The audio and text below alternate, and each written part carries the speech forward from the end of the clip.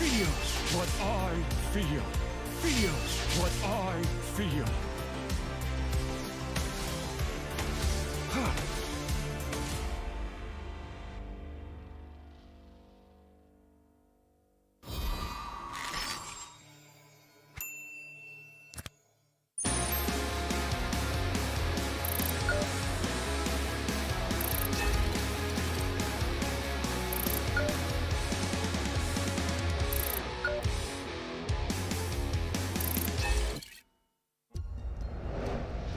I am Optimus Prime. No one can outrun Bumblebee!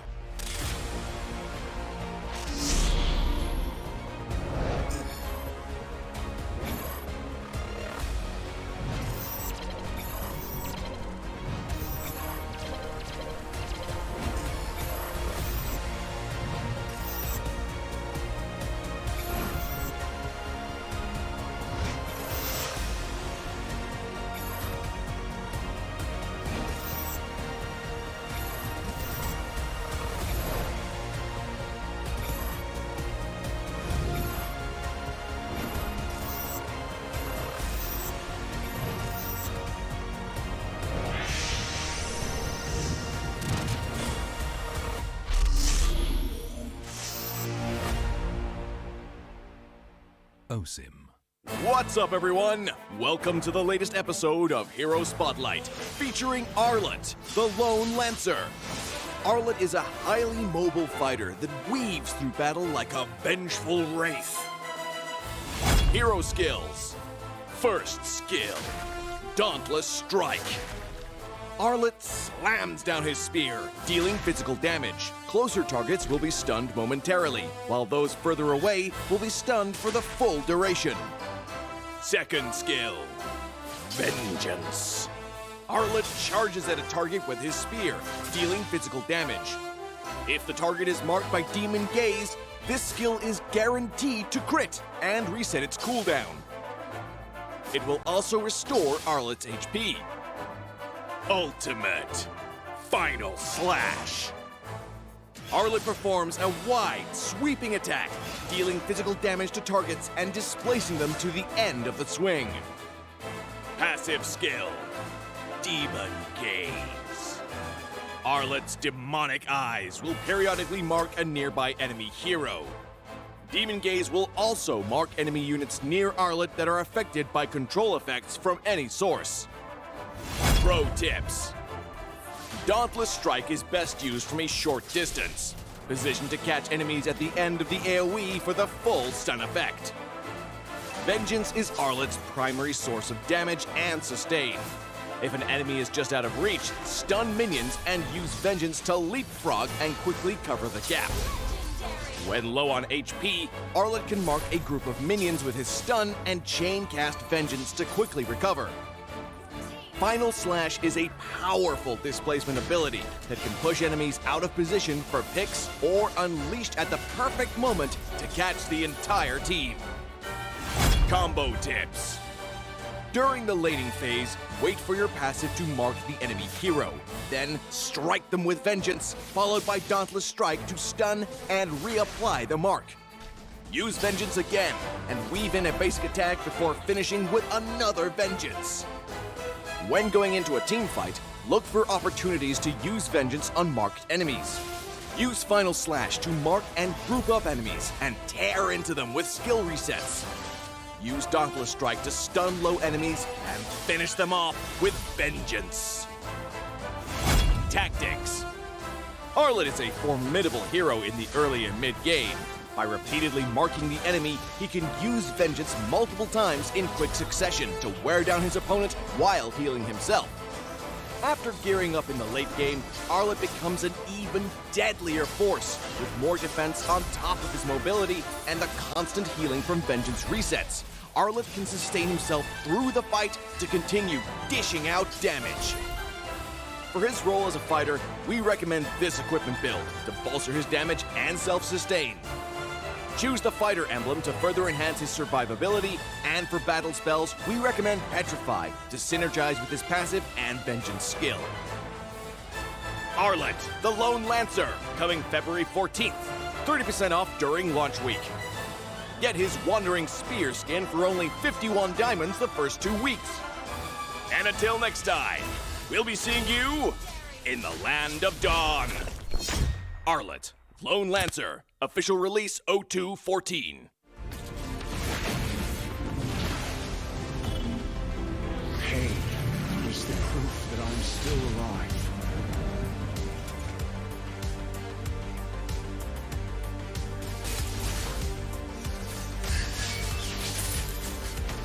Mega kill! Legendary! Double kill! I'm stopping time.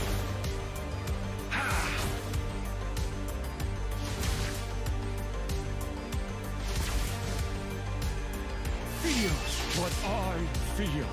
Feels what I feel.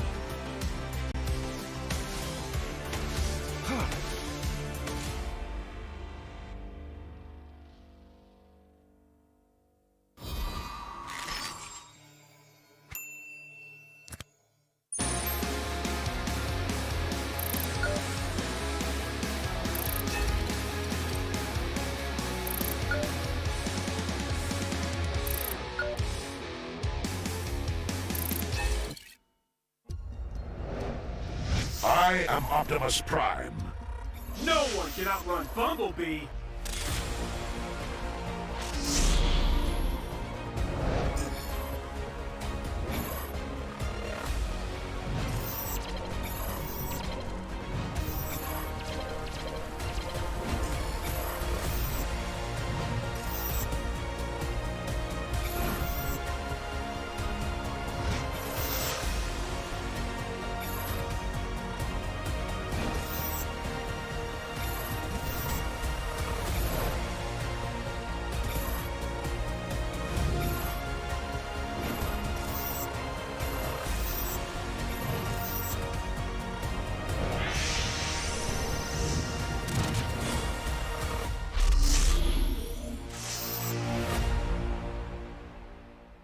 OSIM. What's up, everyone? Welcome to the latest episode of Hero Spotlight, featuring Arlette, the Lone Lancer. Arlette is a highly mobile fighter that weaves through battle like a vengeful wraith. Hero skills. First skill, Dauntless Strike. Arlette slams down his spear, dealing physical damage. Closer targets will be stunned momentarily, while those further away will be stunned for the full duration. Second skill, Vengeance. Arlette charges at a target with his spear, dealing physical damage. If the target is marked by Demon Gaze, this skill is guaranteed to crit and reset its cooldown. It will also restore Arlette's HP. Ultimate Final Slash. Arlette performs a wide, sweeping attack, dealing physical damage to targets and displacing them to the end of the swing. Passive skill, Demon Gaze. Arlette's demonic eyes will periodically mark a nearby enemy hero. Demon Gaze will also mark enemy units near Arlette that are affected by control effects from any source. Pro tips. Dauntless Strike is best used from a short distance, positioned to catch enemies at the end of the AoE for the full stun effect. Vengeance is Arlette's primary source of damage and sustain. If an enemy is just out of reach, stun minions and use Vengeance to leapfrog and quickly cover the gap. When low on HP, Arlette can mark a group of minions with his stun and chain cast Vengeance to quickly recover. Final Slash is a powerful displacement ability that can push enemies out of position for picks or unleashed at the perfect moment to catch the entire team. Combo tips. During the laning phase, wait for your passive to mark the enemy hero. Then strike them with Vengeance, followed by Dauntless Strike to stun and reapply the mark. Use Vengeance again and weave in a basic attack before finishing with another Vengeance. When going into a team fight, look for opportunities to use Vengeance on marked enemies. Use Final Slash to mark and group up enemies and tear into them with skill resets. use Dauntless Strike to stun low enemies and finish them off with vengeance. Tactics. Arlette is a formidable hero in the early and mid-game. By repeatedly marking the enemy, he can use vengeance multiple times in quick succession to wear down his opponent while healing himself. After gearing up in the late game, Arlette becomes an even deadlier force, with more defense on top of his mobility and the constant healing from vengeance resets. Arlette can sustain himself through the fight to continue dishing out damage. For his role as a fighter, we recommend this equipment build to bolster his damage and self-sustain. Choose the fighter emblem to further enhance his survivability, and for battle spells, we recommend Petrify to synergize with his passive and vengeance skill. Arlette, the Lone Lancer, coming February 14th, 30% off during launch week. Get his Wandering Spear skin for only 51 diamonds the first 2 weeks. And until next time, we'll be seeing you in the Land of Dawn. Arlette, Lone Lancer, official release 02/14. Pain is the proof that I'm still alive.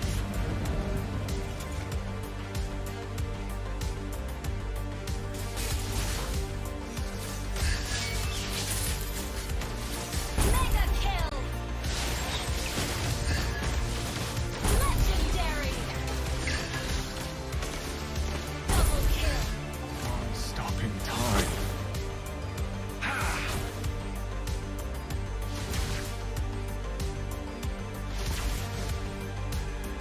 Feels what I feel. Feels what I feel.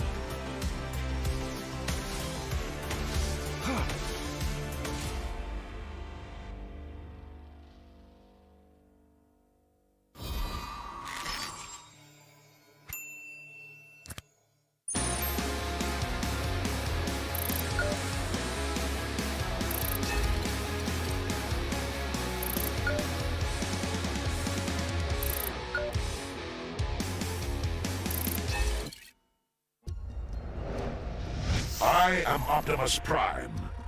No one can outrun Bumblebee.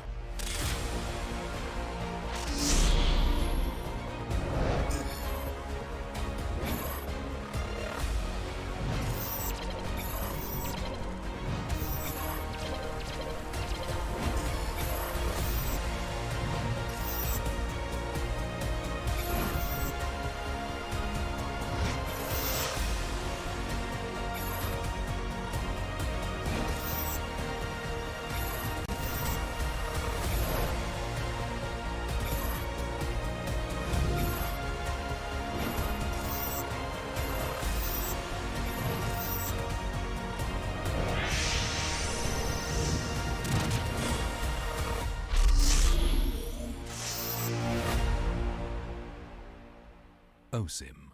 What's up, everyone? Welcome to the latest episode of Hero Spotlight, featuring Arlette, the Lone Lancer. Arlette is a highly mobile fighter that weaves through battle like a vengeful wraith. Hero skills. First skill, Dauntless Strike. Arlette slams down his spear, dealing physical damage. Closer targets will be stunned momentarily, while those further away will be stunned for the full duration. Second skill, Vengeance. Arlette charges at a target with his spear, dealing physical damage. If the target is marked by Demon Gaze, this skill is guaranteed to crit and reset its cooldown. It will also restore Arlette's HP. Ultimate Final Slash. Arlette performs a wide, sweeping attack, dealing physical damage to targets and displacing them to the end of the swing. Passive skill, Demon Gaze. Arlette's demonic eyes will periodically mark a nearby enemy hero. Demon Gaze will also mark enemy units near Arlette that are affected by control effects from any source. Pro tips. Dauntless Strike is best used from a short distance, positioned to catch enemies at the end of the AoE for the full stun effect. Vengeance is Arlette's primary source of damage and sustain. If an enemy is just out of reach, stun minions and use Vengeance to leapfrog and quickly cover the gap. When low on HP, Arlette can mark a group of minions with his stun and chain cast Vengeance to quickly recover.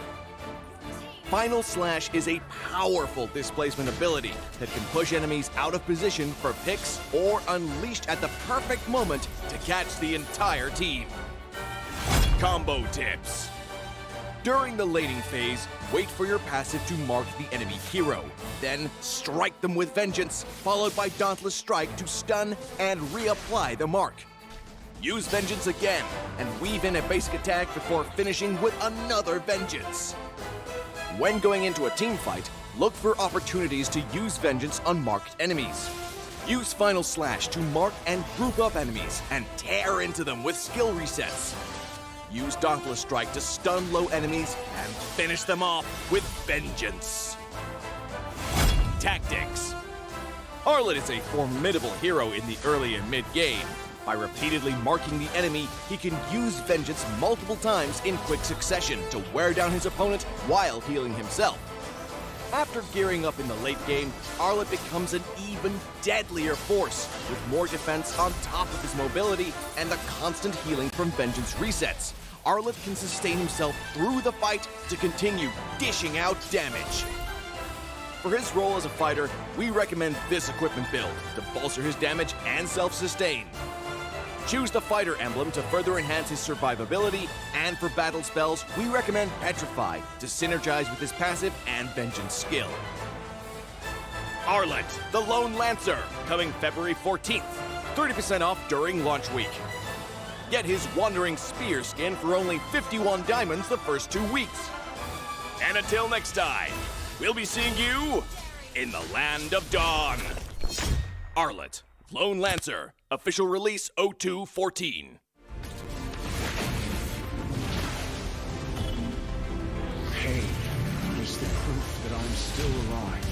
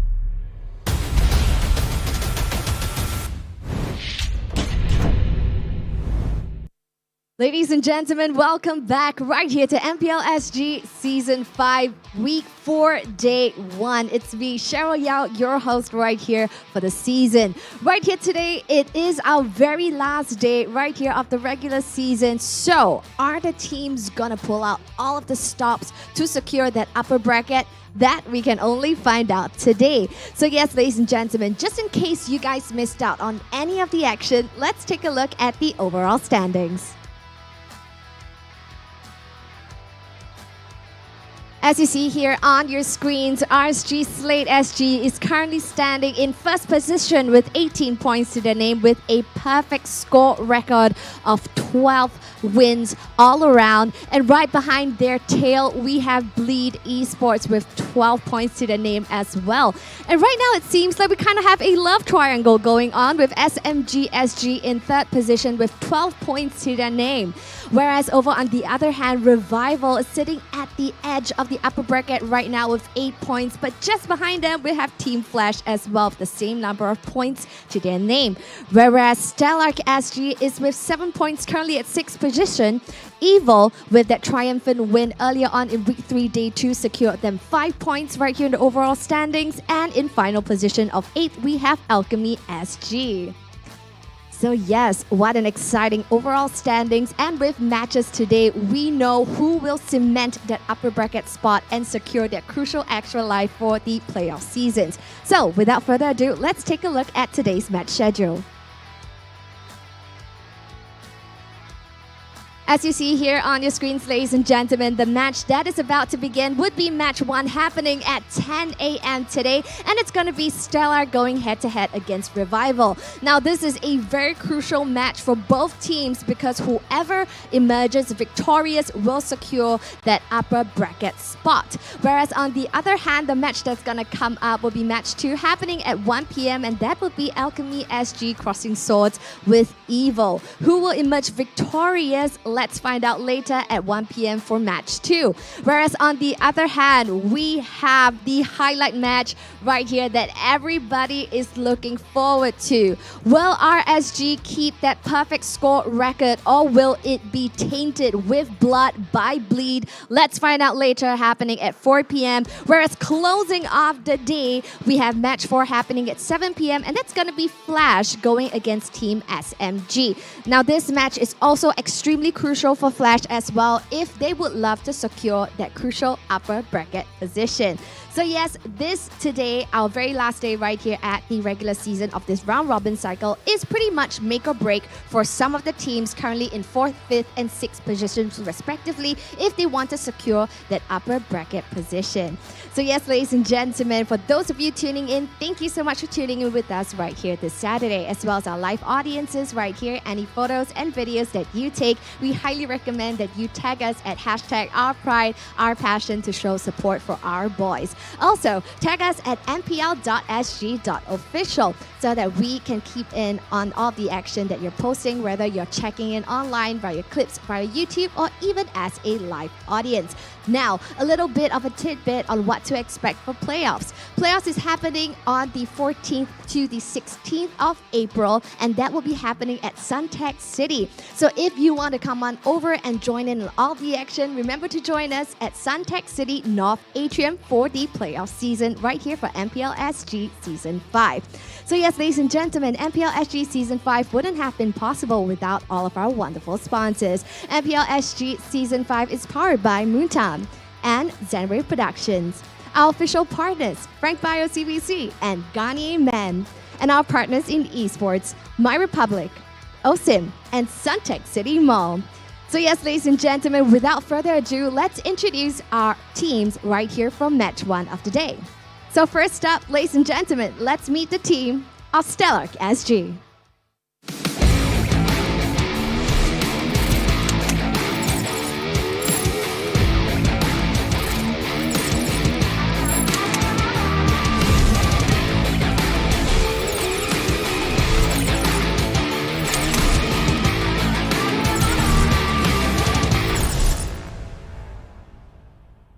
Our veterans are getting really comfy over at their battle stations. And without further ado, introducing our next team going up against Stellarc Revival.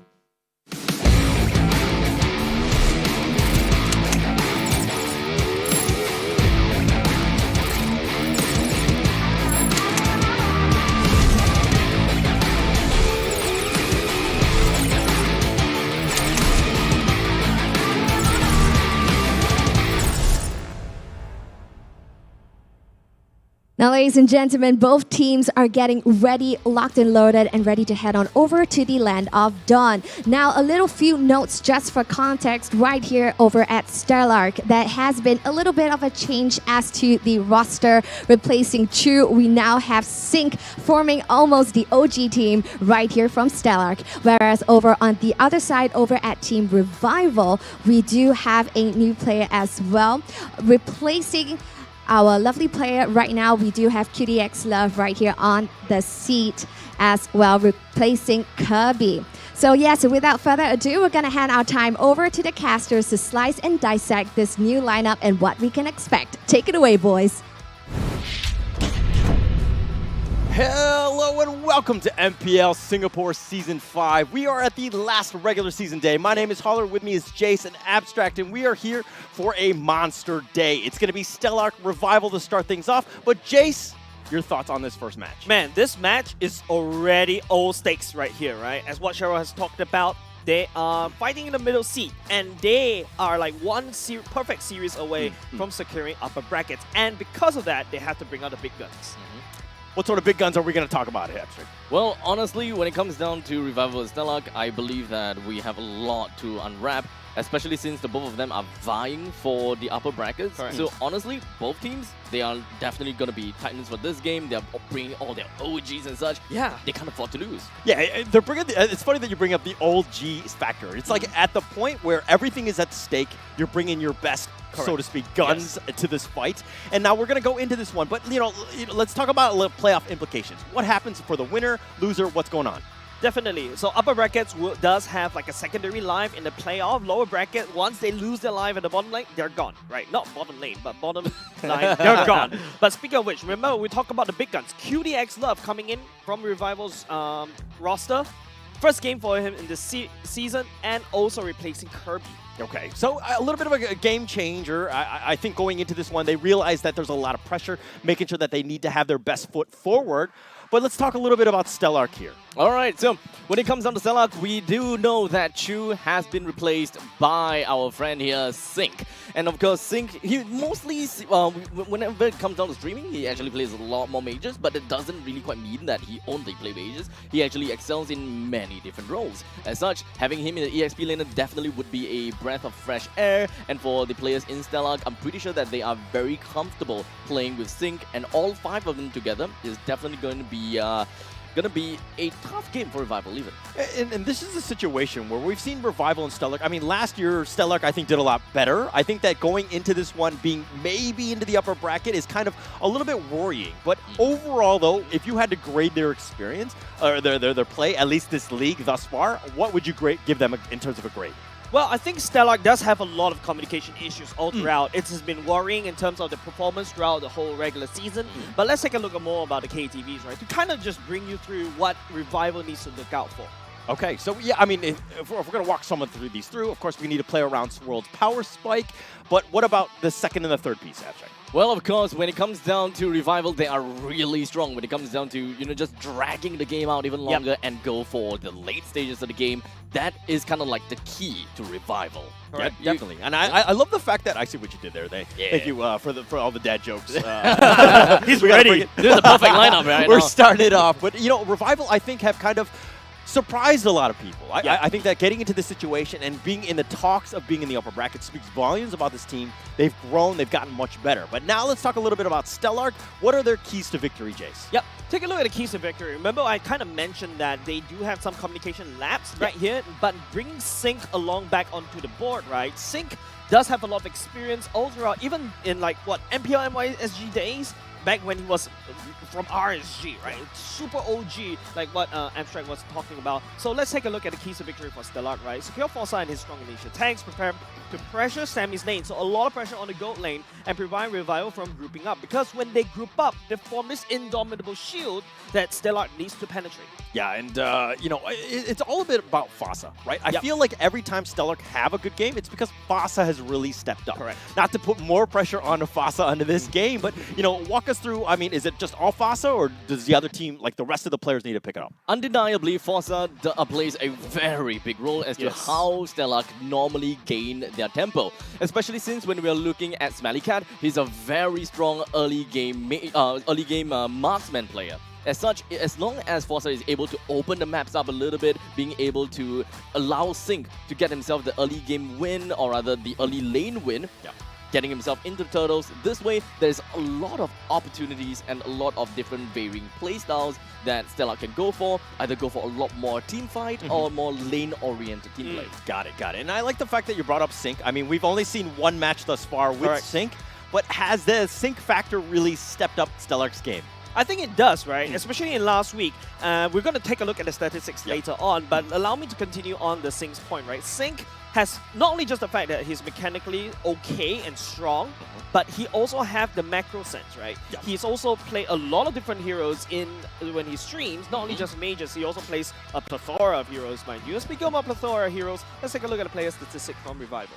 So yeah, how about you walk us through some of these? I mean, there's throughout, but the 14% kind of sticks out to me for average kill participation. Ryan, what's up with that? Well, when it comes down to Ryan, okay, so the thing is, when it comes down to this time's EXP laners, there are varying kind of playstyles, and as for Ryan, he's a lot more of a team fight player. He's more of a team fight player. So having a 14% kill participation is actually a little bit worrying. It is. So that is probably going to be one of the weaker link when it comes down to Revival's lineup that we should be looking out for. Okay, but let's look at Stellarc's stats. I think that these are going to be a little bit telling, but mind you, they've kind of been in the middle of the league thus far. But Jace, walk us through some of those. What sticks out to you? I think main thing is about Forza, right?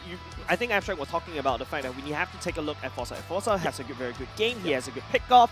Yeah, speak about pick-up heroes, that is the Kaja, that is one of his signature.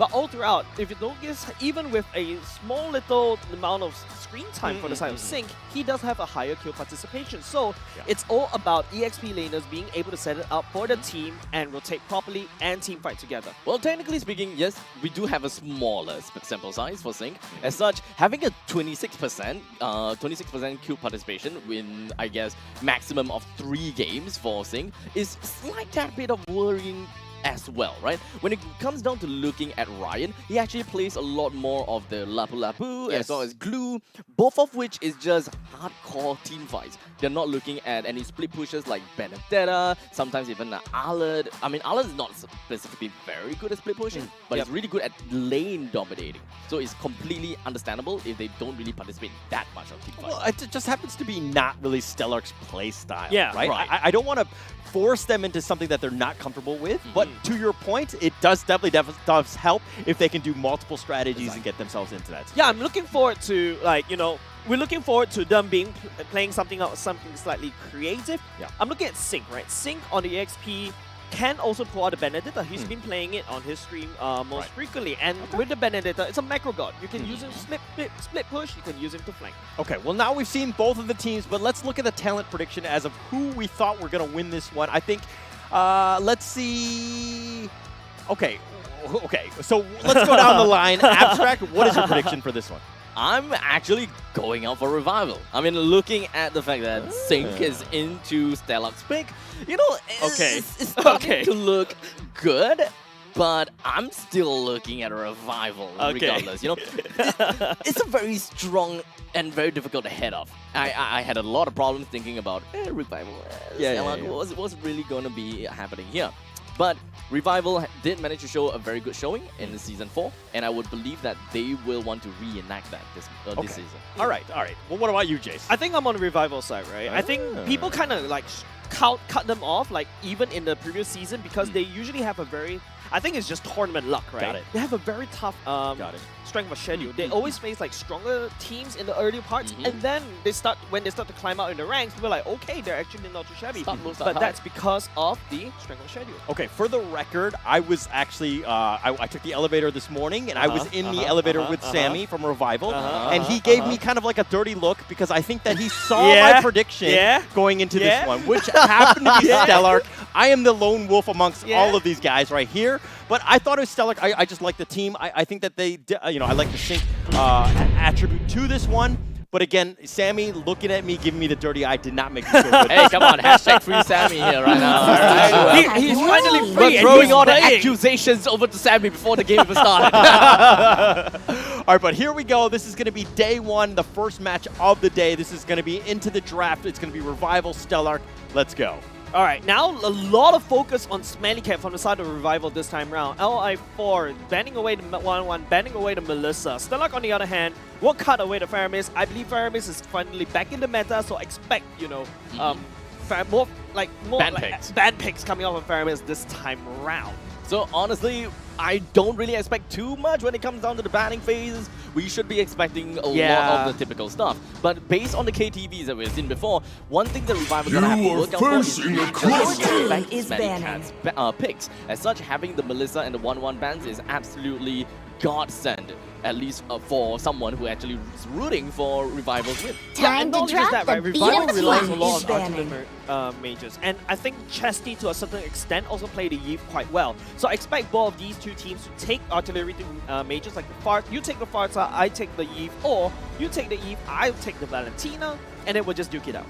And of course, how about looking at the side of Revival for now, right? When it comes down to Stellarc, who should they be focusing on here, Jason? I think it's quite clear. Revival is literally going against Smelly Cat, and Joy, on the other hand, right, is also a not able to sync. Don't forget, Joy is also very strong after the recent patch. I will choose my own path. As someone who did play Joy a couple of times, albeit one that dies all the time. I mean, when it comes down to Joy, I'm not saying. Unfortunately. When it comes down to Joy in the right hands, it is almost unbeatable. It is really difficult to actually bring down the Joy with all the shields that she's able to bring up, as well as all of the regen lifesteal, as long as she buys a concentrated energy. Yep, Among the planes exists the equilibrium, which I was made makes that Joy for. super hard to lock down. You need to sacrifice a slot for a Kaja in order to suppress her and then pull her and burst her down. Now, Revival is going to pick up what I was talking about, like Time and tide wait for no He's going to get picked up. Stellarc is like, okay, I'm going to pull out all the guns right here, double guns in fact. It is going to be a Smelly Cat on his signature pick, that Beatrix. Of course, who can ever forget about the Beatrix on the hands of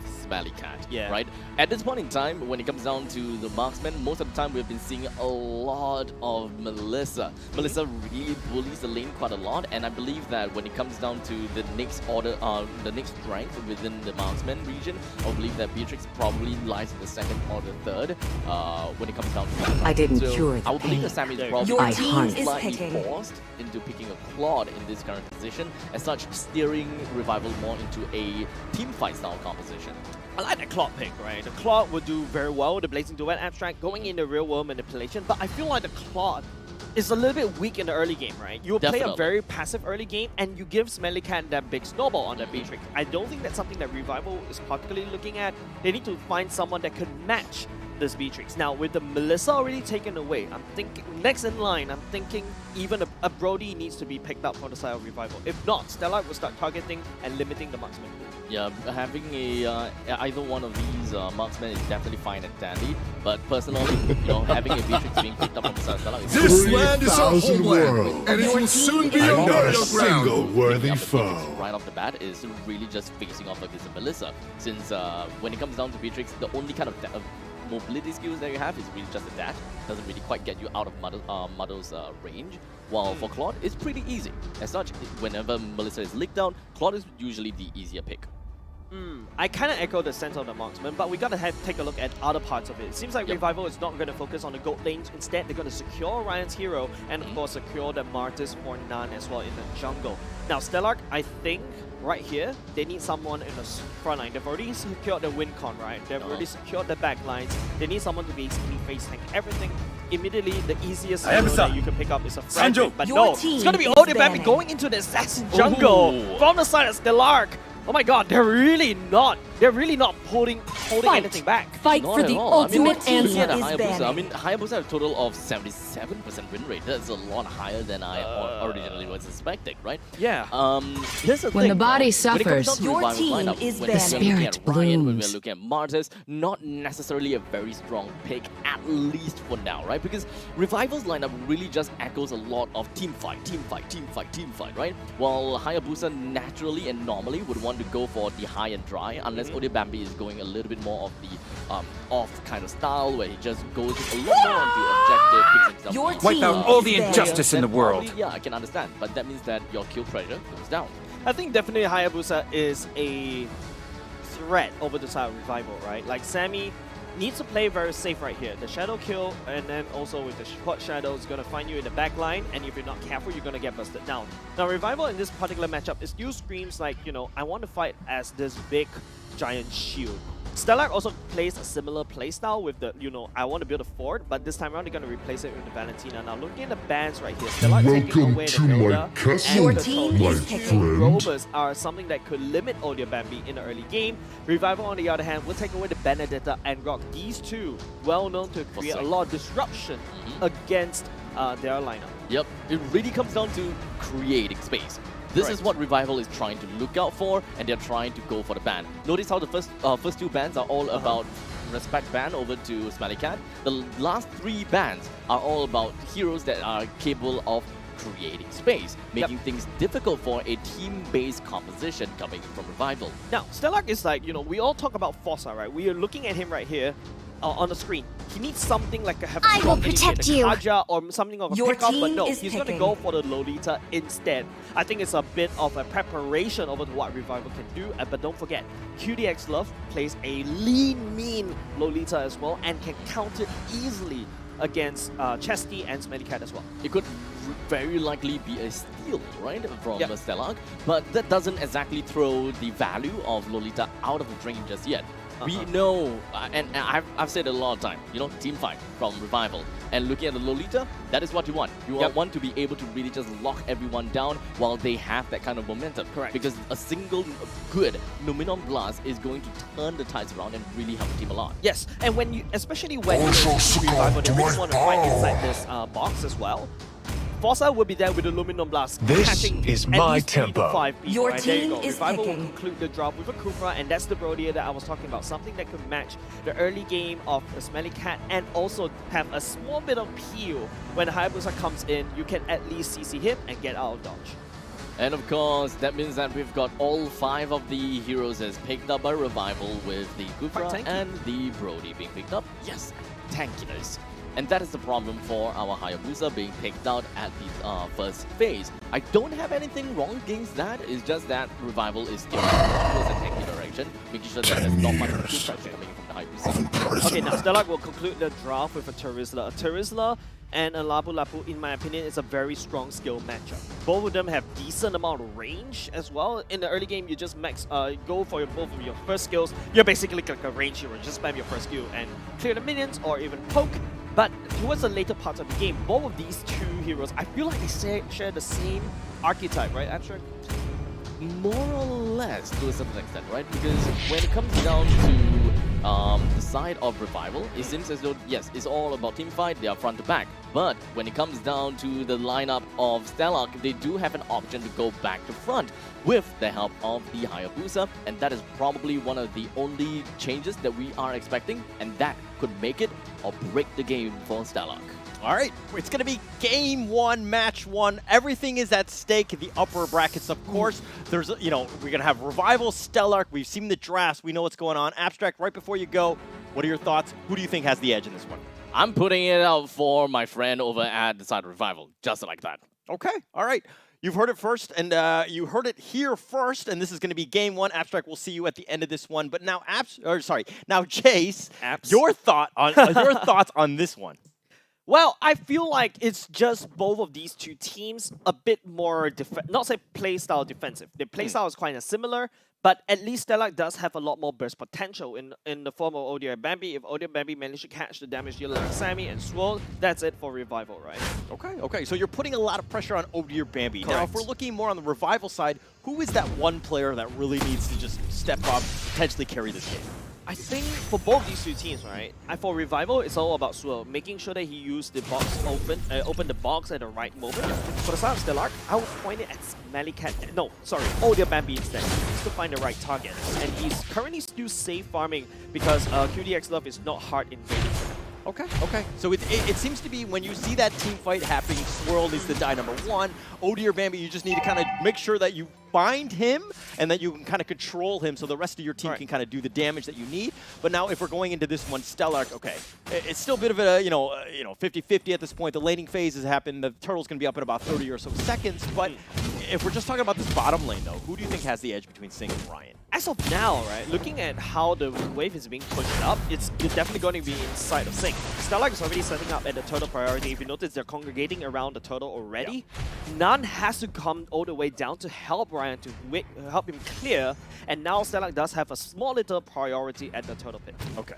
Now, if looking back at the teams, just holistically, who needs that edge? Who needs that, you know, that early lead to just make sure that they kind of snowball in this game? I think definitely Stellarc, right, Holler? Because you did Smelly Cat and also Valentina, these are very snowball kind of heroes. Revival, on the other hand, they have a very strong mid game. Okay. This is where Revival's draft should shine, but it all starts with how QDXL charges this up. Yeah, charges it up. Oh, they do have the Terror Charge right onto him, and it looks like he has to flicker, gets out. Okay. And the real manipulation, that's going to be committed. Now, a lot of ults have already been used, but the turtle's still up. That's very greedy, Holler, and now Ryan has to jump in right here. He jumps in, but Sink with a nice two-man knockoff. He's going to continue to fight with this, but Ryan is going to go down. Chesty's going to secure first blood. Oh. They have the damage. They have it. Chesty gets barely away. Nan continuing to fight. Chesty goes back into this fight, and Nan will be killed as well. And this is looking to be all Stellarc. This is 3 kills going in the pocket of Stellarc, and that's because Chesty picked up the decimation as an ultimate. This is the last thing as a Valentina I will pick up as well, and Stellarc immediately has the turtle priority that I was talking about earlier just now. Very well played, I think. Continue to get that ball rolling. I mean, it's a 1,500 point lead already. This is exactly what Stellarc wanted to do, making sure that they have a great chance into that mid-game. Right, the snowball is already starting to being built by the side of Stellarc, right? Revival, remember, we're waiting for that mid-game power spike. They need to get there as quickly as possible. Protect Semi as much at all costs. He does a lot of AoE damage. Chesty right here as well. Once he gets up close in front to you, he will just bust you down right now, especially when he's picked up like 2 kills off the bat. He's going to get all the items as required. There you go. That's the first clock. Being built super early on, 3 minutes and a half. That's very early. But okay, let me talk a little bit about the snowball, because I don't think that analogy really works in Singapore. But if you had to give, the same equivalent to that, a mud ball? A mud ball? Is that okay? That's how we're going to go. I feel like, we're just going to go crawl through NS and the commando crawl, that kind of thing. But, Stellarc right here, they are in the driver's seat. Revival, slow it down. They go in, and he's going to get the save. Older Baby wants it. The Newman and Blast will secure that one, and Fasa, really nicely played there. I think it's 4. Odia Bambi is going for the expert wingman Hayabusa, right? 4 assists, that's still okay. Odia Bambi managed to find the right targets, as we mentioned, and Stellarc is starting to pop off. Now, Revival, on the other hand, needs to really slow it down. I think they were a little bit too greedy earlier just now before the turtle pit fight. They were catching Fossa, and they sacrificed so much resources, and they lost the turtle. They lost 3 members earlier. Yeah, it's a big commitment, and it's one of those things that you're gonna come back to, but it's not a great situation. And Stellarc now in firm control. They took advantage of that small window. But Fossa going in for this one. But Sammy gets to safety. He's going to be flickering. He's fine for now. QDX love bouncy balls, but they do catch Chesty. Chesty has to flicker. Newman and Blast will be committed, but it's unfortunately not going to be on the mark. Chesty's going to go down for that. Yeah, and it's just a big Luminum Blast. That's a very defensive Luminum Blast coming up from Fossa. Revival, on the other hand, that was a very bad engage. QDXs was so far apart, but hold on a second, Sing at the bottom side. Sing 1 versus 4, the real manipulation, but Sing, does he get out? He does get to safety. He is fine. That's a huge commitment, but really, nobody died? Yeah, Stan actually lost his life, but on the other hand, Ryan just split pushing a lot on the bottom lane. Stellarc forgotten about the EXP lane. They're focusing on limiting Sammy. They know Sammy does have that mid-game power spike, and now the first turret is going to go over to Revival. Very smart, right? Really well played by Revival. Understanding, I mean, yeah, you lost Nan, but it's one of those situations where, okay, we can't really fight. We have an opportunity to push bottom. Let's take as many objectives as we can. Get ourselves back in the game. Yes, you're down in terms of kills and all of that, but you got to continue. You got to look for that mid-game here. Yep. Looking at the items, right? For Swirl, he does have the Ice Cream one already building, so that's okay. If you notice, Brody is going go for the very early game Omega Burst because he's on a killing spree, but towards the later part of the game, the Beatrix will melt Brody very quickly. So Revival right here, they're on a timer. They need to try to end the game in the mid-game when they pick up the mid-game power spike, but Stellarc is starting to build their snowball. Oh, the real manipulation, the Newman Blast, they do end the stun, but the bouncy ball's there, and it looks like Ryan wants to go for this one. The real manipulation gonna be used. They get Masa. That's going to secure that one. Snake has been killed as well. Yes, now I'm going to secure that one. Yeah, this time around, Stellarc opened the box a little bit too early, right? It's the battle on the boxes right here. If Chesty opened the boxes first, he will lose. If Swirl opened the box first, he will lose as well. So it's up to both these two majors how they set up for the team. I thought Ryan was overextending there just a little bit, but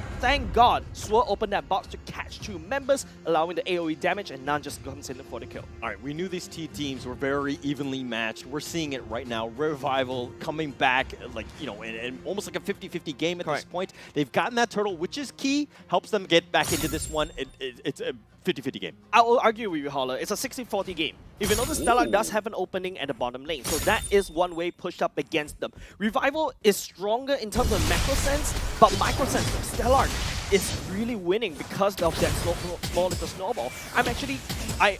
This is unexpected because Sing is supposed to provide, you know, that macro sense, that experience, right? But Stellarc is too tunnel vision on the top side earlier, especially with that flank earlier. Agreed. And they didn't get as much as they wanted. I think that there was a pretty big dive. And of course, with all three towers, the T1 still standing from Revival, again, still in a great position. They have nothing to worry about. Again, let the teams or let the game come with them. And I think Revival has done a good job of this. Yeah, Smellycat currently on 0 kills. That's the BOD. That's one of his big power spikes, right? And this could be very beneficial, especially going into this bundle fight. QDX will jump all the way. Luminum Love charges up. Charges up on QDX Love. Bouncy balls. He gets to safety. Stellarc have committed 4 here in this defense. Ryan is also going to make a play. But again, Revival have all 5 members. Are they going to go for this one? The tower is very low, and they do end up getting at least the bottom T1. So they got something in return. Stellarc, that is. But again, a little bit of a, you know, a dance. Yeah, like, it's just this is the main target, right? I hope that QDXL actually charges up and jump. Even though if you sacrifice that roam, at least you take out that turret and walk away and defend bottom lane. That's now a permanent damage dealt by the side of Stellarc.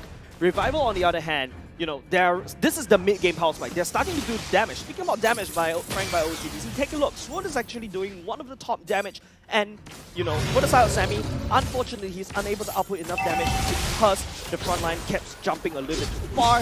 No one's feeling it. Yeah, it's World and Chesty top 2 right now. Both of those guys are kind of, you know, stealing each other's ults. I mean, they're just kind of, you can see the personal rivalry, so to speak. Yeah. You can see the damage that's going on. I mean, there's so much at stake right now. Making sure that both of those guys, you know, stay alive in the team fight so they can sustain the damage. I like how Stellarc's rotating here, right? If you notice, it's a 4-man and 1, and that 1 is Audiobam. Because of high and dry, he only benefits if he's alone, and he can stick push as a Hayabusa. Technically speaking, you can use your ultimate to wave clear very quickly, and you also, if Revival has a wild Sammy walking around in an unexpected jungle, expect that Odia Bambi to be there. The deer will be there to take down his life. Okay, I mean, it just only makes sense that the Bambi would be in the jungle, right? Yeah. But what about her mom? I think so for now.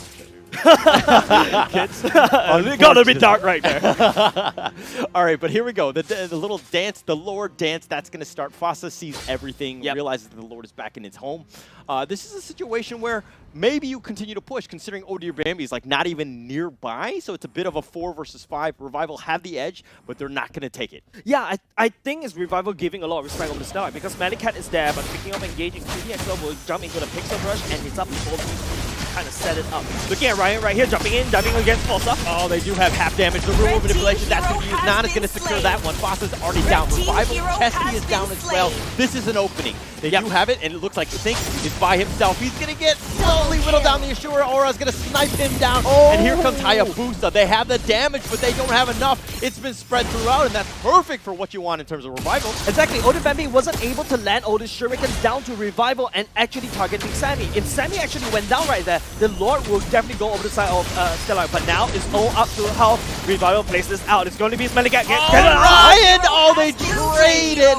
Looks like, I mean, that's going to be okay for them. I mean, they did get the Lord in terms of Revival, but this is starting to slowly make its way back to Revival's favor. This is the mid-game power spike that I was talking about, right? Revival has a stronger mid-game, but Stellarc does have that late game. Taking a look at the items, you can start to see Smellycat slowly building towards the Malefic Roar already. Very hammer to give that additional armor penetration early on, but all eyes on Brody, on Sammy, right?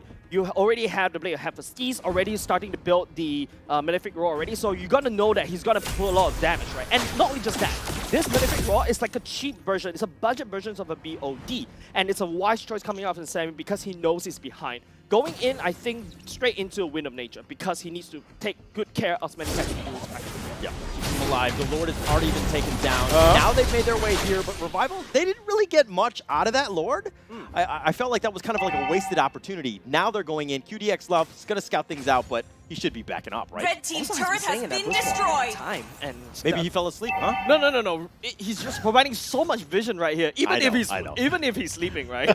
But Revival, I don't think they know Forza is there. And I think that's a potential flank that Stellarc could pull out. But Revival right now, they do have, at least the Lord does provide that super minion pushed up top side. Mid lane is something that Revival desperately needs to take down because that thing has been a pain for them to start to snowball out of control. Okay, this is a huge commitment right here by Stellarc, just looking for the ambush. Sync is trying to bait it out, and they're like, no, we know something is astray. We don't see anyone else on the minimap. We're not going to go for this one. So it's a situation where Revival have done a great job of securing farm elsewhere, forcing the issue, while Stellarc are really not farming. And look at this lead by Revival. It's starting to grow. Yeah, definitely. QDX Love is desperately trying to open the map because Forza can be in any brush. It's very hard to read Forza's movements, and Nan actually took away the purple buff. Okay, that's a good steal, and it's one of those situations where you have that advantage. Yeah, you want Red map team control. turret You has want to been make as much as destroyed. possible. Now the conceal is going to be used. Do they get anything? team They're turret looking has for been this one. destroyed. They dive right in. They do have Sammy. He's been knocked off. Real manipulation. Chesty getting knifed down. He's going to go down. Swirl's been on point with that, but Sammy goes down, and Sync continuing to fight. Ryan goes down as well, and they're just cleaning house at this point. Swirl down. Sync. They're trading blow for blow, and QDX Love, Nan, they do secure Smelly Cat, and that is a win. This is why Martis is one of my favorite jungle tanks right now, right? Like, it's so easy to come in and clean up, but by the way, it is Revival on a very bad position. They almost lost this. If you take a look at this replay right here, right? Nan is all the way out of the area, but he comes in on the other side. Smelly Cat got catch out, and that's why he can't really do any damage. He's out of position. He cannot contribute into the damage against Revival, and therefore, Stellarc lost out their whole entire fight. And QDX Love disciplinedly holding on the ultimate for the very last moment for Nan to just pop off out of control. That is where Revival turned that fight around. That was a very neck-and-neck team fight. I think, even with the lead, I think it's a bit of a wash in that sense. Revival continuing to roll, but, now Nan will start the Lord. They're going to continue on for that one. But now Stellarc, what do they need to do? Aside from maybe potentially stealing the Lord here, what else can they do? Stellarc right here, I think the only play they can make is steal the Lord and using Forza to set up for the Luminous Blast. But QDX Love diligently opening up the map, and this is the difference. Revival bringing in QDX Love, right? The experience being in at least 3 seasons, right? Since season 2. And, Stellarc right here also bringing the big OG. But right here, it's up to Stellarc to really snowball out of control right now. The mid-game is starting to go over to Stellarc. Right? They are. Yeah, I do agree with that. But it's one of those situations now where this is a 5 versus 4. We're looking in the top lane. Ryan is split pushing. He's pushed out the wave. He's been spotted. Stellarc know that they have a slight advantage. Now Hayabusa, Odor excuse me, has to go to the top lane to kind of deal with that.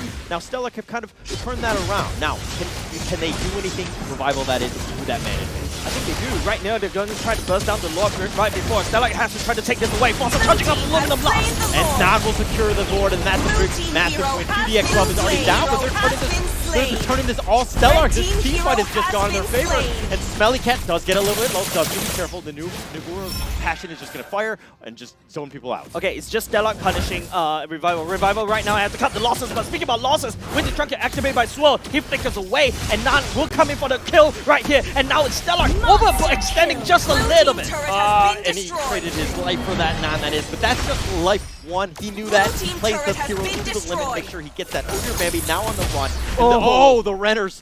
Oh, the snipe shot just a little off the mark. And the stun up by Sammy, keeping him alive. Revival right here doing a micro master work right here, right? Stellarc, on the other hand, they were punishing Revival, but they committed a little bit too much resources. They should have just cut their losses right there and then start defending against that Lord up top side. Now, Revival, because Stellarc overextended. All of a sudden, they still managed to secure the gold lead and punish Stellarc's punishment, and now they're focusing up top side. But Smannycat is able to push down. It's going to be on point, and team Obi hero Fami's has going to go been down. slain. Sammy will take that one. 3-1-2. He's starting to get a little bit heavier in terms of a little bit richer, so to Yep, speak. real world manipulation open up. They really want to take down this turret.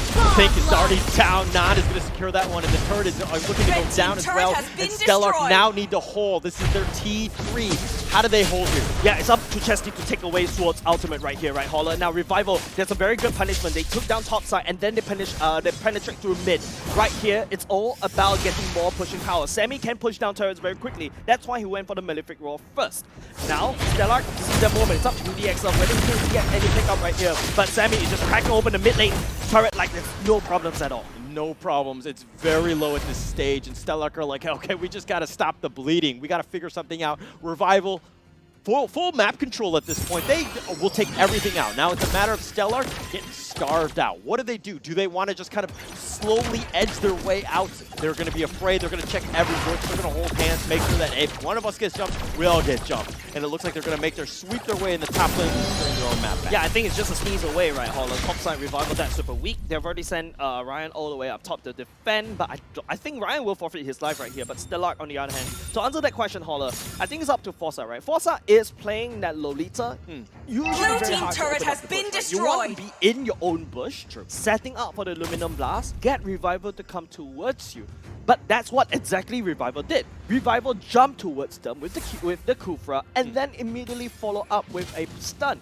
That's where Forza gets caught out most of the time, and Stellarc lost that big ultimate that could potentially change the game. Okay, and if we're looking at this one, I mean, the map control is kind of back to 50-50. The towers, that both of the T3 mid and the top are low. They do need to be careful. The next team fight, assuming that, Stellarc, they basically have to win at this point, because at this point, the end game is coming. Yeah, the end game is coming. It's definitely here, right? Stellarc, on the other hand, struggling to get into their late game composition in terms of the damage department, but Revival still maintaining that lead in the damage, right? But what I'm very surprised is that Revival actually forcing a lot of map control, allowing Stellarc to open the map, even though Revival was the one that gained map dominance. True. It seems like a little bit of I don't want to say a mistake, no, but I feel like you're letting the team get back into the game. Correct. Something that you don't want to do. Like, if you had that advantage, you just choke them out. Yeah, like you have the driver's driving wheel, you're at the driver's seat. You don't let any backseat driver technically pull that steering wheel away, right? Stellarc is that backseat driver that managed to pull that steering wheel away from Revival,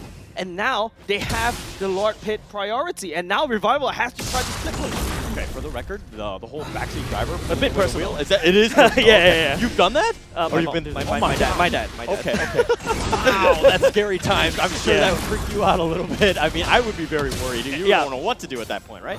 But okay, Stellarc, here's the Lord. The dance is going to start. Sync will just kind of make sure it's tanked. Crosso looking for vision, making sure that if anybody's going to come from that flank, it's not going to come from that direction, so to speak. But Not spots it out. Where are the rest of Revival, especially since Ryan is in the top lane? 4 versus 5. Does he need to make a beeline here? Yeah, he does have to. He's actually have a big wave building up all the way up top. That's going to be a slow pushing wave up top.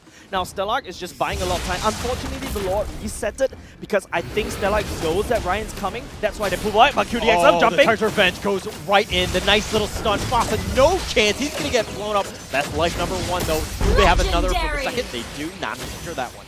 Now, 5 versus 4. Stellarc are behind.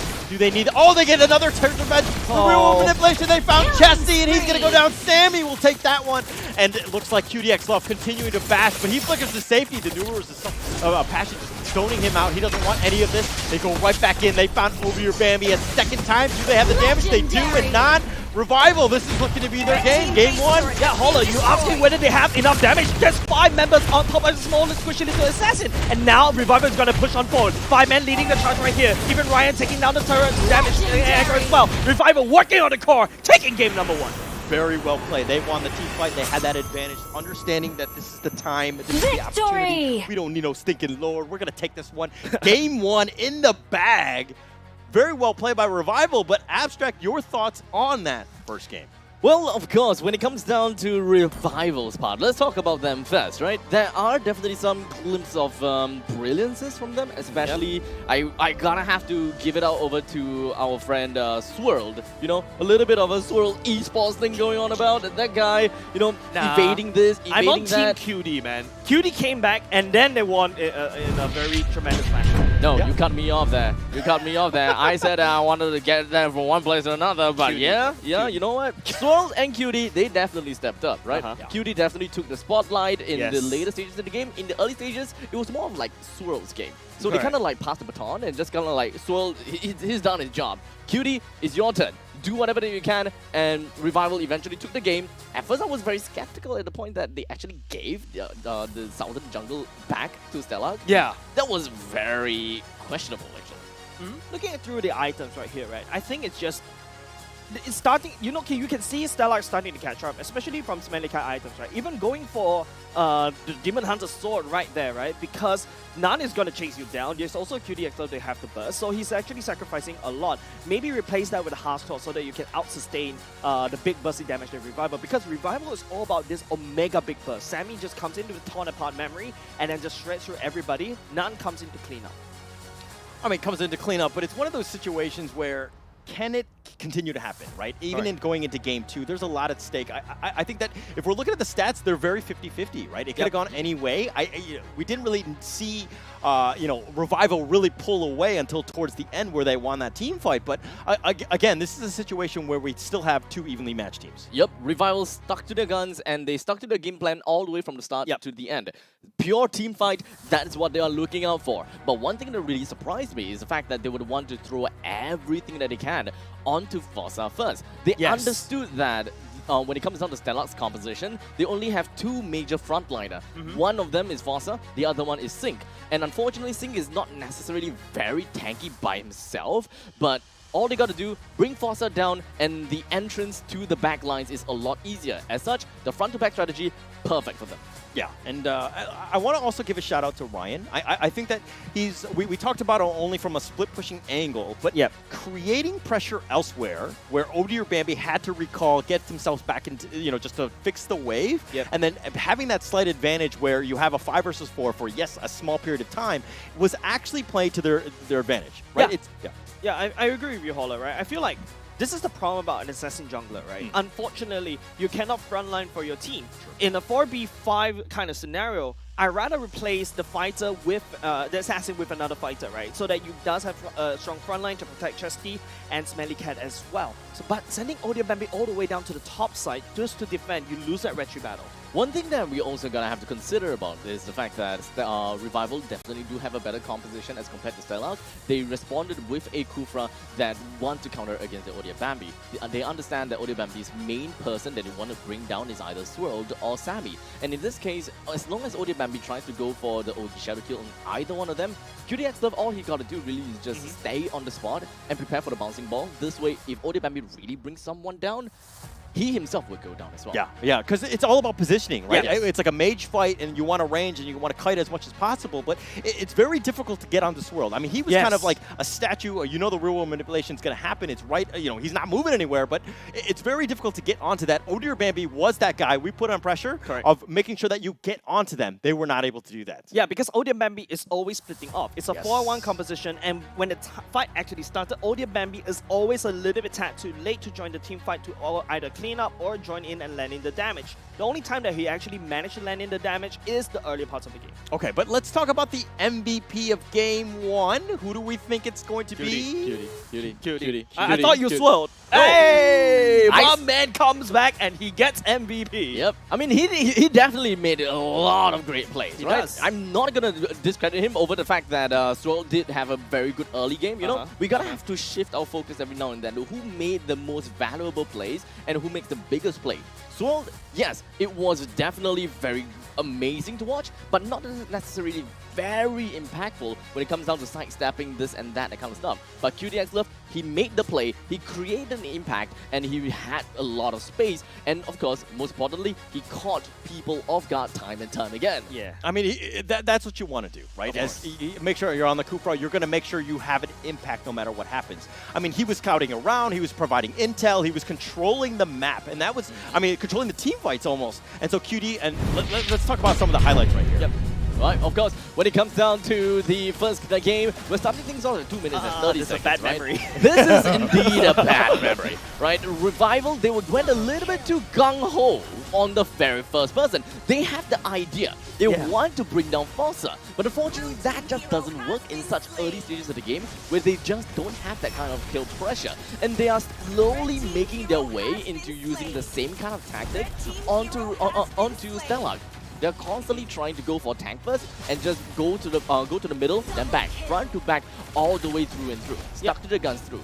And now, of course, when it comes down to close to the middle stages of the game, you don't want to really understand what is really going to be at work here. When it's only left with Nan and QDX Love, they would want to focus what's in front of them and then we'll look down onto the values. So, of course, Marksman holds a lot of value. QDX Love, he's gotta go for anyone that has a lot of value. Chastity, being the mage, he's gotta go down. Smelly Cat, he gotta be zoned out or dead. So all these peeling that QDX Love have got for their team is ultimately really one of the biggest impact that we can expect in Revival's lineup. What control, right? I mean, you saw the highlights right there. This is like the QDX Love show, right? I mean, every single time. The rubber band show. Yeah, he was the like, Elastic Man show. He was isolating Mr. Fantastic people, show. forcing so much attention on the others that where the rest of the team could just like 4 versus 1, pick off priority after priority. Just really well played there. This is really just kind of like a game of peels, right? Yep. Lolita is a really good hero when it comes down to peeling just because of the shields. But however, when it comes down to Revival, they understand, with QDX Love at least, he really is able to peel for his team. There's two ways of peeling, right? Either receive and mitigating damage, or number 2, eliminating the threat itself. Yep. I feel like they identified the threat in Forza, right? Forza, just the Luminum Blast could game change. You don't really see a very big and strong that could potentially turn the tide for Forza. They identified the key of victory and they locked that down before Forza can do anything. Okay, but Frank by OCBC is back with a new season of MLBB card designs for the Frank debit card, and for the first time ever, it will feature heroes with skins for Fanny, Gushin, Leslie Chu, Esmeralda, and Florin. Sign up for the Frank X MLBB debit card at goocbc.com/MPLSG from now till 7th of May 2023. On top of that, join Frank's Buy OCBC's Coin Quest and spend with your Frank card to earn coins, redeem prizes at OCBC Wisma Atria or at any Frank stores. Get 1 coin for every $10 spent, and you could possibly walk away with grand prizes like the Samsung Galaxy S23 256GB, OSIM Youth Gaming Chair, Scoot Voucher, and various random MLBB in-game items like Lightborn and Saber skins. And of course, okay, there's a little bit of a no, you didn't see on. anything happen, Dad. Really? Nothing happened, yeah. We're good boys, you know? Right, we make sure the house is tidy up. Okay, all right. Yeah, I wasn't sure if you guys are stealing the cards or whatever. No, but no, it no. looks like the cards has always Excuse me, been there. we? I'm the good. But it's too good. I was the good guy here, but I guess not anymore. I mean, guys, this is so good. The designs are really good this season, by the way. Thank you very much, Frank OCBC. Of course, a sound supporter since Season 2. Thank you very much for your support once again. And of course, we will definitely want to pick these cards back home, but I don't think there's any credit attached to it. Those are just dummy cards, Abstract. They're not real. What are you talking about? The design itself is the credit. yeah. You guys don't understand value. Okay. We don't understand I'm pretty sure you don't understand how value. a credit card works. Says the banker. But please do sign up. And if it's just all about the designs, maybe you just talk to Abstract in terms of just getting yourself just the design card. You don't need the actual credit card, I would think. Hey, I'm a designer, so.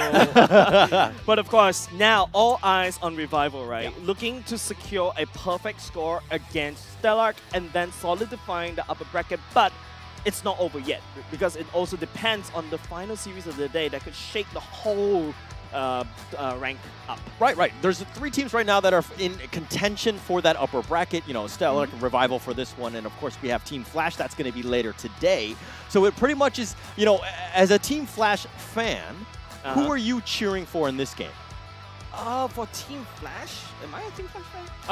You know, hypothetically. Okay, if I'm supporting Team Flash, right, definitely cheering for Jay. Jay's leadership is very important, very vital. But of course, I think in the predictions, I actually put SMG. So. I mean, I'm an SMG too. Time to follow the pack. All right, but that said, we're going to go into Game 2. Yep. Can Stellarc fight back? Can they come back? Can they make me not look so stupid because I predicted that? But we're going to go into the draft right now. This is Game 2. Custis going strong on you, Holla. But of course, you know, looking at the ban, still Time to common. drop Arlette the and beat of Destroy. flash. Now I'm looking at Revival is going to do the same thing again. We limit the Beatrix, we limit the Melissa, and then, you know, Stellarc is forced to pick maybe a Claude, I think. Maybe I'm getting ahead of myself, I'm sure. Yeah, well, we're getting too far. I We'll just focus a little bit more about, you know, the standard bans and such. But at least for the side of Revival, they understood what works for them, right? Correct. When it comes down to the front-to-back kind of game, they just kind of reserve themselves in the early stages of the game. Because in game number 1, there really was a lot of babysitting coming in from QDX Love onto Sammy himself. Correct. And all they got to do is really just make sure that Sammy is fine and dandy. Yep. They don't really open up the map that much. They are, of course, very susceptible to gags. As such, Stellarc could probably make full use Your of that team weakness is banned. by looking at more 3,000 worlds. style composition and And then not try a to go for single skirmishes, worthy get foe. themselves tempo. Revival just wants to stay safe. As such, break that apart. Get the kills one after another so the Revival don't get that safe farm. Yeah, I think Revival, right? That's right. Your Fun is team all that is matters. banned. See certain weaknesses in game number 1 already. Had Audio Baby committed into Your hard pushing team and then is start banning. trading, and then the team decides to pull back instead of To actually live into a is fight, to trick Revival the is actually will be the Reaper. one losing out in terms of objectives. Now, Stellarc will ban away the Martyrs, which was a big problem, and now was super comfortable on this. The Faramis is also taken away by Stellarc. Now, Revival will target on the 1-1. I'm not surprised if that is going to be either Melissa or a Beatrix.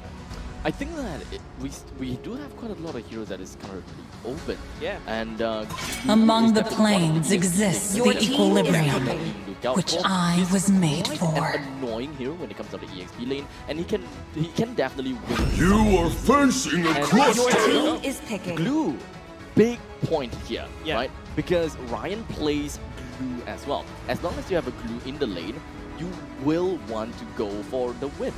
And of course, Stellarc, their game plan right now, the best way that they can go for is to win in the lane. I didn't They cure need the to beast. win See value in that me? win Harness in it. lane. Your In team He is should. picking. Goal in the mage, or rather, okay, not necessarily mage, right? Yep. But top and bottom, they must win. Correct. This way, they will be able to open up a lot of avenues for the roamers and the mages to really provide a lot more of these artillery support onto the top and bottom, ensuring that Revival do not get that early farm, early save game that they wanted. I think we saw that abstract, right, in game number 1. They were winning the lanes to the point that QDX had to babysit Sammy because Smelly Cat on that Beatrix is formidable. And now Stellarc going to game number 2, picking up that Glue. Whoever Revival is picking for Ryan, right? This, don't forget, this Regent could easily go into the EXP lane as well, could also go into the jungle. Need some stitches? I can help. Stellarc right here with Fossa on that Grok, the strong pickup, and also the Melissa going in for the side of Stellarc. Okay, so Melissa is understandably a hero that can really have a good time in the lanes. So now, when it comes down to Sammy, he gotta have to look out for heroes that do have very strong mobility skills. And of course, this is the topic that we talked about in the previous game. You don't want to look at flat out winning against the Melissa. The main thing is that you need to play safe, and it works. I've been all the waiting time. for too long. is banning. And that doesn't really work out that well for Beam. What they're looking out for when it comes down to Revival is they want the Payback team to is the banned. later stages of the game. They want to melt down Glue and they want to melt down onto the Grok. But my idea I shall succumb is to to my focus on power. the Your team first. is banning. Find a hero that can allow Sammy to eventually play it safe, play defensive, work from one play from the start to the end, not jump straight to the end. So I thought that Claude would have been great, especially since you have that escape mechanism with when it comes down to the battle mirror image, you can immediately get yourself out of the mother's range. Your You team wouldn't get is any banning. more of that poke. Actually, right, in my opinion, Melissa is very skill based, right? If you throw Yes. your models And you your puppet misses, forward or you and get you out. misses and you dash forward, what I would usually do as a marksman laning against a Melissa, I would just dash towards her. Dash towards her. Yeah, you don't dash away. Your Dash Wipe out towards all her, the and then injustice in the he world. committed The dash committed the puppet already. She can't do a lot of damage to you. That's where the carry will shine. Does have a lot of dash, does have a strong early game. Once you proc off all the 4 hits, you're golden. But it's also very scary because, you know, Stellarc on the other hand, once you pick up that bubble, it's also going to be very hard for Carry. Carry needs to go fight you right in the face. I am You're the gonna priestess stress of primal lightning, Your team the is hunter of all the evil gods. It doesn't work for Sammy's MO though, as a Revival player, or rather as Revival itself. It's time to They go to the generally don't R&D want to be show too for some aggressive in the fun. lanes. And from what you said, that sounds like a very aggressive game by carry. Yeah. So we do have a very different ideologies here, Correct. and I absolutely respect that. I love that no you're worries, looking no at worries. two different spectrum. So in this case, we'll probably pay a lot of attention onto this carry and see just how aggressive this carry is. So in your opinion, as aggressive carry will win against this this Melissa as long as the Melissa makes a mistake. Correct. And Sammy is a very aggressive player, right? It's Okay. a very aggressive and greedy marksman player. Something like a placeholder. Welcome to the Very jungle. aggressive. Your I want to team really is fight all the picking. time. But oh my goodness, Odebambi going to season Oh 1. my god! That's a grandeur coming out from Stellarc. We gotta have to really break this down. Okay. I All right. Allow me, Amshek. Please, All right. please. So right here, how Stellarc is going to do this pure AoE damage. I can't imagine I'm saying this again, right? Dev Sonata coming out. You follow Wow. up. Wow, Yeah, that you haven't heard made- in a long time, right? What a noun! Yeah, Dev Sonata coming out, and then with the Wild Charge, you're going to combo a lot of big Mega Bursty damage. Now, you cannot run away with it because of Chesty on the Lilia. You usually build the Ice Cream 1, you slow everybody down. I Now, will remember, protect you. Carry's a very strong front line, and I really want to dash forward towards you, right? But you're going to dash towards in a lot of minefield because of Lilia. So, in my opinion, Stellarc can easily win draft in this particular game. Stellarc's lineup actually works towards what we were theorizing just now. Yeah.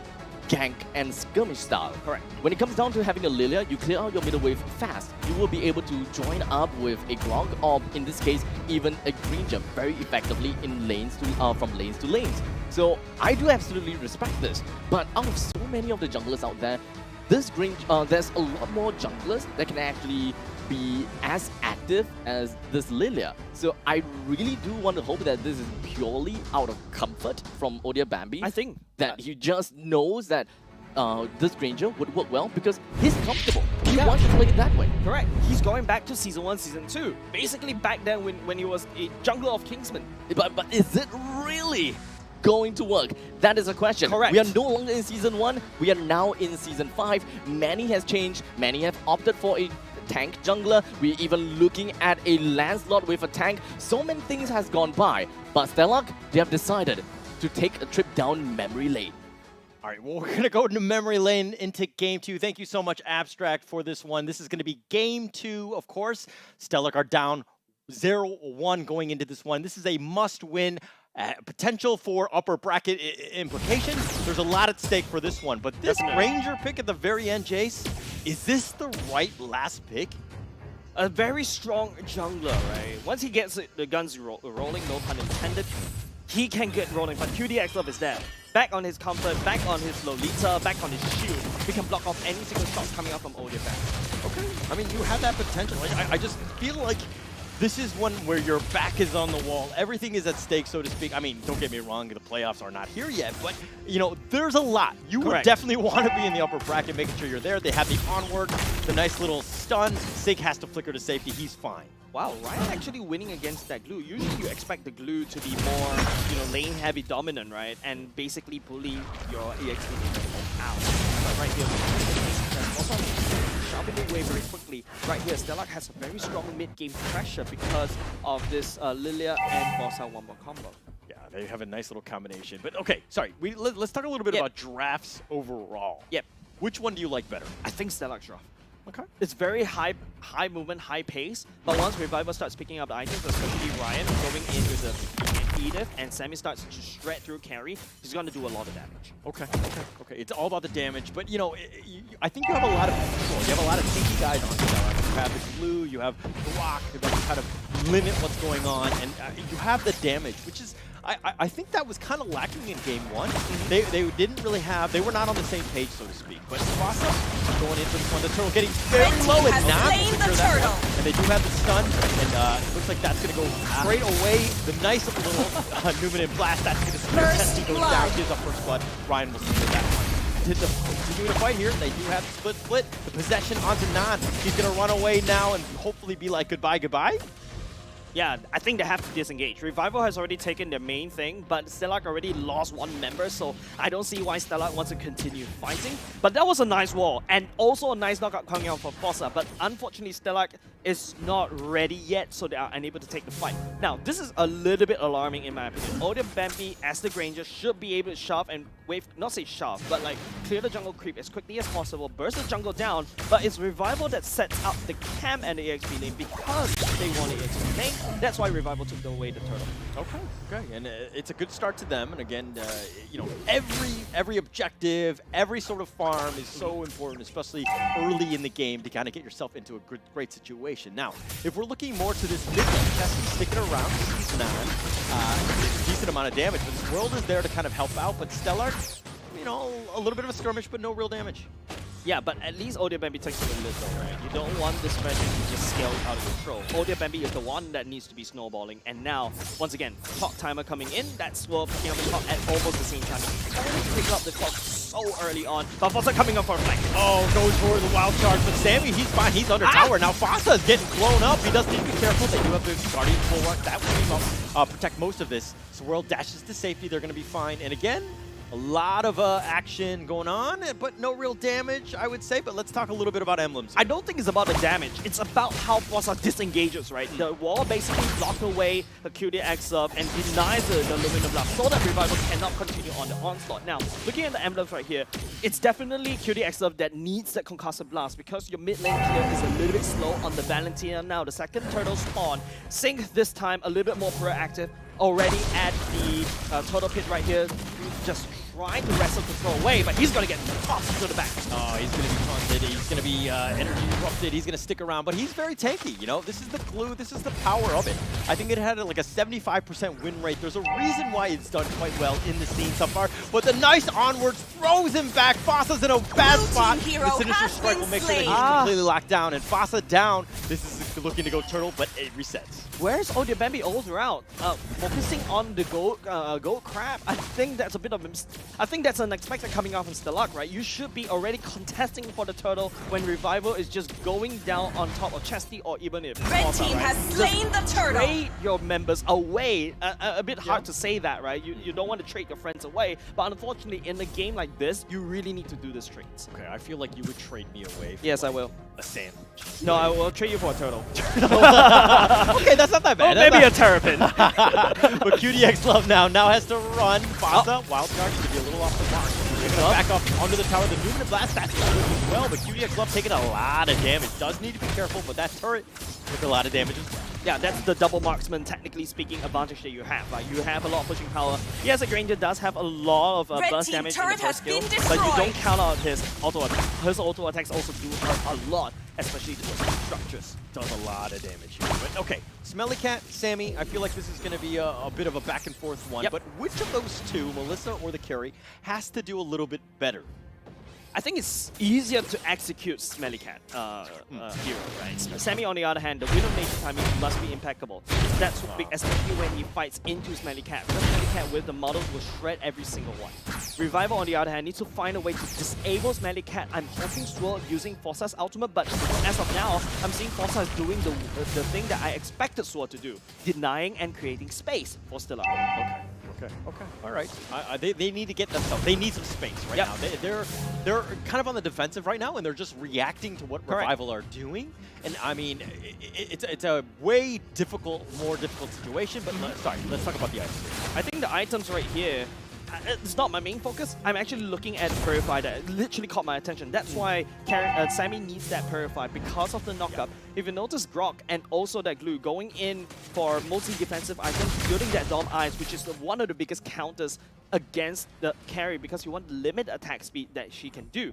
Now, Hunter Strike will be built by Odin Bambi. That's one big item being built. But I don't see him converting the yet. Maybe not just yet. Maybe a BOD first, or maybe when a Malefic Roar comes into play, that's when he will start doing a lot more damage. Still very early. I mean, just what? The third board right now is still laning phase, I would say. But there's a pretty big commitment in the top lane. Red team has slain the turtle.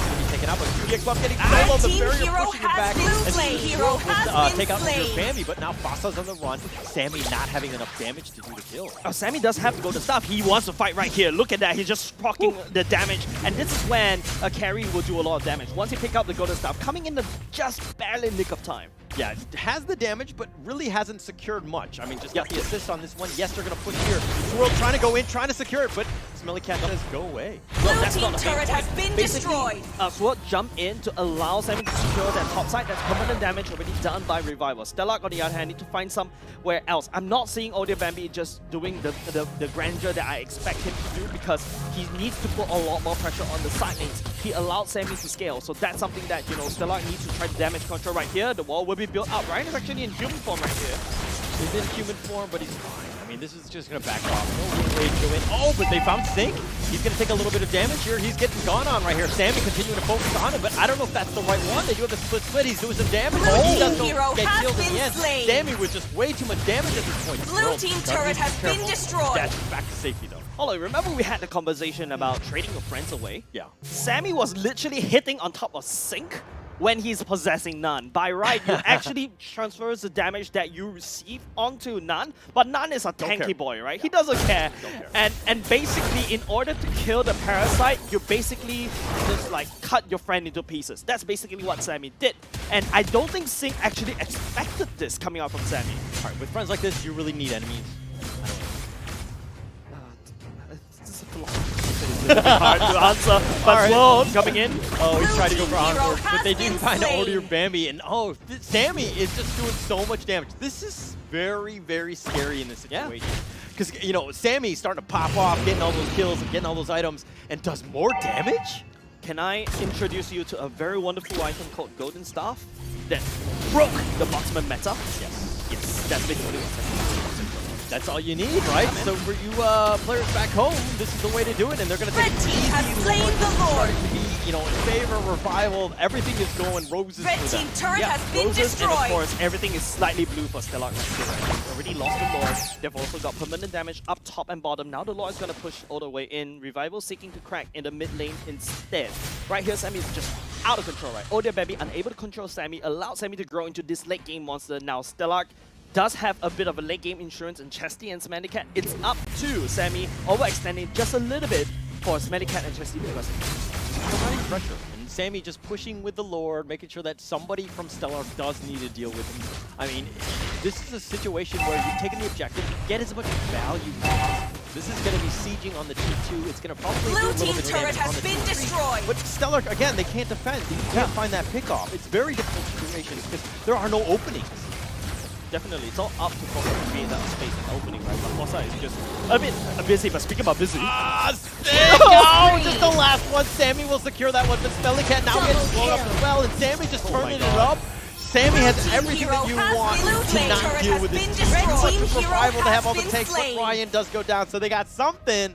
But that's only their second kill in 10 minutes. Sammy is this greedy marksman that scaled out of control. This is basically the storyline for the side of Revival. Stellarc unable to hold down Sammy and that greed, and he's just forced to pick up the golden staff. Then start from there. Now Sync underestimated damage a little bit too much right here. He loses his life. But Smelly Cat, because he saw Sync forward, but he took a bit more damage and he dashed forward instead.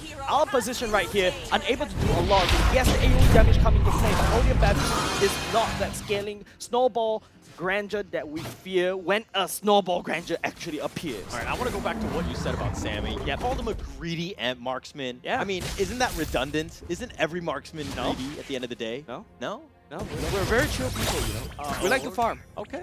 Yeah, a lot. You like to farm a lot, but you're being greedy because you're stealing farm, you're stealing kills, you're doing everything. Right? Yeah, we farm over our kill participation. That's why kill participation usually for marksmen is lower than 50%. Usually, I think. Okay. And you're saying that, and I know that the viewers can't see that, but you're waving your hand around like you're like some pompous guy. Okay. But we're here now, and I do agree with you. I to be honest, if you've got the marksman, you need to ensure that they do as much farm as possible. Yeah, very important for that. That's why they're in the gold lane, you know. They're doing quite well, and of course, 8-2. firm control. This is a 5K lead at 12 minutes, but now as a Stellarc player, what do? How do you get yourself back in? Mark Sammy, man, you just have to punish him. He's basically being greedy, and usually, you know, when I was a kid, my mom told me that do not eat too much, and I like to eat a lot, that's why I'm fat. And that's basically Sammy right now. He's super fat. He needs to get popped off, but Stellarc unable to find the opening. One good charge coming on Fossa should do that trick, but Sammy, Wind of Nature already built. Okay, all right, so speaking of items, let's take a look at what's going on. Anything kind of stick out? I think mostly just the item difference, disparity in the sense of Sammy, but hold on a second, a bit of damage coming in from the side on top of Stellarc. Love, he's flickers, he gets the safety, the Bulwark does much, Swirl. but Swirl, nice little play there. The Sitters are strike, but Smellycat turning around and Sammy, that's the opening, that's what they wanted. Smellycat continues to punch with the limited blast, he's gonna smash him down. Swirl is gonna fight as well, gets blown up as well, and this is the opening that Stellarc wanted. They do have the barrier, but Ryan onward. And they do have the shatter as well, but he's been pulled back. Team Hero has that been one. And slain. Stellarc, wow, they've chipped back into it. They're back in the game. That's the opening that Stellarc desperately need to find, right? Fossa creating space, he did that. Sync creating space, he did that. Smellycat was able to land the damage on top of Sammy, he did that. And Sammy ultimately got punished, and they will forfeit this Lord. Up to how Nan plays this. I think he's stuck in a little too Red deep Team there. Hero has been slain. One of those things where you made a mistake, you gotta give things up, right? It's not a continuation because now they're even more... Blue Team has slain the This Lord. net worth lead is just kind of diminished. It's a 50-50 game at this point. Man, they lost everything. Man, Holler, Greed is good, right? But Greed ultimately punished Revival. Now, Stellarc in the driver's seat this time around. They need to try to create as much standing goal as position. Just take a look. If they take 1 or 2 turrets, the goal lead is going to swing in the favor of Stellarc. There's more items being built in for the Stellarc, and maybe maybe get to the damage. Oh, think one last one. Oh, the split keeping him alive. He's going to back off. That was the closest. Playing the hero to the limit. He just barely gets away in Revival. They committed quite a bit just for that. But mind you, they did this without Nan. They didn't really have that 5th player. And it's a situation now where, oh my gosh, we're actually losing this game. Yeah, I think the sudden realization that maybe Sammy has been a little bit too greedy, overextending just a little bit. And now it's going to up to Revival to try to defend against this Lord. Stellarc creating cross-map pressure, right? Forcing Revival to split. Now you've got to have to send someone up top. You've got to have someone down bottom. Now we're going to control the mid. We can swing to any direction. Now Revival is going to focus on the mid lane instead. Oh, they're forcing it down, and the Lord Red pushing Team the top lane as well. So they take the mid team 2. They put a little pressure on the T3. The minion wave is going to be killed here and cleared up, and now Stellarc on the top lane. This is a great situation for Stellarc. This is a very weird situation for Revival, who they thought they had an advantage, but that charge doing a lot of structural damage. There's not much time. They're knocking out. Red Team base turret has been destroyed. Man, this Lord right here, this is the new Lord, right? They could just charge to the top, to tier 2, gonna charge to the base, and now Revival has an open base. And don't forget, Stellarc does have a lot of AoE bursts, right? You got Odia Bambi to wave clear very quickly. You also got Chesky as well. These 2 heroes was sent to the bottom and the mid lane respectively. I cleared 2, and then I created a space up top. Stellarc, wonderful play right here, but now it's up to Revival how to defend this. A very small play right here. Where with the Stellarc, I mean, they've taken the T3 top, and now they're just sticking around. They're not giving you any space. You hide in your base, see what you can do. As I say that, Chesky gets a little bit low, has the Black Shoes to safety. He's fine, but now the T3 is being sieged here.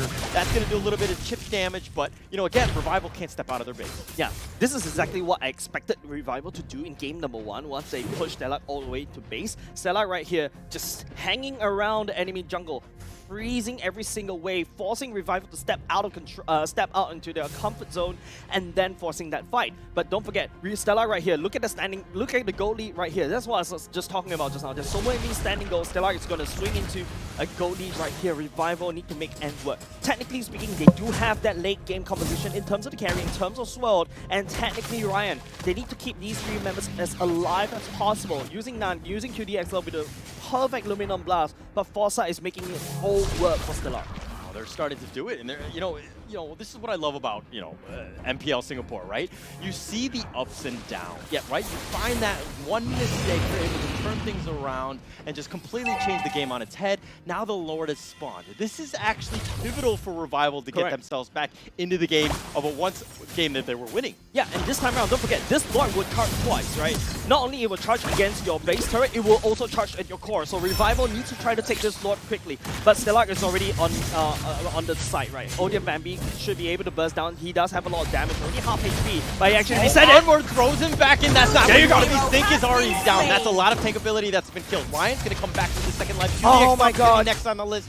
That's his first life, though. He's fine. He does flicker, at least to safety for now, but Revival is back. Oh! He gets picked off. Chesty will secure that one. Oh, Stellarc just peeling every single Revival's life, just costing them so much. And now Revival doesn't have QDX love. They don't have the Lord priority as well. It's all about Fossa just saving the right moment for the wild card. Now Stellarc will take this Lord down, and then they will send it down probably in the top lane.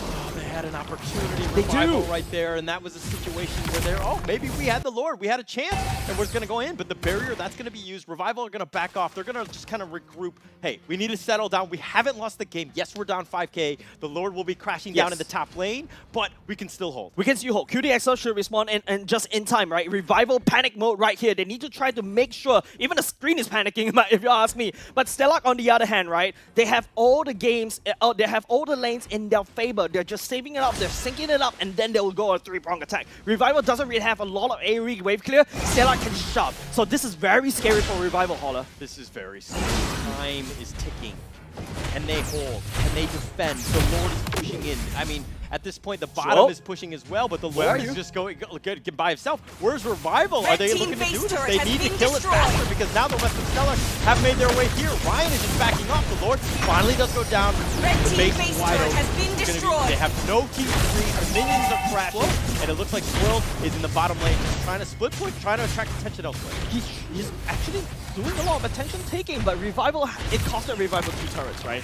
But that's also boils to the fact that Sword doesn't really have a very long-range AoE to wave clear as effectively as Lilia. But Sword, this is how they need to climb back. Just creating a lot of invisible pressure at the back line, making sure that Stellarc is focused not only in the front and the back as well, because this is unexpected coming off the Sword. Yeah, you had an opportunity.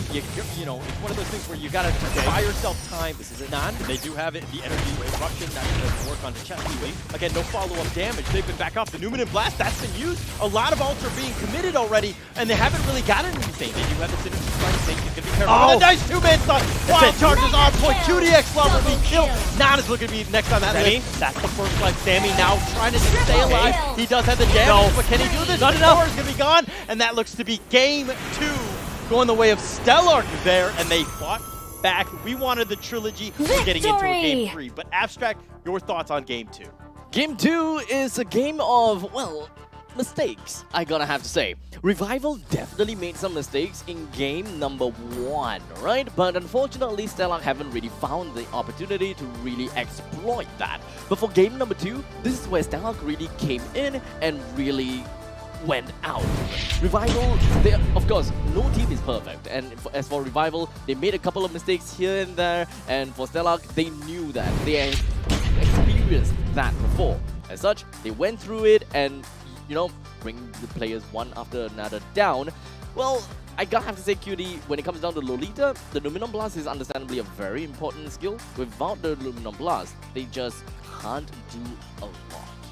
Yeah, and it turned from an early game lead. We thought, oh, are they going to shut it down? Are they going to put themselves in a position to win?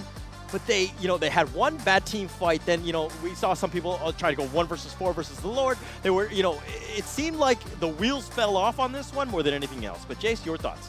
Man, I think this is going to change the storyline just a little bit, but before we glean into that storyline, we got to take a look at the items right here, right? Smellycat, that's the hard cause of being built. That's the reason why Revival wasn't able to burst down Smellycat. And not only just that, Forza just creating so much space.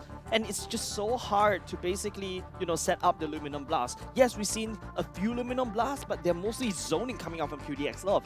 And it feels like the same theme that happened in game number 1, the Lolita was kind of not as good in both these two teams. They need to look for something else. I think that this game really attributed to Forza. We had a lot of impact when it comes down to KTVs and all the introduction onto Forza. Game 1, he didn't really quite stood out that much. But Game 2, this is his raid. He played as a Grok in this game, and this is a perfect pick when it comes down to against Revival's lineup. Revival's lineup really focuses a lot onto crowd control and stuns and lockdowns because they have a lot of tunnel vision onto locking down onto Sync. As such, having Nan as well as Ryan in the top lane quite early into the game to really just force Sync out was their main game plan. And only in the later stages of the game, when Forza is able to open up the map even more, that is only when Revival realized that, you know what, our crowd control, it just isn't working out against Forza. I think it's funny because we were talking about this game earlier during the cast. We were like, hey, Sammy 4-0-2 was tearing up everything. Correct. What do they need to do? And they're like, yeah, we just need to focus on Sammy, right? They did that, and it just completely changed the game. Exactly, because Revival is basically putting all their eggs into one basket, which is the Sammy basket. He's super greedy, and then all of a sudden, when he gets taken down, don't forget, I also said this during the draft, or basically when we enter the game, Carry is a very frontline marksman. You're gonna get busted down by Chesty, you're gonna get busted down by Smellycat. Technically speaking, if Sing jumps on top of you, you're dead. Yeah. And if we're looking at some of these ones, look at Odir Bambi, Chesty, Smellycat, all on the top, damaged out gold, assists, all of that. But MVP though, Abstract, who are you thinking? I'm just calling it out for Chesty. Like, I see the impact in Forza, but Chesty with 100 kill participation, I think he deserves it. Okay, and he was on point doing a ton of damage, making sure that he does, and it looks like, there we go, it looks like everybody's in agreement there. He's gotten the 100% kill participation speaks volumes, but the 6-1-6, being able to do that damage and staying alive, key for Chesty. It really boils down to like the rotations, right? Yes, correct. And not only just that, the shove, the fact that he's able to shove, it's also the hero pick that he selected as well. He has a lot of AoE, he can shove very quickly as compared to a Valentina, a more close range kind of shove. But if Sword were to step up just one small bit, he knows he's going to get blown to pieces. Definitely. And he has to, it's all about positioning at that point. But let's talk a little bit about the highlights. How about you walk us through some of these abstracts? Of course, I will be happy to.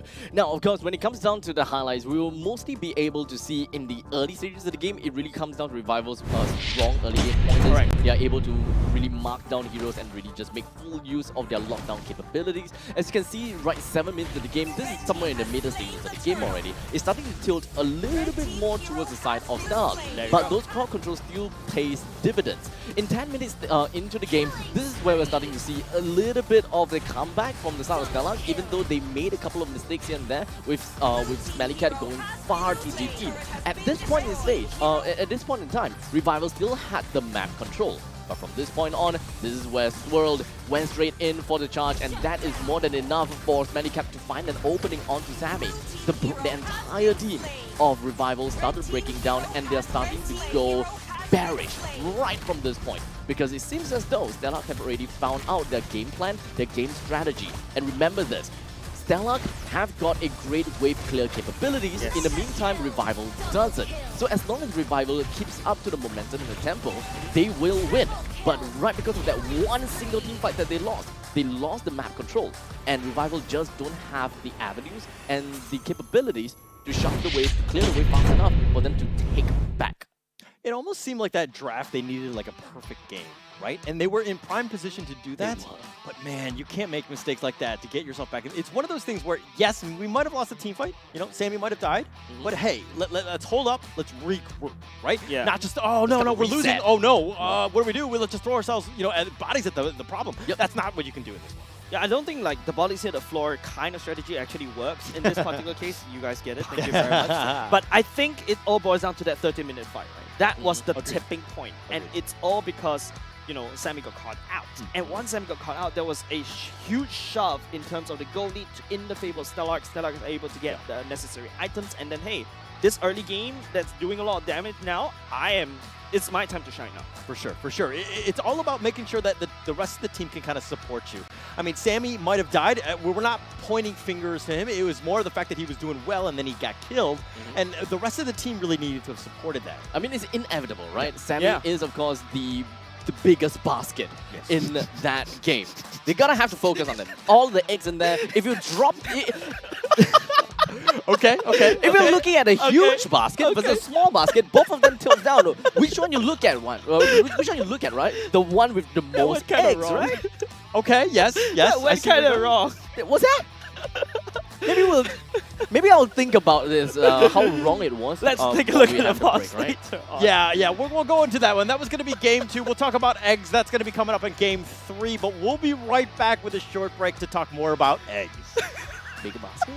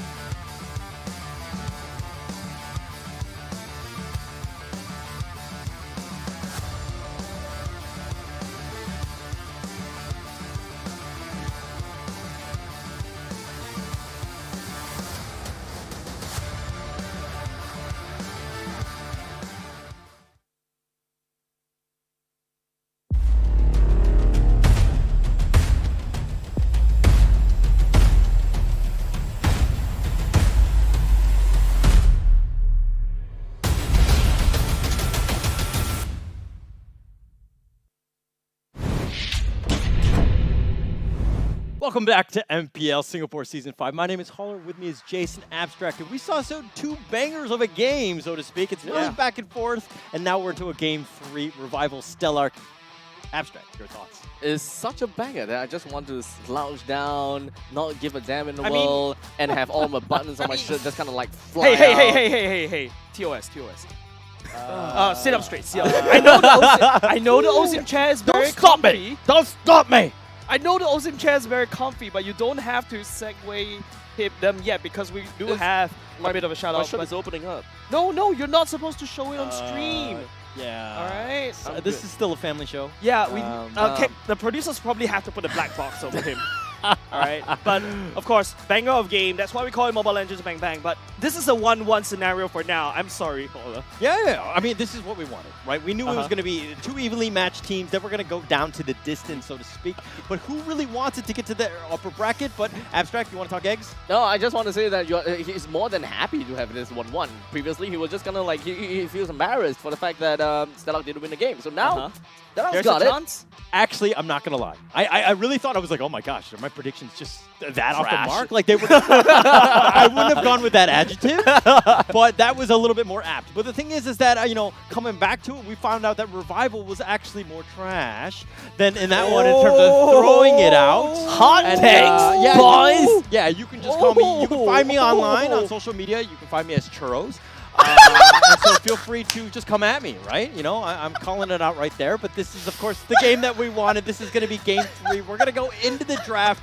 I'm super psyched for this one because, again, it's all about making sure that, makes me look smart, right? Stellarc, let's go, Game 3. Make Ryan Churros great again. Churros C4! C4! All right, jokes aside, boys. This is getting a little bit too spicy. I know we just watched hot takes from Gideon. We digress too much. But let's get into game number 3, guys. Revival going up against Stellarc. Revival going first pick right here. All stakes are on the table. But, of course, I don't know what to say, but because looking at the standings right now, if Revival wins this, they're going to be a 10. 10 out of 10. Stellarc wins this, they're going to be a 9. 10 is like borderline upper bracket, borderline but it's upper not bracket. as comfortable It of all a borderline. It all rests on Flash, right? Correct. So we don't have this game, or rather, we even at the conclusion of this game, nothing is set in stone. Correct. The middle of the pack is so Your volatile. team is 30,000 worlds. Revivals on this knife edge. And not a single trying hard worthy to balance this foe. out. Among the Stellarc is just planes like, I'm gonna push exists you the over. Your team equilibrium, is picking. which only I was Revival made is for. 9 points, right? While Stellarc is, what, 7? So 7... I will choose my own path. 7 To my okay, so there castle, definitely my is still a chance friend. for either one Correct. of these teams. But it's just a matter of what happens in the later stages of the day. So they gotta have to really keep their fingers crossed and really understand what do they want to do in the event that they actually go to the upper bracket, or perhaps even the lower brackets if anything goes wrong. Yeah, top 4 on the brackets right here. Yep. Well, on the standings, right? Yep. There's only space for one, and there's a very tight space, right? One of these teams definitely will be there, but speaking about one of these teams that are going to be there, I'm looking at Arlette, I'm looking at Forza's Grok once again. Revival This land is our homeland, and it will soon be a burial ground. So Revival here, I think they're going back to game number 1's draft. Very similar to game number 1 draft, I gotta have to say. When it comes down to the Revivals, game number 1, they do have the Yves in their lineup played by Swirled, and the main thing that Revival managed to get for themselves is that constant aggression in the middle lane and the constant poke. But the difference is that Revival did have the Kufra back then, so at least the passive coming from the Kufra plus the Crystal coming from Swirled, it does a lot to the mid-mage, and there just isn't a lot of aggression that that Chastity is able to do much in the early stages of the game. Yeah. Right here, it's just a lot of power picks going over the side of Stellarc, if you ask me. Your team is Now it's gonna be banning. Artillery Mages versus Artillery Mages. Yeah. They don't really need to pick the Valentina away or steal it away. I do like this pick coming from Stellarc though. Yeah. It kind of seems as though they have learned their lesson. They do not want to play a mage like Valentina in like game number 1, whereby Valentina requires close range in order to have some kill pressure or some value when it comes down to poking.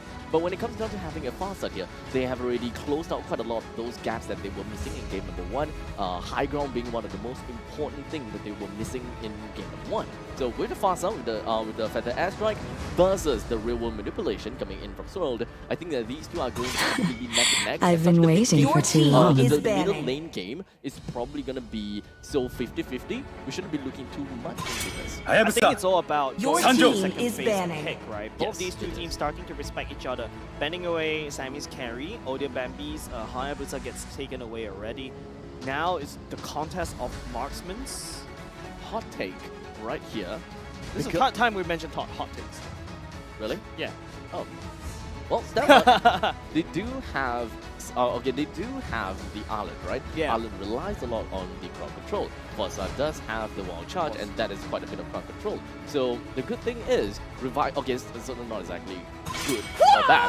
So point out all the injustice in the world. One more pick, and if they want to focus a lot more about crowd control, like once again, that means that your team is picking. For me to get straight to the point, Revival, they do have 2 men that is front line that are pretty darn tanky. Time and tide wait your for team no is man, picking. nor girl. Wait, why are we banning out the Hellcurt from Revival? I know Audio Bambi played it once. We know Audio Bambi plays it once, but we know that Hellcurt does play quite a tad bit of an impact when it comes down to high ground. High ground, right? So if Chastity is able to see Swirl, while Swirl can't see Chastity, I think that would have been a problem when it comes down to actually eliminating mages. Yeah, but then you lose out the Beatrix, right? You give it away to Smellycat, and Smellycat, you know that's a winning lane. So now, Revival needs to play something that could match that. It could be a Brody again coming out of the time of Revival. In the previous game, come on, Dexter! It's our showtime! Okay. The southern seas are my domain. Okay, now they're looking at Claude. I'm okay with that. I do like the Kadita pick Yes, as well. I love it too. Immediate burst down on Chastity. They find the answer onto high ground versus high ground. So in the end of the day, Revival still seems to put quite a bit of focus onto the middle, onto the mid mages. Yeah, and not only just that, right? I was expecting a Kufa to come out from the side of Revival, but it doesn't stop the Farsa from the Feather Airstrike. And QDX Love also plays Thorns remain. well. And now it's Audio Bambi going on the tanks a lot as well. Tank a lot. Yeah, oh, okay. Credit Suzuki who come up to that, for that name. Okay, so for Revival's MO, it's still very similar to game number 1 to a certain extent in the early stages of the game.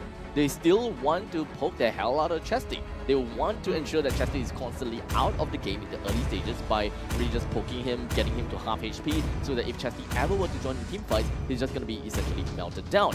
Their main concern is really looking right onto Chastity and bringing him down before anything were to happen. And anyone would have known that once you bring down the Fasa, all your frontliners, they don't really have to focus on anything such as the Athena shield nor the brilliant armor. So they're gonna have to focus more onto physical damage reduction, which is a direct counter against Beatrix. That's the main thing they should be looking out for, as well as Arlette, because in the end of the day, 5 seconds till the enemy reaches the battlefield. Smash them! Fasa is down.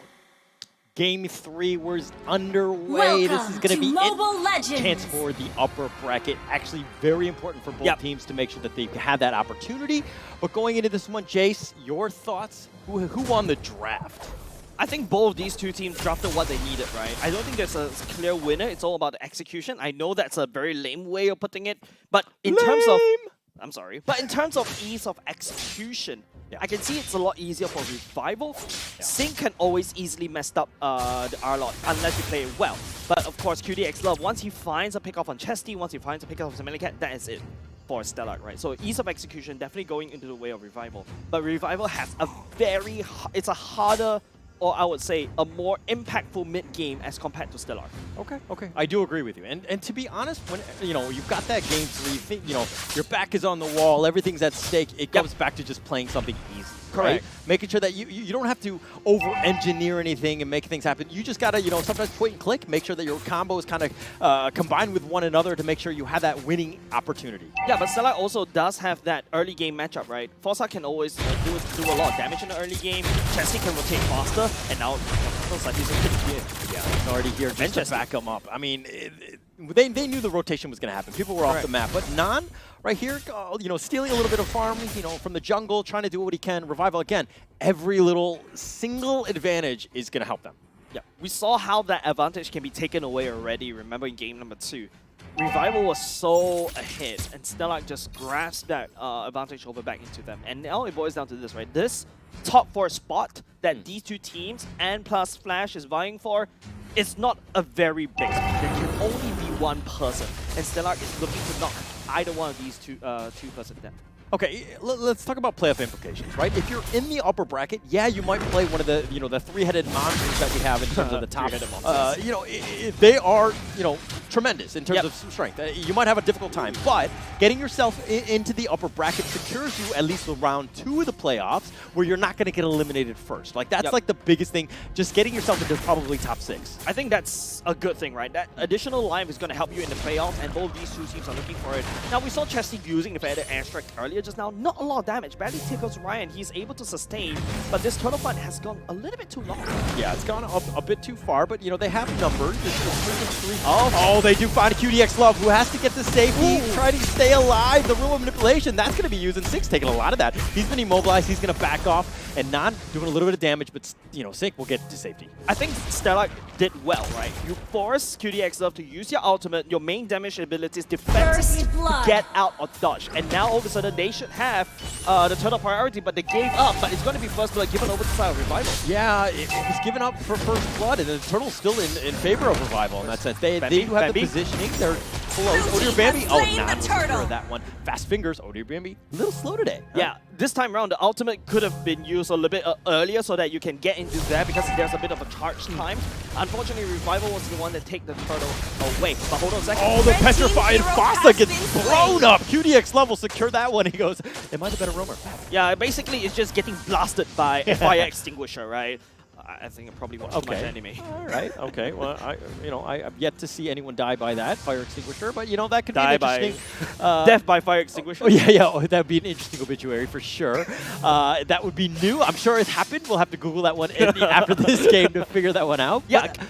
Kadita is this fire extinguisher, right? Looking to just to extinguish Stellarc's main damage dealer, Smelly Cat and Chesty. You already saw him bursting the Fossa already down, so that's something that Stellarc needs to focus a little bit. Don't forget, Revival has a very strong mid-game power spike, and they've already hit it. Yeah, they've already hit it there. Look, we see QDX Love making a presence throughout. Right? It's a situation where we've seen it in the entire series. QDX Love makes things happen. If it's not just the initiation, it's the control. I mean, there are, don't get me wrong, 5 very good players on Revival, but QDX Love is kind of, a little bit shining a little bit brighter than everyone else. Man, I miss QDX Love, right? During the first 3 weeks, I haven't seen him in a while, and I'm like, oh, I kind of miss him. He kind of hangs around in the MPL venue, but of course, finally seeing him on screen this time around and seeing that he hasn't. There's no change, and Revival is in a better form, in my opinion. Man, this just warms my heart just a little bit. Yes. It's great to see players shine. Right here. I'm sorry. Yeah. Whoa. Okay. Hold it down, man. I think you're coming on a little strong there. No, I'm just kidding. But Sammy does get the safety. He's fine for this one. The games have kind of slowed down because it's one of those situations. Judito. Oh, as I say that. Power of Nature. He does see QDX Love. He doesn't see the other two. Swirl and Non. They will spot themselves. Now QDX Love does need to get to safety. He is fine.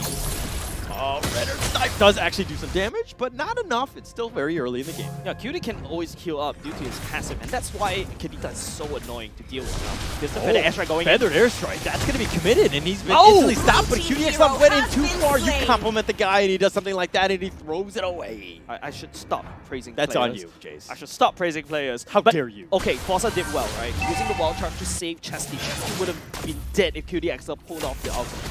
Yes, that is true. And, it's a team game in that sense. The turtle's going to be used here. Fossa providing just so much, right? His impact is there. Look at the vision. Red team has got no slain chance. the turtle. Revival were like, hey, we can't deal with this. We're going to deal with that. Kadita's not there. Definitely Revival has to let go. Giving Stellarc over that turtle. Still A-okay. Now, Odeer Bambi on the other hand, don't forget, this is a tank slot, right? I think the Molten Core should be built. That's a Thunderbelt very early on, especially when Thunderbelt is cheaper now. It's a bit of a discount going on. But conceal, they're going to go. The Crystal, and he does. QDX Love is going to go for this one. And the Brewer Manipulation going on the top. The Feathered Airstrike in return. But Chesty's already been down. Smelly Cat has already been down. And it's one of those situations where Farza had a Feathered Airstrike. Yeah, you got size.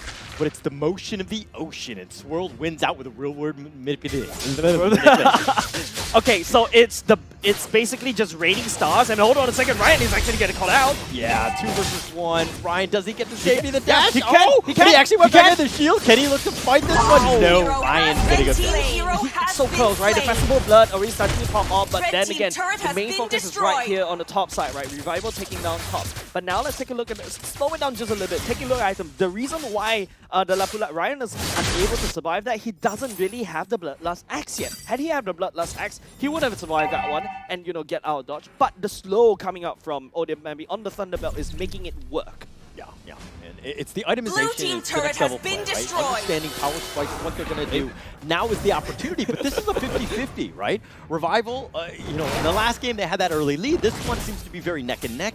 But I'm just wondering if after that game 2 loss, if Revival have kind of gotten their confidence a little bit shaken. No, I think it's all about, you know, putting your mind in the game. Every game is a new game, right? You don't think about game number 1, you don't think about game number 2. You think about how to crack the code of game number 3. This time around, it's all up to whether the Kadita gets a good catch like this now. Revival actually bursts down. It's AoE damage. We fight inside that box with the Sammy Blazing Duet, and they work really well. This time around, Chesty doesn't really have the damage. He needs to get more items early, quick enough, and because he's going for a pure fight, he cannot reposition himself on the Feather Airstrike, and therefore it's a little bit limited for him. Okay, are you saying that I would be a better MLBB player if I just had a short-term memory? Huh? Because, you know, forget the losses. Turret has been destroyed. Kind of talking about just, you know, continuing on and not having that issue. I think it's just generally everything, right? You will do well. You just don't make it, you know, people affected. But hold on a second, big bomb coming in. Nan, the knock off the Feathered Airstrike, that's going to be used. The full manipulation of Chesty takes out Nan. Nan will actually secure the turtle before he goes down, and they're continuing to fight Sammy going into that part of the enemy team. He images back to safety. He is fine, but they, you know, they got the turtle. That's pretty much what we wanted. But Fossa continuing to fight. Power of Nature's being charged, but they don't want to go. Sammy literally went in with the Blazing Duet, isolate Sync, allowing the rest of Revival just to deal with this one problem at a time. Big plays coming off from Revival. It is Revival that picked up the second turtle, and just take a look at the damage dealt by Frank by OCBC. Sammy doing a lot of damage, Blazing Duet just giving damage like Oprah. Yeah, a lot of damage. Okay, you know, I hope she's not giving out any damage. She should be giving out cars more than anything else. But you know, get damage. It's a situation where Sammy playing it positionally well. Yes, getting into the heart of the team, but he was not focused, and he realizes, oh, now they're going to prioritize me. Now they want to target me. I'm going to image on out of there. I'm going to be fine. And so Sammy playing it very smart, and his Claude is impeccable. It's about timing, right? Sammy needs to enter when Forza uses the ultimate, or even when Arlette uses the ultimate. This is where Stellarc doesn't have any form of peel to peel the Blazing Duet away from the backline, and that's why Revival look to try to strike. Now it's up to how Revival, yes, they got a good early game going for them into this mid-game power spike, but Stellarc looking at Odemambi, starting to pick up the items, also starting to pick up the kills right here. Stellarc will scale in the late game. God, it's so close right now. I mean, it's hard to say which team has got the advantage. Correct. You have a little bit of tower pressure. I mean, the towers, they're neck and neck in that situation. This gold is like negligible. Yep. So, you know, it's anybody's game right now. But okay, if you had to go late game, right? Which has the better draft for that? I feel Stellarc has the better late game draft, right? Because one mistake in the team fight is just one wall charge away, right? Revival, okay, catching Forza, there you go. Originality, he's going to be back Feathered Airstrike. That's going to be used, but it's a zoning one, and then he's going to back off. Just realizes, okay, yeah, the Renner's Apathy did a little bit damage, but everybody's fine. Yeah, everybody's fine. Big ultimate's already used. That's the Lord already spawned. So Feather Airstrike technically does have a quick enough cooldown. 3DX Love's ultimate, I think that was used as well. It will come down very quickly, and now here comes the content play. He doesn't really have the ultimate, though. He's actually really forcing this. He's forcing it, but the Lord is on the back. Hasa's going to back off. He's taking a lot of damage. Does need to be careful here. Image back. We're going to just kind of reset this. The dance is going to be on. They've got a decent amount of damage, and Nan does see most of this. Swirl hiding in the bushes, just kind of waiting and abiding their time. Biding their time in terms of Stellarc is not beneficial, right? Revival does have the ultimate. Look at 3DX Love. He can easily jump in right here. Oh, the real manipulation. That's going to be used. Sync is in the heart of that one. The energy eruption keeping him locked in, but on the back end, the Feathered Airstrike, Ryan does get barely alive, but Smelly Kick has bursted. That's a lot of the damage that's been killed. Now it's going to come down to the Lord. Who's going to want it? Who's been taking Chesty's already been down as well, and the Lord has been taking Nan again. Just super more fast to the rest. Make sure he secures it. Oh dear, Bambi's next on that list. Or sorry, the Appraiser's Wrath, that's going to be a little off the mark. Now Sync is going to have to run off. Kenny can stay alive, not able to do so, and not able to secure that one. And Sync is down as well in Revival. They're coming out on top. Yeah, Stellarc unable to burst down the Lord earlier just now, costing them that Lord. Revival coming in at the nice opportunity to just mark. Don't forget, the discipline coming out of QDX Love. You know, if I'm a Khadija player, I will always just jump in when it's trying to happen, right? But QDX Love is holding on the ultimate, finds the mark on Smellycat, and that's it. That's how Stellarc practically lost most of the damage dealer, and there's no reason for them to fight anymore. Odin Bambi just doing a Hail Mary, trying to take the Lord away, but Revival is the one that take it for themselves instead. You know, it's a situation where Fossa was killed early. They continue to fight because they're like, oh, we can't give up this Lord. Okay. But you can't take the fight 4 versus 5. That's a situation where you got to destroy. Yeah. You know, it's a bad situation. You can't get yourself into a worse situation by continuing to fight. It's one of those things where the captain has to make the call and be like, hey, we got to hold off. We cannot take this. Yeah, I think if you're the captain, right, and there's a hole in your ship, you just abandon ship. You don't go down with the ship. That's basically what happened to Stellarc. Now, Revival is going to send the top side, creating more holes this time around. Luckily, this is not a Lord that charges, but at least with the bandits on Smellycat, should be able to wait for it. We've cleared it. Now it's all about the defense, right? It's one of those situations now. Sync going into this one. Feathered Airstrike. Again, haven't found true value. Yes, you zoned, but you haven't really gotten the damage. Yep, but just now, before we go into this part, right, Jesse actually built the Holy Crystal now, so expect Jesse to do a little bit more damage. But he's going for the Mystery Shop, not a Magic Worship, right? So this means that his damage is a bit limited. But his whole goal is to try to get to those items quickly. But I think in 30-minute mark, you get your Holy Crystal a little bit too late. You should have created more advantage or even more pressure in the early game. You talked about it earlier. You said that Stellarc had that late game. Correct.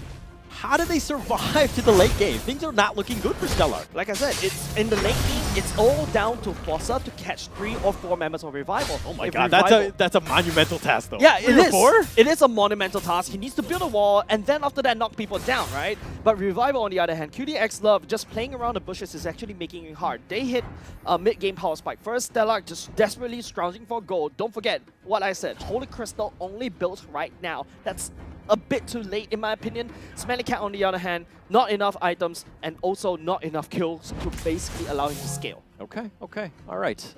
It's not good situation. This is a very difficult situation for Stellarc. I think they need more of a pickoff, hopefully like a strategy, right? But yeah, go on. Athena Shield being built by Sammy. Huge respect over to Chesty because he's starting to build this one, right? No, they know. I mean, the teams will see this thing, but Sync, they're just backing off. They really need to take this T1, get a little bit more space. The Lord is now back on the list, so to speak, but not a good situation. Correct. Right? Comeback mechanism is definitely there, right, Holla? Stellarc can always steal over the Lord and then create a lot of pressure, and all of a sudden you saw it's going to be a replay of game number 2. Stellarc actually take this Lord down. Now Revival needs to really take this Lord as quickly as possible. Take it away. It's more not for them to push in, it's for Stellarc, is to deny it from Stellarc. Yeah, but Ryan had already split pushed. Luke had to go back. Smellycat is there. That's all the damage, and now the Lord is, I would say, almost wide open if they want to go for this.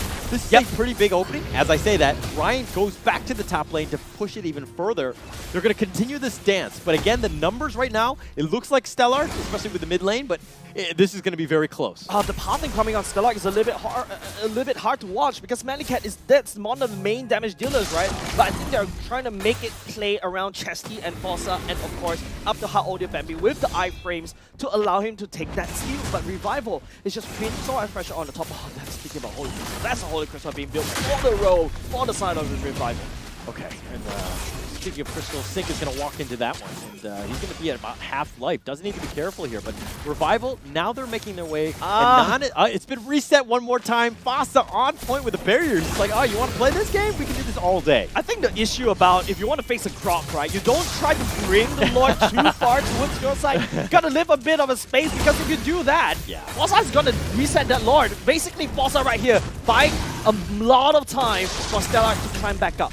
It wasn't enough to push it back in and to reset it. Okay, now it's going to do that, but Fossa just making things difficult. It's the third time. This is the power of the Grok, right? You have the opportunity. Oh dear, Mammy looking to just take the little beetle here. Secure that one. But Stellarc, again, all the way in the back end of this one. Fossa just scouts it all out.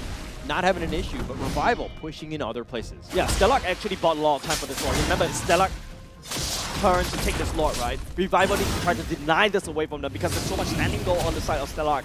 Revival need to push this snowball hard ahead, and it's all up to this play up top side. Kanita coming for the flank. The flank, they see it, and Fasa walks into this one, realizes that everybody's gone. Chesty's like, turns into bird mode. The Blazing Duet, that's going to miss most of everything. But Sink, now the Feather Air Strike, that's on point, but Chesty has to stop it. Oh, dear baby's already down. Chesty's been killed already. And Real Manipulation, that's going to be focused on the Fasa, who has to make a beeline for the base. He's running away.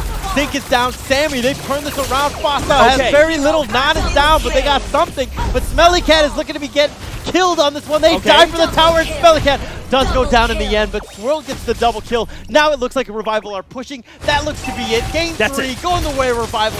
17 minutes. That's exactly how you want it to play. Man, this is a very good game. It was a very hard and decisive moment. I thought Revival was overstanding the pressure a little bit, but no, they're actually just looking for the end. It was just really well played, and I think that it was a situation where Revival found an opening, they took it, they got what they wanted. Yep. But let's get Abstract back in here. Abstract, your thoughts on that Game 3? Game 3 was a roller coaster ride. We gotta have to say that, right? Yeah. Well, when it comes to Revival's final... Roping in, ladies and gentlemen. So when it comes down to final fight, I'm pretty sure that none of us expected that outcome. Especially since Blazing Duet was one of the most important skills that was expended, and there was absolutely no value out of it. Yet, they still managed to find a way to eventually get themselves the win. And I think that that is also partially gonna be credited thanks to Cutie, right? Yeah. Cuties. We've been talking nothing about Cutie. I mean, everything about Cutie today. It's all Cutie. Yeah, Okay. this is like his highlight reel. Go. Okay, allow me to actually jump in for this. I think, in my opinion, in that particular fight, it was a team effort, right? 3 of them coming in from the flank, caught people off guard. It's also up to how QD save up his ultimate as well. Sammy was a bit too greedy, burning away the Blazing Duet, right? But the main thing is that QD X-Love is able to catch Audio Bambi. Even if Revival ended the fight there, that Lord would be there. Honestly, I gotta have to talk about that the Lord's dance, right? The dance of the Lord, and of course Forza being Forza, just repeatedly going in and resetting over and over and over again. Although I gotta have to question a little bit onto Nan's decision. Maybe not question, but more of the fact that I would want to get to the bottom of it. Okay. Why do Nan constantly want to bring the Lord so far out, only for Forza to reset it over and over again? Is this part of their game plan? Do they know that they themselves do not want this Lord? They just want to seem as though they want the Lord, put Stellarc into uncharted territories, and that is where the backstab comes in. Usually they go for front to back, but this time because they know that Sammy is already partially online, if not partially, very much online, they can go back to front already with the Blazing Duet. I loved that play in the end. The conceal play, they have a flank around. I mean, it was just so patient because they were waiting around and Fossa was having that time of his life with the barrier, just resetting it constantly. But it was a situation where the timing was impeccable. Whoever made that shot call, give him props. But let's talk a little bit about the stats here, Jace. There's a lot of damage going in for the side of Revival. Don't forget, it is, a lot of damage from Sammy, a lot of damage from QDX Love, and Sword as well. It makes sense, right? Because Stellarc is more of the problem that Stellarc doesn't have the damage rather than Revival having a lot of damage. Stellarc's entirety of the lineup, the only damage that they are looking out from is Chesty and Smelly Cat. Sink is going more of that tank Arlette and building up onto Tenacity emblem. Audio Bambi is, well, he's more of like a hybrid, right? He went for the Molten Core, and then I believe that he went for some other defensive Thunderbelt. Yes, he went for the Thunderbelt, the Molten Core, and then at some point in time he even picked up a War Axe. So at least for Audio Bambi, he realized that our team doesn't really have a lot of that kill pressure. I think that I gotta have to phase myself out a little bit and go for that hybrid build, which not a lot of Lancelots or tank slots go for. So I gotta have to at least give a lot of respect over the Audio Bambi for being very flexible with his itemization based on what the team needed. Okay. Yeah, but I think what they really needed was that win. They're not able to do that one. But let's talk a little bit about the MVP. Your thoughts, Jace? Who did you think got the MVP quickly? I would like to give it to QD, but I can see how Sammy is just like using the Blazing Duet just to zone people out. There you go. picking up the Purify does help, allowing to basically go around uncontested in the Blazing Duet. You can't stop this Claude in the Blazing Duet when he's on Purify. He's on crack. This is a perfect game from Sammy, actually. Yeah.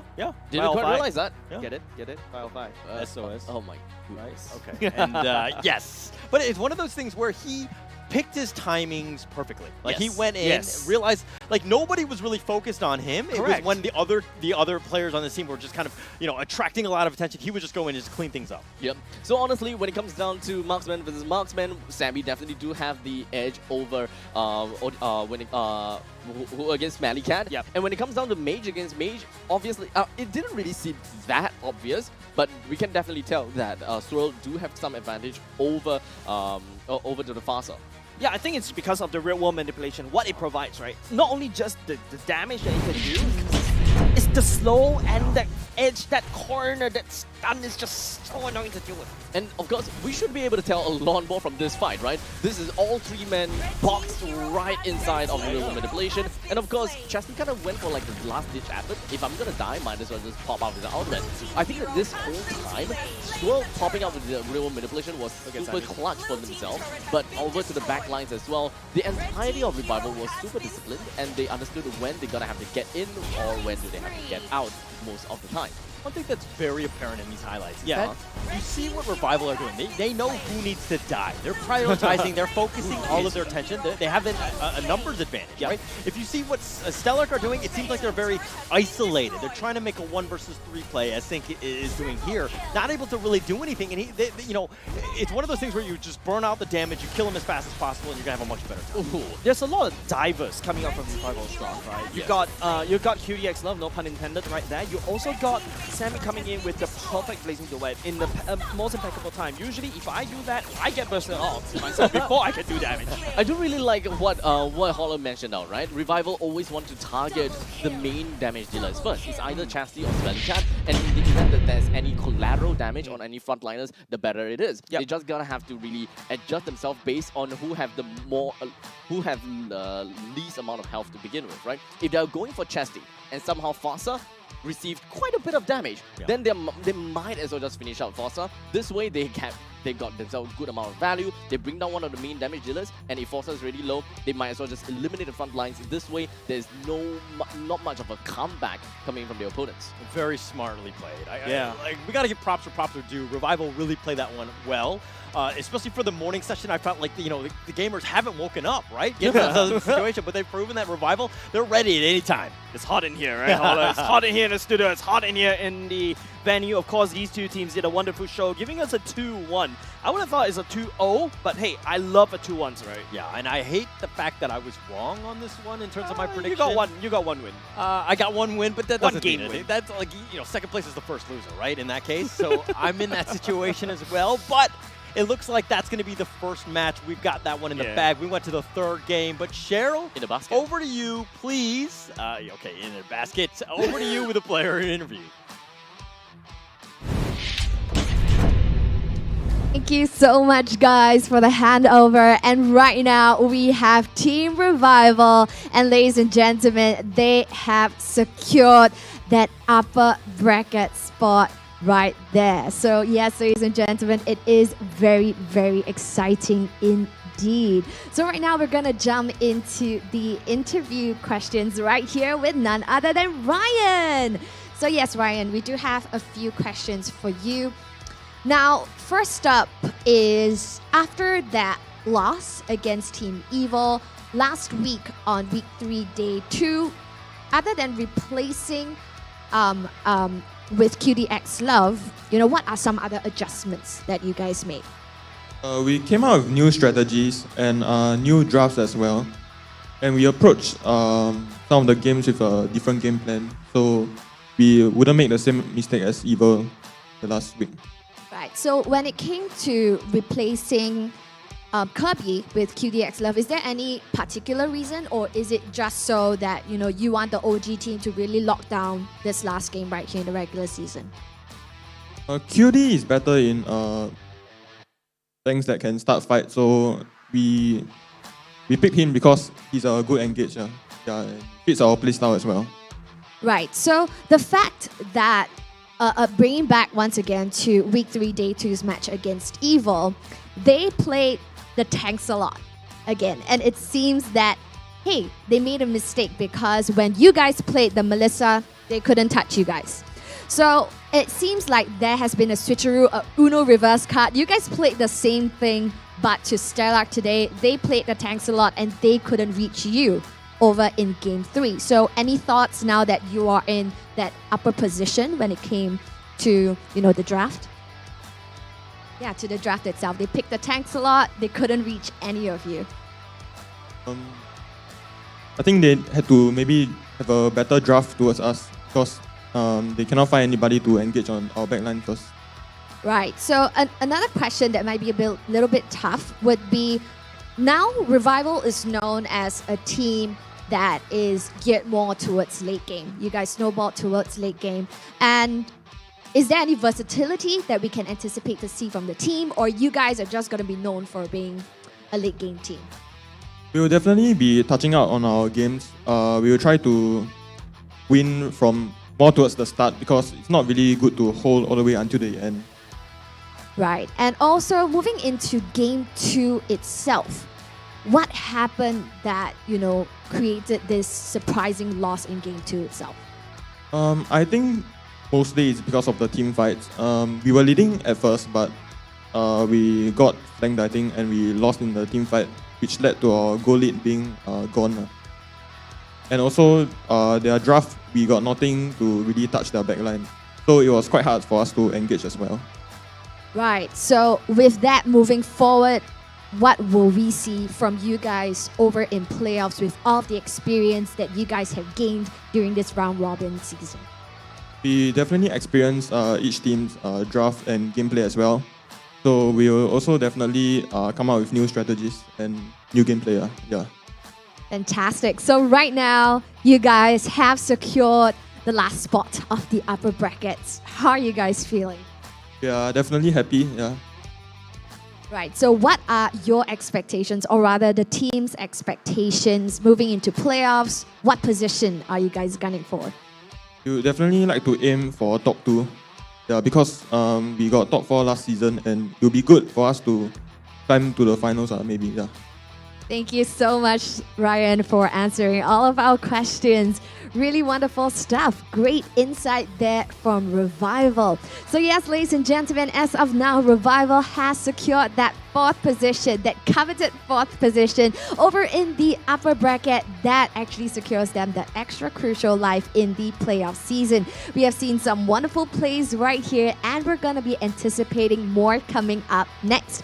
So ladies and gentlemen, match 2 will be happening at 1 p.m. later on, and we're going to see 2 teams going head-to-head with each other, and they're none other than Alchemy SG going against Evil. Now it seems like Evil has awakened from their deep slumber earlier on in Week 3 Day 2. Will they have that same form of aggression and take the game from Alchemy? Will Alchemy prove that they have what it takes to be playing right here at MPL SG Season 5, even though they are a rookie team? We can only find out later on, and match 2 happening at 1 p.m. We'll see you then.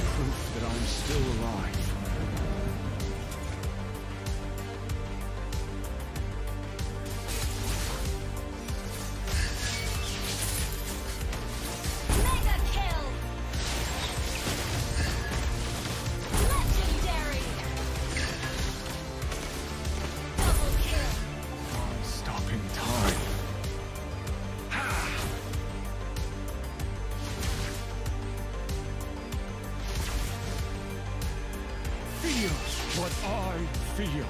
Feels what I feel.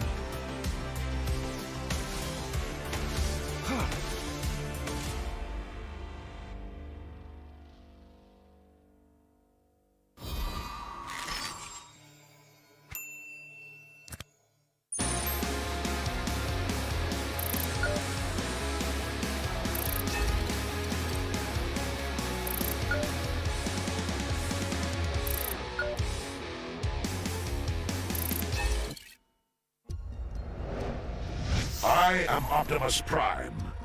No one can outrun Bumblebee.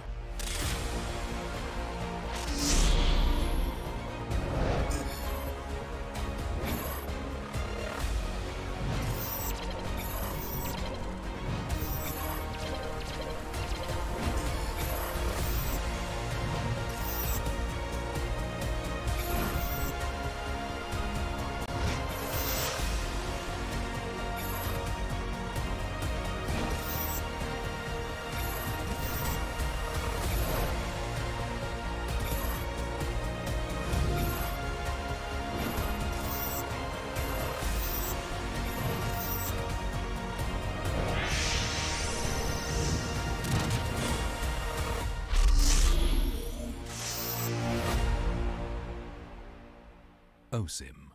What's up, everyone? Welcome to the latest episode of Hero Spotlight, featuring Arlette, the Lone Lancer. Arlette is a highly mobile fighter that weaves through battle like a vengeful wraith.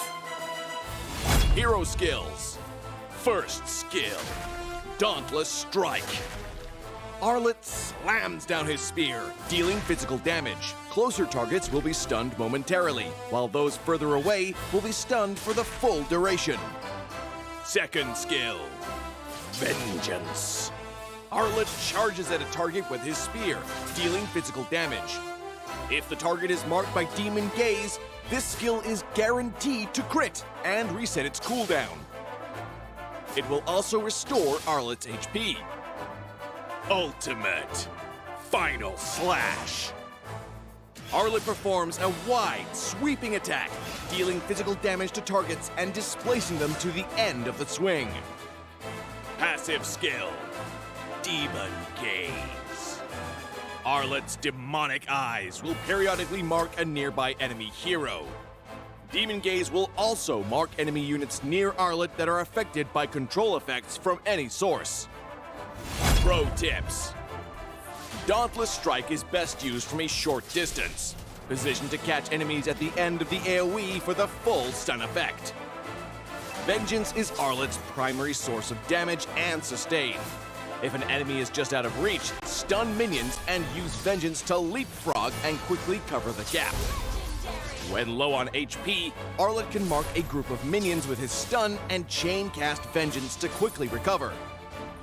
Final Slash is a powerful displacement ability that can push enemies out of position for picks or unleashed at the perfect moment to catch the entire team. Combo tips. During the laning phase, wait for your passive to mark the enemy hero. Then strike them with Vengeance, followed by Dauntless Strike to stun and reapply the mark. Use Vengeance again and weave in a basic attack before finishing with another Vengeance. When going into a team fight, look for opportunities to use Vengeance on marked enemies. Use Final Slash to mark and group up enemies and tear into them with skill resets. Use Dauntless Strike to stun low enemies and finish them off with Vengeance. Tactics. Arlette is a formidable hero in the early and mid-game.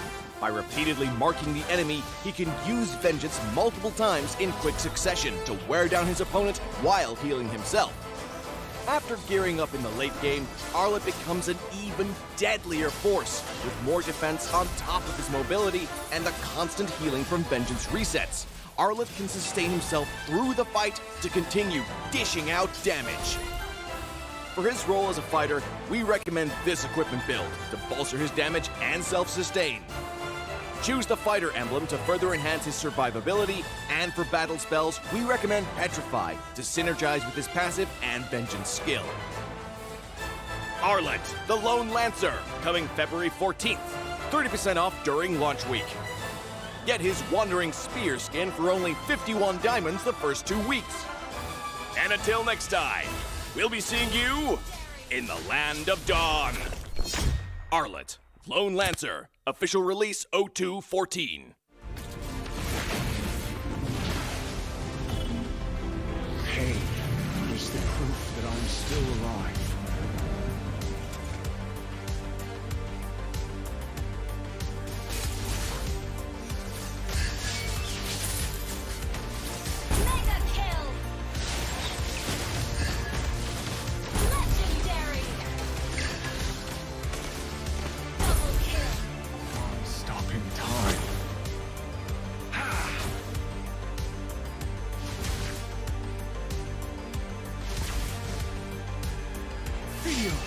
I feel. Feel what I feel.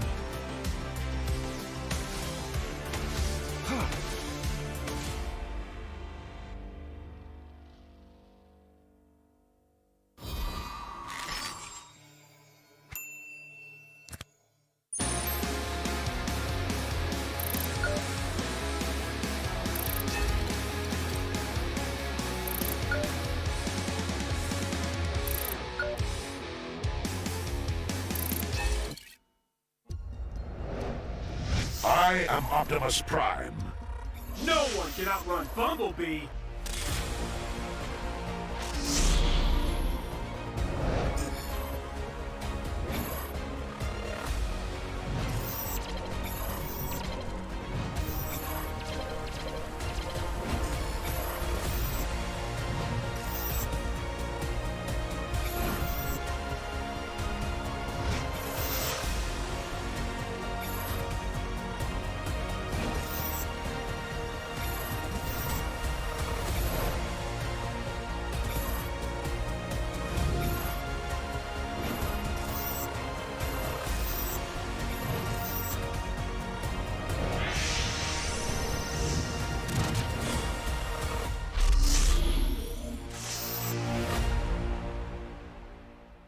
OSIM. What's up, everyone? Welcome to the latest episode of Hero Spotlight, featuring Arlette, the Lone Lancer. Arlette is a highly mobile fighter that weaves through battle like a vengeful wraith. Hero skills. First skill, Dauntless Strike. Arlette slams down his spear, dealing physical damage. Closer targets will be stunned momentarily, while those further away will be stunned for the full duration. Second skill, Vengeance. Arlette charges at a target with his spear, dealing physical damage. If the target is marked by Demon Gaze, this skill is guaranteed to crit and reset its cooldown. It will also restore Arlette's HP. Ultimate Final Slash. Arlette performs a wide, sweeping attack, dealing physical damage to targets and displacing them to the end of the swing. Passive skill, Demon Gaze. Arlette's demonic eyes will periodically mark a nearby enemy hero. Demon Gaze will also mark enemy units near Arlette that are affected by control effects from any source. Pro tips. Dauntless Strike is best used from a short distance, positioned to catch enemies at the end of the AoE for the full stun effect. Vengeance is Arlette's primary source of damage and sustain. If an enemy is just out of reach, stun minions and use Vengeance to leapfrog and quickly cover the gap. When low on HP, Arlette can mark a group of minions with his stun and chain cast Vengeance to quickly recover. Final Slash is a powerful displacement ability that can push enemies out of position for picks or unleashed at the perfect moment to catch the entire team. Combo tips. During the laning phase, wait for your passive to mark the enemy hero. Then strike them with Vengeance, followed by Dauntless Strike to stun and reapply the mark. Use Vengeance again and weave in a basic attack before finishing with another Vengeance. When going into a team fight, look for opportunities to use Vengeance on marked enemies. Use Final Slash to mark and group up enemies and tear into them with skill resets. Use Dauntless Strike to stun low enemies and finish them off with Vengeance.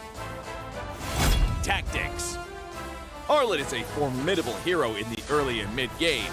By repeatedly marking the enemy, he can use Vengeance multiple times in quick succession to wear down his opponent while healing himself. After gearing up in the late game, Arlette becomes an even deadlier force, with more defense on top of his mobility and the constant healing from Vengeance resets.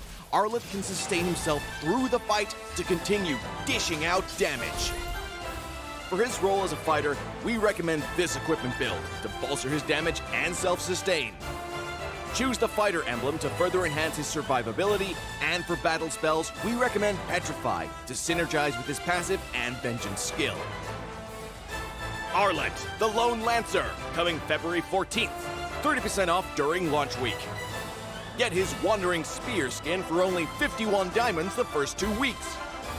And until next time, we'll be seeing you in the Land of Dawn. Arlette, Lone Lancer, official release 0214. Pain is the proof that I'm still alive.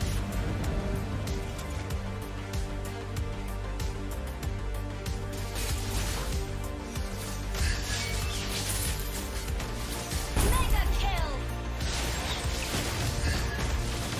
Legendary! Double kill! I'm stopping time.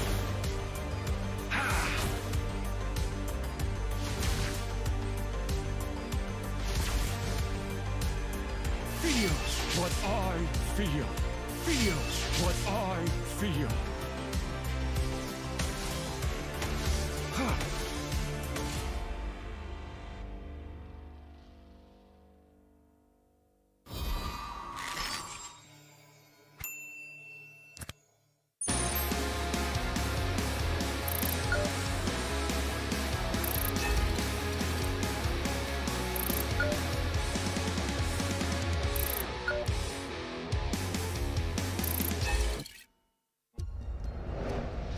I am Optimus Prime. No one can outrun Bumblebee.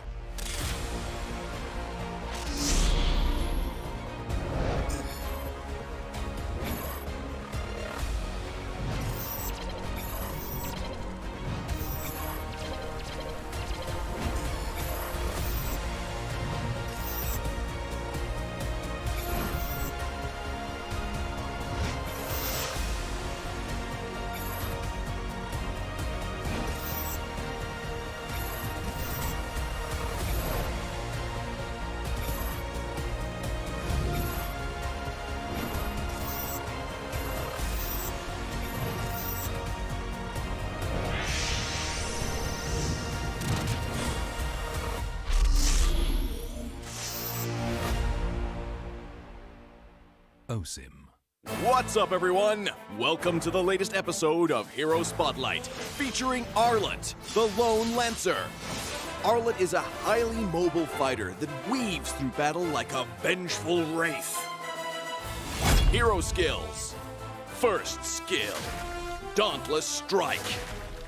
Arlette slams down his spear, dealing physical damage. Closer targets will be stunned momentarily, while those further away will be stunned for the full duration. Second skill, Vengeance. Arlette charges at a target with his spear, dealing physical damage.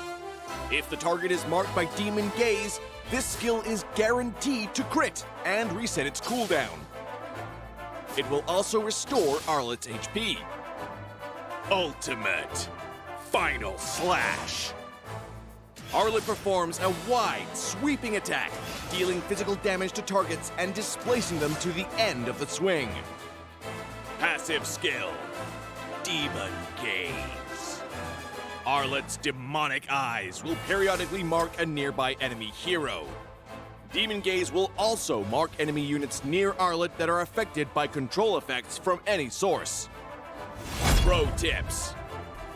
Dauntless Strike is best used from a short distance, positioned to catch enemies at the end of the AoE for the full stun effect. Vengeance is Arlette's primary source of damage and sustain. If an enemy is just out of reach, stun minions and use Vengeance to leapfrog and quickly cover the gap. When low on HP, Arlette can mark a group of minions with his stun and chain cast Vengeance to quickly recover. Final Slash is a powerful displacement ability that can push enemies out of position for picks or unleashed at the perfect moment to catch the entire team. Combo tips. During the laning phase, wait for your passive to mark the enemy hero. Then strike them with Vengeance, followed by Dauntless Strike to stun and reapply the mark.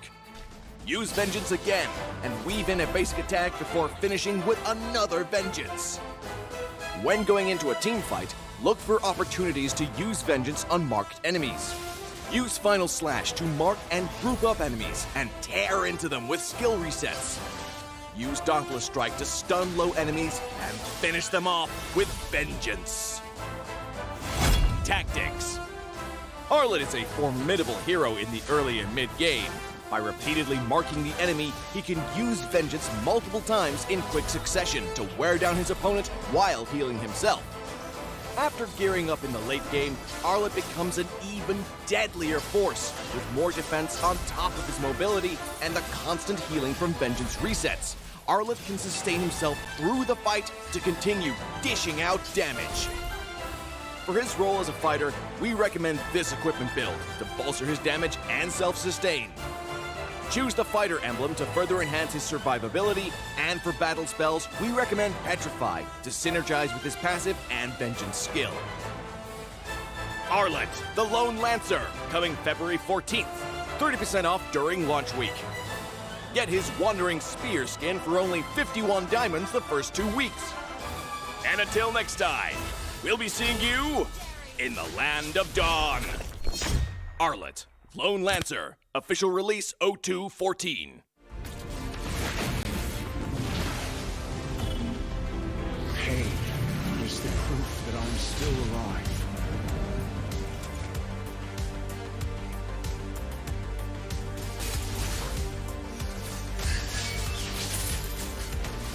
Mega kill. Legendary. Double kill. Stopping time.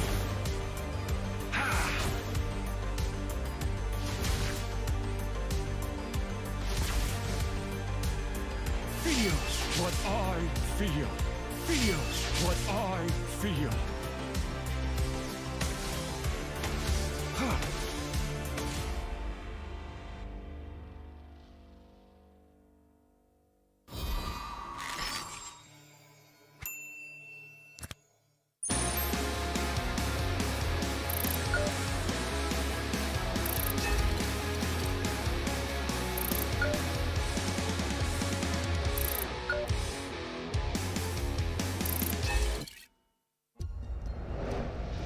I am Optimus Prime.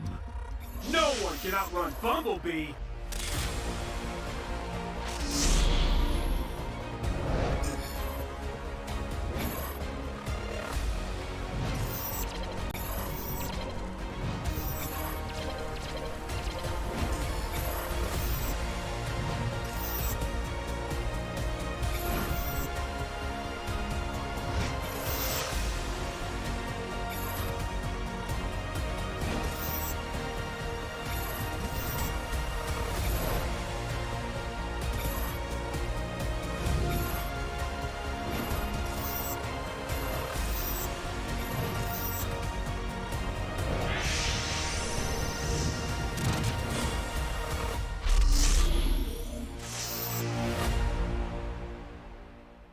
Osim.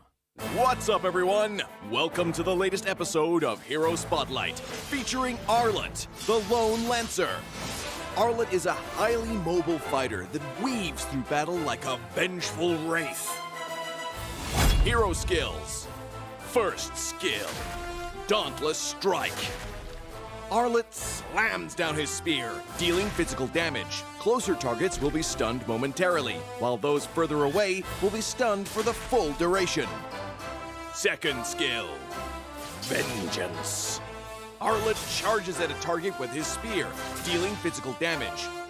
If the target is marked by Demon Gaze, this skill is guaranteed to crit and reset its cooldown. It will also restore Arlette's HP. Ultimate Final Slash. Arlette performs a wide, sweeping attack, dealing physical damage to targets and displacing them to the end of the swing.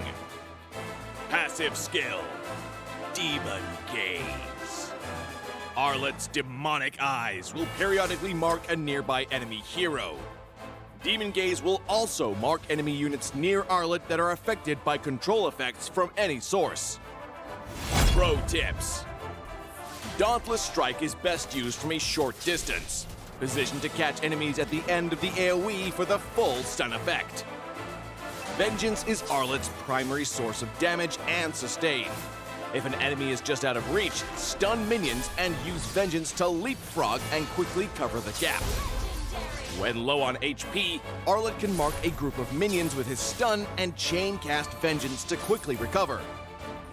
Final Slash is a powerful displacement ability that can push enemies out of position for picks or unleashed at the perfect moment to catch the entire team. Combo tips. During the lading phase, wait for your passive to mark the enemy hero. Then strike them with Vengeance, followed by Dauntless Strike to stun and reapply the mark. Use Vengeance again, and weave in a basic attack before finishing with another Vengeance. When going into a team fight, look for opportunities to use Vengeance on marked enemies. Use Final Slash to mark and group up enemies and tear into them with skill resets. Use Dauntless Strike to stun low enemies and finish them off with Vengeance. Tactics. Arlette is a formidable hero in the early and mid-game. By repeatedly marking the enemy, he can use Vengeance multiple times in quick succession to wear down his opponent while healing himself. After gearing up in the late game, Arlette becomes an even deadlier force, with more defense on top of his mobility and the constant healing from Vengeance resets. Arlette can sustain himself through the fight to continue dishing out damage.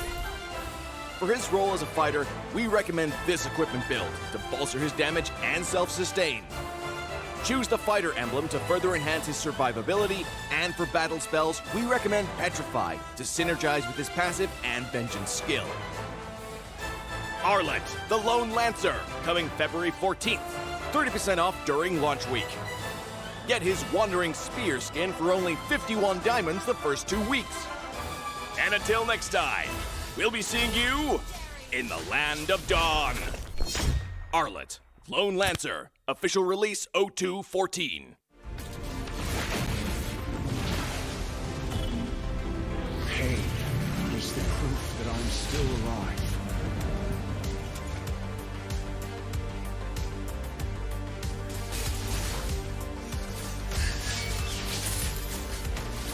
Mega kill! Legendary! Double kill! Stopping time.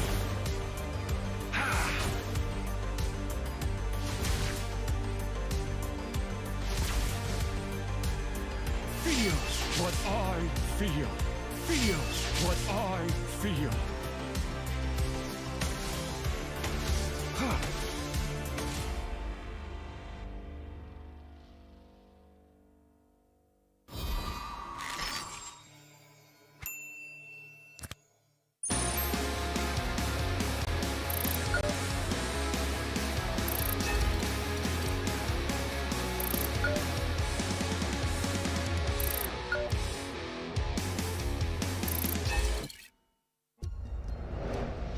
I am Optimus Prime. No one can outrun Bumblebee.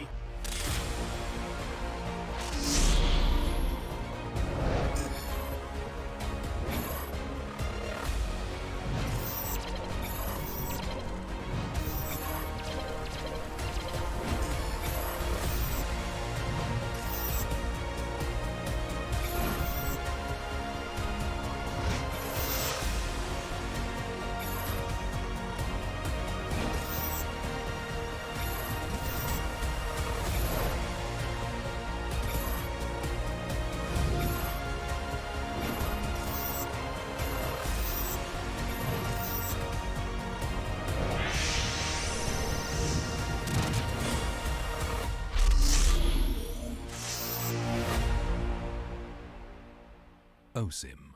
What's up, everyone? Welcome to the latest episode of Hero Spotlight, featuring Arlette, the Lone Lancer. Arlette is a highly mobile fighter that weaves through battle like a vengeful wraith. Hero skills. First skill, Dauntless Strike. Arlette slams down his spear, dealing physical damage. Closer targets will be stunned momentarily, while those further away will be stunned for the full duration. Second skill, Vengeance. Arlette charges at a target with his spear, dealing physical damage. If the target is marked by Demon Gaze, this skill is guaranteed to crit and reset its cooldown. It will also restore Arlette's HP. Ultimate. Final slash. Arlette performs a wide, sweeping attack, dealing physical damage to targets and displacing them to the end of the swing. Passive skill. Demon Gaze. Arlette's demonic eyes will periodically mark a nearby enemy hero. Demon Gaze will also mark enemy units near Arlette that are affected by control effects from any source. Pro tips. Dauntless Strike is best used from a short distance, positioned to catch enemies at the end of the AoE for the full stun effect. Vengeance is Arlette's primary source of damage and sustain. If an enemy is just out of reach, stun minions and use Vengeance to leapfrog and quickly cover the gap. When low on HP, Arlette can mark a group of minions with his stun and chain cast Vengeance to quickly recover. Final Slash is a powerful displacement ability that can push enemies out of position for picks or unleashed at the perfect moment to catch the entire team. Combo tips. During the laning phase, wait for your passive to mark the enemy hero. Then strike them with Vengeance, followed by Dauntless Strike to stun and reapply the mark. Use Vengeance again and weave in a basic attack before finishing with another Vengeance. When going into a team fight, look for opportunities to use Vengeance on marked enemies. Use Final Slash to mark and group up enemies and tear into them with skill resets. Use Dauntless Strike to stun low enemies and finish them off with Vengeance. Tactics. Arlette is a formidable hero in the early and mid-game. By repeatedly marking the enemy, he can use Vengeance multiple times in quick succession to wear down his opponent while healing himself. After gearing up in the late game, Arlette becomes an even deadlier force, with more defense on top of his mobility and the constant healing from Vengeance resets. Arlette can sustain himself through the fight to continue dishing out damage. For his role as a fighter, we recommend this equipment build to bolster his damage and self-sustain. Choose the fighter emblem to further enhance his survivability, and for battle spells, we recommend Petrify to synergize with his passive and Vengeance skill. Arlette, the Lone Lancer, coming February 14th.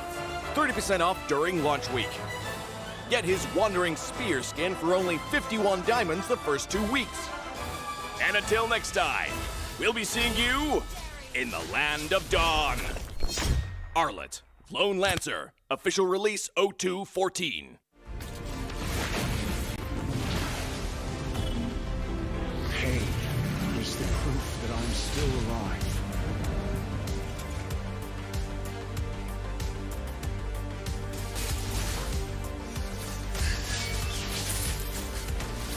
Mega kill. Legendary. Double kill. Stopping time.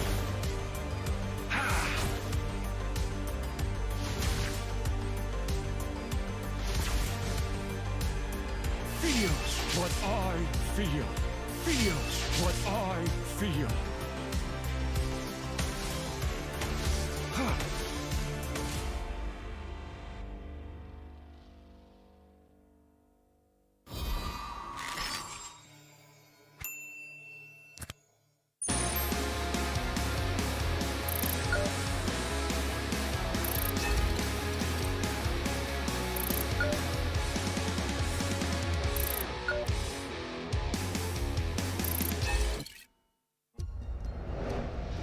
I am Optimus Prime. No one can outrun Bumblebee.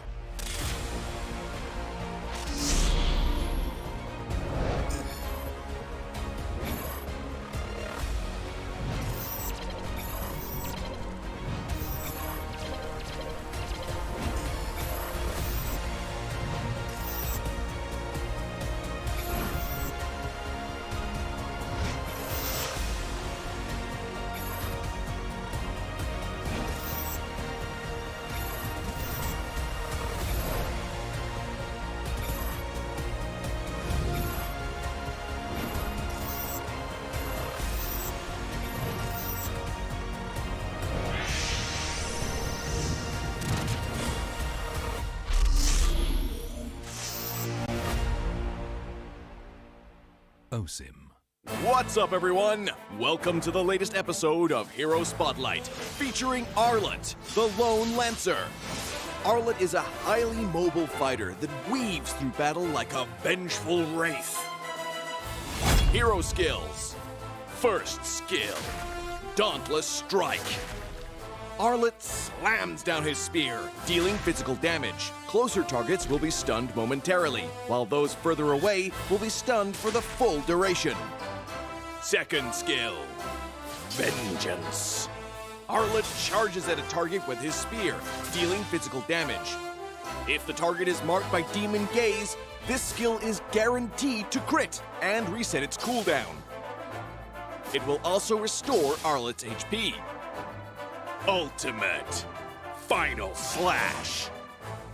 Arlette performs a wide, sweeping attack, dealing physical damage to targets and displacing them to the end of the swing.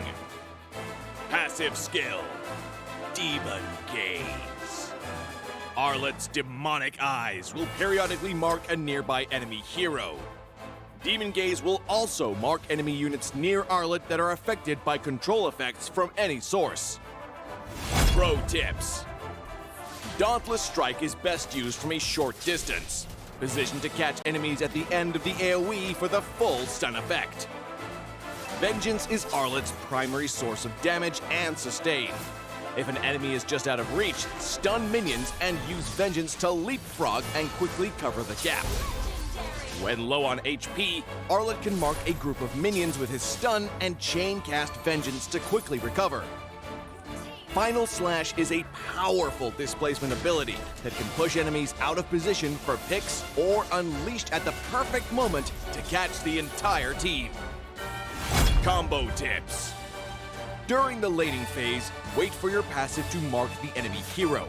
Then strike them with Vengeance, followed by Dauntless Strike to stun and reapply the mark. Use Vengeance again and weave in a basic attack before finishing with another Vengeance. When going into a team fight, look for opportunities to use Vengeance on marked enemies. Use Final Slash to mark and group up enemies and tear into them with skill resets. Use Dauntless Strike to stun low enemies and finish them off with Vengeance. Tactics. Arlette is a formidable hero in the early and mid-game. By repeatedly marking the enemy, he can use Vengeance multiple times in quick succession to wear down his opponent while healing himself. After gearing up in the late game, Arlette becomes an even deadlier force, with more defense on top of his mobility and the constant healing from Vengeance resets. Arlette can sustain himself through the fight to continue dishing out damage. For his role as a fighter, we recommend this equipment build to bolster his damage and self-sustain. Choose the fighter emblem to further enhance his survivability, and for battle spells, we recommend Petrify to synergize with his passive and Vengeance skill. Arlette, the Lone Lancer, coming February 14th. 30% off during launch week. Get his Wandering Spear skin for only 51 diamonds the first 2 weeks. and until next time, we'll be seeing you in the Land of Dawn. Arlette, Lone Lancer, official release 0214. Pain is the proof that I'm still alive.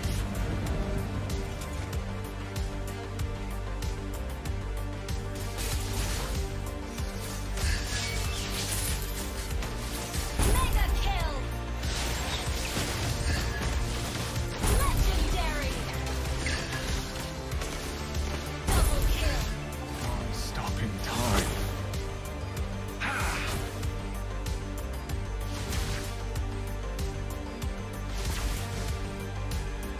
Feels what I feel.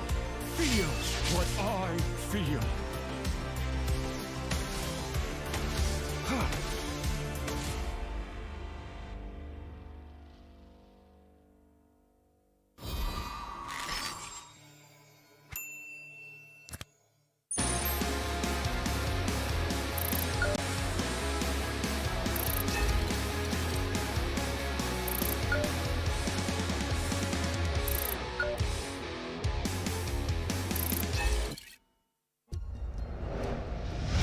I am Optimus Prime. No one can outrun Bumblebee.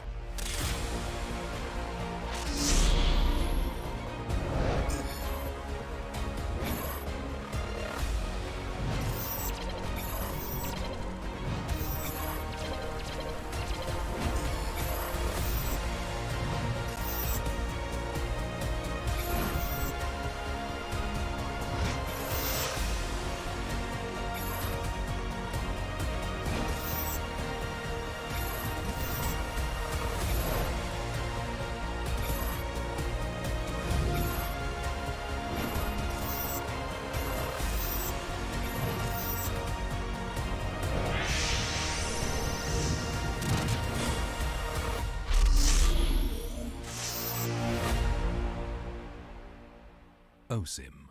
What's up, everyone? Welcome to the latest episode of Hero Spotlight, featuring Arlette, the Lone Lancer. Arlette is a highly mobile fighter that weaves through battle like a vengeful wraith. Hero skills.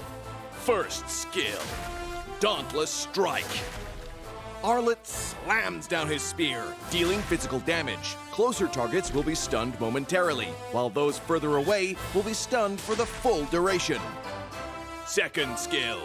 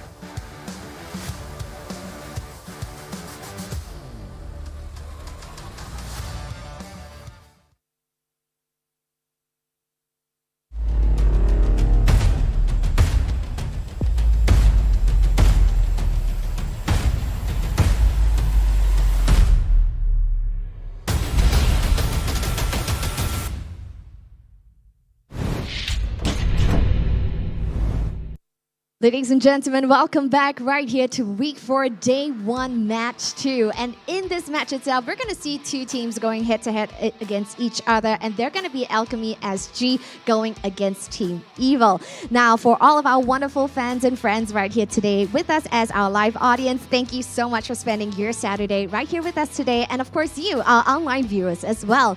Any videos that you clip online, such as YouTube, or any selfies that you take, remember to tag us at hashtag our pride, our passion, and remember to tag us at mpl.sg.official to show support for our boys.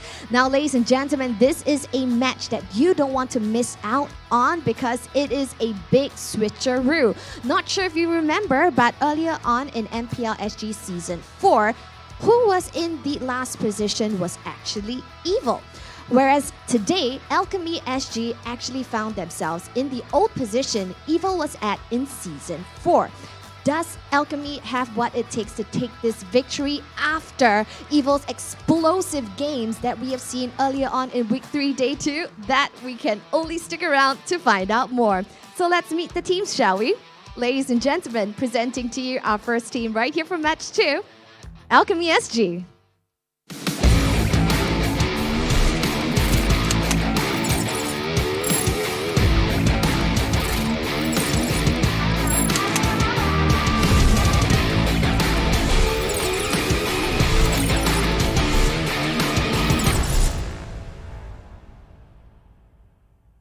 So yes, ladies and gentlemen, Alchemy SG is getting comfortable in their seats. And without further ado, presenting to you the teams that's going to go against Alchemy SG, Team Evil.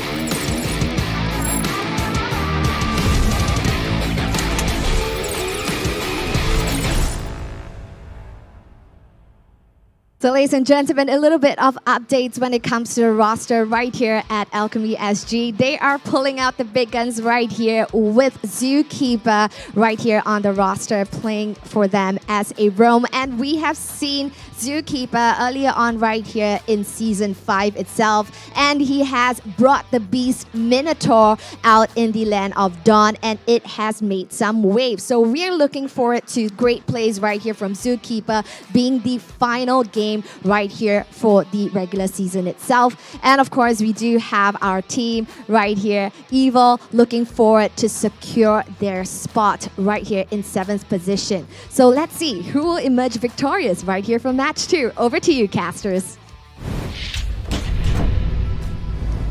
Thank you very much, Cheryl. Very well done in terms of the story building. It gives us a lot of things to talk about on the desk. My name is Jace. Joining me right here is Suki and Daddy Holler this time round. It feels like I'm casting with a pair of Asian parents this time. Okay, well, I feel like we need to start the cast then with a little judgment then. Okay. Okay, you know, put him in his place. I do have to say though, we are not married, just so people don't get the wrong idea. All right, okay, yeah, they're not. And why are you so ashamed? Why are you so ashamed? I'm not ashamed. I just don't want to be murdered by your wife. Like I am quite scared of. What wife? Huh? Wait. Okay, guys. All right, we gotta calm down. I'm sorry that we did a bit of a digression right there, but it's Alchemy SG going up against Evil this time round. These two teams, the bottom of the bracket of the schedule, or well, the ranking, right? How are they gonna climb back up? I think we'll start with Suki on Alchemy SG first. I mean, Alchemy, you know, they have been, I think, doing what they need to do as a first-time team, which is they are experimenting, right? They've tried a whole different slew of heroes. They've done the Minotaur, they've done the Natalia, even the Lunox mid. So that's going to be interesting for them. Meanwhile, I believe we're going to actually have a look first at the Evil lineup here. That's right. I think I'll just leave it to Holler, right? Since we're going to also splash out Evil's lineup here. Taking a look at the lineup, is anything that jumps out to you, Holler? Nothing that jumps out. I mean, Evil are the 7th place team, and there's a reason for that. They happen to be, you know, only 5 points. They're 1-5, so to speak, with their only win against Stellarc, right? It's going to be Coconut, Melon, Twist, Powerful, Carrot. We know all of these guys. We know that they can play. They have the potential for the upset. I'm excited to see what they can do in the playoffs and moving forward. And going into today, actually, you know, if they win out 2-0 against Alchemy, they actually have a chance to maybe even springboard Stellarc. Yeah, I agree. Like, Evil has came back. Yeah. Especially in the last week, right? I also mentioned that, Palvo has already taken out his exercise book. If you guys don't know what it is like the typical exercise book that we used to buy when we were in primary school at the school canteen, that sort of idea. Yeah, that exact particular book, and it changed the game. There were a lot more communication, there were a lot more, into the planning. Now, Alchemy SG, these are the newcomers in Season 5. They're going up against the qualifying team from Season 3. Yeah, and so for Alchemy, we have Exalt, Jet, Husky, Icon, and Zookeeper, who will be playing the roam. They have been switching up between Zookeeper and Ashiru for the roam, and I believe Zookeeper is the one who's been playing the Minotaur, the Natalia, so he's the one that pulls out, I think, the interesting picks, right? And this is something that I think Alchemy need to do as a new team. They need to figure out what is going to work for them, and perhaps deal with ways of, how to handle the powerhouses that they're going to meet at MPL. Yep, that's correct. We're going to go and take a look at the keys to victory. I believe we'll be looking at from the evil side first, right? Like, what are they gotta have to look out for in order to secure 2-0? Okay, well, Evil need to keep the explosive early game momentum going. They have a great one. They need to continue on. Make sure that they kind of strangle their opponent out. Give time for Coconut to bear fruit. Our screenwriters is having a lot of fun on this. I love it. I love it. That's great. We're going to keep that one on. And that should be out throughout the entire... That should always be their key to victory, for the record. Follow up upon Carrot's engagements. The guy's an initiator. He knows when to choose the targets. But sometimes there have been team fights where, the rest of the team isn't backing him up, right? Correct. He's kind of been going in solo. Correct. I like this line especially, right? Not because it's funny, but it's also true. Because Coconut is this late game marksman that needs time to grow. You need to grow through a sprout, go to a tree. You have to become a flower first before you go becoming a fruit. Sorry, I'm teaching biology to the kids out there. Sure. But we're going to take a look at the other side, right? On the other side are the keys to victory for Alchemy SG. So we look at Alchemy as, the draft has always been something very interesting for Alchemy. And I think Alchemy, they have to be prepared. Evil always has a very strong early game, and they really need to shut down powerful. So the thing about Alchemy that we've noticed is that they actually do okay in the early game, right? They actually do pretty well in general, and then they sort of lose a bit of cohesion, a little bit of team fight as the game goes on. Whereas for Evil, they have always had a very strong early game. So the thing is for Alchemy, whether they can meet, I think, that aggression of Evil and I guess turn it into a snowball, because both these teams are very explosive. They always choose very strong early game lineups, and that's where they both shine. Yeah, and maybe this is where Zookeeper's leadership come into play. This time around, they're putting the coach on the player seat this time. Holler, what do you feel about this one? I think it's, it's added relief. I think he adds a little bit of stability and something that the team really needs, right? Okay. We've seen the game changes. I think that they've stepped up their game, but I think at the same time, they kind of need to stick with what works. What got them into the qualifiers, build off of that. Don't worry so much about what the other teams are doing in the whole meta, but just stick to, again, your success and why you got here. Yep. We're going to go into and take a look at the player statistics right here. Evil, on the other hand, I think it's a very shaky regular season for them, but remember last week, I was talking about, well, basically the playoff buff coming early. Yeah, I mean, we were talking about how Evil, previous season, they did really well in the playoffs and then got third, right? So, this season, they just need to, I think, keep this momentum going. I feel like starting the season slow, looking at the stats, it's not, the best. It's not the most fantastic, right? But when we go into the playoffs, it feels like the regular season has just been a trial run for Evil most of the time. So whether they can, build off of the momentum and then moving into the playoffs, they can keep that momentum. Yeah, speaking about experimental, right? Don't forget, Alchemy SG being first time in MPL Singapore Season 5. Experimental, Holler? Yeah, I would say so. I think that now is the time to experiment, right? You have the regular season, you're not losing anything, right? It's pretty much all the marbles are not in, so to speak, to play this game. I mean, that's where the playoffs come in, right? Making sure that you're in that situation. But until we get there, I don't know.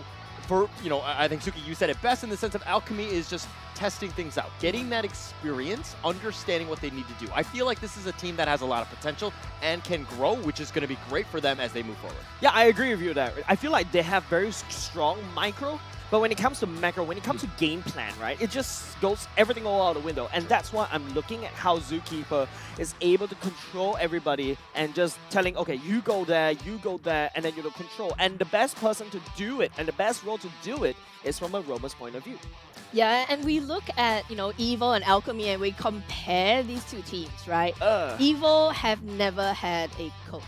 Yeah. They have powerful as the 3-in-1 coffee, I think is what they were talking about. I like that. Right? One. And then the now, evil coffee. Yeah, the evil coffee. And then Alchemy now coming in with Zookeeper, who was, I believe, the previous coach for Revival. That's correct. Last season. So, I mean, both teams, I think, EVIL has a lot to prove, but Alchemy has a lot of room to grow. That's right. So let's take a look at the caster's prediction, right? What is the desk feeling about it? Of course, if you guys don't want spoilers, you can always go to Instagram. We're very active right there. But, of course, full-fledged EVIL right here. Holler. What do you think? Okay. Let's be honest. This is the thing where I want to see Alchemy win, right? I do. Okay. It's just that they haven't yet kind of gone over that hump yet. Yep. They haven't got that first elusive win. And until they do, I'm going to kind of ride out with what my brain tells me. The logic says EVIL in this case. Yeah, I agree with you, right? The feeling is I want Alchemy SG to win, but the stats shows that EVIL should win. And this time with the exercise book buff, with the playoff buff coming earlier, man, EVIL is looking strong in the later parts of the regular season. I mean, Alchemy has come out with surprise, not match wins, but game wins, right? With their draft. So we have talked about how the draft is one of their keys to victory, but is it really going to be something that you can rely on against a team like EVIL who have really hit their stride, right? Yep. They struggled a bit in the earlier couple of weeks of the season, and then they started to, I guess, really gain their footing. Yes. And recognize that, hey, even if we don't have JS, who did play for them and was in their last season, and now with Twist, who is mechanically just, oh my goodness, he's amazing as an ADX later. I echo that, right, Suki? It's just so crazy. I don't know where EVIL gets all these people. And remember when Simon was, left EVIL, Melon came in, fit the role perfectly. And when JS decides to go become a doctor, hey, Twist came in, fit the role perfectly. And EVIL just doesn't feel like there's any difference. It all boils down to the fact that they trust each other. And from what I heard in week 3, the last particular day, there's a lot more communication, and I really hope that they've got this going for them. Now, we're going to go into the game number 1 draft. EVIL going up against Alchemy. EVIL first picking for now. It's very interesting that even with the first pick, they banned that Arlette. I think we noticed that on Twist, they tend to prioritize the Arlette pick for him. So this is a slight change of, I think, programming coming from EVIL here. So we'll have to see how that works. I'm really not certain about... I am the power of light incarnate. Kaja ban from EVIL? I guess maybe they're scared of Zookeeper taking that out, but I feel like Zookeeper has played, he's played the Lolita, the Kufra, and Natalia, Kufra, and Minotaur are what Zookeeper has played. Kaja isn't necessarily something that you see them first ban, I think. Yeah, but the Kaja still has a lot of play, right? It's the number 7 most picked in MPL SG Season 5, so it does have a lot of play. But I think the Faramis here, that one's... You are facing a cluster! Is banning here, also very hotly contested, definitely has a huge win rate of 76%. I think that number is going to increase with the games earlier today. But, Alchemy is the type where it seems like they're trying to kill a lot of or ban out, a lot of the more team fight oriented, control, sustain type of heroes. So maybe they have something in mind of what they want to do as they get into the next ban here. Yeah, I find it very funny when you look at banning phases, right? Because it really shows what I think both teams are worried about. So if you look on the side of EVIL, they obviously don't want to go for the Alec pick. I suspect that they want to prioritize powerful. So perhaps aiming for your team is very powerful, that head start in the jungle.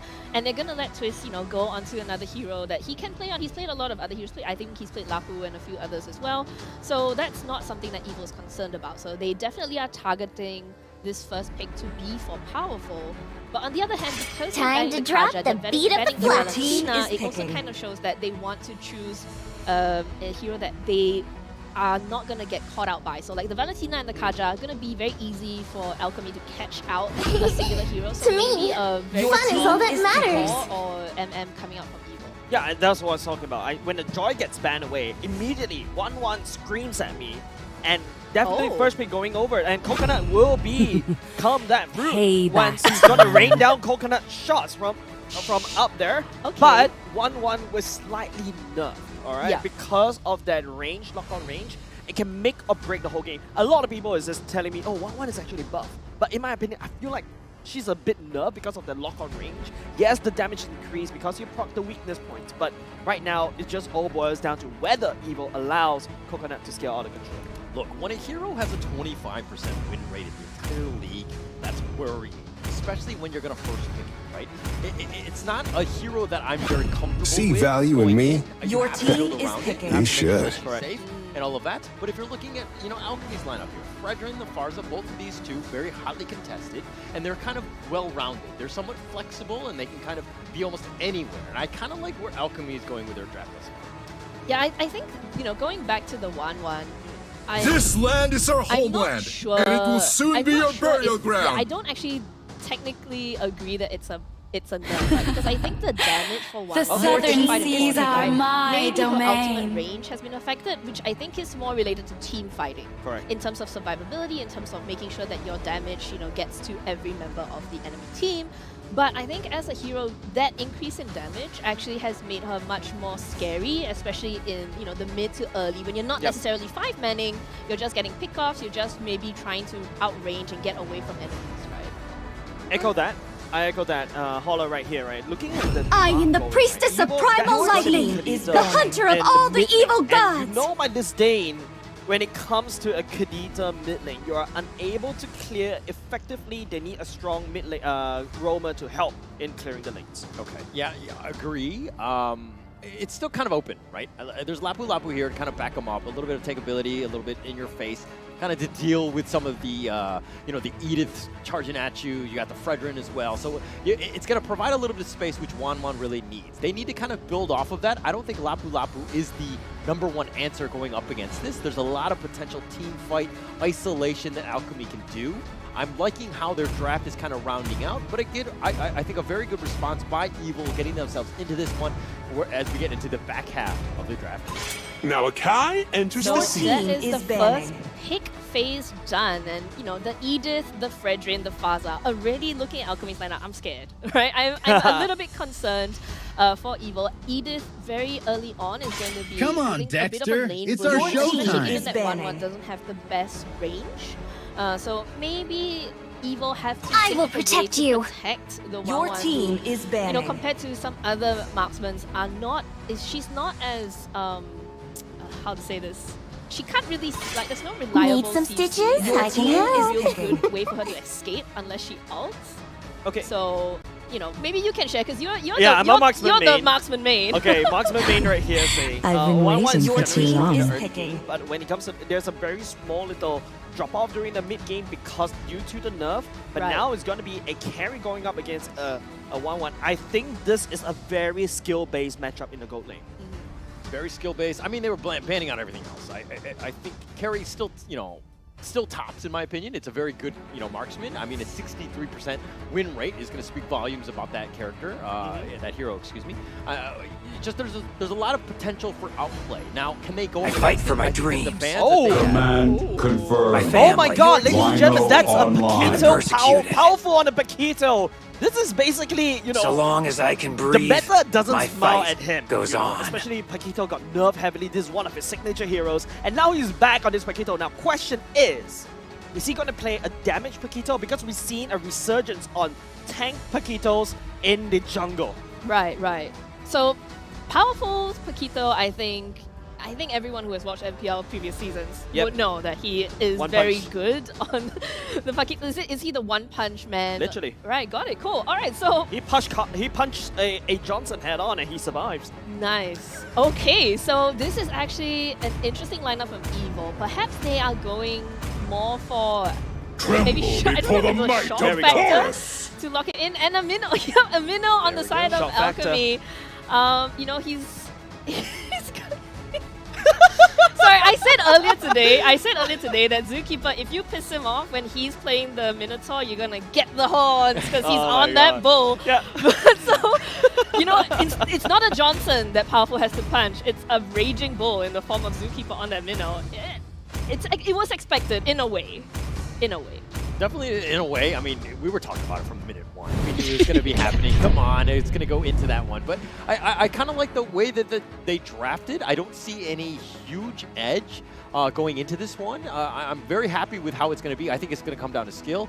Who really wants it, right? I think even though we're in the last day of the regular season and there's going to be a very difficult situation for any of these teams to kind of move up, but I think that this is a big one in terms of getting that experience going into the playoffs. Reaches the battlefield. That's it, ladies and gentlemen. On to game number 1 we go. This is the battle of technically the qualifiers, right? EVO qualified through Season 3. Season 5, it's Alchemy qualifying in, but a lot of eyes are on Alchemy SG. We hyped them up in the earlier parts of the regular season. We thought they are a menace because they're so strong in the micro. Their names spell fear in the community level, but this is MPL, and unfortunately, they have a lot more to prove. Yeah, meanwhile, EVO, they have proven that they can actually go the distance even when starting from a situation where maybe not the best from the last season's playoff, but they are going to be going up here against Alchemy. I do think that EVO, has a bit of a more interesting game plan. I think for Alchemy, it's just kind of like, we're going to face you with 3 tanky frontliners, and you're just going to have to deal with it, right? Whereas EVO, it's a bit more difficult. They need to have a slightly better positioning. You know, Paquito not being the strongest means that he's going to have to be a bit more careful when he initiates as well. So this is something that EVO, I think they're trying it out, right? This is something that is... Ooh, wow, that's a lot of damage from Exalt already. Yeah, that's surprising. Remember, we wanted Coconut to slowly farm up, but he's actually doing a lot of damage, and this is where, you know, the patch, arguably a buff going in for Coconut, if you are Coconut's perspective, right? Doing a lot of damage against Exalt. This is something very new from Coconut, and I'm very impressed. Yeah, and I think the Minnow pick for the roam doesn't actually give Exalt a lot of kill pressure. So this is going to be something that might be difficult for Alchemy in the early stages, at least until Minnow gets her ultimate up. Wait, hold on a second. I thought it was a pick, but hold on a second. Speaking of pick, Zookeeper will go down with a punch from Powerful. That was a very good catch coming from them. We can see already the start of the Powerful combo between Carrot and Powerful on that. All right, a lot of, not say dinner bells, a lot of sirens blaring in my brain right now. First of all, Carrot is a Kadita roam, but before I can finish it, Melon goes down. That's also the main mid lane that doesn't really have ultimate going in. Powerful going in for the backline. Icon will get punched all the way down. The stun will not be able to connect. It is Alchemy taking one person from EVO.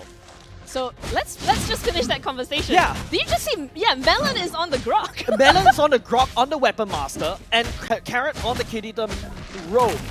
And with the roam item. So this is not a mage, a Kadita mage. They're funneling it. They need to funnel it into Melon, and Melon's gonna do a lot of damage. This is surprising draft coming out from EVO. No, this is fun, right? This is interesting because we were saying both these teams, they are at the bottom of the table. Realistically, there isn't much that they can do to get into the upper brackets. But this is some place where they can test. Yeah, they can test what they want to do, their playstyles. And a mid lane Grok with Weapon Master is not something you get to see every day. Yeah, at least the Grok is able to, you know, rotate even faster, right? You look at its wave clear, already cleared out, and now EVO and Alchemy will meet for the total fight. It's only been Twist coming in for the flank. Will be able to stun it out. Melon does have ultimate, just ready to pull the trigger right here. Powerful just gonna jump in. Icon secures the turtle for now. Better extra going in. Powerful get knocked up in the air. Powerful will actually go down, even though he's the one that secured the turtle. Yeah, that was a very hopeful go in by Powerful. And yeah, so looking at these emblems right now, yeah, that Weapon Master on Grok is...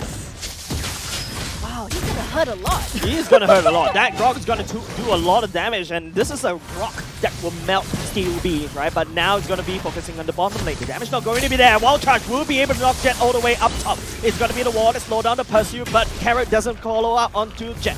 Alchemy right here, they will take some ultimates away from EVO. You know, the movement from Alchemy across the map right now, they are very good with their timings, right? Yep. They are going in, they are protecting their core players, they are making sure that they are, you know, moving as a unit. Whereas you look at EVO, you know, Powerful on that Paquito has been farming up his jungle, has been trying to keep up with Icon or against Icon, but unfortunately, like you were saying, Paquito right now a little bit nerfed compared to the Fredrin. Yeah, but hold on a second. Is Zookeeper coming in for the flank? Powerful will be pushing Zookeeper away. I don't know what to feel about this, Zuki. Like, I feel like we're still unable to tell who has the advantage. But if you want to say facts, right? Yes, Alchemy does have a slight gold lead, but it's a winnable gold lead, right? Yeah, and I feel like Alchemy, you know, we always talk about like why is the meta for tanky heroes? Why is it for survivability? And we can see it right now, right? Evil, you know, when they go in on Alchemy, they are not getting enough damage done. We saw the Kadita, we saw Melon as well on that Grok going in onto Jet, or not being able to take him down. Never mind, a wild shot from Melon. Yep, that's a powerful knockout punch as well. Jet will finally fall. Icon right here, Appraisal Rub will do a lot of damage, melts down Melon. Now Carrot coming in from the flank. Zookeeper is trying to hold down. Carrot will not pull the trigger to burst any of these tanks.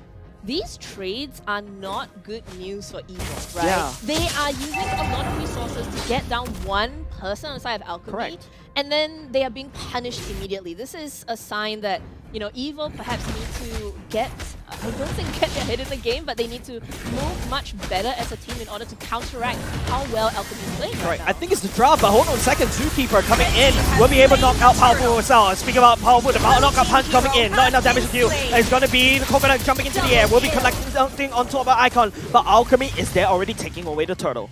Yeah, in the meantime, look at what Puski's doing. He's just pushing the top lane, and that is a very, very bad sign for Evil. So Evil, I think they need to sort of slow it down. Yep. And they need to start building up their own items here. Yep. Paquito going for tank. Molten Core as well. I think that's team going turret to has be a been Garden destroyed. Helm. Second item, Thunderbelt is definitely a must-have for the side of Powerful in order for this to pop off. You should be building towards the same as a tank a lot, right? But now, Evil, because of this unauthorized draft, they're getting punished by Alchemy. Yeah, this draft from Evil is something that, you know, I think they're trying it out, but at the same time, you know, it's not really working in the way, given the way that they are moving and they are not rotating at the right timings, Correct. I feel. Exile has already taken the Golden Staff already, and Icon already securing the Garden Helm. These are two power spike items for Alchemy. If Alchemy is already doing a lot of damage and also being so tanky already, they are even tankier and they're doing a little bit more damage. Now, Powerful jumping in. Zookeeper will try to knock him all the way up. Alchemy just trying to buy some time to take down the topside turret, but the wave clear is there. Yeah, Coconut was trying to bait them to come in onto him, but Alchemy not really taking the bait. We saw, I think, Exalt going in very conservatively, so not going for the kill, not being kill hungry. And this, I think, might be a change in Alchemy, because we've always seen them being a little bit tunnel vision, a little bit too aggressive. So they are backing up when they should, when they need to, and they are maintaining this lead. Yeah, the leadership coming up with Zookeeper is key for the side of Alchemy SG, right? Without Zookeeper on their ranks, it feels like they're just walking around without the game plan, but now it feels like Alchemy is working as a unit. Evil, on the other hand, it feels a little bit scattered, right? They're trying to do their own things, and the timing is a little bit off. Evil, on the other hand, they do have a small little turret bit has been of destroyed. late game insurance, right? With the 1-1, with the Kadita, should be able to burst down Exalt if he overextends. Jets goes into stationary mode and goes into Feather Asteroid. Yeah, we're going into this next turtle fight here. I mean, Evil got there first, but I don't think that this is a fight you want to take, right? Alchemy are so far ahead right now. Red team has it feels slain very the difficult turtle. for them to go in. And this assassin, I mean, not really assassin, but this Paquito needs to, I guess, assassinate more people if he can. He needs to one-punch more. I don't think this Paquito is able to one-punch at all. This Paquito is going in pure tank. So he's gonna one-punch a little bit more, maybe two-punch, but speaking about one-punch, that's Carrot knocking out, the Petrify coming in back in, but it's gonna be Alchemy that punishes Evil all the other way around. Jet will be able to land down the damage from afar. Carrot will be normal for now. Puski coming in, knocking out Twist at the same time, but Melon, where's the wild charge? It does connect, but Powerful coming in from the back line. Exalt will get punched away, but the front line of, the back line of Evil already get melted down by Puski, picking up a double kill. That was a dream setup coming from Carrot, and it didn't work. Everything worked very well with Evil, right? Suki, just run me through instant replay. Like, no, so here's the thing. This was at Twist coming in. Twist coming in, trying to do a 1v4 here. And Melon, Powerful are the only ones left. All their damage dealers are down, unfortunately. The Kadita is not there. You know, your 1-1 is not there. What can they do other than run away? And unfortunately, that was from the start, Kadita Carrot getting that 3-man Petrify, and it still was not enough. Yeah, Alchemy is actually quite far ahead, right? And I feel like the Petrify connected onto the tank, not the main damage dealer. Yes, Exalt will push a little bit back, but the follow-up coming up from Powerful is there. I think the knockup from Melon doesn't connect because Exalt was so far behind, right? And Zookeeper really stalling Evil at its tracks. It's quite scary because as a Minotaur, you need to either save one of your CCs to stop him, or you need to take him down first. And that's not very viable for them right now. Powerful going in on 4 of them. Alchemy has caught him off guard. Riz coming in a bit late though. Carrot trying to do his balls, but they can't do anything. They're just sacrificing themselves. That wall basically trapped the escape mechanism from Evil. Alchemy will be able to allow to punish Evil right away. Melon cannot join the fight at all, and now Coconut gets caught in position. He doesn't have enough movement to catch up onto Exalt. He's 2 levels below Exalt. There's no way that he was going to get that onto that carry. And this is just... Man, I feel like it's one of those things right now where Evil have, you know, they've sacrificed one player. They sacrificed Powerful to the, you know, to the Alchemy players. And Alchemy God. And then it's like sunk cost fallacy, right? We have to go in, we have to get something. Yeah. We lost Powerful, we have to try to achieve something in this fight, but they're not getting it done. Yep, Alchemy right here working as a team, right? Yes, they are being trapped by Melon's wall, but they're just gonna go all ham, and there you go. It is, look at the items right here. Instead of going with the Thunderbelt, I think that's an Oracle that Powerful wants to build. Yes, with the buff on the first skill, you do have more shields, but now it's gonna be how Puski engages this. Melon goes into a bit of a gigantic form right here, will not be knocked out right now. Zookeeper looking and scouting around, but it's gonna be Evil having to defend from this Lord.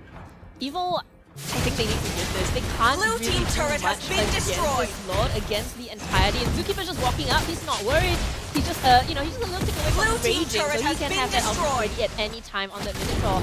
And, you know, Alchemy, they are playing this very, very patient. They are taking what they need. They are getting the map control away from Evil. Alright, Suki, this is a very tough position for Evil to defend with, right? Remember, we talked about AoE here, like we saw in the first series, right? Looking at Evil, they have draw. That's it. I mean, yeah, like I have to walk in front of everybody and get melted, and just to wave clear one wave and then walk back. Yeah, that's the problem with running that drop mid lane, right? Because you need, I mean, by this time you would expect the mid lane to have that power spike, to have the ability to at least burst down someone. If that Kadita had been a mid instead. Yeah, I feel like the kill score should be swapped in order for Evil to really pop off, right? And now Evil is the one that has to play defensively.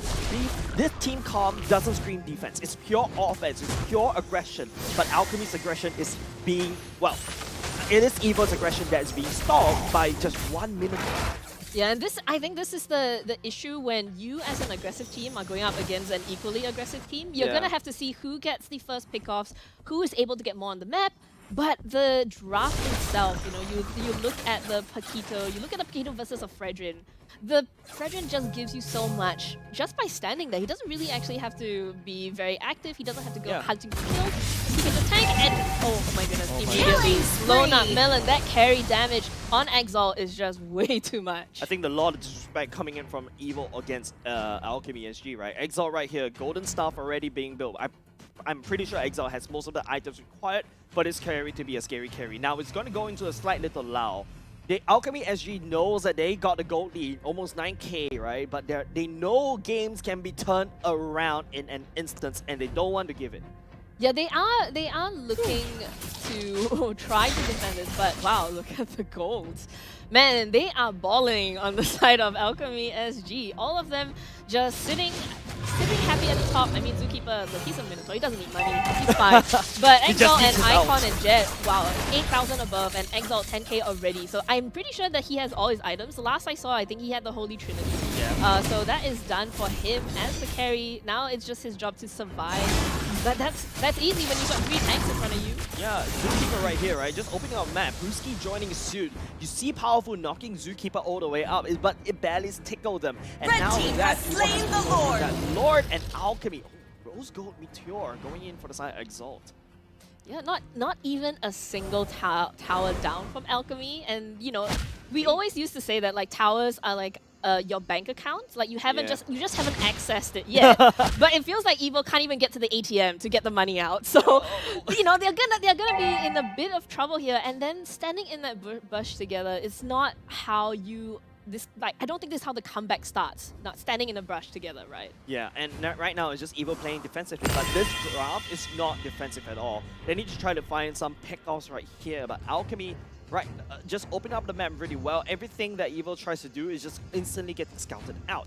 And it just led to... I see the creativity coming out from Evo, but don't forget, this Lord will charge, so Twist has to try to pull it away. And now it's going to be committing. The Lord will charge in half HP is the turret damage right now. And look at that damage coming out from Jet. That's a Holy Crystal infused Arsa. Coconut has to bounce away.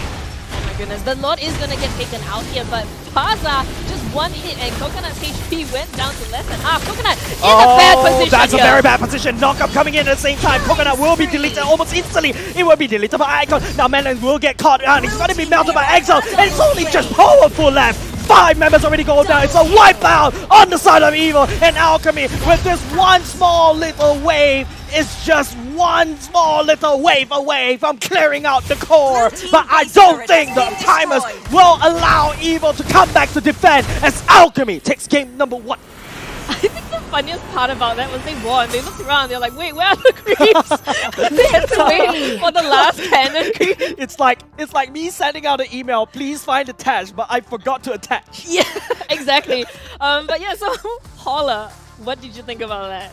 Where was this Alchemy throughout the entire league? Right? Who are these guys, and why are they showing up at the last regular day, just completely stomping it, owning it up, full map control, everything? They played aggressive. They were playing the perfect team fights. Just very well played by Alchemy. Yeah, and don't forget, Alchemy SG. There are no strangers to losing matches, right? Even after they got a game number 1.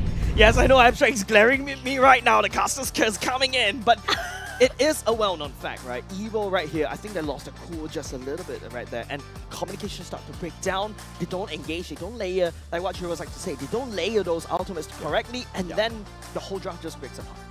I think the Kadita Grok swap is a bit strange, yes, right? Because you want to get the Kadita ahead so that she can blow up an enemy early on, right? We talk about her as being a bushwhacker, right? Just being there, she's gonna blow up she's gonna blow up Jet, she's gonna blow up Exalt on that carry, but that wasn't what happened at all. And unfortunately, Alchemy, fortunately for Alchemy, they managed to get the lead and take the win. I mean, okay, let's look at this draft here. I mean, it was the 3-tank, just create a whole bunch of space for Exalt to just pop off. And he did pop off with a 509 KDA. That's exactly what you want to do. Again, it comes back to they were not able to prioritize. Evil, that is. They were not able to find Exalt, lock him down, secure to that, like the rest of the team would struggle with damage. But they were able to do that. They were not able to do that, and that's why Alchemy won almost every single team fight. That's the damage got going in, right? Blade of Hephaestus, even the Malefic Roar. But at the end of the day, the damage doesn't connect.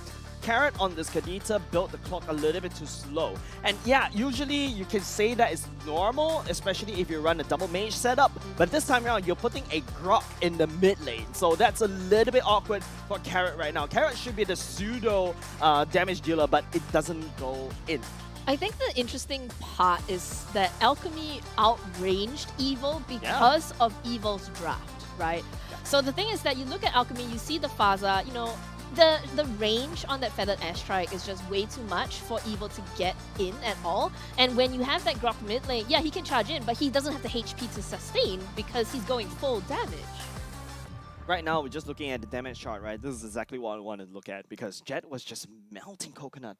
Right, it just makes it like walking into a minefield, right? The 1-1 needs to go in, prop all the weakness point, but one boop from the Farsa out, that's it. You have to bounce out. At the end, we saw Twist actually going up against Jet 1v1, and Jet just blew up the Lapu Lapu. You don't get to see that every day. I felt a little bit good when watching that, though, to be honest. It was one of the situations where, I mean, every single one-on-one fight, it seemed like Alchemy had that advantage. They were able to just control the team fight, just make it very difficult for them to get anything going.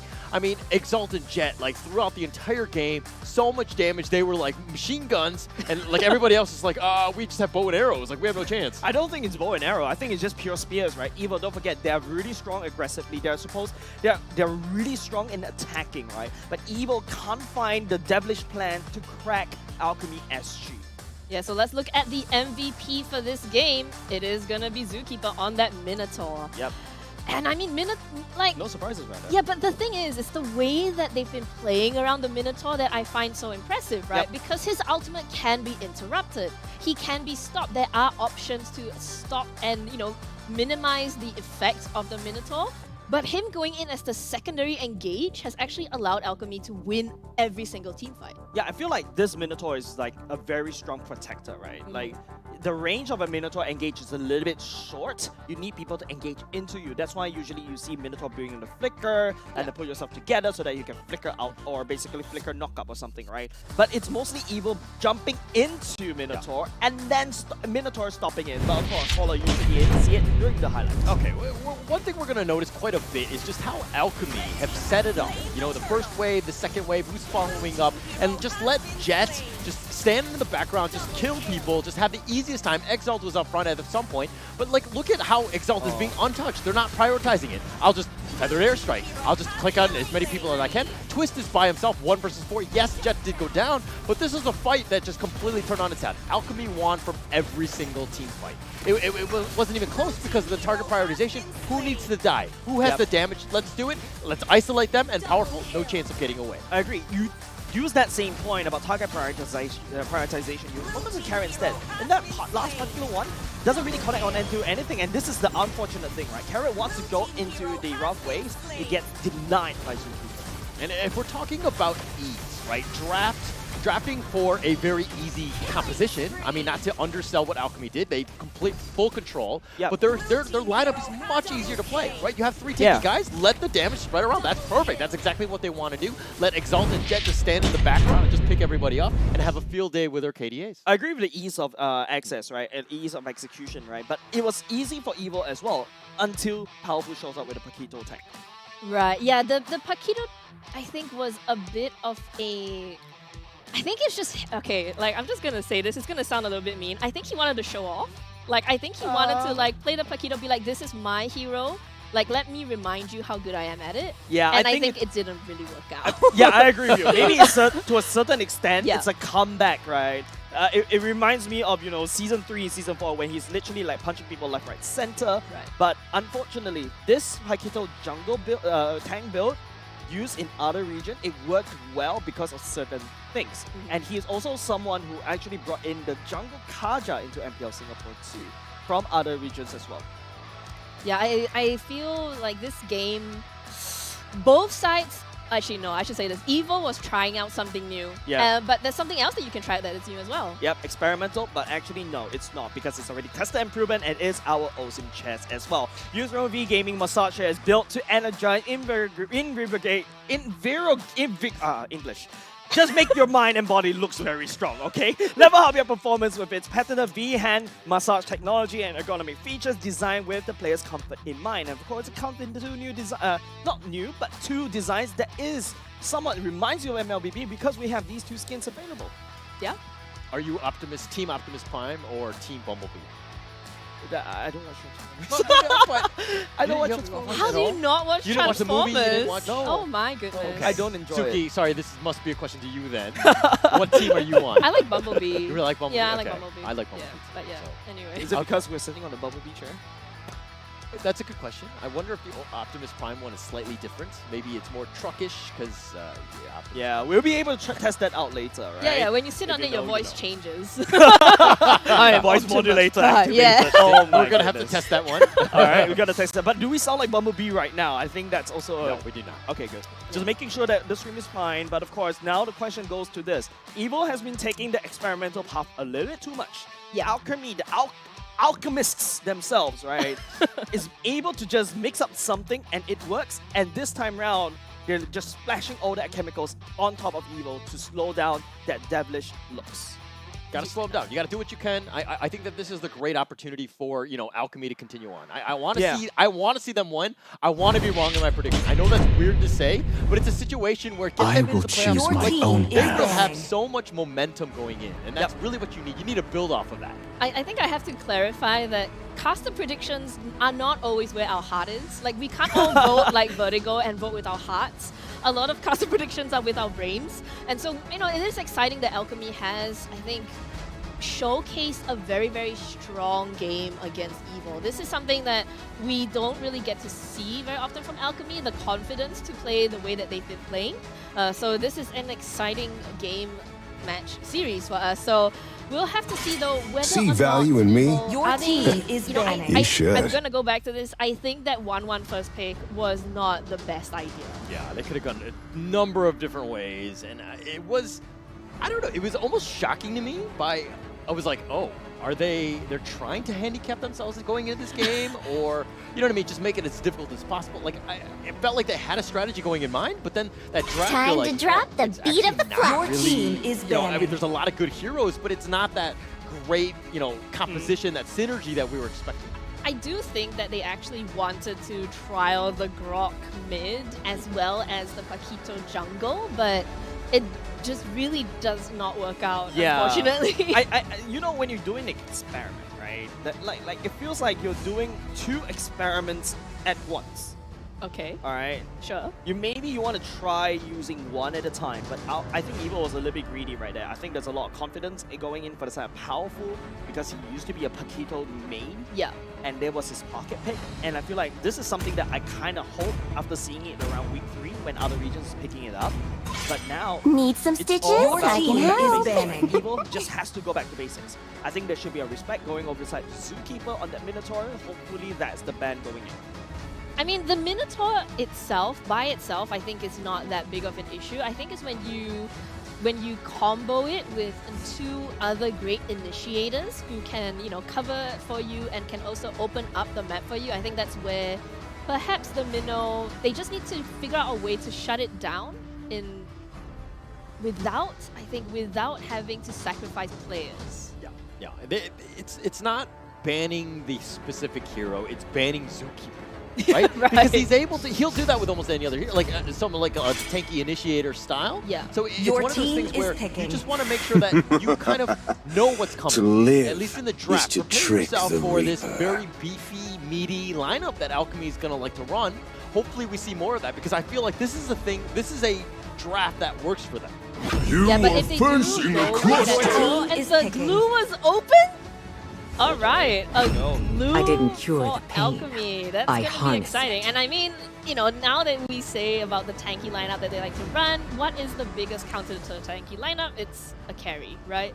You think that a carry would be able to go through, like chunk through Alchemy if they decide to go the same way, but already with the glue, I think Alchemy are sitting To pretty at the me, start your of team is all that matters. Not again. This is another one loss going the way of Evil. I'll show myself out. It's all right, Dad. You're fine. Okay. At the very least, allow me, right? The 1-1 first pick, always very easy. As a multi-man player myself, as a 1-1 connoisseur myself, right? Connoisseur. Like Mirko. You don't first pick a 1-1 blind pick. Right. You want, because there's always these warriors that could easily counter you out. And that's the reason why I think Evil's draft game number 1 was very risky. But now, at least this time, you see the glue on the other side. And definitely Pulski is quite strong and they glue. And Coconut is like, okay, I've been waiting for too long. Exalt, on the other hand, will pick up the carry. Yeah, I Kindness don't know is if the I agree surest with what path he was to doing, but ruination. He has said, the unfortunate thing is that they are already at the bottom of the standings, right? So this is their last chance to try something new before playoffs. Correct. I really hope Alchemy SG gets at least one series win. I do hope so. Yeah. No, it would be, it's a lot of momentum going in, right? Just because if you're in the playoffs, it's like, oh yeah, we've actually never beat anyone. I mean, that is so discouraging going into that. Right? Getting into that situation. I hope will finish off what was left they chose undone. from game 1. If it ain't broke, why fix it, right? So I think that that's great. Now, how do Evil respond they know that a whole bunch of meat is going to come after them. You know, there being a whole bunch of vegetarians on Evil's side. What are you going to do? It's a recipe for a Your fruit team salad, is if I remember one of the content created by RSG. But okay, it's going to be a Yuzhong pick. Is it going in? Yeah, that's a Yuzhong pick by Twist and immediately banning away Minotaur. Yeah, the Minnow ban is definitely, I guess, you know, it's warranted. Where but is at the my same time, target? the way Team is Alchemy banning. opened up their Wow. draft, I don't know if they really... What? Okay, no, because yeah, he has taken Natalia. So they don't want that invisible presence just to annoy them. And on the side of Alchemy, they are all smiles. I think they are like, oh, Zookeeper, you have traumatized enough people with your Minnow Natalia shenanigans. Like, just get away from me, you know? I love it. I love it. I mean, it's respect. It's one of those things where now you're playing into Alchemy's hands, right? You're like, oh, you're banning out Minnow? Like, how many bans did we see? And it's very specific to Zookeeper on this one. So well done, sir. Making a name for yourself, making them respect you. Now, how do you counter? What is the next pick and the alternative with that Minnow ban?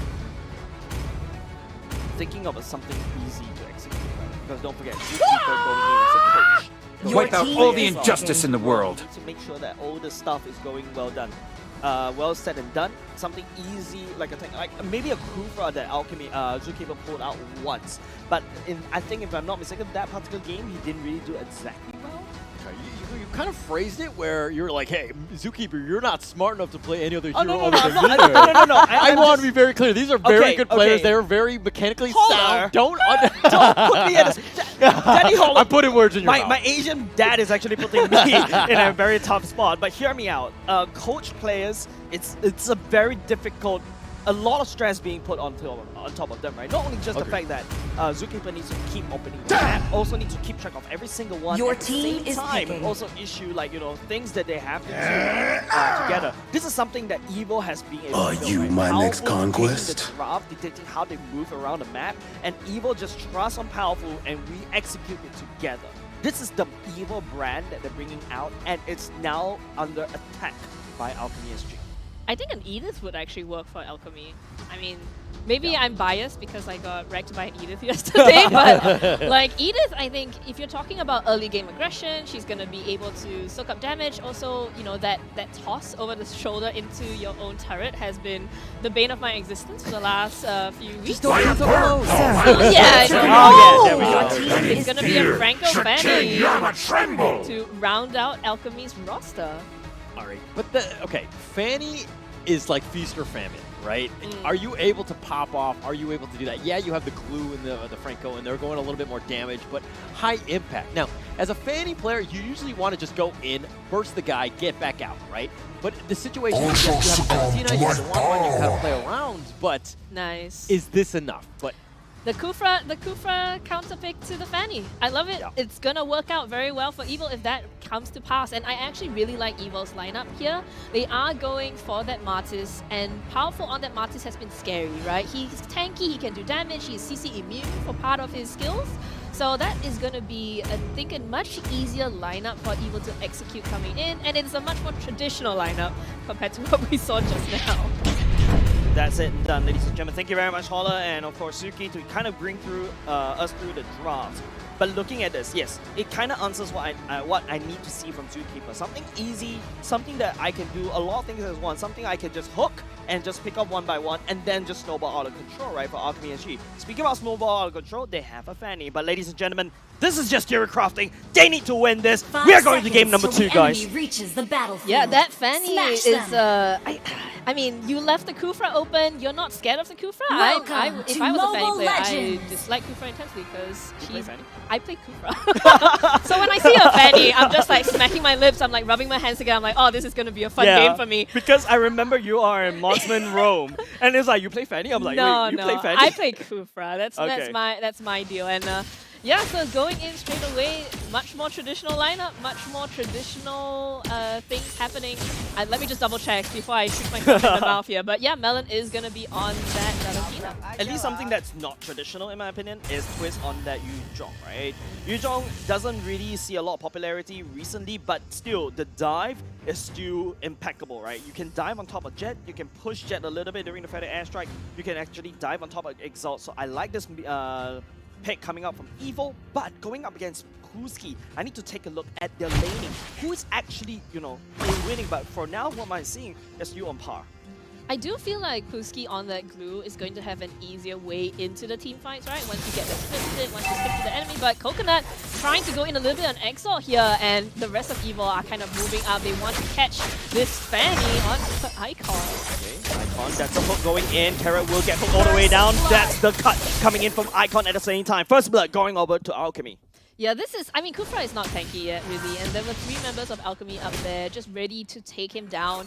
I think it's interesting that Icon has, I don't really see Fannies going into the jungle creep. I feel like they're going more into lane and trying to get that pick off first before they clear the jungle. So maybe he didn't really expect Icon to be there. I'm not quite sure what was happening for Carrot, but yeah, Alchemy are being a little bit elusive, I think, on the side. And Evil are struggling with that. In the mid lane, it's the 2 roamers who are hanging out in the Okay, Melon right here, taking away the ultimate from Jet. Okay, now Jet will have the same to match. It's going to be powerful to start out the turtle for now. Zookeeper, okay, Carrot charging it up. Right now they're going to bounce. It will not be able to land on top of the hook. Zookeeper burns the flicker at the same time. It's now Twist to try to push more things, but that's going to be an ultimate wasted by Twist. But at the very least, Evil take down the Red turtle. team hero has been slain. In the backline though, they are going to get the 1-1 on Coconut.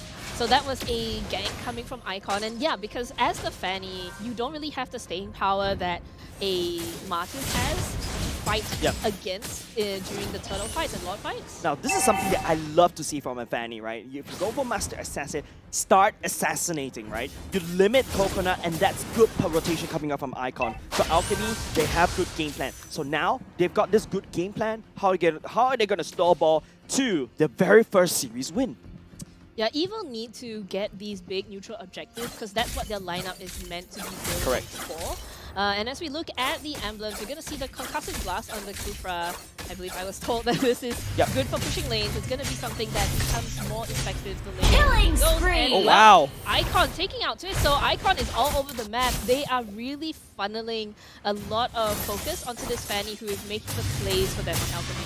My God, you know the Fanny is right if the observers cannot follow, right? 3 times, okay, maybe 2 times, Icon assassinated somebody, the observers wasn't there. And that's Fanny spreading invisible control all across the board. This could be their trump card that Alchemy SG has been hiding. But this is the issue for the Fanny. This is what I have the issue with Fanny, is that in team fights later on in the game, she's gonna be like, she's gonna come in, she's gonna do damage, and then she has to leave, right? Yep. Whereas if you look at Evil, all of them have good staying power, they have sustain, they have ways to stay in the fight and keep fighting. So whether or not Alchemy can fight a 4v5 essentially for part of the fight, or whether Icon can pick off somebody early on before the team fights start, this all boils down to execution. Right, execution.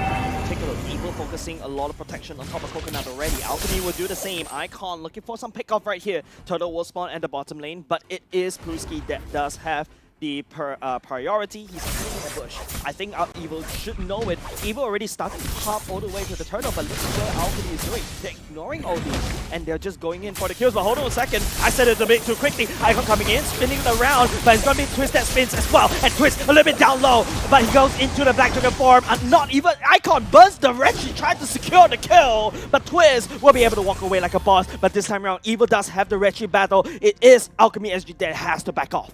Yeah, but at the top lane though, Alchemy have 2 there, so they already went down in numbers, and still they have so much pressure onto Evil. This is a concern. It's a big concern. It's actually pushing the lead in favor of Alchemy because they wasted so much time, Evil, just trying to get this turtle. And I don't think Alchemy really care too much, right? They just want to disrupt Evil. They want to give Exalt as much farm as possible. They want to put down Coconut so that 1-1 doesn't have a chance to snowball into something scary later on.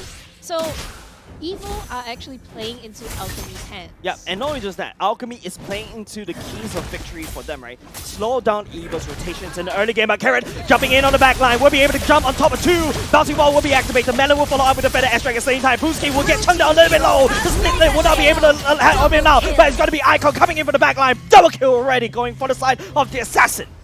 That was such a good start from Carrot, but like you said, it's just all about execution. They can't get the kills on the side of Evo. Alchemy, this Fanny is so hard to tie down. Like, you pick the Kufra to counter the Fanny, right? But the Kufra has to be the front line, has to go in on the entirety of Alchemy, and that's gonna be so hard for Carrot. Right, Suki, if you notice, Alchemy SG delayed Evo so much. So hold on a second, there's a petrify going in, back Dragon Form coming in at the same time. Exalt just shredding Twist because of the passive, but Twist will be able to fly away. Oh, maybe getting a hook. No, it's gonna be fine. That's the fourth kill. But hold on a second, Bloody Hunt going in. We'll be able to lock down Carrot for now. Coconut tried to push up a little bit, but like I said just now, that's the fourth kill that Icon did, and our observers cannot do it. Icon is just too fast. Icon is just, he's zooming right now. He's actually wants to go in on Coconut here. Coconut he's gone for sure. There's no way he gets away, right? Yeah, and Carrot might be next as well. Gets taken out by the hook. And that is just, this is Alchemy getting everything they want from the map, right? This is Alchemy controlling and really prioritizing Icon on this Fanny. Right, now Alchemy SG, yes, you have a good lead right here. You gotta slow down. A lot of hopes are being pinned on you right here, going up against another qualifier team. Evo, on the other hand, they need to actually try to pick up Coconut, not say Coconut, they need to try to pick up Exalt as much as possible. Exalt's having so much free time, not only because of Icon just doing so much havoc, and Coconut side of the drop. Right here, Evo needs to slow down. They need to hatch a plan. They need to hatch an Evo plan, but what is the damage coming off from Icon? So 27,000 damage, more than the first two put together, the next two put together on the side of Icon. So Fanny right now having the best game of his life. He's not at all countered by the Kufra. He's being super elusive, very hard to catch. And Alchemy, they're playing this game to their strength. Beautiful hook onto him. Twist is dead without any chance to do anything. Zookeeper goes fishing, catches a dragon instead. And now it's going to be to keep splitting out space. Powerful tried to delay, but the main damage is already out. Exalt already take down. That's another hook on top of Powerful as well. Huski will possess another ultimate from Jet to secure that kill. Exalt just shredding through. Melon just taking too much damage. You know, Alchemy, I have to say, I agree with Ola. Where have they been? What happened? Like, what happened today? Like, did they have like an extra breakfast, like a hash brown or something? Conspiracy theory. Everybody wear your tinfoil hats. This is not Alchemy SG in the regular season, in the early part of the regular season. Each and every one of them are different. They're doppelgangers hatched from a different part of the Alchemy. They're probably homunculuses. Oh yeah, because they're alchemists, right? Yeah. If you get my Full Metal Alchemist reference. Yeah, I do. Okay, but so here's the thing. Okay, how can Evil come back from this, right? Because look, they do have high ground. They have high ground, and ooh, the gold. I mean. Sorry, I just get very excited by money, alright? Frank would like to know your location. Oh yeah, so Exalt is definitely high up there. Icon as well on that Fanny, doing very, very well for himself. And, you know, Powerful, he is farming up, he is trying to keep up there, but they are, like, if you just look at them, right, 3k behind for Coconut, 2k behind for Powerful against their counterparts. Red team turret has been very destroyed. difficult for them to even stand up, because that's like an item. That's you know, an item and a half maybe, but Huski trying to go in, well, not trying to go in, he is going in because he is not afraid. As a glue already tanky, as a glue ahead, that's even scary. Red team turret has just been destroyed. Walking in front, and Evo is just giving them a huge distance, right? They're not going to even try to get close. Jet will be activating the Feather Airstrike, and then Evo just zones away. They don't even want to deal with it. They know Jet will do a lot of damage, and now instead they're just going to focusing on the top part as well. It is going to be Exalt taking down the top side turret right now, but Carrot jumping through on top of Exalt, but no ultimate because Bloody Hunt will be denying that for now. Twist will activate the Dragon Form, but Exalt flickers forward, will not be able to pull a Betty QT off and try to take down more members, but Evo, the top side, is already cracked. And this is Alchemy being very, very polite. They're actually falling back because Icon is he's on his way. He's riding the chains to victory, and he's going forward. But you know, look, Evo are in a tight spot, right? But Alchemy, they are being actually very, very disciplined. They could have tried to go in on that, but they held back, right? They want to make sure that they are going to finish this game cleanly. They don't want to throw away their 10k lead. They don't want to throw away all the games that all the time that they have worked before this. And this is just very, very smart play coming up from Alchemy. So they are going to fall back. They're just going to make sure that they keep this lead going forward. 10k goal lead in the favor of Alchemy SG. This is probably the furthest they have ever been in MPL Singapore Season 5. It's like, you know, you the first time you went into like the 10th level, but all this while you're always stuck at level 1. And now this is uncharted territory for Alchemy SG. You cannot afford to throw away this lead. The items coming out, look at Exalt already completed his core items. He's just, you know, just chilling. Everybody on the side of Alchemy is rolling in dough. They are building up the right items. Immortality already on the Franco as well. So this is going to be very, very difficult for people to come back.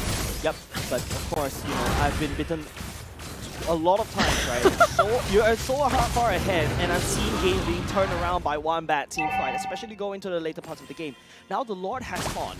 Alchemy SG does have a lot of map dominance. They should go over there and take that Lord right now. But Evil, on the other hand, they cannot contest this. Powerful, and maybe Chris is not around there to contest it. They will have to play the defense mode. There's no way that they can contest, right? Even Paramount and Kufra can't go in. Blue team has slain the Lord! Too strong. They are going to initiate though immediately. Powerful gets caught out. Powerful gets caught out at the same time. It's going to be Exalt there, but all the way down. Icon and finally Coconut goes into the air, but will only land the damage on top of Brewski instead. He's going to get remobilized, but hold on a second. Icon is just chasing after this lizard and twist. There's no way for this big bad dragon to run away. Zookeeper coming in with a flicker. Ultimate will be able to stun it down, giving Icon the kill. And Exalt is the only casualty from the side of Alchemy SG and Evil. They're starting to fall apart. And Carrot now is the last one remaining. I have never seen a Fanny chasing after a Yuzong. Yeah. So that's a very interesting turn of events here. And this is Alchemy just pushing into the base now. There's really nothing that Carrot can do. This is Alchemy whacking away, and this is going to be their first win, maybe? That's the first defense coming in. Melon using the feather airstrike to try to push Alchemy SG right now. And Powerful finally picking up the first kill at the same time. And now Evil has finally fought enough time for them to breathe just another Lord fight.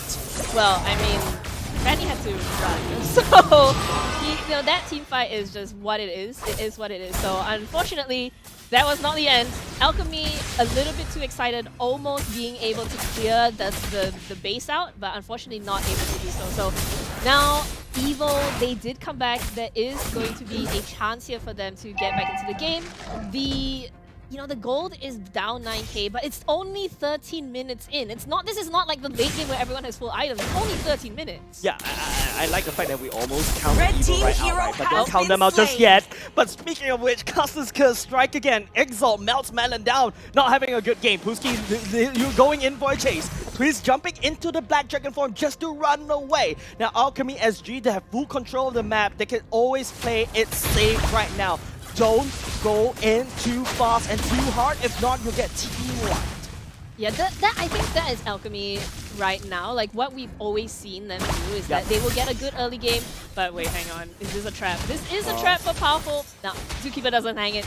It's alright. So, let me continue my sentence. So, they that's just so Coconut try going in. That's Coconut already melted all the way down. Evil right here. They'll already lose their main marksman already. And now Alchemy just going in. But Melon, he's going to get sliced by Icon. And now it's going to be Exile just jumping in, doing all damage across the carry. Alchemy SG, they're just going in. They want to take the win. They want to take the core instead. Ladies and gentlemen, this is it. Match number 1. The first series that they have won. Alchemy SG takes 2-0.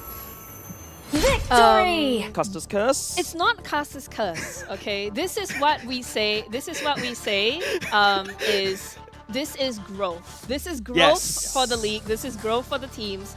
Alchemy played out of their minds in that game, and Icon on that Fanny.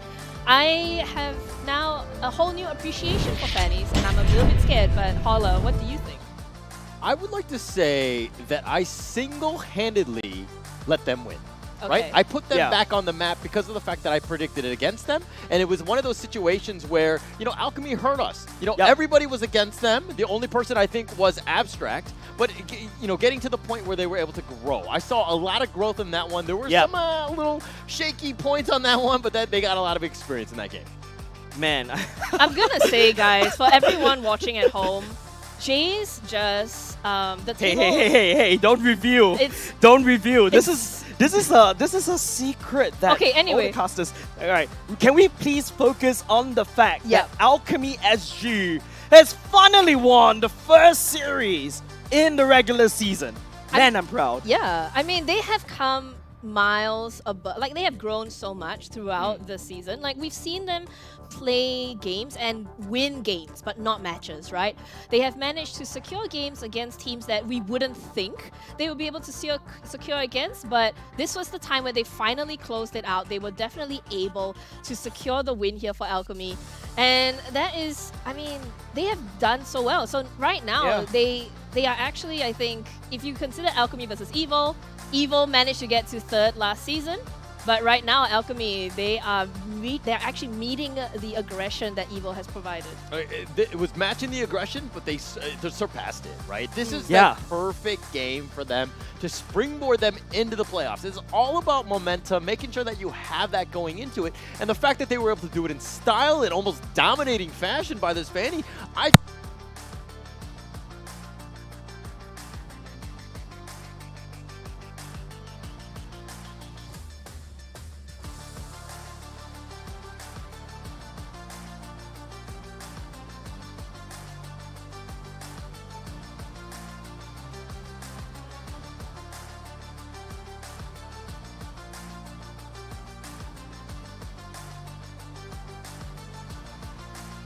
The entirety of Alchemy did it together, right? Correct. We saw how much pressure Zookeeper on that Franco, and as well as, you know, all the I guess the interlinking of each teammate, how they have been layering their skills, how they are working together, how they are actually suppressing. So we saw the Kufra go in, couldn't get his ultimate off because Franco had the perfect timing, right? So this is something where I think the entire team has really showcased their growth throughout the season, and I'm kind of excited now. Like, this is a very exciting team to look at. Yeah, and you know, a lot of people, actually a lot of us, right, already counted out Alchemy. But if you guys go on Instagram, the only person that stuck to their guns is Abstract. And immediately after Alchemy 2-0'd, and he's just like, yeah, boy, give it to me. Okay. I mean, let's just be honest. I don't know how we got that prediction or whatever, and he's probably going to rub it on us. But it's one of those things where, you know, he was kind of reaching in the dark, I would say. He got a little bit lucky, right? Even a blind squirrel finds a nut sometimes. Dude, even Vertigo voted for Evil. No, but Vertigo will always vote for Evil, right? Isn't that his team? But anyway, if we look at the items, you know, on the side of Alchemy, they have all their stuff up at 14 minutes. Like, the goal difference was just way too much. They itemized well. They knew exactly what their roles were. Nothing too surprising in that sense, right? You know, we expect them to know how to play this lineup, and they just knocked it out of the park. Firm control from minute 1, right? Icon, this is exactly how you want to snowball. If there's ever a game where you're like, huh, I'm a Fanny player, how do I get better? We're like, let's watch the replay and see Icon do it, because this is how you dominate it. There were moments where he was at the absolute maximum. I think he was at like 1% HP, just barely surviving almost all of those team fights, just understanding the limits of the hero. I think it was very smart play from Alchemy, though, because everyone who was in their lane knew how to push their counterpart in Evil and knew how to bait them. So what we always saw was whenever Icon showed up into lane, Puski or Exalt or Jet always had their counterpart on the side of Evil down to a low enough HP that Icon could comfortably go in and get the kill.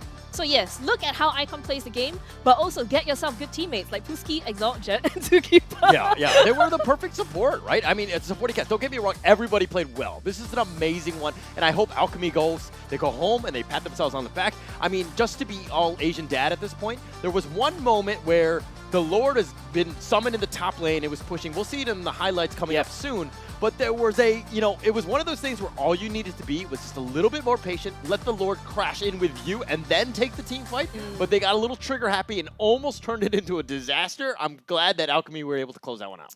Yeah, and we can see here, Icon 60,000. That's a very nice number. Do you think he got to 60,000 damage and it just stopped? Yeah, he's like, I'm done. Like, this is a good number for me. I'm fine with this, right? Yeah, look at the damage dealt, damage taken. Wow, the difference. I think twice the amount of damage from Alchemy. Truth to be told, right? I feel like the stats doesn't really say a lot of things. It's Alchemy, you know, doing this really well. Wait. The stats don't say anything. Damage to tower. They had 0 damage to tower Evil, right? That's how much control Alchemy had in the entire game. Correct. So that's why I'm more excited about the highlights. But of course, before we go into the highlights, let's take a look at MVP. Icon. Man, this guy is nuts. He's doing every single thing I expect a Fanny to do. The macro decision as well. The target prioritization, like Holler likes to say. Sorry, I just want to point out here that the KDA is usually the same in my pubs when Fanny's play, but it's 0, 11, and 1. Okay. That's usually how it is. But the numbers are the 11 same. kill power spike. Yeah. Rough time. I think that's going to be the easiest MVP going into this series. Yeah, I think it was very obvious, right? He performed. We like Jace, you pointed out, we couldn't even catch him in action because he was just so quick, getting all those kills, and yeah, man.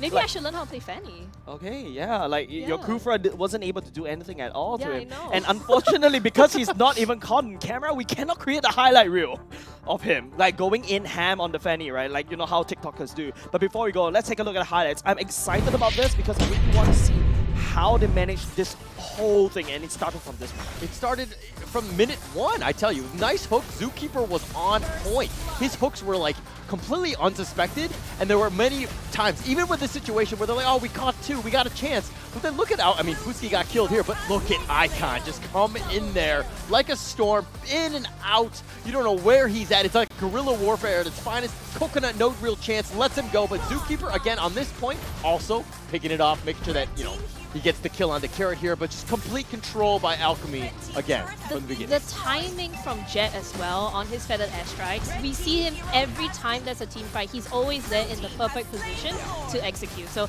this is Alchemy really playing the team game. Icon, wow. Right? Icon, Jet, as well as Zookeeper, these 3 players to me have been doing so much work. And Fuski knowing who he wants to go on, making sure that he gets the right targets. This is a different Alchemy. This is some team that, man, I haven't seen them before. Like, I don't know where they were this whole season, but this is just epic gameplay. Not epic in terms of... This is just really good gameplay, guys. That's why we avoid saying the word epic. Of but epic this proportions. Let's go that way. This is crazy, right? And speaking of which, news has been very crazy. MPL Singapore, this team that finally grew up. It took them 4 weeks to finally get to this, and finally they got their first particular series, right? But of course, we should be going into the host very, very soon. But guys, what do you think about this? I'm still taken aback. Awesome. This is exactly what I want to see. It's going to be more momentum going to the playoffs. I want to see more of Alchemy going in. That's correct. And I think it's exciting, right? Because when you look at a league and you see these young teams coming up and doing big things, that's exciting. It reminds me of EVO once again. But with that said, we're going to go and finally talk to one of the players. Don't forget, they never got to talk to our host. So, Cheryl, what do you have? Thank you so much, guys. There is really something about being in the 8th position right here at MPL SG Season 5. And with these boys right here playing even throughout previous seasons as well, you know when a team has nothing to lose, they go all out. And this is what we saw right here for match 2. Full Metal Alchemy right here from the Alchemy SG right here. It's absolutely crazy. And right here, I do have Coach Zookeeper. All right, so Zookeeper, I do have so many questions for you. Okay, let me collect my thoughts. So first and foremost, your Minotaur has made such a huge impact. All right, everybody was taken aback when they seen the Minotaur, and the team from EVO actually banned not just Minotaur, but Natalia as well as a respect ban. So any comments to that? Definitely taken. I mean, I kind of saw it coming because I haven't picked my hero yet, but there were other tank heroes open, but I'm surprised they specifically target my Minotaur and Natalia rather than my Grok or Cho. So, yeah. Right, so I guess the Minotaur really has a very, very huge presence, and it was absolutely crazy with the CC earlier. They could not do anything about it. Now, when it came to the bans, did you guys kind of jailbait them a little bit to pick the 1-1 by not banning it? Oh, for this past week, we actually just trained opening 1-1 on the way. All the scrims in all our ranked games, we open 1-1 on the way. And we just realized the 1-1 is just not a good pick now. Right, and it's pretty evident with the fact that the 1-1 couldn't even pop, and could pop her ulti but couldn't chain it. It just takes too long to reach a point where she can be relevant. If you just pick early game comms and you snowball and you'll be disciplined, the 1-1 can't do much. Yes, and I think it's pretty evident. And were you even surprised that EVO picked it once more in game 2? Yeah, I'm very surprised. I thought maybe they were figured after the first game. Right. So yes, that was a surprise. Maybe they were trying something out. And yes, a So fortunately for Alchemy, you guys won. So we do have other questions. Let me think. It's so interesting. So for Icon, this is the first time that he's playing Fanny. Actually, he's picked it once before. Oh, he we picked lost it the once game. before. Yeah. So what happened? This is a MVP Fanny with 0 deaths, if I'm not wrong, 11 kills. What's the difference between the Fanny then and the Fanny now? Back then, I think the other teams knew, but they kind of knew Icon as a Fanny player already. So it was a bit hard to draft the Fanny back then. But as the season went on, we actually didn't really prioritize the Fanny as much. It's only in this series that we saw the way they drafted didn't really have much answers to Fanny. And they didn't ban the Fanny either, so we just the Fanny.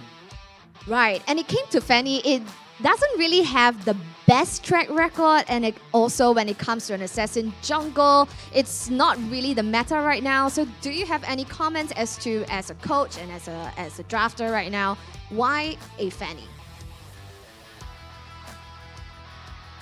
Why a Fanny? Fanny is just really strong in the meta right now. It's just that you have to draft around it. You have to see the opponent's draft. He can answer split, catch off a lot of. It's really strong for early leads. Trying to play early comps. Right, and based on the games, did you think that it was kind of a little bit of a mistake from Evil maybe? That usually when it comes to kind of taming a Fanny, even though they've picked a Krufa, a good counter, but the blue was constantly available for Fanny. Was that a mistake on their part, or what really caused that Fanny to really snowball? We also been practicing with the Fanny a lot. We make sure the Fanny can have a stable early game so that Icon can just do his thing. Yeah, so it's really just reliant on what we draft around the Fanny. Make sure the Fanny doesn't get invaded early, stuff like that. Right, so other than the Minotaur and of course the very, very impactful Frank Girl that has made some superb hooks, is there any other things that we could be anticipating from you, perhaps? Different roles that you could tease out? Maybe not the exact hero, but maybe something special. Do you have anything more up your sleeves? Playoffs, careful of my goal lane. This is to the other teams. Yeah, so question for you, because we want to know more about you, Zookeeper. So when it comes to your lane, you're playing roam now because of Ashiru. And what is your main role when you play ML? Basically, I've played every role except for jungle and XP. Currently, this season I've been maining goal lane a lot. Right, Yeah. so you're a main in goal lane. I'm in goal lane currently. Oh, so we might see some changes and adjustments. We might see to some the changes in roster. playoff. Oh, that's a little bit of a taster, a little teaser right there as well. So, looking forward to playoffs. That's going to be in about 2 weeks' time. Do you think the team is ready in the position as a coach? We're getting there. Today's games were a good testament to how much we've been trading, then putting our efforts into playoff. Right. So along the way, when it came to playing the matches, the team did have a little bit of lack of synergy when it came to the first few weeks. So what happened during the past few weeks of the regular season to make Alchemy to where it is today with the proven results of a 2-0 win? I stepped in. Right. And you stepped in. And what's the difference, the fact that you stepped in? I stepped in because the team, they all lack experience and they need a voice to short call and guide them. So that's where I come in. Then we are playing a lot more as a team now and more crazy. Right, so they are actually really good players individually, but they just really need a voice. Yes, they need a voice. Fantastic. So yes, with this play today, we are so very excited. And with the large hero pool that you have, we really hope to see some unique picks coming from you in the upcoming playoff season. So perhaps, this being the last day, is there anything that you want to say to the other teams before playoff starts? Watch out for us. We still have a lot of tricks up our sleeve, especially me. All right, so maybe we might be expecting another series of Full Metal Alchemy right here. So thank you so much, Zookeeper, for that wonderful insights. Thank you. So yeah, you guys gotta beware right there. They do have a lot of tricks up their sleeves. And right here was Zookeeper on the roster itself playing. He even teased that he might be seen in the gold lane. So what can we anticipate in playoffs? That's gonna be really interesting. Also, just a very quick reminder, playoffs is gonna happen right here for MPL SG Season 5 from 14th to 16th of April, happening at Suntech City North Atrium. So remember to book in your calendars and support your favorite teams live at Suntech City North Atrium from 14th to 16th of April. So that concludes match 2 for today. An exciting clean sweep right here from Alchemy SG. And ladies and gentlemen, the next match is something that you don't want to miss. Grab your popcorns, grab your drinks, grab a comfy seat. That is a match between two of our teams, and that is RSG Slate SG, our defending champions, going head-to-head against Bleed eSports. Will RSG Slate SG keep that perfect score record untainted, or will it be tainted by blood from Bleed eSports over at the Land of Dawn? That we can only find out. Stick around and join us for match 3 happening at 4 p.m. right here at MPL SG Season 5.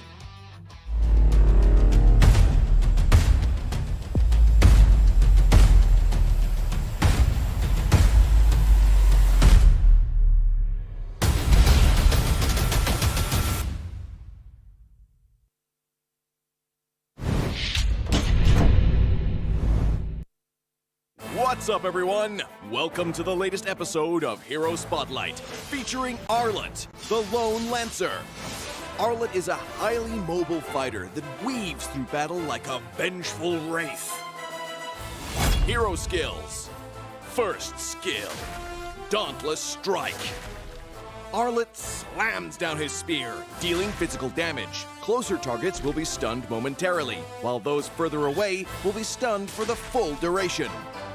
Second skill, Vengeance. Arlette charges at a target with his spear, dealing physical damage. If the target is marked by Demon Gaze, this skill is guaranteed to crit and reset its cooldown. It will also restore Arlette's HP. Ultimate Final Slash. Arlette performs a wide, sweeping attack, dealing physical damage to targets and displacing them to the end of the swing. Passive skill, Demon Gaze. Arlette's demonic eyes will periodically mark a nearby enemy hero. Demon Gaze will also mark enemy units near Arlette that are affected by control effects from any source. Pro tips. Dauntless Strike is best used from a short distance, positioned to catch enemies at the end of the AoE for the full stun effect. Vengeance is Arlette's primary source of damage and sustain. If an enemy is just out of reach, stun minions and use Vengeance to leapfrog and quickly cover the gap. When low on HP, Arlette can mark a group of minions with his stun and chain cast Vengeance to quickly recover. Final Slash is a powerful displacement ability that can push enemies out of position for picks or unleashed at the perfect moment to catch the entire team. Combo tips. During the laning phase, wait for your passive to mark the enemy hero. Then strike them with Vengeance, followed by Dauntless Strike to stun and reapply the mark. Use Vengeance again and weave in a basic attack before finishing with another Vengeance. When going into a team fight, look for opportunities to use Vengeance on marked enemies. Use Final Slash to mark and group up enemies and tear into them with skill resets. Use Dauntless Strike to stun low enemies and finish them off with Vengeance. Tactics. Arlette is a formidable hero in the early and mid game. By repeatedly marking the enemy, he can use Vengeance multiple times in quick succession to wear down his opponent while healing himself. After gearing up in the late game, Arlette becomes an even deadlier force, with more defense on top of his mobility and the constant healing from Vengeance resets. Arlette can sustain himself through the fight to continue dishing out damage. For his role as a fighter, we recommend this equipment build to bolster his damage and self-sustain. Choose the fighter emblem to further enhance his survivability, and for battle spells, we recommend Petrify to synergize with his passive and Vengeance skill. Arlette, the Lone Lancer, coming February 14th. 30% off during launch week. Get his Wandering Spear skin for only 51 diamonds the first 2 weeks. And until next time, we'll be seeing you in the Land of Dawn. Arlette, Lone Lancer, official release 0214. Pain is the proof that I'm still alive.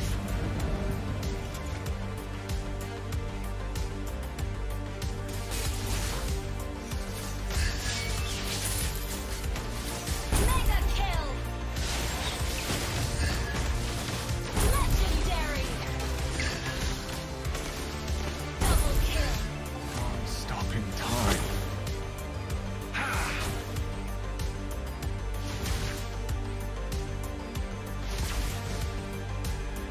Feels what I feel.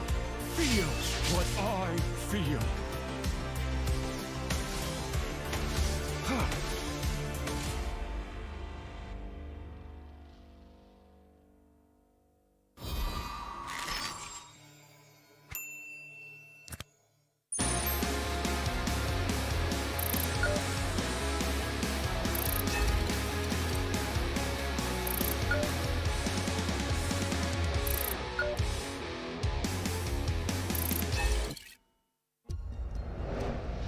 I am Optimus Prime.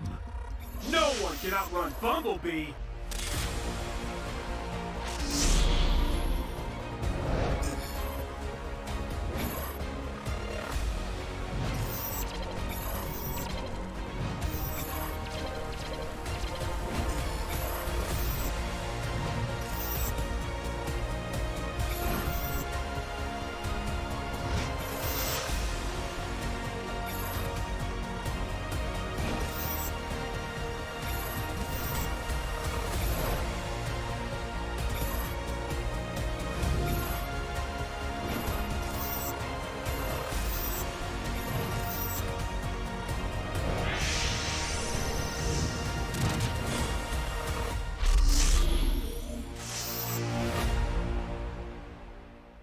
OSIM. What's up, everyone? Welcome to the latest episode of Hero Spotlight, featuring Arlette, the Lone Lancer. Arlette is a highly mobile fighter that weaves through battle like a vengeful wraith. Hero skills. First skill, Dauntless Strike. Arlette slams down his spear, dealing physical damage. Closer targets will be stunned momentarily, while those further away will be stunned for the full duration. Second skill, Vengeance. Arlette charges at a target with his spear, dealing physical damage. If the target is marked by Demon Gaze, this skill is guaranteed to crit and reset its cooldown. It will also restore Arlette's HP. Ultimate Final Slash. Arlette performs a wide, sweeping attack, dealing physical damage to targets and displacing them to the end of the swing. Passive skill, Demon Gaze. Arlette's demonic eyes will periodically mark a nearby enemy hero. Demon Gaze will also mark enemy units near Arlette that are affected by control effects from any source. Pro tips. Dauntless Strike is best used from a short distance, positioned to catch enemies at the end of the AoE for the full stun effect. Vengeance is Arlette's primary source of damage and sustain. If an enemy is just out of reach, stun minions and use Vengeance to leapfrog and quickly cover the gap. When low on HP, Arlette can mark a group of minions with his stun and chain cast Vengeance to quickly recover. Final Slash is a powerful displacement ability that can push enemies out of position for picks or unleashed at the perfect moment to catch the entire team. Combo tips. During the laning phase, wait for your passive to mark the enemy hero. Then strike them with Vengeance, followed by Dauntless Strike to stun and reapply the mark. Use Vengeance again and weave in a basic attack before finishing with another Vengeance. When going into a team fight, look for opportunities to use Vengeance on marked enemies. Use Final Slash to mark and group up enemies and tear into them with skill resets. Use Dauntless Strike to stun low enemies and finish them off with Vengeance. Tactics. Arlette is a formidable hero in the early and mid-game. By repeatedly marking the enemy, he can use Vengeance multiple times in quick succession to wear down his opponent while healing himself. After gearing up in the late game, Arlette becomes an even deadlier force, with more defense on top of his mobility and the constant healing from Vengeance resets. Arlette can sustain himself through the fight to continue dishing out damage. For his role as a fighter, we recommend this equipment build to bolster his damage and self-sustain. Choose the fighter emblem to further enhance his survivability, and for battle spells, we recommend Petrify to synergize with his passive and Vengeance skill. Arlette, the Lone Lancer, coming February 14th. 30% off during launch week. Get his Wandering Spear skin for only 51 diamonds the first 2 weeks. And until next time, we'll be seeing you in the Land of Dawn. Arlette, Lone Lancer, official release 0214. Pain is the proof that I'm still alive.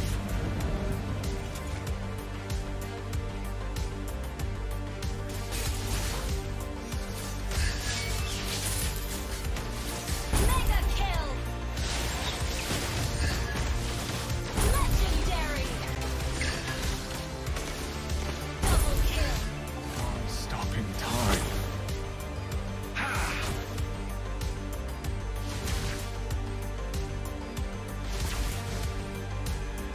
Feels what I feel.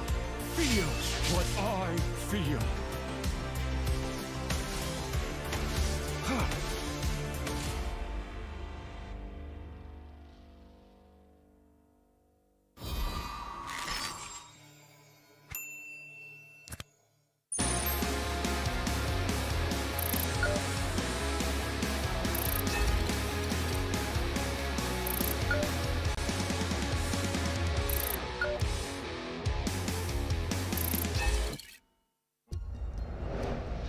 I am Optimus Prime. No one can outrun Bumblebee.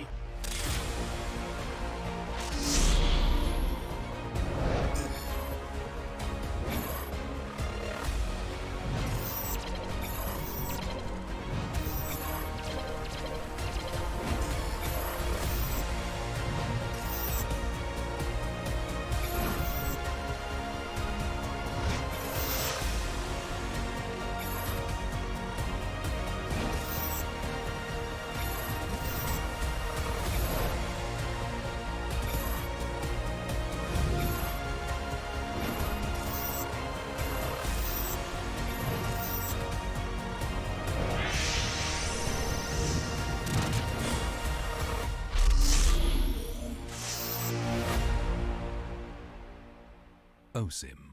What's up, everyone? Welcome to the latest episode of Hero Spotlight, featuring Arlette, the Lone Lancer. Arlette is a highly mobile fighter that weaves through battle like a vengeful wraith. Hero skills. First skill, Dauntless Strike. Arlette slams down his spear, dealing physical damage. Closer targets will be stunned momentarily, while those further away will be stunned for the full duration. Second skill, Vengeance. Arlette charges at a target with his spear, dealing physical damage. If the target is marked by Demon Gaze, this skill is guaranteed to crit and reset its cooldown. It will also restore Arlette's HP. Ultimate Final Slash. Arlette performs a wide, sweeping attack, dealing physical damage to targets and displacing them to the end of the swing. Passive skill, Demon Gaze. Arlette's demonic eyes will periodically mark a nearby enemy hero. Demon Gaze will also mark enemy units near Arlette that are affected by control effects from any source. Pro tips. Dauntless Strike is best used from a short distance. positioned to catch enemies at the end of the AoE for the full stun effect. Vengeance is Arlette's primary source of damage and sustain. If an enemy is just out of reach, stun minions and use Vengeance to leapfrog and quickly cover the gap. When low on HP, Arlette can mark a group of minions with his stun and chain cast Vengeance to quickly recover. Final Slash is a powerful displacement ability that can push enemies out of position for picks or unleashed at the perfect moment to catch the entire team. Combo tips. During the laning phase, wait for your passive to mark the enemy hero. Then strike them with Vengeance, followed by Dauntless Strike to stun and reapply the mark. Use Vengeance again, and weave in a basic attack before finishing with another Vengeance. When going into a team fight, look for opportunities to use Vengeance on marked enemies. Use Final Slash to mark and group up enemies and tear into them with skill resets. Use Dauntless Strike to stun low enemies and finish them off with Vengeance.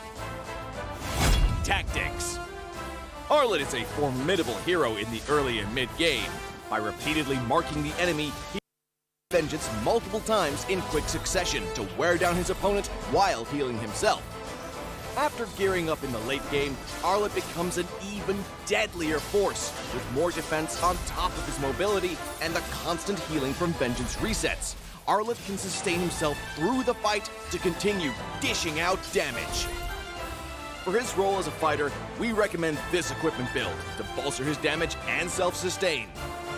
Choose the fighter emblem to further enhance his survivability, and for battle spells, we recommend Petrify to synergize with his passive and Vengeance skill. Arlette, the Lone Lancer, coming February 14th. 30% off during launch week. Get his Wandering Spear skin for only 51 diamonds the first 2 weeks. And until next time, we'll be seeing you in the Land of Dawn. Arlette, Lone Lancer, official release 0214. Pain is the proof that I'm still alive.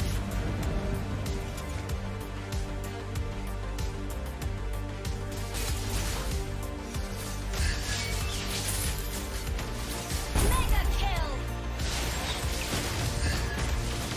Legendary! Double kill! Stopping time.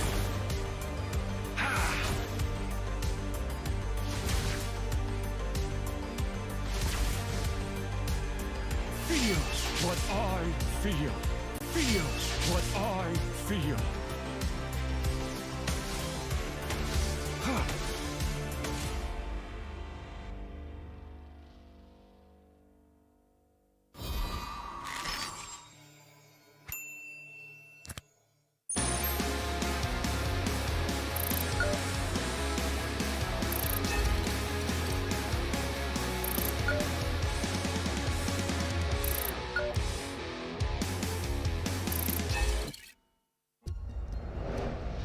I am Optimus Prime. No one can outrun Bumblebee.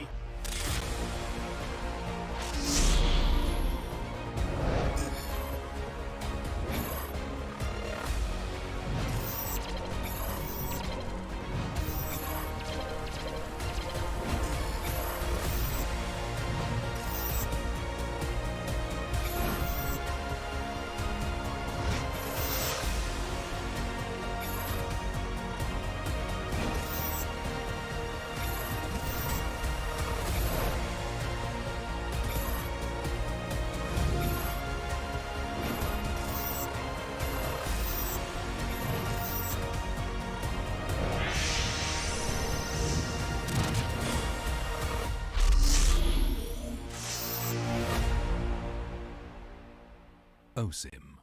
What's up, everyone? Welcome to the latest episode of Hero Spotlight, featuring Arlette, the Lone Lancer. Arlette is a highly mobile fighter that weaves through battle like a vengeful wraith. Hero skills. First skill, Dauntless Strike.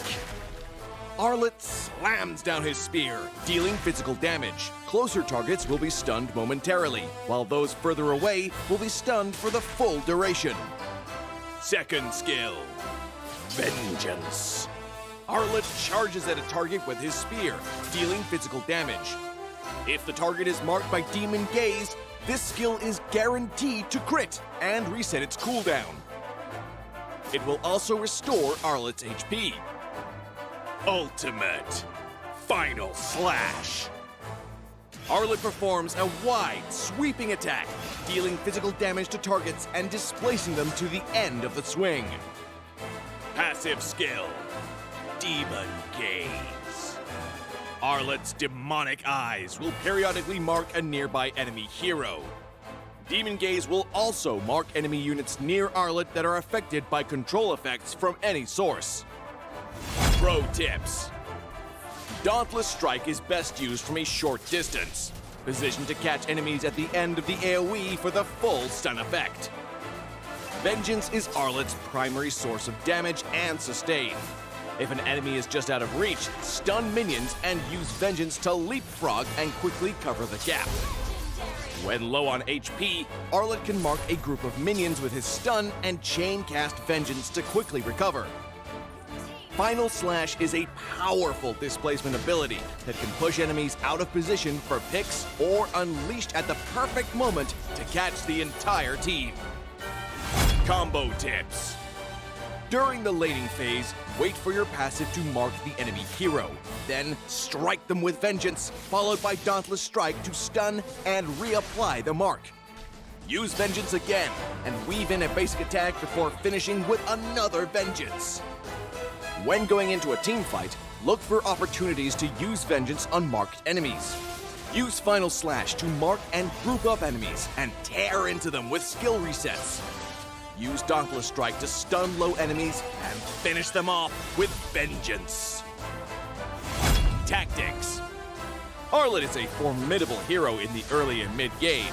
By repeatedly marking the enemy, he can use Vengeance multiple times in quick succession to wear down his opponent while healing himself.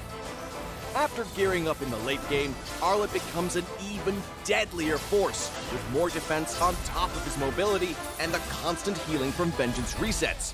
Arlette can sustain himself through the fight to continue dishing out damage. For his role as a fighter, we recommend this equipment build to bolster his damage and self-sustain.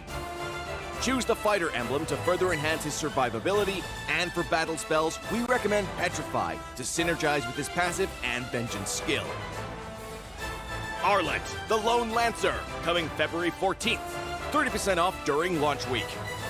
Get his Wandering Spear skin for only 51 diamonds the first 2 weeks.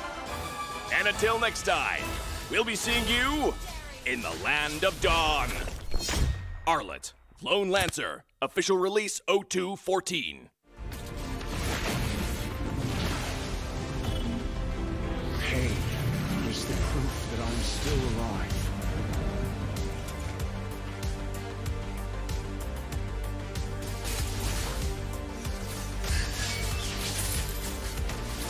Mega kill!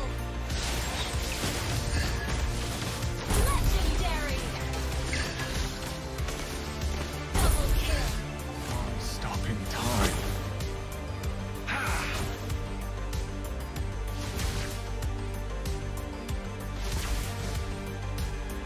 Feels what I feel. Feels what I feel.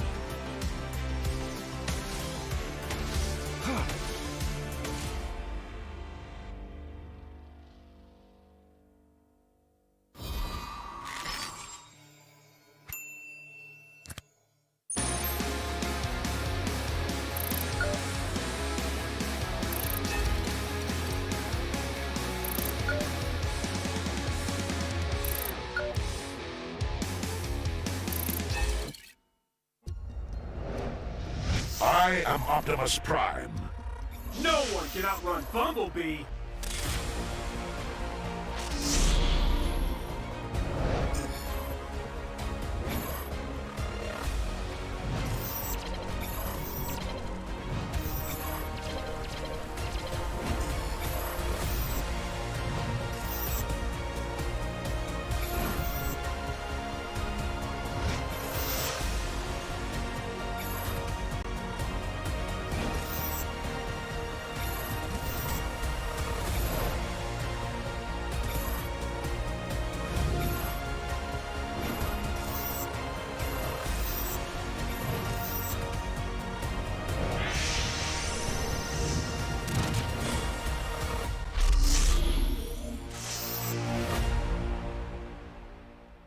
Osim. What's up, everyone? Welcome to the latest episode of Hero Spotlight, featuring Arlette, the Lone Lancer. Arlette is a highly mobile fighter that weaves through battle like a vengeful wraith. Hero skills. First skill, Dauntless Strike. Arlette slams down his spear, dealing physical damage. Closer targets will be stunned momentarily, while those further away will be stunned for the full duration. Second skill, Vengeance. Arlette charges at a target with his spear, dealing physical damage. If the target is marked by Demon Gaze, this skill is guaranteed to crit and reset its cooldown.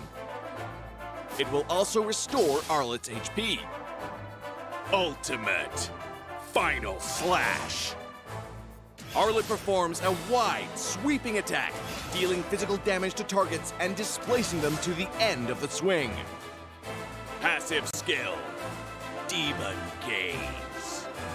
Arlette's demonic eyes will periodically mark a nearby enemy hero. Demon Gaze will also mark enemy units near Arlette that are affected by control effects from any source. Pro tips. Dauntless Strike is best used from a short distance, positioned to catch enemies at the end of the AoE for the full stun effect. Vengeance is Arlette's primary source of damage and sustain. If an enemy is just out of reach, stun minions and use Vengeance to leapfrog and quickly cover the gap. When low on HP, Arlette can mark a group of minions with his stun and chain cast Vengeance to quickly recover. Final Slash is a powerful displacement ability that can push enemies out of position for picks or unleashed at the perfect moment to catch the entire team. Combo tips. During the laning phase, wait for your passive to mark the enemy hero. Then strike them with Vengeance, followed by Dauntless Strike to stun and reapply the mark. Use Vengeance again and weave in a basic attack before finishing with another Vengeance. When going into a team fight, look for opportunities to use Vengeance on marked enemies. Use Final Slash to mark and group up enemies and tear into them with skill resets. Use Dauntless Strike to stun low enemies and finish them off with Vengeance. Tactics. Arlette is a formidable hero in the early and mid game. By repeatedly marking the enemy, he can use Vengeance multiple times in quick succession to wear down his opponent while healing himself. After gearing up in the late game, Arlette becomes an even deadlier force, with more defense on top of his mobility and the constant healing from Vengeance resets. Arlette can sustain himself through the fight to continue dishing out damage. For his role as a fighter, we recommend this equipment build to bolster his damage and self-sustain. Choose the fighter emblem to further enhance his survivability, and for battle spells, we recommend Petrify to synergize with his passive and Vengeance skill. Arlette, the Lone Lancer, coming February 14th, 30% off during launch week. Get his Wandering Spear skin for only 51 diamonds the first 2 weeks. And until next time, we'll be seeing you in the Land of Dawn. Arlette, Lone Lancer, official release 0214. Pain is the proof that I'm still alive.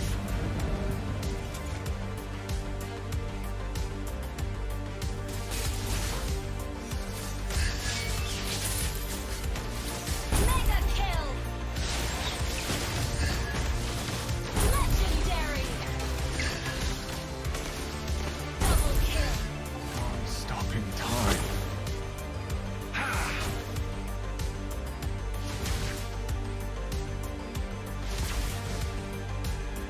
Feels what I feel. Feels what I feel.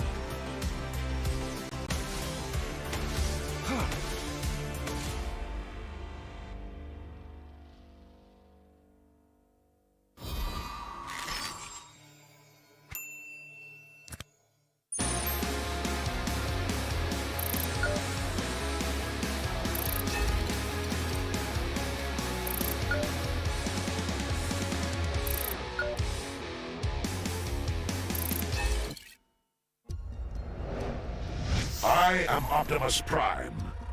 No one can outrun Bumblebee.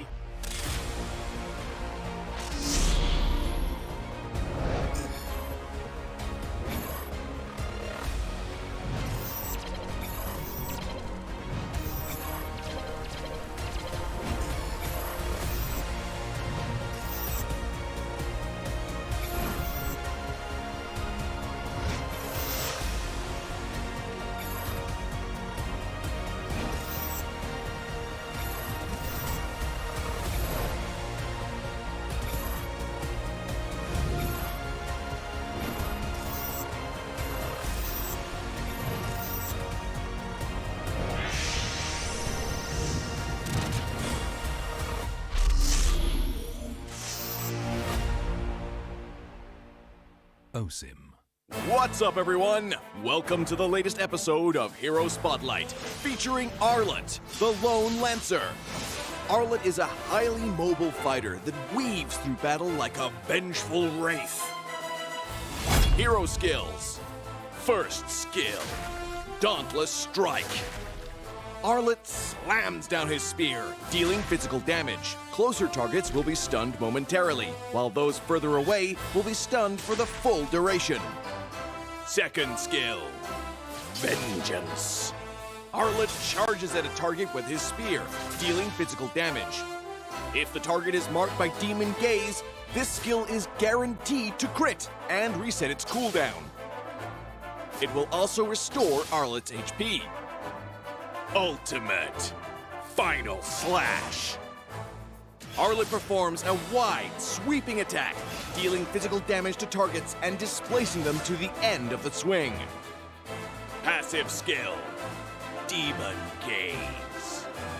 Arlette's demonic eyes will periodically mark a nearby enemy hero. Demon Gaze will also mark enemy units near Arlette that are affected by control effects from any source. Pro tips.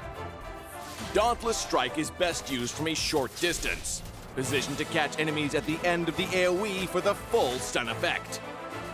Vengeance is Arlette's primary source of damage and sustain. If an enemy is just out of reach, stun minions and use Vengeance to leapfrog and quickly cover the gap.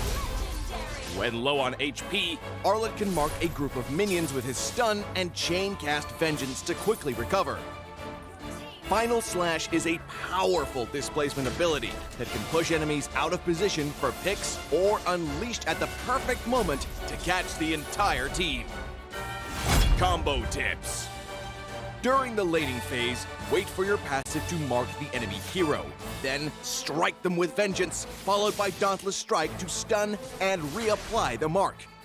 Use Vengeance again and weave in a basic attack before finishing with another Vengeance. When going into a team fight, look for opportunities to use Vengeance on marked enemies.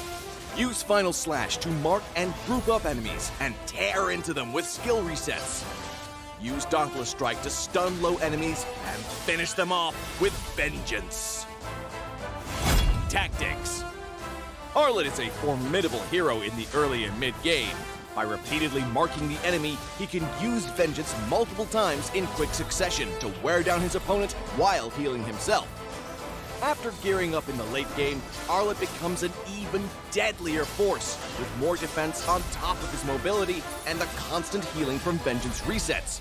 Arlette can sustain himself through the fight to continue dishing out damage.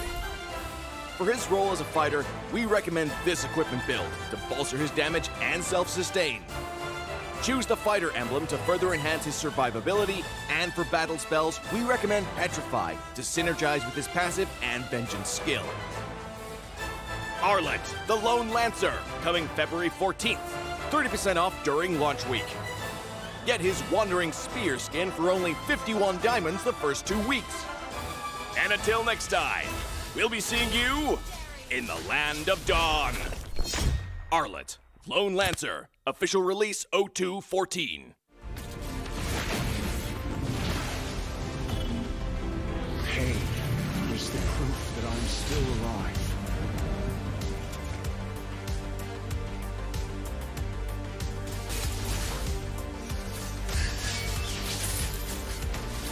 Mega kill!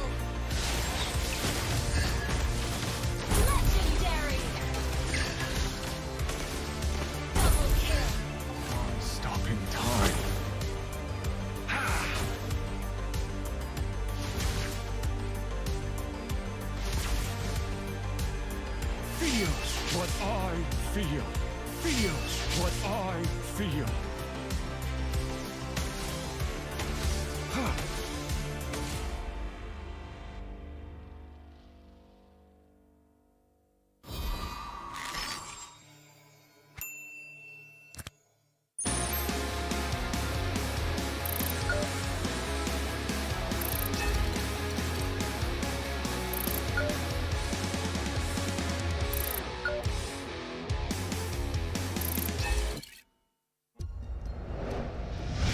I am Optimus Prime.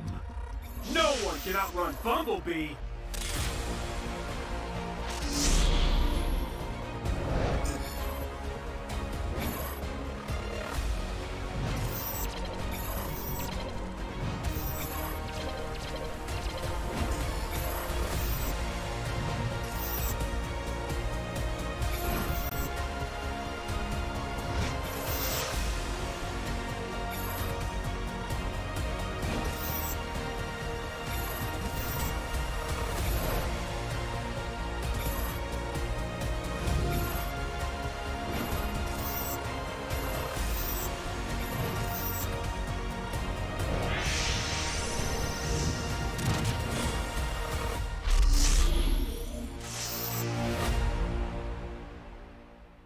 OSIM.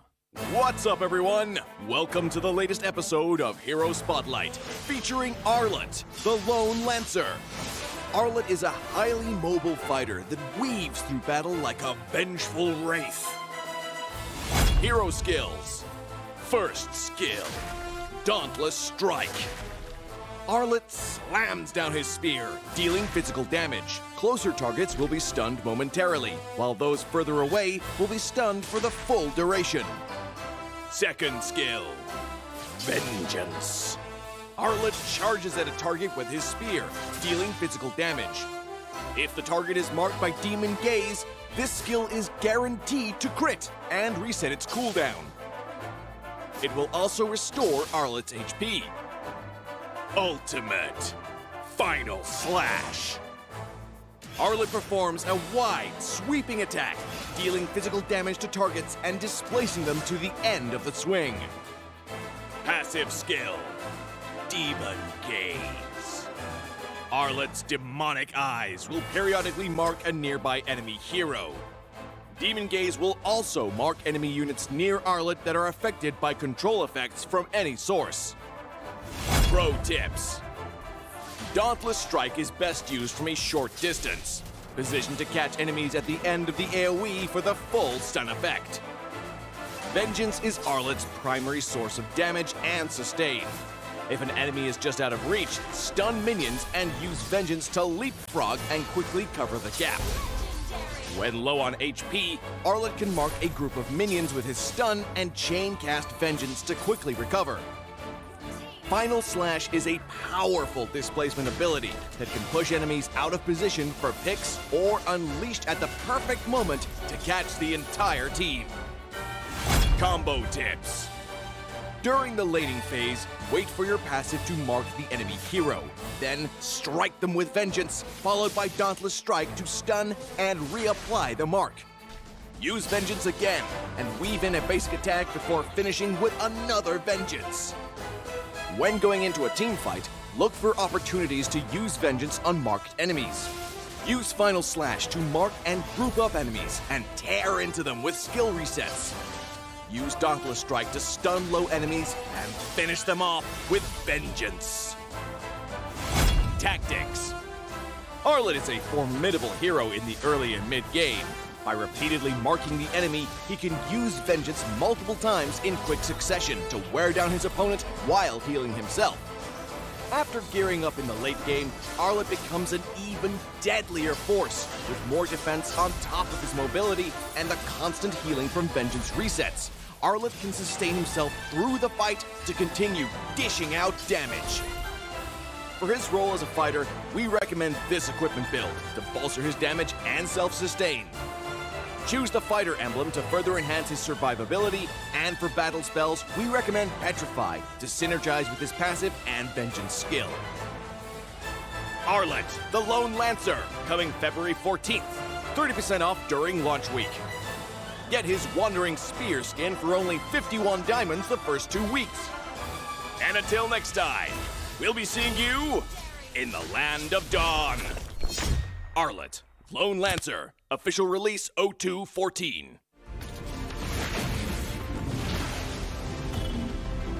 Pain is the proof that I'm still alive.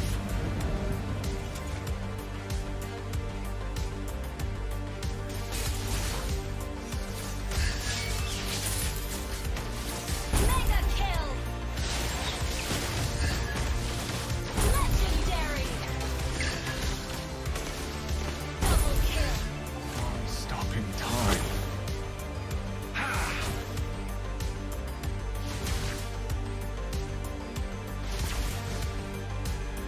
Feels what I feel.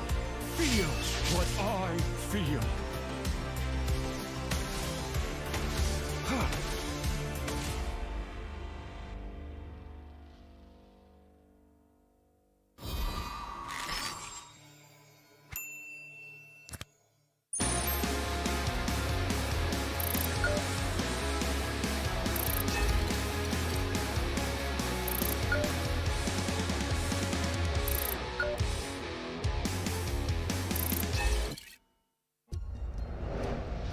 I am Optimus Prime.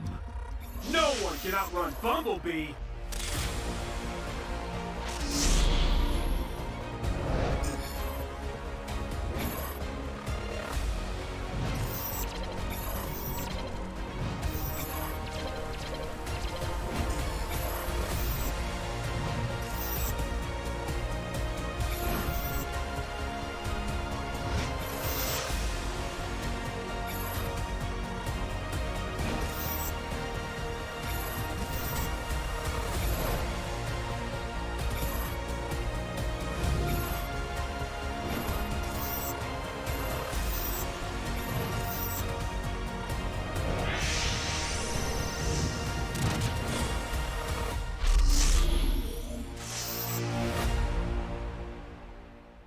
OSIM. What's up, everyone? Welcome to the latest episode of Hero Spotlight, featuring Arlette, the Lone Lancer. Arlette is a highly mobile fighter that weaves through battle like a vengeful wraith. Hero skills. First skill, Dauntless Strike. Arlette slams down his spear, dealing physical damage. Closer targets will be stunned momentarily, while those further away will be stunned for the full duration. Second skill, Vengeance. Arlette charges at a target with his spear, dealing physical damage. If the target is marked by Demon Gaze, this skill is guaranteed to crit and reset its cooldown. It will also restore Arlette's HP. Ultimate Final Slash.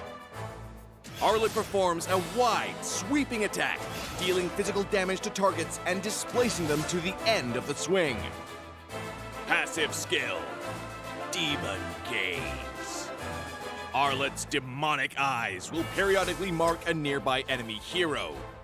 Demon Gaze will also mark enemy units near Arlette that are affected by control effects from any source. Pro tips. Dauntless Strike is best used from a short distance, positioned to catch enemies at the end of the AoE for the full stun effect. Vengeance is Arlette's primary source of damage and sustain. If an enemy is just out of reach, stun minions and use Vengeance to leapfrog and quickly cover the gap. When low on HP, Arlette can mark a group of minions with his stun and chain cast Vengeance to quickly recover. Final Slash is a powerful displacement ability that can push enemies out of position for picks or unleashed at the perfect moment to catch the entire team. Combo tips. During the laning phase, wait for your passive to mark the enemy hero. Then strike them with Vengeance, followed by Dauntless Strike to stun and reapply the mark. Use Vengeance again, and weave in a basic attack before finishing with another Vengeance. When going into a team fight, look for opportunities to use Vengeance on marked enemies. Use Final Slash to mark and group up enemies and tear into them with skill resets.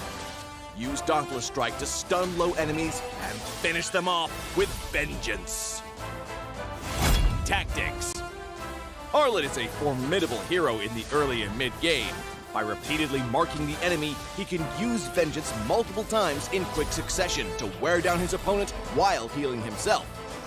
After gearing up in the late game, Arlette becomes an even deadlier force, with more defense on top of his mobility and the constant healing from vengeance resets. Arlette can sustain himself through the fight to continue dishing out damage. For his role as a fighter, we recommend this equipment build to bolster his damage and self-sustain. Choose the fighter emblem to further enhance his survivability, and for battle spells, we recommend Petrify to synergize with his passive and vengeance skill. Arlette, the Lone Lancer, coming February 14th. 30% off during launch week. Get his Wandering Spear skin for only 51 diamonds the first 2 weeks. And until next time, we'll be seeing you in the Land of Dawn. Arlette, Lone Lancer, official release 0214.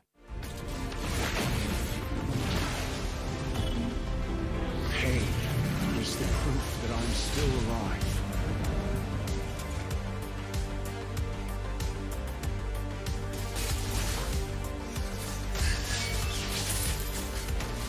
Mega kill! Legendary! Double kill! Stopping time.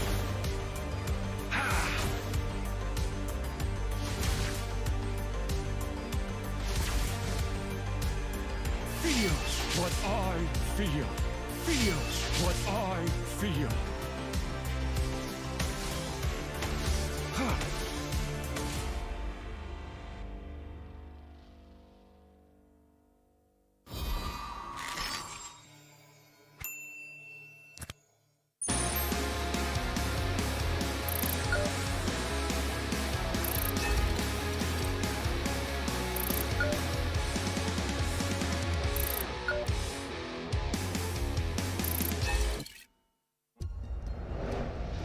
I am Optimus Prime.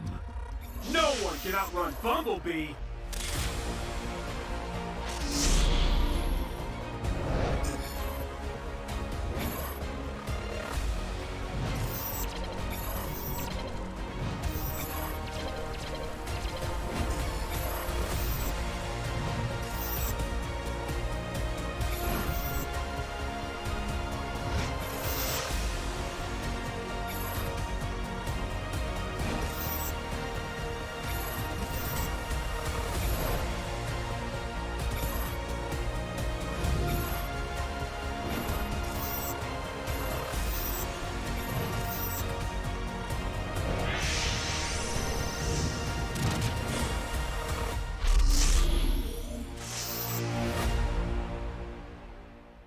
OSIM.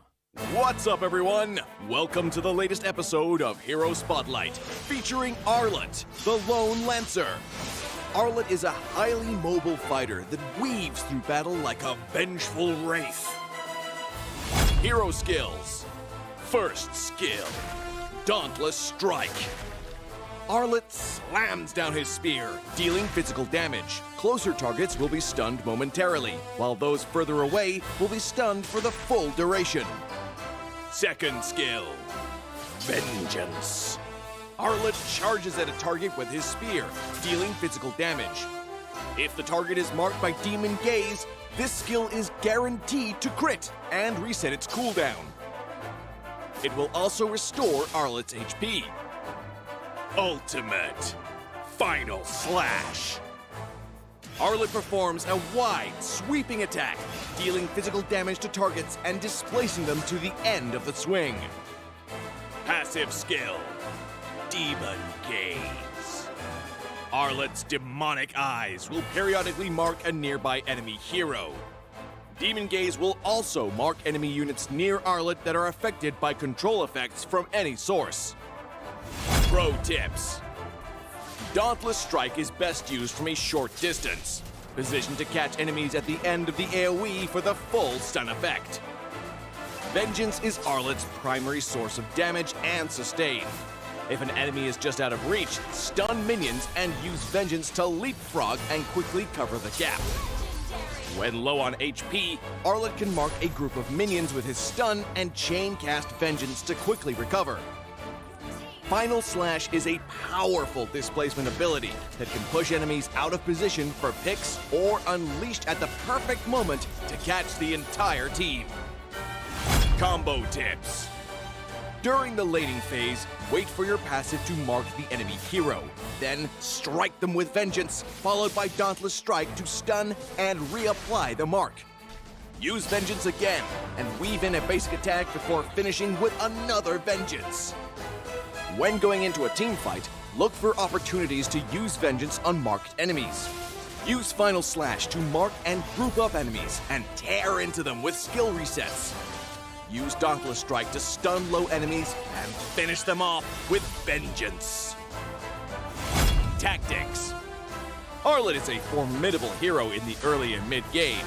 By repeatedly marking the enemy, he can use Vengeance multiple times in quick succession to wear down his opponent while healing himself. After gearing up in the late game, Arlette becomes an even deadlier force, with more defense on top of his mobility and the constant healing from Vengeance resets. Arlette can sustain himself through the fight to continue dishing out damage.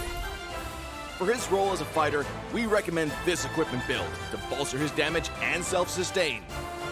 Choose the fighter emblem to further enhance his survivability, and for battle spells, we recommend Petrify to synergize with his passive and Vengeance skill. Arlette, the Lone Lancer, coming February 14th. 30% off during launch week. Get his Wandering Spear skin for only 51 diamonds the first 2 weeks. And until next time, we'll be seeing you in the Land of Dawn. Arlette, Lone Lancer, official release 0214. Pain is the proof that I'm still alive.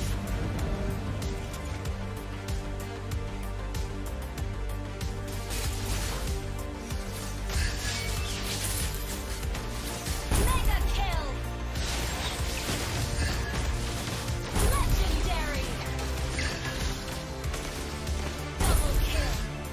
Stopping time.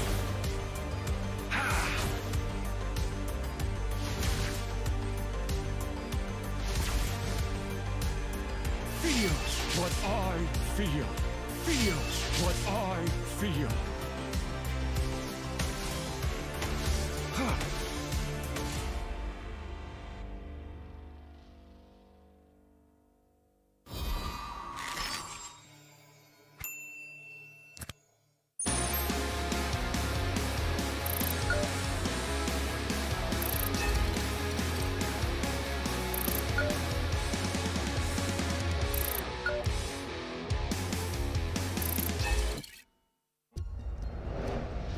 I am Optimus Prime.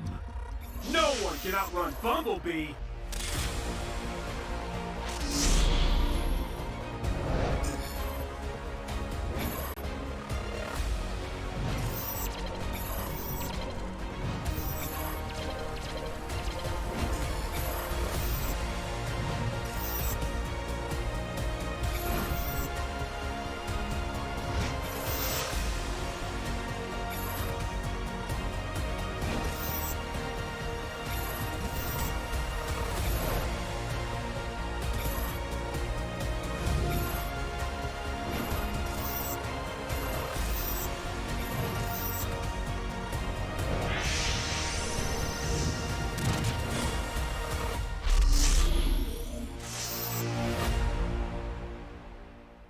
OSIM. What's up, everyone? Welcome to the latest episode of Hero Spotlight, featuring Arlette, the Lone Lancer. Arlette is a highly mobile fighter that weaves through battle like a vengeful wraith. Hero skills. First skill, Dauntless Strike. Arlette slams down his spear, dealing physical damage. Closer targets will be stunned momentarily, while those further away will be stunned for the full duration. Second skill, Vengeance. Arlette charges at a target with his spear, dealing physical damage. If the target is marked by Demon Gaze, this skill is guaranteed to crit and reset its cooldown. It will also restore Arlette's HP. Ultimate Final Slash. Arlette performs a wide, sweeping attack, dealing physical damage to targets and displacing them to the end of the swing. Passive skill, Demon Gaze. Arlette's demonic eyes will periodically mark a nearby enemy hero. Demon Gaze will also mark enemy units near Arlette that are affected by control effects from any source. Pro tips. Dauntless Strike is best used from a short distance, positioned to catch enemies at the end of the AoE for the full stun effect. Vengeance is Arlette's primary source of damage and sustain. If an enemy is just out of reach, stun minions and use Vengeance to leapfrog and quickly cover the gap. When low on HP, Arlette can mark a group of minions with his stun and chain cast Vengeance to quickly recover. Final Slash is a powerful displacement ability that can push enemies out of position for picks or unleashed at the perfect moment to catch the entire team. Combo tips. During the laning phase, wait for your passive to mark the enemy hero. Then strike them with Vengeance, followed by Dauntless Strike to stun and reapply the mark. Use Vengeance again and weave in a basic attack before finishing with another Vengeance. When going into a team fight, look for opportunities to use Vengeance on marked enemies. Use Final Slash to mark and group up enemies and tear into them with skill resets.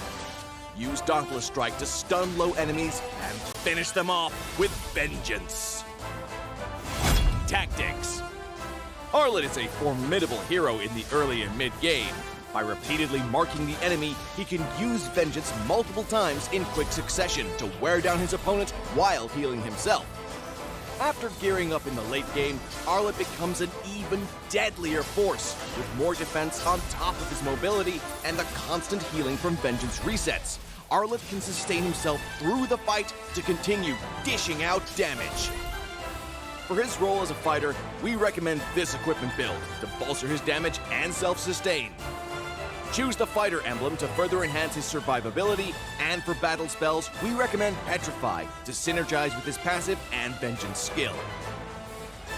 Arlette, the Lone Lancer, coming February 14th. 30% off during launch week. Get his Wandering Spear skin for only 51 diamonds the first 2 weeks. And until next time, we'll be seeing you in the Land of Dawn. Arlette, Lone Lancer, official release 0214. Pain is the proof that I'm still alive.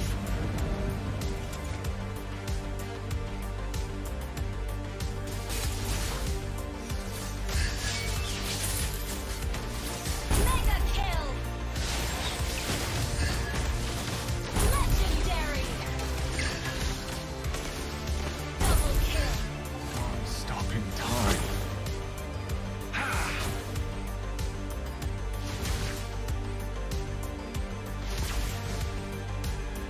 Feels what I feel. Feels what I feel.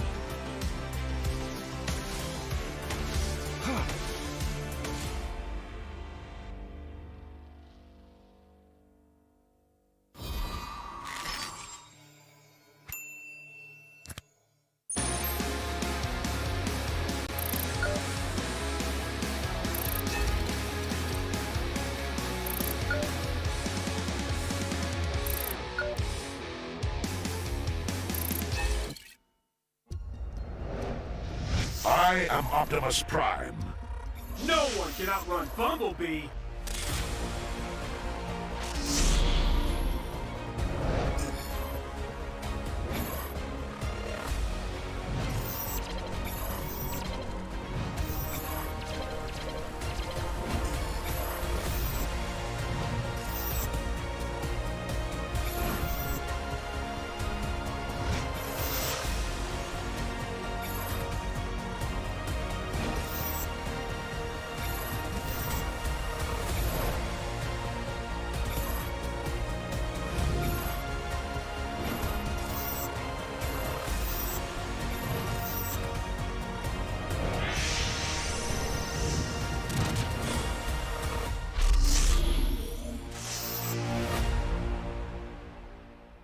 Osim. What's up, everyone? Welcome to the latest episode of Hero Spotlight, featuring Arlette, the Lone Lancer. Arlette is a highly mobile fighter that weaves through battle like a vengeful wraith. Hero skills. First skill, Dauntless Strike. Arlette slams down his spear, dealing physical damage. Closer targets will be stunned momentarily, while those further away will be stunned for the full duration. Second skill, Vengeance. Arlette charges at a target with his spear, dealing physical damage. If the target is marked by Demon Gaze, this skill is guaranteed to crit and reset its cooldown. It will also restore Arlette's HP. Ultimate Final Slash. Arlette performs a wide, sweeping attack, dealing physical damage to targets and displacing them to the end of the swing. Passive skill, Demon Gaze. Arlette's demonic eyes will periodically mark a nearby enemy hero. Demon Gaze will also mark enemy units near Arlette that are affected by control effects from any source. Pro tips. Dauntless Strike is best used from a short distance, positioned to catch enemies at the end of the AoE for the full stun effect. Vengeance is Arlette's primary source of damage and sustain. If an enemy is just out of reach, stun minions and use Vengeance to leapfrog and quickly cover the gap. When low on HP, Arlette can mark a group of minions with his stun and chain cast Vengeance to quickly recover. Final Slash is a powerful displacement ability that can push enemies out of position for picks or unleashed at the perfect moment to catch the entire team. Combo tips. During the laning phase, wait for your passive to mark the enemy hero. Then strike them with Vengeance, followed by Dauntless Strike to stun and reapply the mark. Use Vengeance again and weave in a basic attack before finishing with another Vengeance. When going into a team fight, look for opportunities to use Vengeance on marked enemies. Use Final Slash to mark and group up enemies and tear into them with skill resets. Use Dauntless Strike to stun low enemies and finish them off with Vengeance. Tactics. Arlette is a formidable hero in the early and mid-game. By repeatedly marking the enemy, he can use Vengeance multiple times in quick succession to wear down his opponent while healing himself. After gearing up in the late game, Arlette becomes an even deadlier force, with more defense on top of his mobility and the constant healing from Vengeance resets. Arlette can sustain himself through the fight to continue dishing out damage. For his role as a fighter, we recommend this equipment build to bolster his damage and self-sustain. Choose the fighter emblem to further enhance his survivability, and for battle spells, we recommend Petrify to synergize with his passive and Vengeance skill. Arlette, the Lone Lancer, coming February 14th. 30% off during launch week. Get his Wandering Spear skin for only 51 diamonds the first 2 weeks. And until next time, we'll be seeing you in the Land of Dawn. Arlette, Lone Lancer, official release 0214. Pain is the proof that I'm still alive.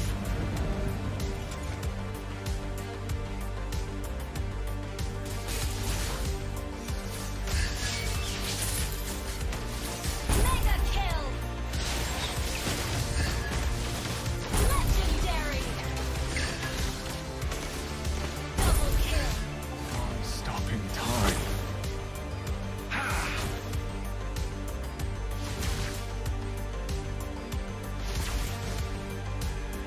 Feels what I feel. Feels what I feel.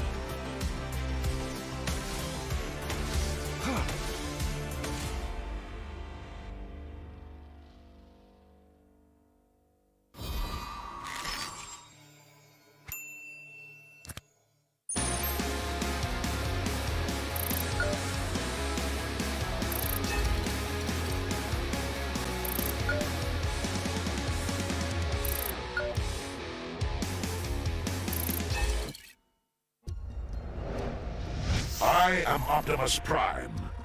No one can outrun Bumblebee.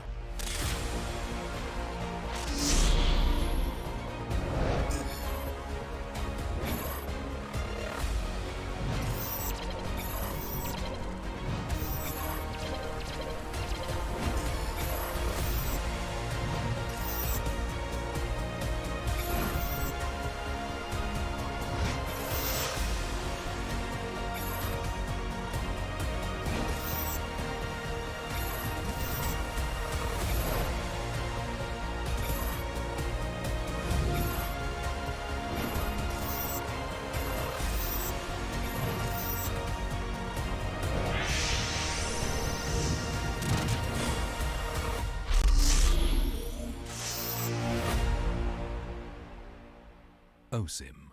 What's up, everyone? Welcome to the latest episode of Hero Spotlight, featuring Arlette, the Lone Lancer. Arlette is a highly mobile fighter that weaves through battle like a vengeful wraith. Hero skills. First skill, Dauntless Strike. Arlette slams down his spear, dealing physical damage. Closer targets will be stunned momentarily, while those further away will be stunned for the full duration.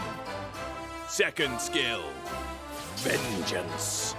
Arlette charges at a target with his spear, dealing physical damage. If the target is marked by Demon Gaze, this skill is guaranteed to crit and reset its cooldown. It will also restore Arlette's HP. Ultimate Final Slash. Arlette performs a wide, sweeping attack, dealing physical damage to targets and displacing them to the end of the swing. Passive skill, Demon Gaze. Arlette's demonic eyes will periodically mark a nearby enemy hero. Demon Gaze will also mark enemy units near Arlette that are affected by control effects from any source. Pro tips.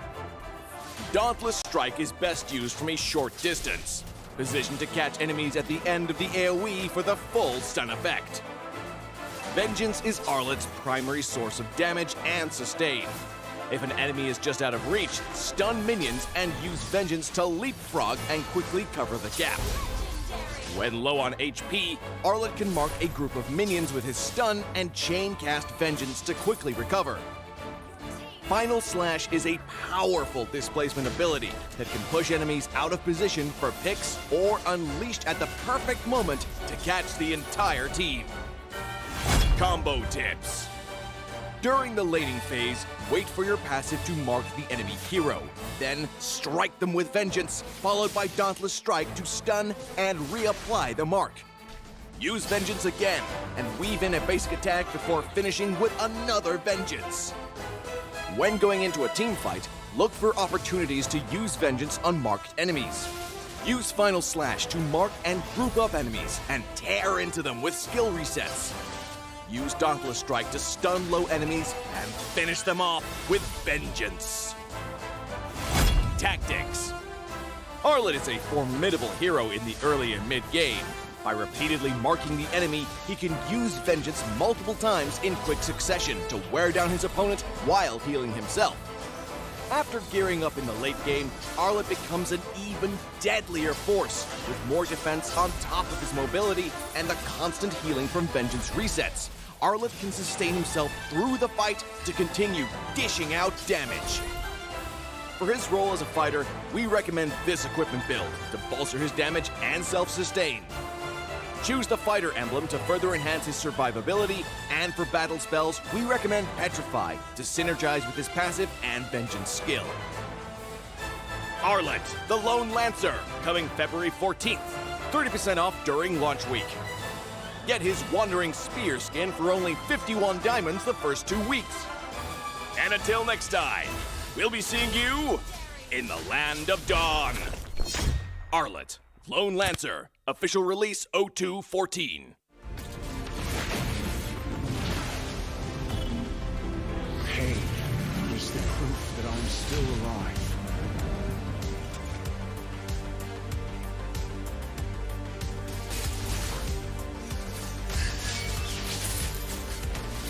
Mega kill!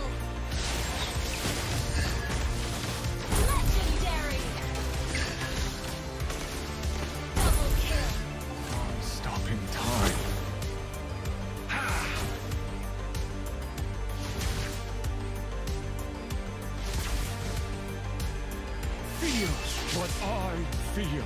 Feels what I feel. Huh.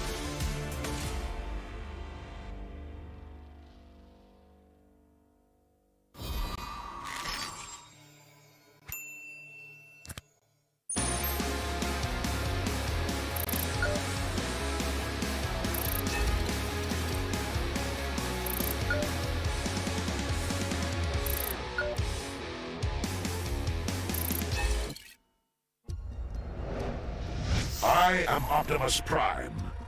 No one can outrun Bumblebee.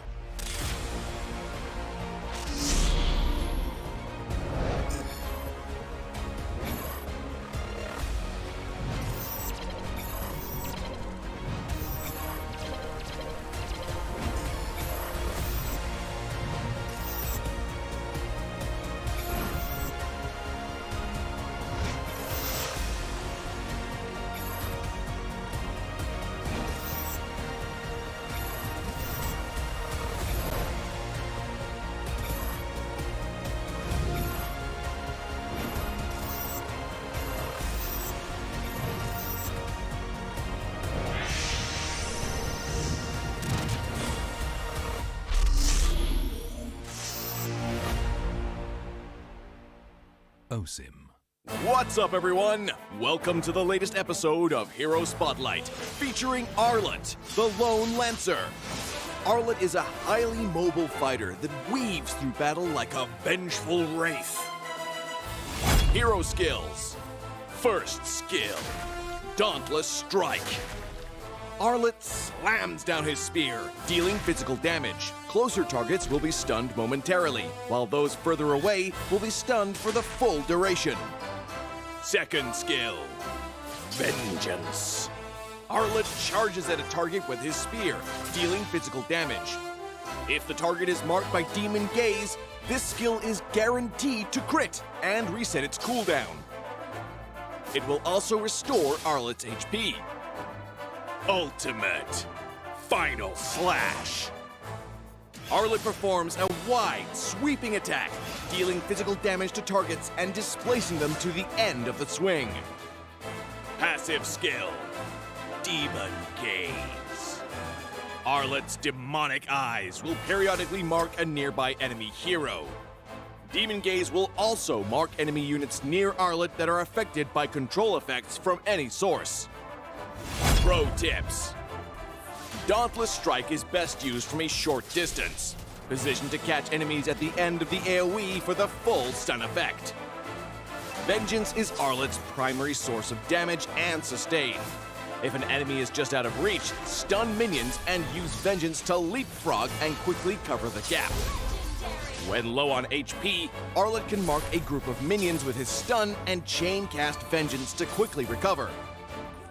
Final Slash is a powerful displacement ability that can push enemies out of position for picks or unleashed at the perfect moment to catch the entire team. Combo tips. During the laning phase, wait for your passive to mark the enemy hero. Then strike them with Vengeance, followed by Dauntless Strike to stun and reapply the mark. Use Vengeance again and weave in a basic attack before finishing with another Vengeance. When going into a team fight, look for opportunities to use Vengeance on marked enemies. Use Final Slash to mark and group up enemies and tear into them with skill resets. Use Dauntless Strike to stun low enemies and finish them off with Vengeance. Tactics. Arlette is a formidable hero in the early and mid-game. By repeatedly marking the enemy, he can use Vengeance multiple times in quick succession to wear down his opponent while healing himself. After gearing up in the late game, Arlette becomes an even deadlier force, with more defense on top of his mobility and the constant healing from Vengeance resets. Arlette can sustain himself through the fight to continue dishing out damage. For his role as a fighter, we recommend this equipment build to bolster his damage and self-sustain. Choose the fighter emblem to further enhance his survivability, and for battle spells, we recommend Petrify to synergize with his passive and Vengeance skill. Arlette, the Lone Lancer, coming February 14th. 30% off during launch week. Get his Wandering Spear skin for only 51 diamonds the first 2 weeks. And until next time, we'll be seeing you in the Land of Dawn. Arlette, Lone Lancer, official release 0214.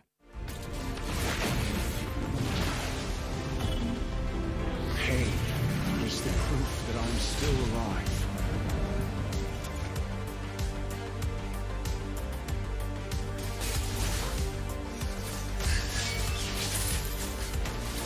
Mega kill. Legendary. Double kill. I'm stopping time.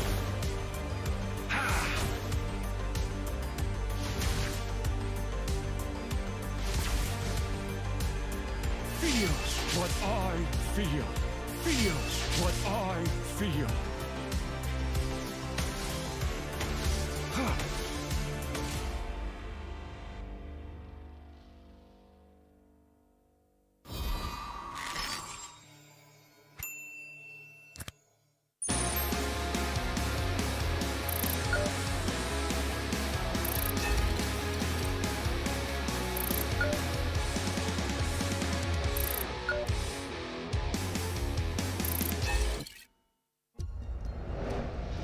I am Optimus Prime. No one can outrun Bumblebee.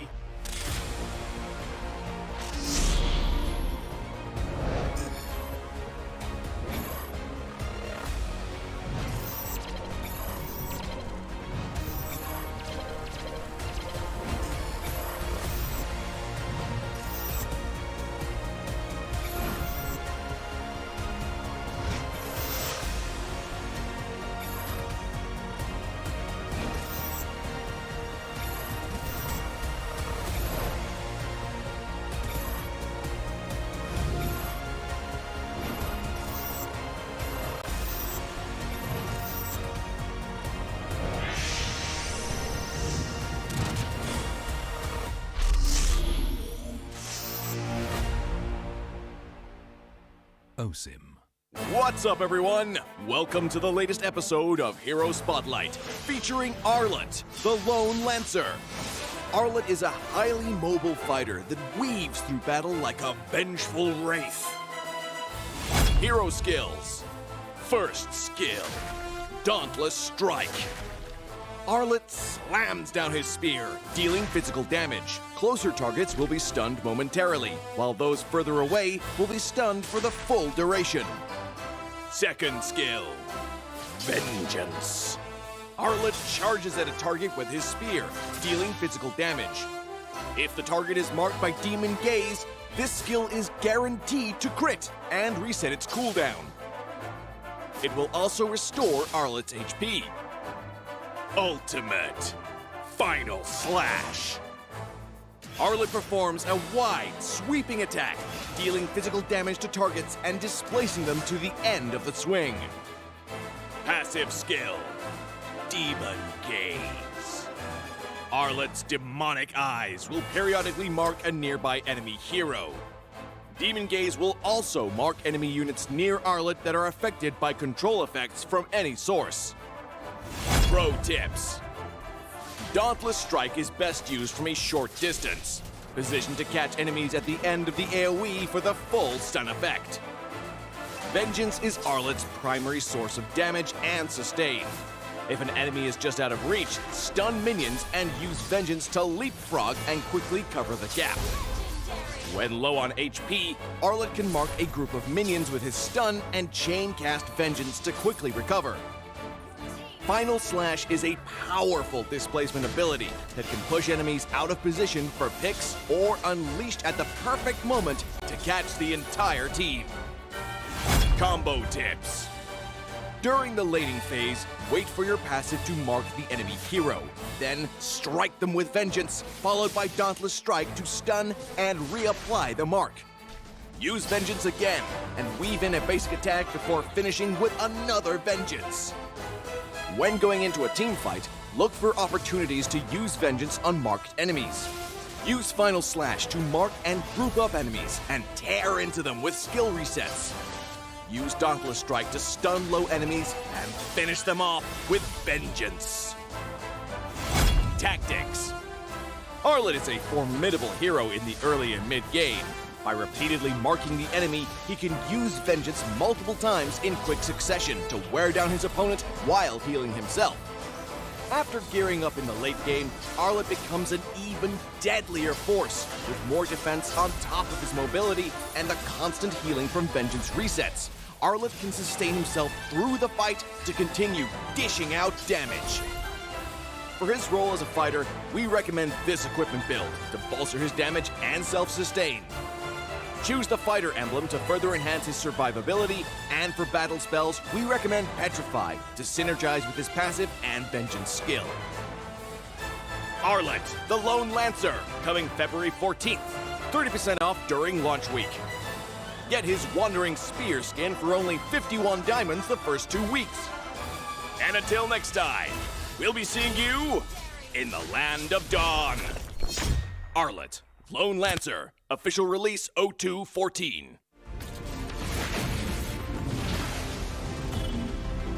Pain is the proof that I'm still alive.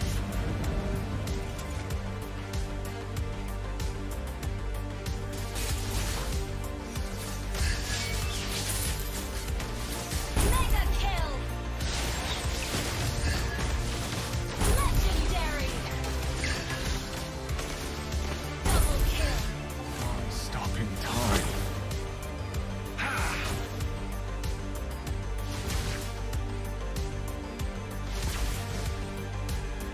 Feel what I feel. Feel what I feel.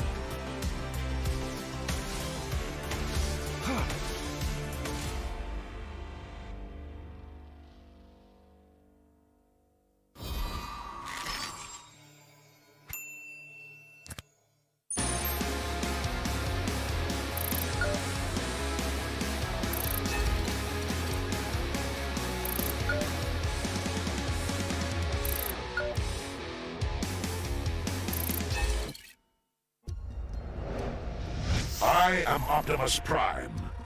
No one can outrun Bumblebee.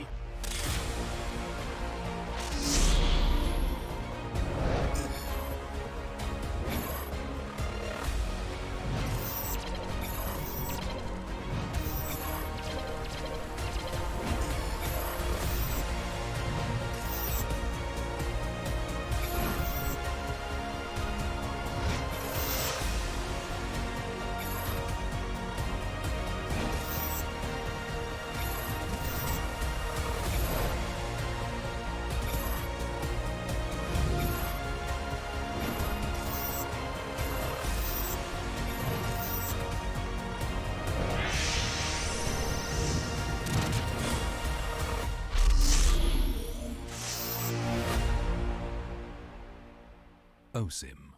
What's up, everyone? Welcome to the latest episode of Hero Spotlight, featuring Arlette, the Lone Lancer. Arlette is a highly mobile fighter that weaves through battle like a vengeful wraith. Hero skills. First skill, Dauntless Strike. Arlette slams down his spear, dealing physical damage. Closer targets will be stunned momentarily, while those further away will be stunned for the full duration. Second skill, Vengeance. Arlette charges at a target with his spear, dealing physical damage. If the target is marked by Demon Gaze, this skill is guaranteed to crit and reset its cooldown. It will also restore Arlette's HP. Ultimate Final Slash. Arlette performs a wide, sweeping attack, dealing physical damage to targets and displacing them to the end of the swing. Passive skill, Demon Gaze. Arlette's demonic eyes will periodically mark a nearby enemy hero. Demon Gaze will also mark enemy units near Arlette that are affected by control effects from any source. Pro tips. Dauntless Strike is best used from a short distance, positioned to catch enemies at the end of the AoE for the full stun effect. Vengeance is Arlette's primary source of damage and sustain. If an enemy is just out of reach, stun minions and use Vengeance to leapfrog and quickly cover the gap. When low on HP, Arlette can mark a group of minions with his stun and chain cast Vengeance to quickly recover. Final Slash is a powerful displacement ability that can push enemies out of position for picks or unleashed at the perfect moment to catch the entire team. Combo tips. During the laning phase, wait for your passive to mark the enemy hero. Then strike them with Vengeance, followed by Dauntless Strike to stun and reapply the mark. Use Vengeance again, and weave in a basic attack before finishing with another Vengeance. When going into a team fight, look for opportunities to use Vengeance on marked enemies. Use Final Slash to mark and group up enemies and tear into them with skill resets. Use Dauntless Strike to stun low enemies and finish them off with Vengeance. Tactics. Arlette is a formidable hero in the early and mid-game. By repeatedly marking the enemy, he can use Vengeance multiple times in quick succession to wear down his opponent while healing himself. After gearing up in the late game, Arlette becomes an even deadlier force, with more defense on top of his mobility and the constant healing from Vengeance resets. Arlette can sustain himself through the fight to continue dishing out damage. For his role as a fighter, we recommend this equipment build to bolster his damage and self-sustain. Choose the fighter emblem to further enhance his survivability, and for battle spells, we recommend Petrify to synergize with his passive and Vengeance skill. Arlette, the Lone Lancer, coming February 14th. 30% off during launch week. Get his Wandering Spear skin for only 51 diamonds the first 2 weeks. And until next time, we'll be seeing you.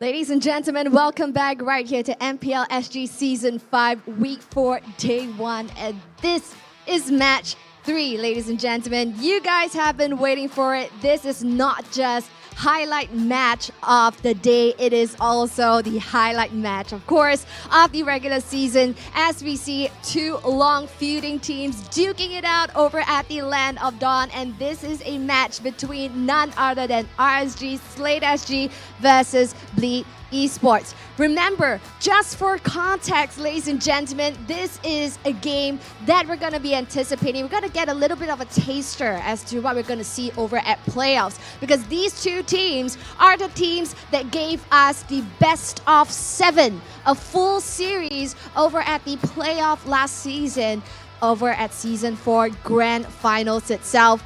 So yes, it is a nail-biting game that you definitely don't want to miss, and we're witnessing it right here for Week 4, Day 1, Match 3. So yes, ladies and gentlemen, a long-standing feud between the two, and as of now, as we speak, RSG Slate SG has a full perfect track record to their name, spotless. Will Bleed put a mark in that spotless track record? We can only find out. And with that being said, of all of our wonderful viewers right here today, thank you so much for taking your Saturday to join us. Now, any selfies that you take right here with the hashtag of hashtag our pride, our passion, to show support for our boys, and tag us at mpl.sg.official will be rewarded handsomely. So all you guys need to do is just show the proof of your post to all of our lovely crew members, and we will soup you up.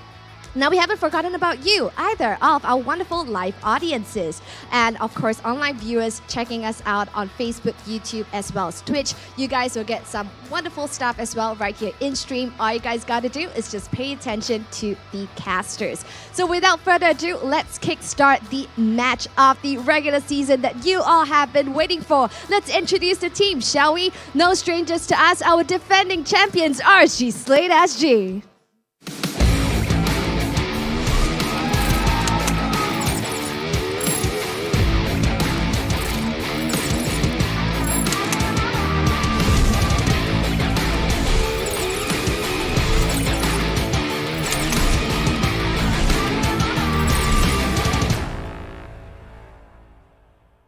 So yes, if you guys can't tell already, the energy right here in the live audience is just simply electrifying right here for this highlight match. And without further ado, going head-to-head against RSG Slate SG, presenting to you Bleed eSports.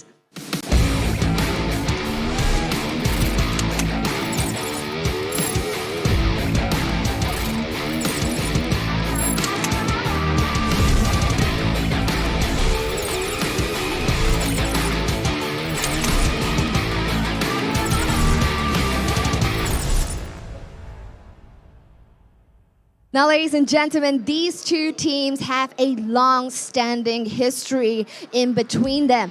But does Bleed eSports really think that this is the same RSG Slate SG that they used to know? Remember, just for context, we have two new expatriate players, and of course, they are none other than Lucian QT as well as Oki. So is this really the same RSG Slate SG that we used to know? Let's see it over at the Land of Dawn on the battlefield. So let our casters slice and dissect this brand new demographic here for this highlight match of the regular season. Take it away, guys. All right, ladies and gentlemen, welcome back, of course, to our third series of the day. All of you guys are definitely going to be super excited, and so are we here on the desk. My name is Abstract, with me is Holler and Suki, and the three of us are going to be a caster for this series. Yeah, and I'm super excited. This is the one that we talked about. Everything has been built up for this. The number 1 seed versus the number 2 seed. Yeah, and RSG yet to drop a game. We've seen Bleed have a few issues, lose a few points here and there, lose to Revival as well in the series. So Bleed is, I think, I don't know, it's a little bit worrying considering that RSG Slate has been impeccable in their gameplay. Exactly. So there's a lot of theory crafting, and there's a lot of, thinking going around, like, is Bleed really playing their best? Are they just throwing the games on purpose? That is definitely the kind of thing that we gotta have to understand.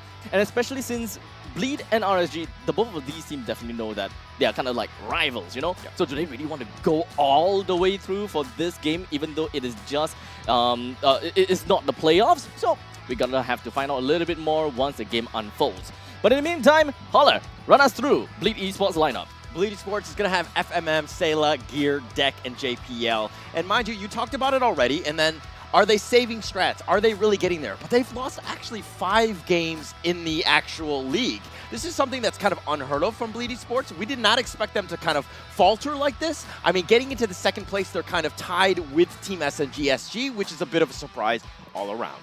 Yeah, and so as we look at the other side of this, we're going to have a look at RSG itself. RSG, we have Oki, Roy, Diablo, Bray, and Lucian Cutie. And RSG Slate SG has been, I would say, the titans of this season, but they've also been titans of MPL SG in general, right? Yes. They've always been in the top 2, they've always done very well. And if you look on screen, Diablo and Bray, I think, are 2 players that we can look very closely at as having a very important role in this. Now that we pretty much have a good understanding as to, you know, who is going to be playing in each team, I gotta have to say that we do have a very strong storyline to go across when it comes down to Bleed versus RSG, just by looking at Deck versus Bray. Yeah, there's a lot of history between the two. I mean, they go way back. They were, you know, teammates and all that, and there's a lot of who was the actual best player between them, you know? And we see Bray as kind of, you know, when you're undefeated, you've done quite well, you've made a name for yourself, you're definitely top team. It's very difficult to kind of undersell what he's done, and I think that, you know, RSG have kind of ridden that one out, and we see Bray just kind of succeed because of that. Maybe the KTV will be all about Deck and Bray, since the both of them were vying for the jungler role in RSG's lineup back then in the previous season. So let's break it down a little bit here. Bleed Esports KTV. Suki. Sure.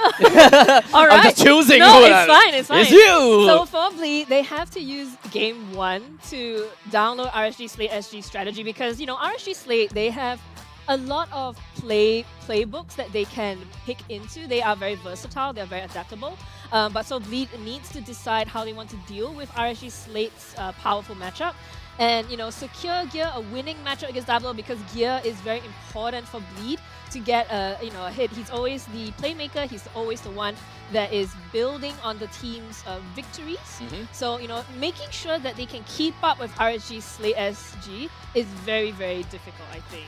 So when it comes down to Bleed, would they pretty much just want to take, you know, the first game to really understand how RSG Slate SG plays, especially since they do have a little bit of change when it comes down to their lineup. So is it going to be the same thing for RSG Slate SG, Holland? It's a little bit different. They're undefeated. They really haven't faced defeat, right? But I think the keys to victory, especially in this game, is to stop FMM from getting out of control. I mean, he just attempts to just, you know, that's pretty much the win condition for them, right? We also need to look at RSG as securing the early lead and bleed them dry. You see what they did there? And engage, of course, alongside JPL, right? So my only concern with RSG Slate is that they are undefeated. It's kind of like the god in, what is it, 300? Where he thought he was a god, he was amazing, but then all of a sudden there was a cut and he was like, oh my gosh, I am mortal, right? And then potentially everything had fallen down. It's like a house of cards in that sense. So in the same way, RSG Slate need to ensure that, hey, if they're able to take the defeat, how do they come back? Have they been challenged to that level? We haven't seen that yet. So honestly, the both of these teams going head-to-head is tough for all of us to even have a very good understanding as to who's going to win. But of course, you know, just between us casters, we'll definitely have that prediction real soon. But for now, we want to focus a little bit more on stats just first. So, Hollow, what stands out to you? Okay, well, Gear has been previous MVP, right? So his stats are going to be quite high in that sense. The average KP, though, the kill participation, is a little on the lower side, I would say. I mean, especially since you're the second-place team, and you would think that you would have somewhat of an inflated number there. But, I mean, 24% is still very good. I think that a lot of it, you know, of what Bleed Esports do revolve around Gear's play. Can they put him in his position to succeed and just kind of, like, carry the team? We're going to have to see that, especially going up against a titan like RSG Slate. When it comes down to the KTV coming in from RSG, there has been quite a bit of focus when it comes down to FMM, right? Looking at 746 GPM. So, looking on the flip side, RSG's gold laner, is he able to match up to him? Yeah, for sure, right? Because I think what we always have to remember that Bleed's playstyle and RSG Slate's playstyle are very different. Right, we've seen RSG play a more slower, a macro game, right? Yeah, but the thing is that we always see Bleed as the slower sort of, you know, they're gonna take their time, they're gonna be patient, right? RSG Slate, once they get the advantage, they're very good at snowballing. Yes. So once you look at Oki versus FMM, you're going to see like, okay, well, is that really a fair comparison because they are completely different playstyles, right? Bleed has always, ironically, bled their opponents out over time slowly to get their wins, whereas RSG Slate has just been like, I'm going to get as much advantage as I can, and then I'm going to make it so difficult for you to come back that even if you win a team fight, like nothing's gonna happen. You're just gonna have to wait for me in your base and just cry until I destroy you. Right? So this is like two different ideologies from both teams, right? RSG Slate SG is pretty much just kind of like a gung ho, right in your face invasion kind of thing. Yeah. Well, for our friends at Bleed eSports, they're just kind of like more reserved, like JPL, calm, reserved, let's not do anything kind of thing. So, which one of these ideologies do you two root for? I think we're going to find out. I mean, in terms of the caster prediction, at least for this one, and it's straight across the board. We've got the same ideology then. No surprises, right? No, I mean, ultimately, we have seen Bleed falter, which is scary, right? Because you always see, like, we've spoken about this from previous seasons, that RSG and Bleed have always sort of played at the same level. Yes. And they have always been, like, the main competitors for each other. But this season, it's very different. We have, like, SMG stepping up, we have Revival stepping up, and, you know, we have all these teams that I think are sort of improving over time. So Bleed maybe, this sounds mean, but Bleed maybe has not kept up at the same rate that RSG has improved. I actually do echo that, right? Because when it comes down to Bleed eSports, they have been pretty much pretty good all the way through. They are consistent, don't get me wrong, they are very consistent. But there are definitely other teams, especially when it comes down to SMG, they are starting to build themselves up. When it comes down to Flash, they do have importations coming in as well to really level up their game. But Slate, they do have the consistency when it comes down to players, and they are trying their very best to really evolve one another and just kind of like assist one another. But does these additions actually help Bleed eSports? Okay, I'm going to go with a different view in the sense that I feel like Bleed eSports have been more experimental in the league phase. Right. I mean, some of the strategy hasn't really worked. They've actually lost the games that we thought they should not have lost because of these. But at the same time, that is the time to do it. That's the time to kind of experiment, to see what's out there, to make sure that, you know, do these strategies. Not really sure, but RSG's been like, hey, straight at you, you know what I mean? There's no questions asked. It's been very streamlined. Into like, what's at stake, right? Yeah, what's at stake, yeah. To add to your point, actually, Bleed do have quite a number Time of to drop the beat of the They're around floor. 7 or 8 per player, which I think is one of the higher ends for MPL SG. So yeah, you know, they have been experimenting, they have been trying different heroes, and they have been, you know, doing different strategies, right? But I think they always tend to go back to this sort of slow build up, being very smart about the fights that they take, taking small advantages here and there. Whereas RSG Slate, if you give them a small advantage, they're just going to take it and run away with it. And that's a top tier team, right? Yeah. When you have that advantage and you're able to close it out, right? We've seen other games today where there was a lead, they had a little bit of, you know, a great lead going into the mid game, but they kind of made some mistakes that potentially could have let the other team get back in. We don't see those openings in RSG. It tends to be when, like, with games with RSG that it tends to be that the other team has a better laning phase. It's not one of those things where they give up the lead, so to speak. Yeah, exactly. And so as we finish up with the first phase bans, you know, very typical bans coming out here. We have the Glue, we have the Joy, the 1-1 on side of RSG, and for the side of Bleed, we have the Frederick, the Plaza, and the Valentina. So a lot of mage bans coming out from Bleed here. I don't think they want Roy to have a good time. And of course, Fredrin is Fredrin. Like, you don't want to give it away, especially since you're going to first lock in the Arlette. Yes, and Fredrin right there, it's one of their RSG's like top picks, right? First 2 picks, generally speaking, Bray will almost always drive it. Farza and Valentina also very highly contested Among by the RSG, planes exists the equilibrium, like they're going to go with the which Eve to I kind of start was things made off. for. That's against the Arlette here. What are your thoughts on just overall, like, the Eve versus the Arlette? I mean, if you think about Eve, right? Because you've taken out the Valentina and you've taken out the Plaza. Need some stitches? These I can two help. stages have been very commonplace, I think, in the league. But Faramis is still open. So the fact that he, prioritized the Eve over the Faramis could indicate that they are going for a lot of damage, right? And you see like the Melissa pickup as well. They are going for the, it's like the geometric shapes, right? The circle from the Melissa, the diamond from the Eve. They're just, they're putting down shapes and they're gonna lay down a lot of damage. So on the side of RSG, they have always drafted more damage-oriented roles. Lineups as opposed to some other teams that we always see CCs instead. So they're missing a yin, basically.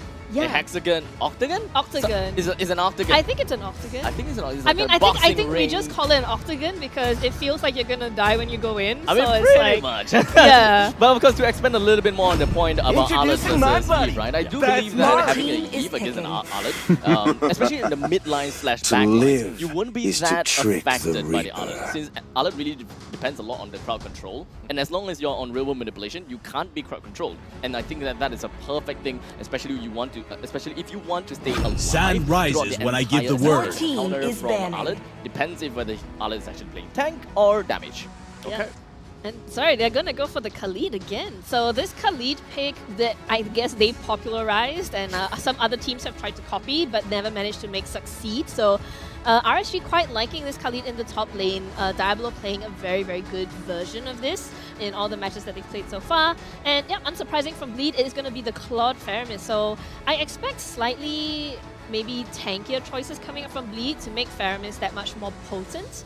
But I will have to see because at the same time, RSG, it's a lot of damage. It doesn't have a lot of CC. That's what I'm concerned for RSG, right? It's not only that, but of course the cult ultra from the Faramis, just keeping them alive, right? That's the biggest thing. I will protect you. Your team is banning. So that you can burst them out, right? If RSG need to counter that, I feel like Faramis, whenever you see him, you need to have an answer, right? They opened it out, they let him get, to the third pick in that first phase, so they gave a lot of time. They must have a strategy in mind, some way to deal with that, because again, they have a lot of that. Now, Bleed need to kind of build off of that. You talked about tanking, making sure that there's a little bit more sustain, but also at the same time, maybe if they just go more damage and just blow people up, that might be another avenue of attack. Yeah, and it has worked so far, actually. There has been some lineups from RSG where it is just pure damage, and you would think that on paper, the CC, the crowd control, everything is going to shut down the damage dealers, but RSG has amazing positioning, and especially from boosting QD on his support role and the roaming role, he has managed to catch out a lot of enemy carries and a lot of enemy mages without really having to sacrifice any of his team members.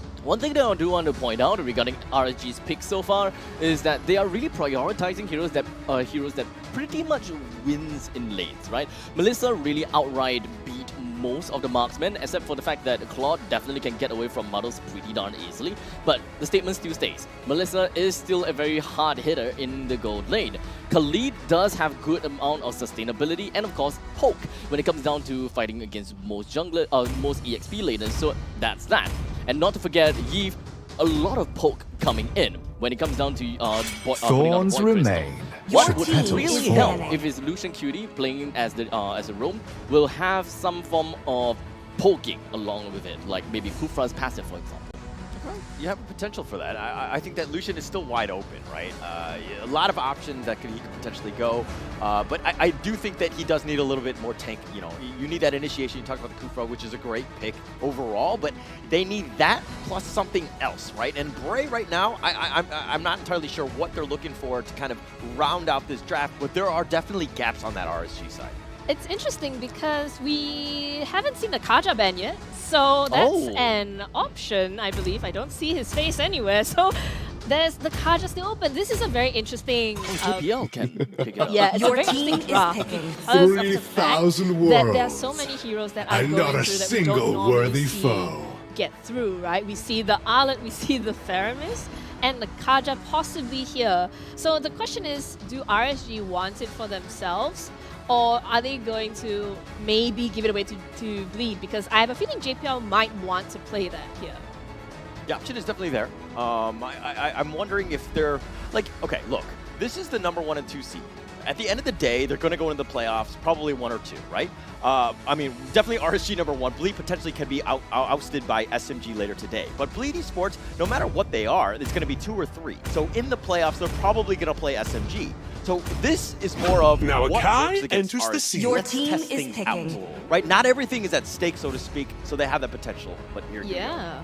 There is a lot of crowd control coming in from RSG, just from the fact that they have the slows coming from RWM, that there's a Sandstorm from Diablo, and not to forget the heavy spin from Bray. So it really boils down and kind of seems like they're playing a little bit more of that hybrid role, whereby they are able to be very aggressive in the front lines, and in the meantime, they can play very defensively if they really want to. They got great high ground, they got great wave clear mechanism as well. It's pretty much a very all-rounded team from RSG, to the point that it seems as though Lucian QD doesn't really have to focus so much about countering, but more about picking up comfort. Yeah, and you know, the AoE mindset, is that My mission. Terology is my craft. Diggy is my a name. rectangle? I don't know why I'm going with the shape thing, but Hylos jungle! Diggy? Yes! Wow, okay, Bleed, really? I mean, look, they're taking this experimentation thing and they're running with it, right? If what doesn't, you know, if what has worked or hasn't worked the whole season against RSG, you know, so they're gonna pick something that is not been picked before, the Hylos jungle for deck. Heck yeah! Heck yeah! I absolutely love Hylos jungle. For those people that watch us community games, and I've talked about Hylos jungle a couple of times, the way they clear jungles is super fast. He's pretty darn tanky as well. Whenever you build up the molten essence, plus what's that again? The Guardian Helm. So you constantly have a lot of regeneration going on. You have great amount of slows. You have instant gratification when it comes down to stun. You're able to run away or engage pretty effectively as well. So honestly, I do really like what Bleed is trying to go for, but I don't really have a bias as to who really do have a better lineup here. I mean, looking at the lineup itself, I think both sides are going to be very scary, very, very potent in the mid to late game, but it also depends on how this early game goes, right? And I do think that RSG Slate with that Franco, I kind of like that a little bit more, right? Because he has the ability to, you know, reposition the side of Bleed and sort of get them out of their comfort zone, which we know RSG is very, very good at. And such, ladies and gentlemen, we are going to moving into the land of dawn between RSG Slate SG versus Bleed eSports. Game number 1 going underway. Both of these two teams, they are setting up with the first initial hook from Lucian QD immediately dropping onto JPL. It does a lot of damage already, and this is a lineup that's an interesting one, right? I love the experimentation. Right now is the time to do it. At the end of the day, if you lose, it's not the end of the world. You've tried something out and you've kind of experienced that. But going into this one, RSG, these are kind of, we've seen them play this time and time again, almost the entire lineup of RSG, right? We know that they're very capable. This is a very scary lineup. As I say that, Lucian QT does get a little bit low. It gets pulled back. Well, things are definitely starting to go off with a more of a silent swing, I gotta have to say, from both sides. Lucian QD definitely not having a very good time, despite the fact that I thought that RSG would be the one that would get a little bit more of that poke in on Sailor. Yes, yes, and you're gonna have to kind of make sure that that's gonna be a bit of a matchup to watch. I think that's gonna be very interesting watching that mid lane, because you know you don't want Sailor to get too much farm, especially on that Faramis.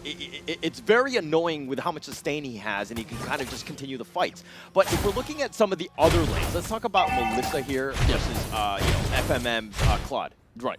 It really boils down to FMM trying to really get himself away from Oki. The both of them can't exactly fight. Melissa will outright tear away Claude, especially since Claude is more towards that late game kind of marksman as compared to Melissa, who can pretty much go online pretty darn early. Okay, okay. All right, now if we had to just give one hero that you think that must have a great game. Must have a great game. Yeah. I gotta have to give it to Melissa, man. Okay. As long as you get the tempo, you get yourself that work around, I'm pretty sure that you should be able to steamroll pretty darn easily and just melt through the front lines all the way to the back lines to kind of like go for that front-to-back strategy. Okay, now the other side though, Bleed eSports. Is it just FFM?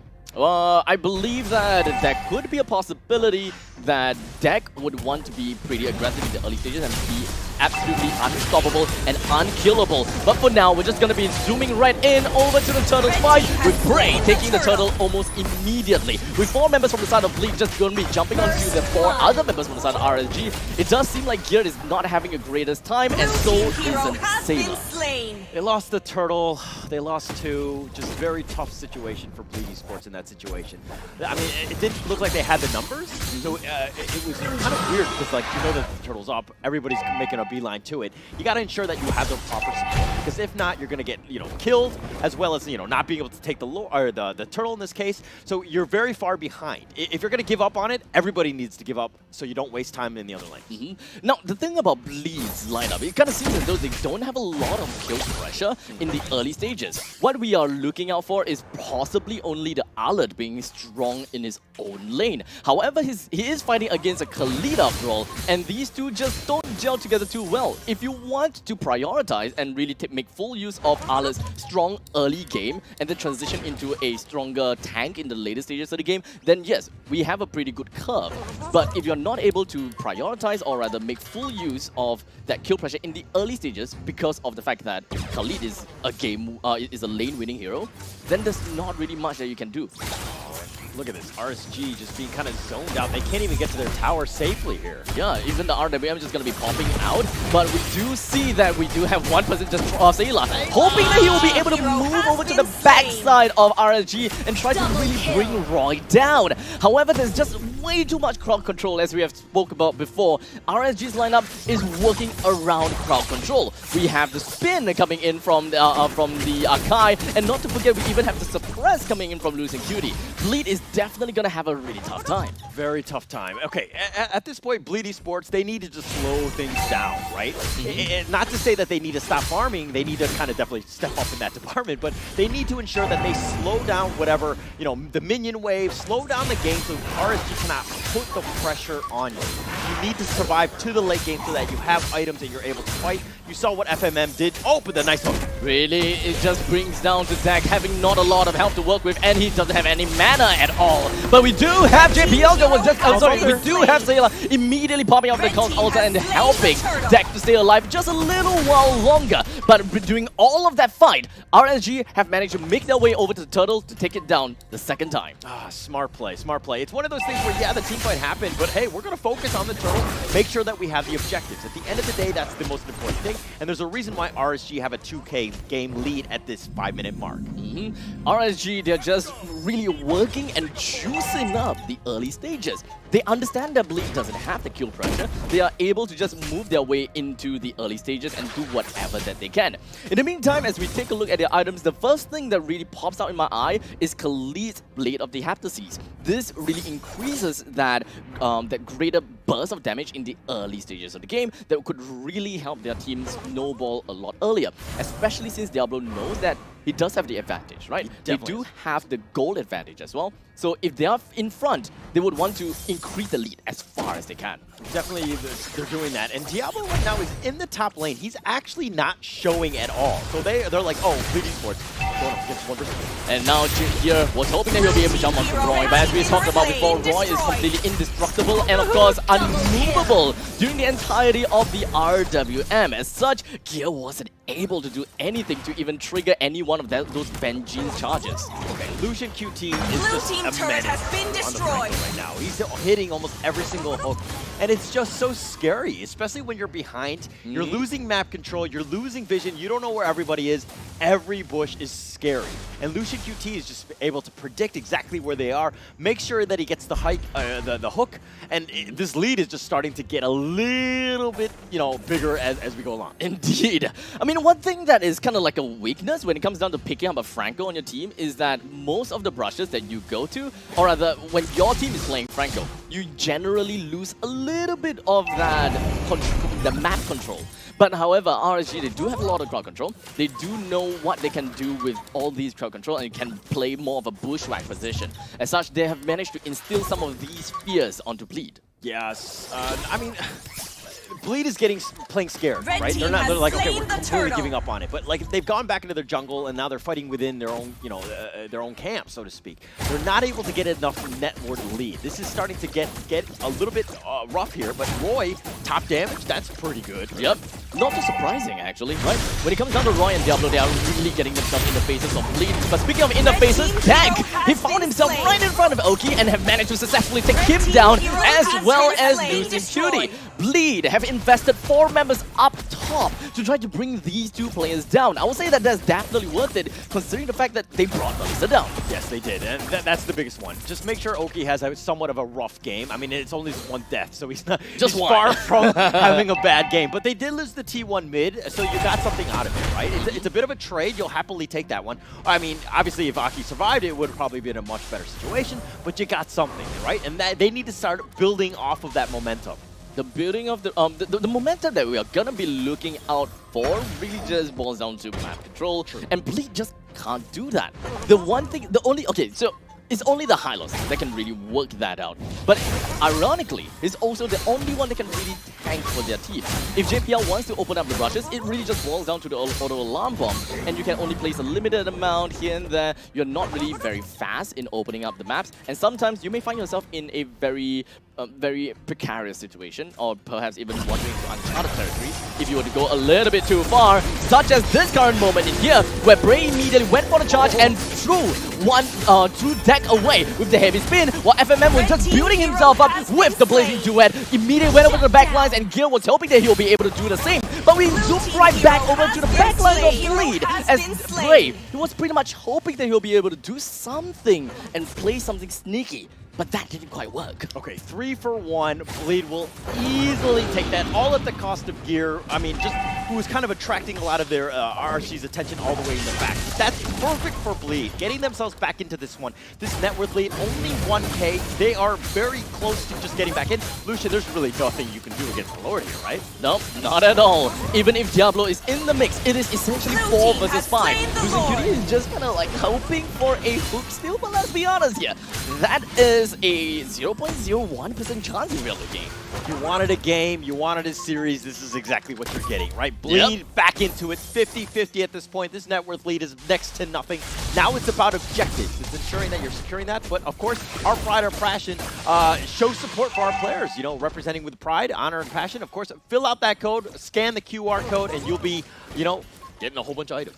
You are going to be happy with what you're going to get. In the meantime, we are all going to be happy with the outcome of this game, be it goes to Bleed's victory or RSG victory.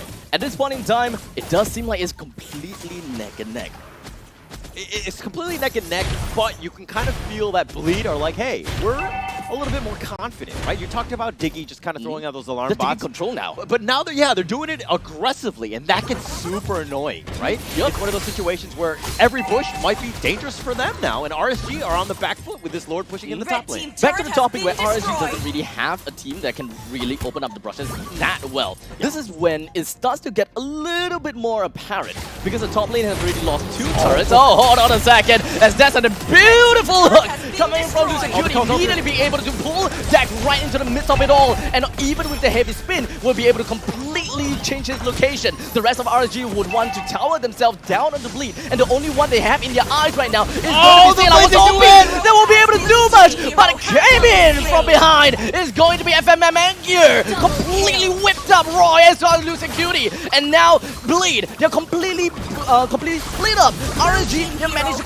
get themselves together, but the main problem here is that FMM is still alive, and Gil will do whatever they can to peel for FMM. Wow, 3 for 2. Bleed eSports, they've done quite well. Diablo very low. He's being scouted out by Diggy, you know, and not letting him go. And then we're going to see the instant replay of how to break that one down, because you see how aggressive they wanted. They thought they had Stellarc. That was going to be a big kill for them. That started it off. But look on the back end. FMM, just the AoE damage, how much she was just in front. There was no focused fire on this. Diablo getting low. Deck is going to be left for dead, but that's fine considering FMM is almost blowing everybody up. Bray has no chance to get away, and you know, Deck at the end of the day will just spin happily. They were just waiting for that play. absolutely waiting because they know that RSG's front lines, they can be fast and furious. The main thing is just baiting out Diablo's Desert Sandstorm, or rather Raging Sandstorm, and just plunge onto the front lines. Once that is done, Bleed will be able to find that small little opening between RSG's lineup. And during that small little opening is probably the perfect time for FMM to jump in, and they also gotta have to wait until the right cooldown comes in. And in the meantime, hold on a second, here, just gonna go straight in for the final swing. Was hoping to look up for some openings, but that space wasn't created. Okay, when you say Fast and the Furious, I just have to say family. I just, out of context, I just have to say of course! But that said, I mean, they're playing like a team, they're playing like a family in this case. They're playing very well together, understanding when they get that initiation. Now, RSG have to group up to counter this, but if you look at some of the openings as a lane, they have no T2 top. That is an opening. The Lord is being completely just owned by Bleed. Well, it is currently on their side. It is on Bleed's side. While RSG, they're trying to and hoping that they will be able to find a way in. And Diablo just going to go straight in for a two-man Raging Sandstorm. But unfortunately, that wasn't going to be able to do quite much. And the Bleed, they went straight in. And FMM has managed to find himself one. With not a single casualty from Bleed, they bring two down. Okay, they needed to survive to the mid-game. They have done that. Now Bleed eSports has just kind of taken control. They have full map control. They've gotten the Lord. This is exactly what you wanted to have done as Bleed. I mean, he's even BMing the FMM. BMing FMM. I think that's how they kind of motivate each other. Maybe they BM each other. But jokes aside, Bleed eSports, complete control. They've taken the bottom T2. And this is starting to get a lot more difficult for RSG. They have got a flawless sweep so far throughout the entirety of the regular seasons, but it kind of seems as though game number 1 between them and Bleed is starting to go really gray. So how exactly are they supposed to turn things around? They don't have a lineup that can really open up rushes that well. How are they supposed to really identify when the bushwhack is coming in? How do they identify when the glorious pathway will be entering in? Okay, they need to go back to, they need to ride the Diablo train in the sense that let him split push, right? Just force it out so that you could hopefully isolate or separate somebody from Bleed eSports because somebody has to deal with that lane that's not pushing, right? Right now they're going to play a little bit defensively, make sure that the Lord doesn't do any too much structural damage. You got to keep that T3 alive. Hopefully they can burn it down very quickly. But again, it's about pushing, creating space so you can survive the lane. The main damage we'll want to keep an eye out for is going to be Oki or FMM. But it kind of seems as though FMM is going to be the one to call for a shot. And the glorious pathway is just going to be popped right out. And the rest of the member coming from the side of Bleed just going to be jumping themselves right out of RNG. The top turret is going to be taken down. Diablo just going to be moving right in and manage to successfully bring JPL down. But unfortunately, FMM is still alive. And Zach will peel for whatever that he can and for whatever that it takes. But a battery mirror image brings himself right out of the way. And Bleed have gotten themselves what they wanted, which is the inhibitor turret at the top lane, the middle lane second tier, and the bottom lane inhibitor. Oh, Bleed eSports, they're doing it. They're putting the pressure on. They forced RSG into, stepping on their back foot. They have 0 T3s. All they have is the core. That's it. Can they stay alive? It's going to have to see. But again, it's coming down to like Oki and Roy not being able to target prioritize. Well, it is going to be a barren wasteland over to the side of RSG now. This is going to be tough. Bleed will be able to get that momentum going on, especially since when it comes down to items, they do have quite a lot of that. Arlette is still on his way to building the full build. The only thing that is not really defensive is going to be the Hunter Strike that enables Arlette to have a little bit more movement speed in order to catch up over to the back lines. While, of course, looking at marksman to marksman, Melissa is not quite done yet, while Claude completely decked out. Yes, and that's why he's 505. It's SOS at this point, right? RSG are like, hey, he sees the KDA, and it's like, oh, we are scared. It's very difficult to draw a beat on him. I mean, he's been on point. His positioning's been great throughout this game. FMM has just been an all-star this game. Well, it kind of seems as though RSG, they don't have a way to come back to this game unless they make a very good opening. They just need to find that one. Sorry, one thing I need to kind of just point out is that Diablo is just kind of chilling. I feel like he's been wasting time. He hasn't really been farming. He hasn't been pushing. He's been sticking around. I don't know. He's like dilly-dallying in the top lane. He's not actually farming. The main thing is probably just really trying to handle the waves, have every single one of these waves, because he does have the movement speed like a little Aladdin, just gonna get himself from one place to another on his magic carpet. Well, he does have the movement speed. He can move from one place to another pretty darn effectively. And if RSG were to ever find himself in a fight, Diablo could catch up.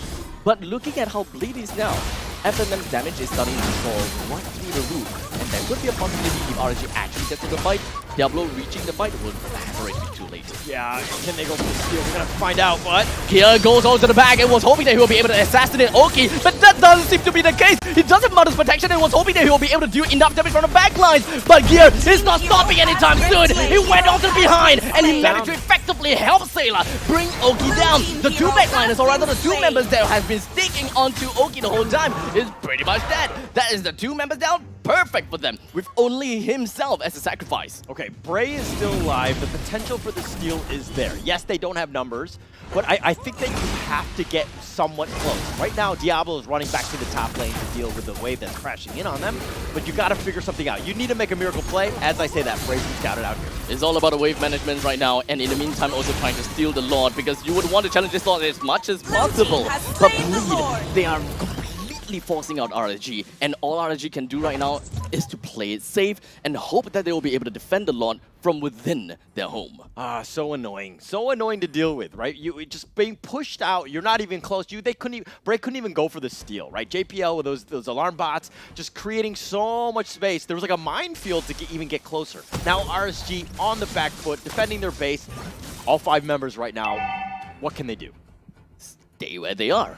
Okay, that's probably the only thing that they can do. Really, as unfortunate as it sounds, right? Bleed is not necessarily taking away the jungle just yet.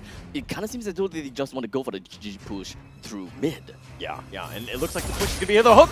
Oh, Purified. That means that JPL still have got his time journey.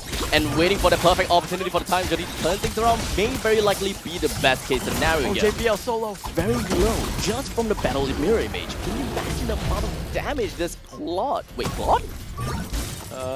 Yeah. I thought I saw... Oh, no, it was Muddles. Kind of looks like Claude, better Mirror Image at the same time. But Bray right now kind of seems as though he did manage to isolate Deck. But we are talking about high loss here.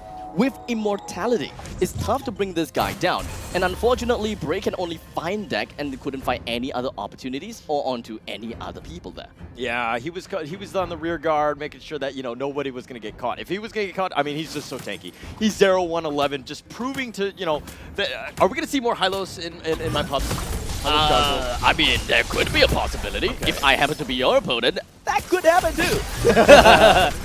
Noted. Okay, but RSG right now, again, they've kind of chipped into the lead. It was about a 3K net worth lead going in favor of Bleed, but they've kind of stymied that. They're in a decent spot. They just need to create a little bit more space. That mid lane is starting to push in that sense, but the Lord, 60 seconds. What can RSG do out of this?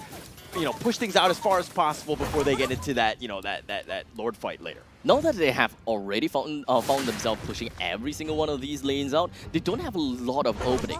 As such, looking for the right rush, waiting for the right time for Bleed to make a mistake is understandably going to be their best play here. But I think that Bleed understands that.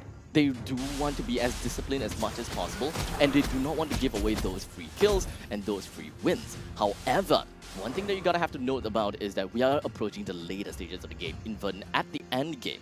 So RNG's itemizations is more or less there. Everyone have got the items that they needed. It all boils down to execution. It's all about execution. It's going to be that one big team fight. But here's the thing. Bleed have kind of stocked up on Immortals, right? Like, there's just so many revives on that team. And, I mean, you have JPL there, who's just all the way in the back. You have the Call to Altar. Like, yeah, you blow it up, but we have so many different ways to sustain. This is a draft that's looking to be, paying off in spades in that sense because they have so much ability to fight and team fight. They're very good at it. And of course, when I'm looking at the defensive items from inside of RNG, they definitely seem to be putting quite a lot of emphasis onto this Faramis. I haven't really seen a lot of Faramis play, and I can't really tell just how much damage this Faramis is dealing, because all of our eyes is just fixated onto the Claude. We have almost every single one of the members from the side of RSG to actually pick up a couple of magical defense items such as the Brilliant Armor or perhaps the Shield. When I initially thought that they probably just have to focus on one person, which is FMM. Try to bring up your defenses as much as possible, bring up your armor, physical defense, so that Blazing Duet wouldn't be able to do much. But I don't think that is exactly the play here. RSG's play might be a lot more sophisticated than I expected. They need to be. They need to figure something out. And FMM has, he has the immortal, as well. But it's a situation where you have all of your friends can just help you out, right? Even if you get caught out, you have the potential to be saved. And that speaks volumes for Bleed, because you can be a little bit more aggressive. You can take more risks because you know that your buddies are right behind you. I think that the one thing that Bleed is not exactly doing is exactly that, being aggressive. Because they do not want to throw away that kind of lead, and the lead is being having RSG's base completely barren. One bad fight could end up with one GG push through mid, and there is no turnaround. So Bleed, as cautious as they can, they want to take this Lord, they want to end the game through this Lord and completely overwhelm RSG. Undoubtedly, RSG do have a decent wave clear capabilities. The one that we should really look out for is probably Roy from the backlines. At least the RWM could do something about slowing things down. But at this point of the game, at this stage, it's probably really tough for only Roy to do all those work. I agree with you. I think the patience game needs to be played. Blue team has slain They get the lore, they've got that push. Essentially, that sixth man as they make that hopefully one final push for them. But you know, they're not getting out of position. They're not throwing anything away. Yes, the net worth lead is kind of shifted to RSG, but at this point, you know, net worth is not, you know, it's not relevant, right? Yep. Because of the fact that it's about getting that team fight in. RSG now, the only damage dealer that we're looking out from is Oki. And I think that RSG has been putting all their eggs into one basket. I don't think that they expected this kind of outcome to the point that they're gonna have to play so late into the game, because they just don't have that burst potential. But fortunately for them, what kind of works for them also is Bleed isn't that tanky as well. The only tanky ones that we're looking out for really is Deck. And as long as they bring him down, all will be good. And the Glorious Pathway as well as the RWM just going to be popped right out. The final sword coming in from the side of Gear was hoping that he'll be able to cleave everyone through. As now the core is just going to be slowly wheeling down as Bleed didn't care about a single member from RSG and proceeded to end the game. Oh man, how they were able to just close that game out. Bleed eSports doing it very clinical at that point. You know, they didn't throw anything on that one, but you know, Suki, let's bring her back in. And what are your thoughts on that game? You know, I was a little bit worried that Bleed were going to be too patient, because this is something that we've seen them do over and over again. But, you know, they really did utilize the skills that they had. And I think that their draft is actually kind of secretly genius here. Yeah. Because the number of times that the combination of Glorious Pathway from Deck as well as Time Journey from the Diggy JPL saved them, that was just impressive and impeccable gameplay, right? And we saw how, you know, we saw Bray on that Archive jump in. We saw actually the combination from RSG, which was the Franco hook into the Archive heavy spin. It didn't work out because they had those two ultimates, those two heroes. So it was a I think it's a very shock cast, right? When you see a Diggy Hylos, you're like, oh gosh, how is this going to work? But then they somehow recognize that, look, they are going to want to get someone down. They're going to go for the AoE damage. So we're just going to get out of there, and then we can re-engage. And we saw Gear and FMM go onto the backline and clear out the rest of RSG while their frontline was busy chasing maybe JPL or Sailor. So, throughout the entire game, Bleed, okay, not say throughout the entire game, but in the early stages of the game, we can clearly tell that Bleed have got a problem, and solely because of the fact that their early game just isn't really that strong. But that one single play, or rather one single moment, completely flipped the switches, and it probably boils down to RSG's weakness, or rather the lineup's weakness, which is map control. Definitely about map control, but I have to agree with Suki here in the sense that, like, it's all about the team fight. All of their abilities was just keeping each other alive. It's the power of friendship draft. It's just like everybody wants to be together. Nobody, like, if somebody dies, like, you actually have a funeral for them. I mean, like, they're sad for one another, right? They actually have a funeral. Yeah, like in the game, they'll like pause and be like, "Oh, rip!" Press F to pay respects, right? Yeah, and exactly that. Given that there was a Faramis, which is like even more so, right? And the irony is that when you look at their lineup, you think, oh, the damage is not going to be quite there. But FMM, from the get-go, from that early fight, it was very early on in the game, even without full items, he knew when to go in. He was hyper-aggressive. Once RSG had used up all their skills, they recognized when it was to go in. And this is how Bleed, I think, have taken their game a step up to get this win over RSG, right? Is that they have recognized that, okay, we have a power spike here. We have the opportunity to bait the front line of RSG in when they're overconfident, and we'll take advantage of that.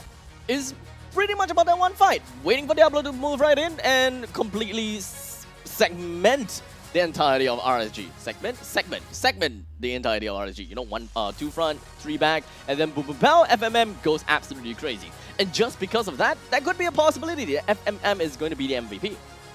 I would think so. The positioning, the times that he went in was impeccable, right? As a marksman, you're like, hey, this is the guy that needs to do it. Ensure that he's doing as much damage as possible, and it's on point. Let's just see who the MVP was. I had no argument. Like, I know you guys are waiting for me to choose MVP, but you're like, FMM, like, yeah, he was. He definitely stepped up this game, right? Like, silence means consent. No, in this case, silence means yes. Yeah, no, okay, well, in what we saw in that game was just FMM knowing how to survive, right? I think this is something that is a little he did die once? Yeah. He's a perfect game, dude. Yeah. Disgusting. The look of disgust on Abstract's face is priceless, guys. But yeah, FMM is your MVP for this first game, and well deserved. Absolutely well deserved. I thought that they had a problem.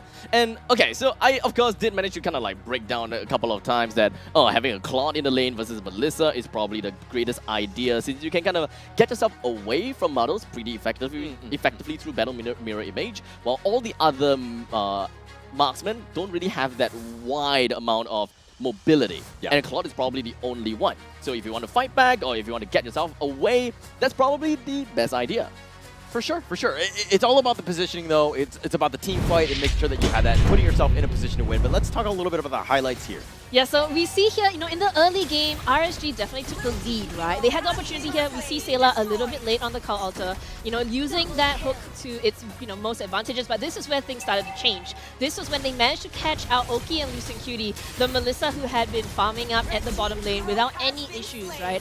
So once they started to get the money going in, for Bleed, they knew how to play it out. And look at this team fight, FMM going into the back lanes.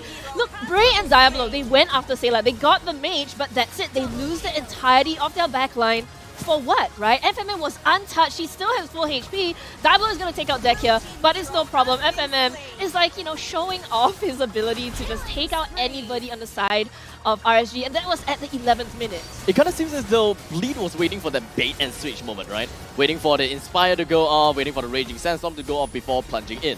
Yeah, and look at this team fight once again. The combination of these 3 heroes, the Diggy, the Hylos, and the Faramis, right?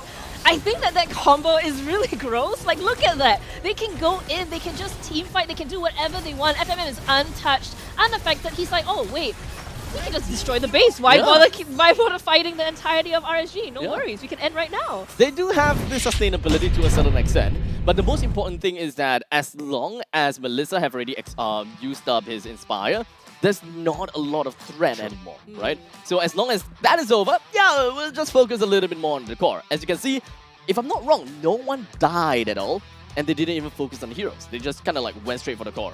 It's impressive. Let me also add in that Bleed eSports did a great job of making sure that Aki had a bad game.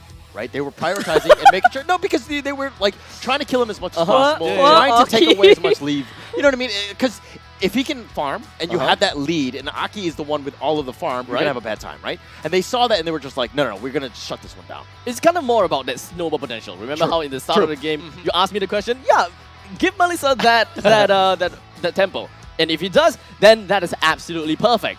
But you know what? Speaking of perfect, what's going to be perfect on your skin is going to be the Garnier Men. Of course, when it comes down to having a proper skincare, we here in MPL SG Season 5, we have Garnier Men using, of course, their advanced technology, skincare technology, which is designed to pretty much keep your skin refreshed, revitalized, and while doing all of these intense gameplay, you will be pretty much a-okay. Your skin will be thanking you and will be glistening up to the point that your entire face is probably just going to be completely blinding everyone else just because of the fact that it's so smooth and clean. Well, of course, you can pretty much say goodbye to all these oily skin and acne skin. You used to shine with oiliness, now you shine with cleanliness. And of course, with all that fresh and cool look, that is exactly what you want from Garnier Men's Acno Fight. Okay, I don't think Bling. I'm very shiny because of the product right there. So it clearly works. If you want, reflective forehead, it's the way to go. I would think. I mean, to be fair, it's a bit hard to look at the both of you because it's just like gorgeousness, right? Just two gorgeous faces over here. Yeah, that was. I can't. You're blinding me. She's completely speechless just because of how good a Guardian Man Ecno fight is. Yes.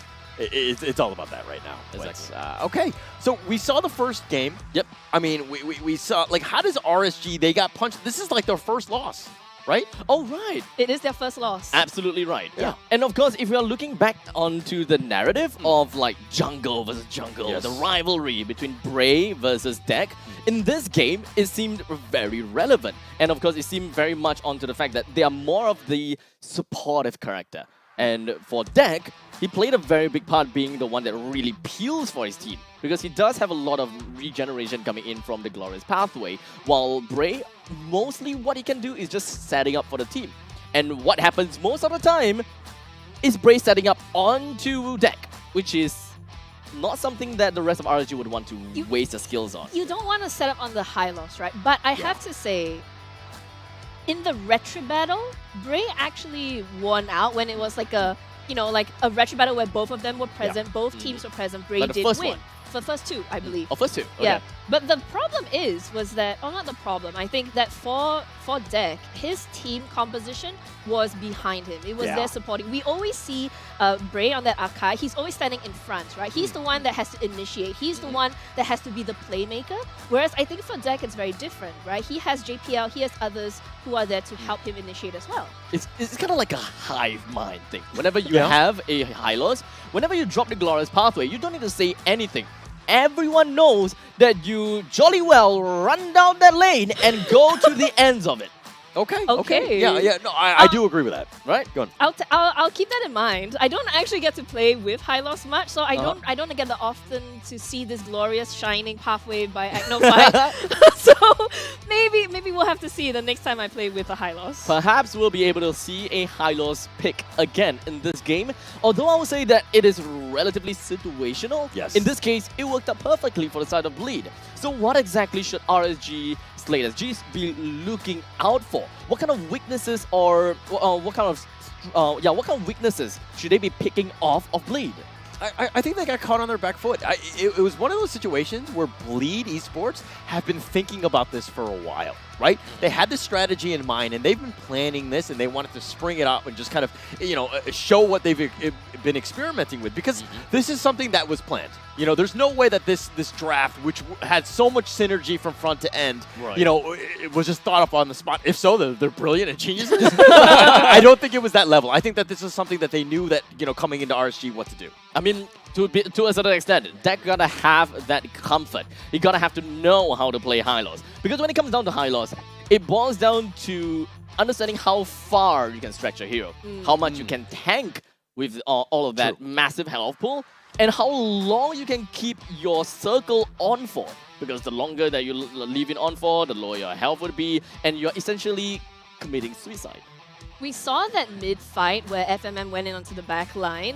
I believe Deck got away with barely any HP, and that was when both him as well as JPL had popped both their ultimates to get away. And this is the idea of the disengage, right? So they were very smart about disengaging and allowing Gear and FMM to come and re-engage from the rear. And this was, I guess you can say it was a bait. He was basically putting himself out there as someone that RSG could pounce on, right? RSG are itching for a fight. They want to go in for the kill, and then, Deck being the juicy high loss. I don't know, are high losses juicy? They haven't been. I mean, they're kind of like a horse.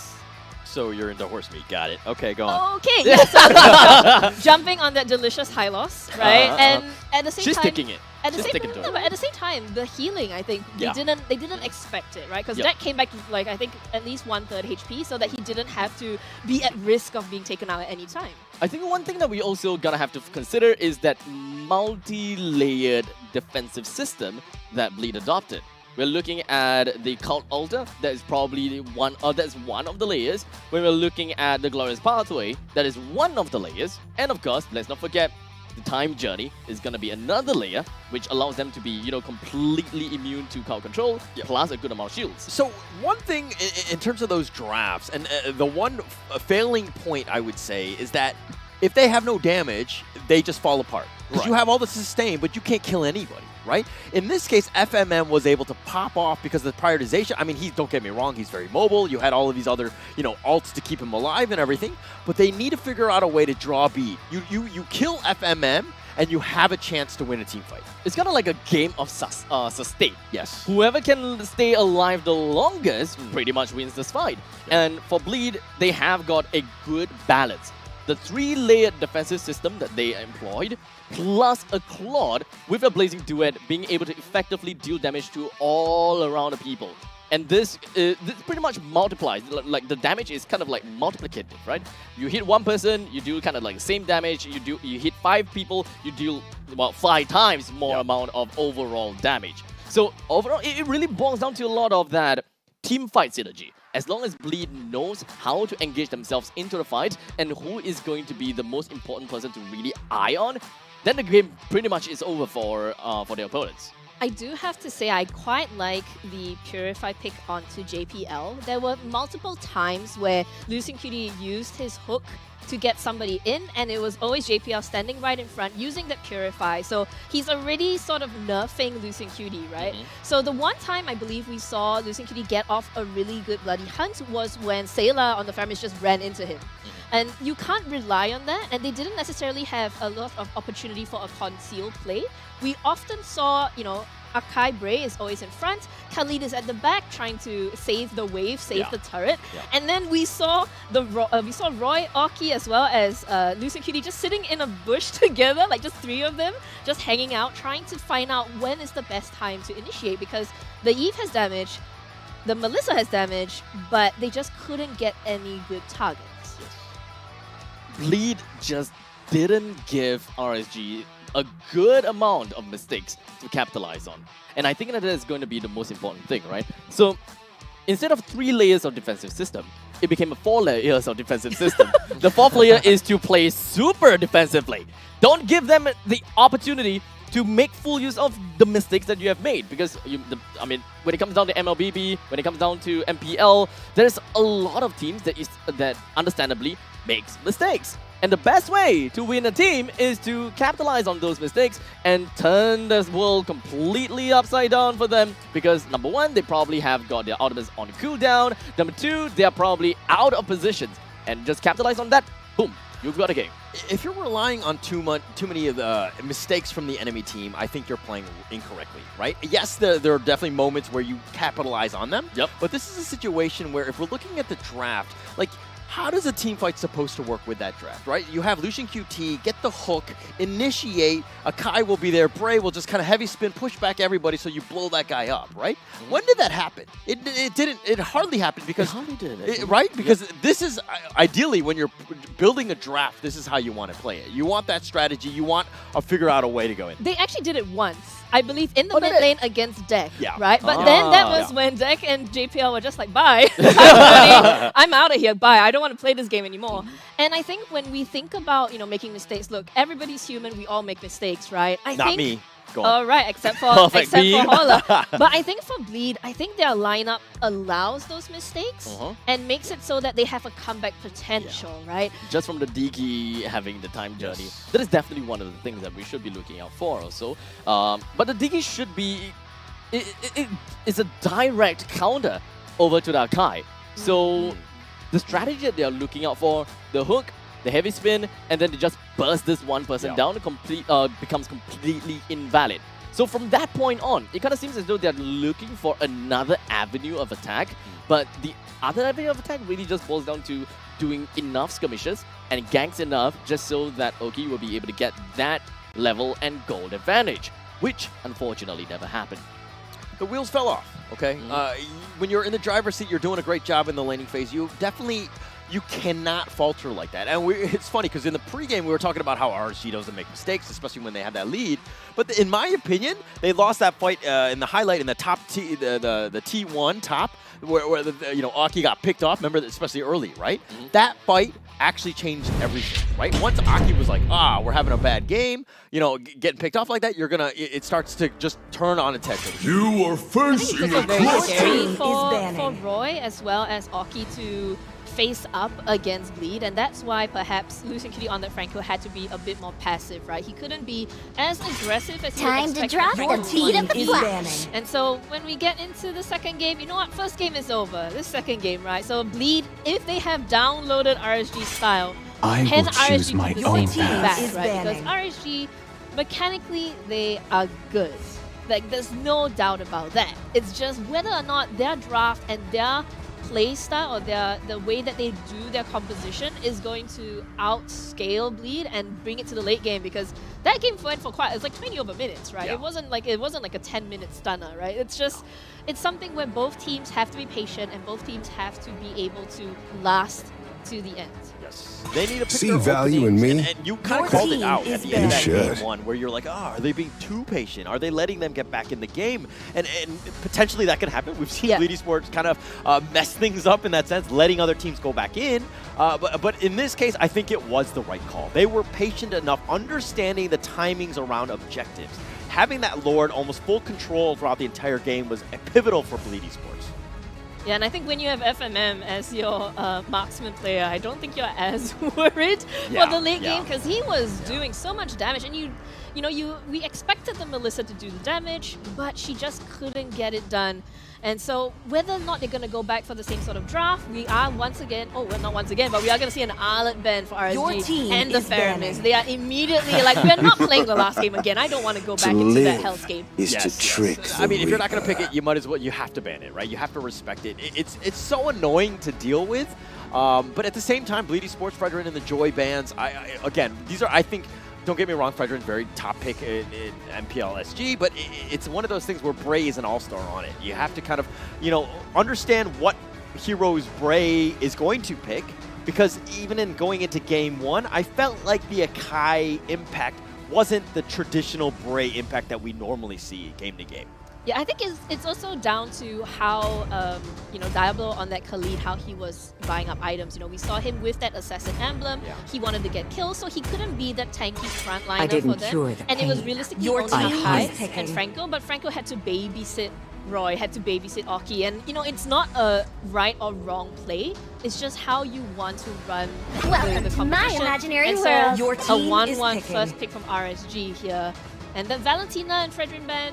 Very typical from Bleed, so interesting for the 1-1. I'm not exactly sure whether this is kind of a bait over to Bleed, because ever since from Season 4, Sayla has been held to play the furthest mid, and that is a very famous move coming in from Sayla. So there could be a small little possibility that that could happen, but that also means that Bleed wouldn't have a lot of that early game power spike coming in from a proper mid.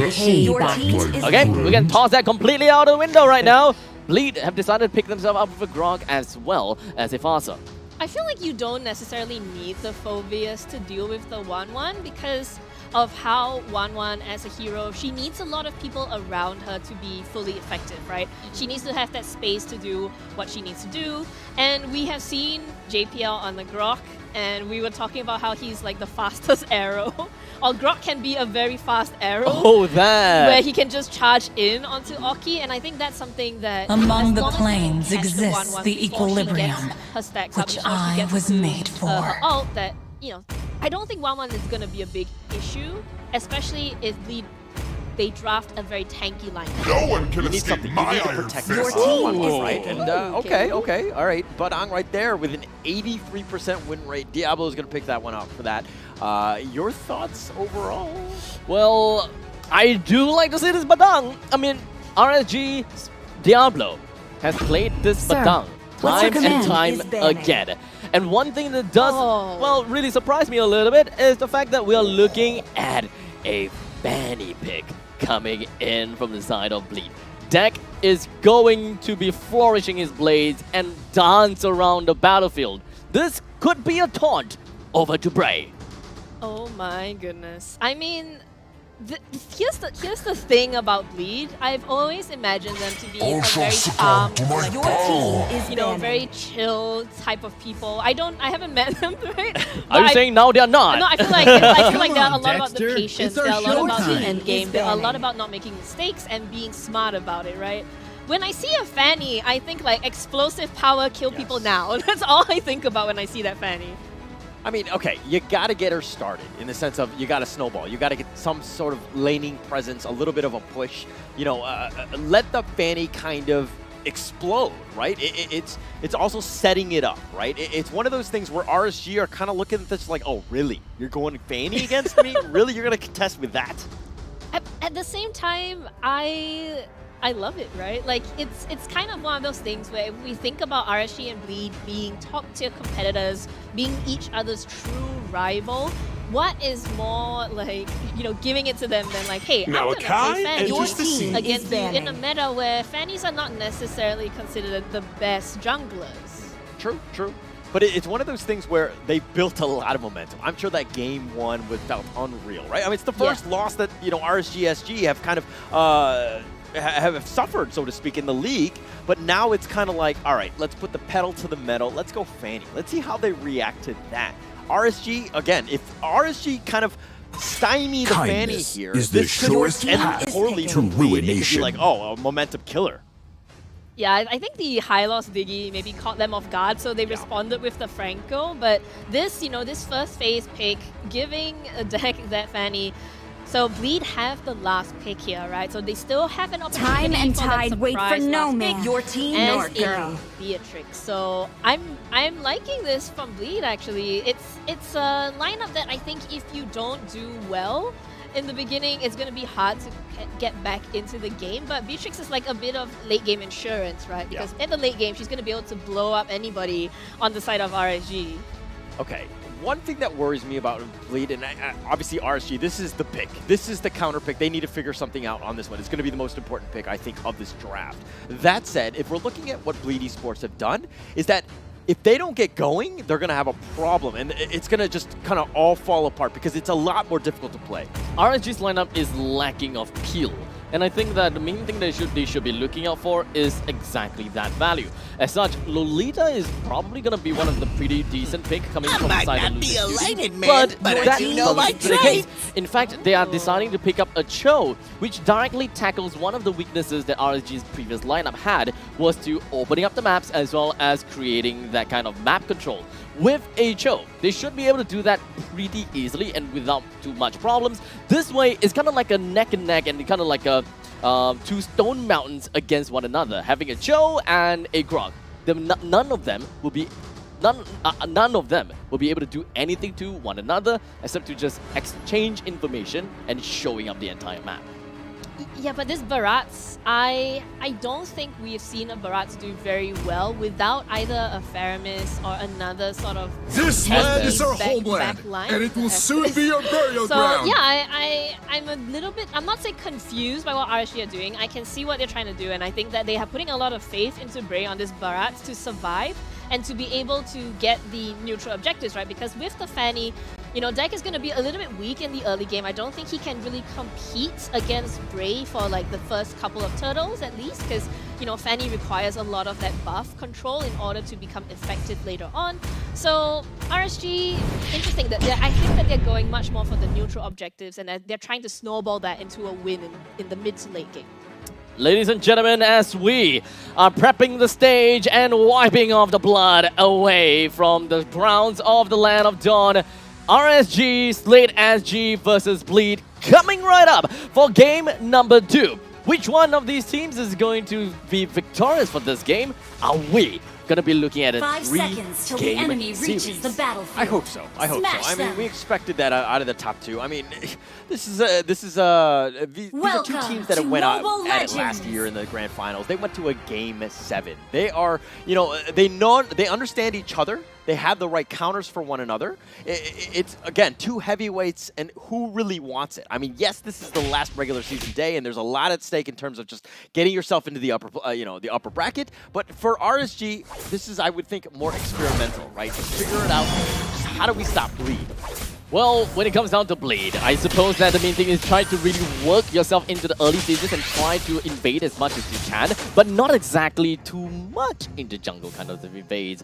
As long as they know that the jungle do have got a purple buff, they probably want to be extra careful and do not want to give free kills over the deck. Make sure that he uses a little bit more cable just to catch up or to initiate a fight.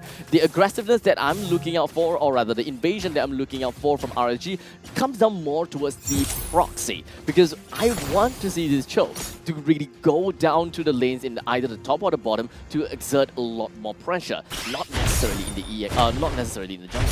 Okay, I expect a little bit more out of Lucian QT, right? I think the last game with Franco was not his best game. Definitely there was room for improvement. That said, he's on the Cho now. I think that if Lucian QT can get the nice initiations, can start with all of that damage, and then that repositioning that he possesses, I think that you're going to have a much greater time. Like, he really needs to step up in this game. Now, one of the biggest questions that I do have in my head really is the fact that who is Bray gonna eat up? Because you don't exactly want to target the Fanny. I mean, because you would want to usually eat up the Fanny so that they wouldn't have the chance to use the Retribution. And the only other one in my mind really is just come down to Labu. Yeah, it's going to be an interesting one. I think that the team needs to be around that, right? The priority needs to be there. If they're like, oh, if we go in, but look at this one. And Tag was hoping to make a quick getaway as doesn't have much of the energy. Losing Cutie makes a quick flicker away out of the side of Bleed. Bleed did manage to successfully take the first turtle for themselves, and that is going to be quite a great success.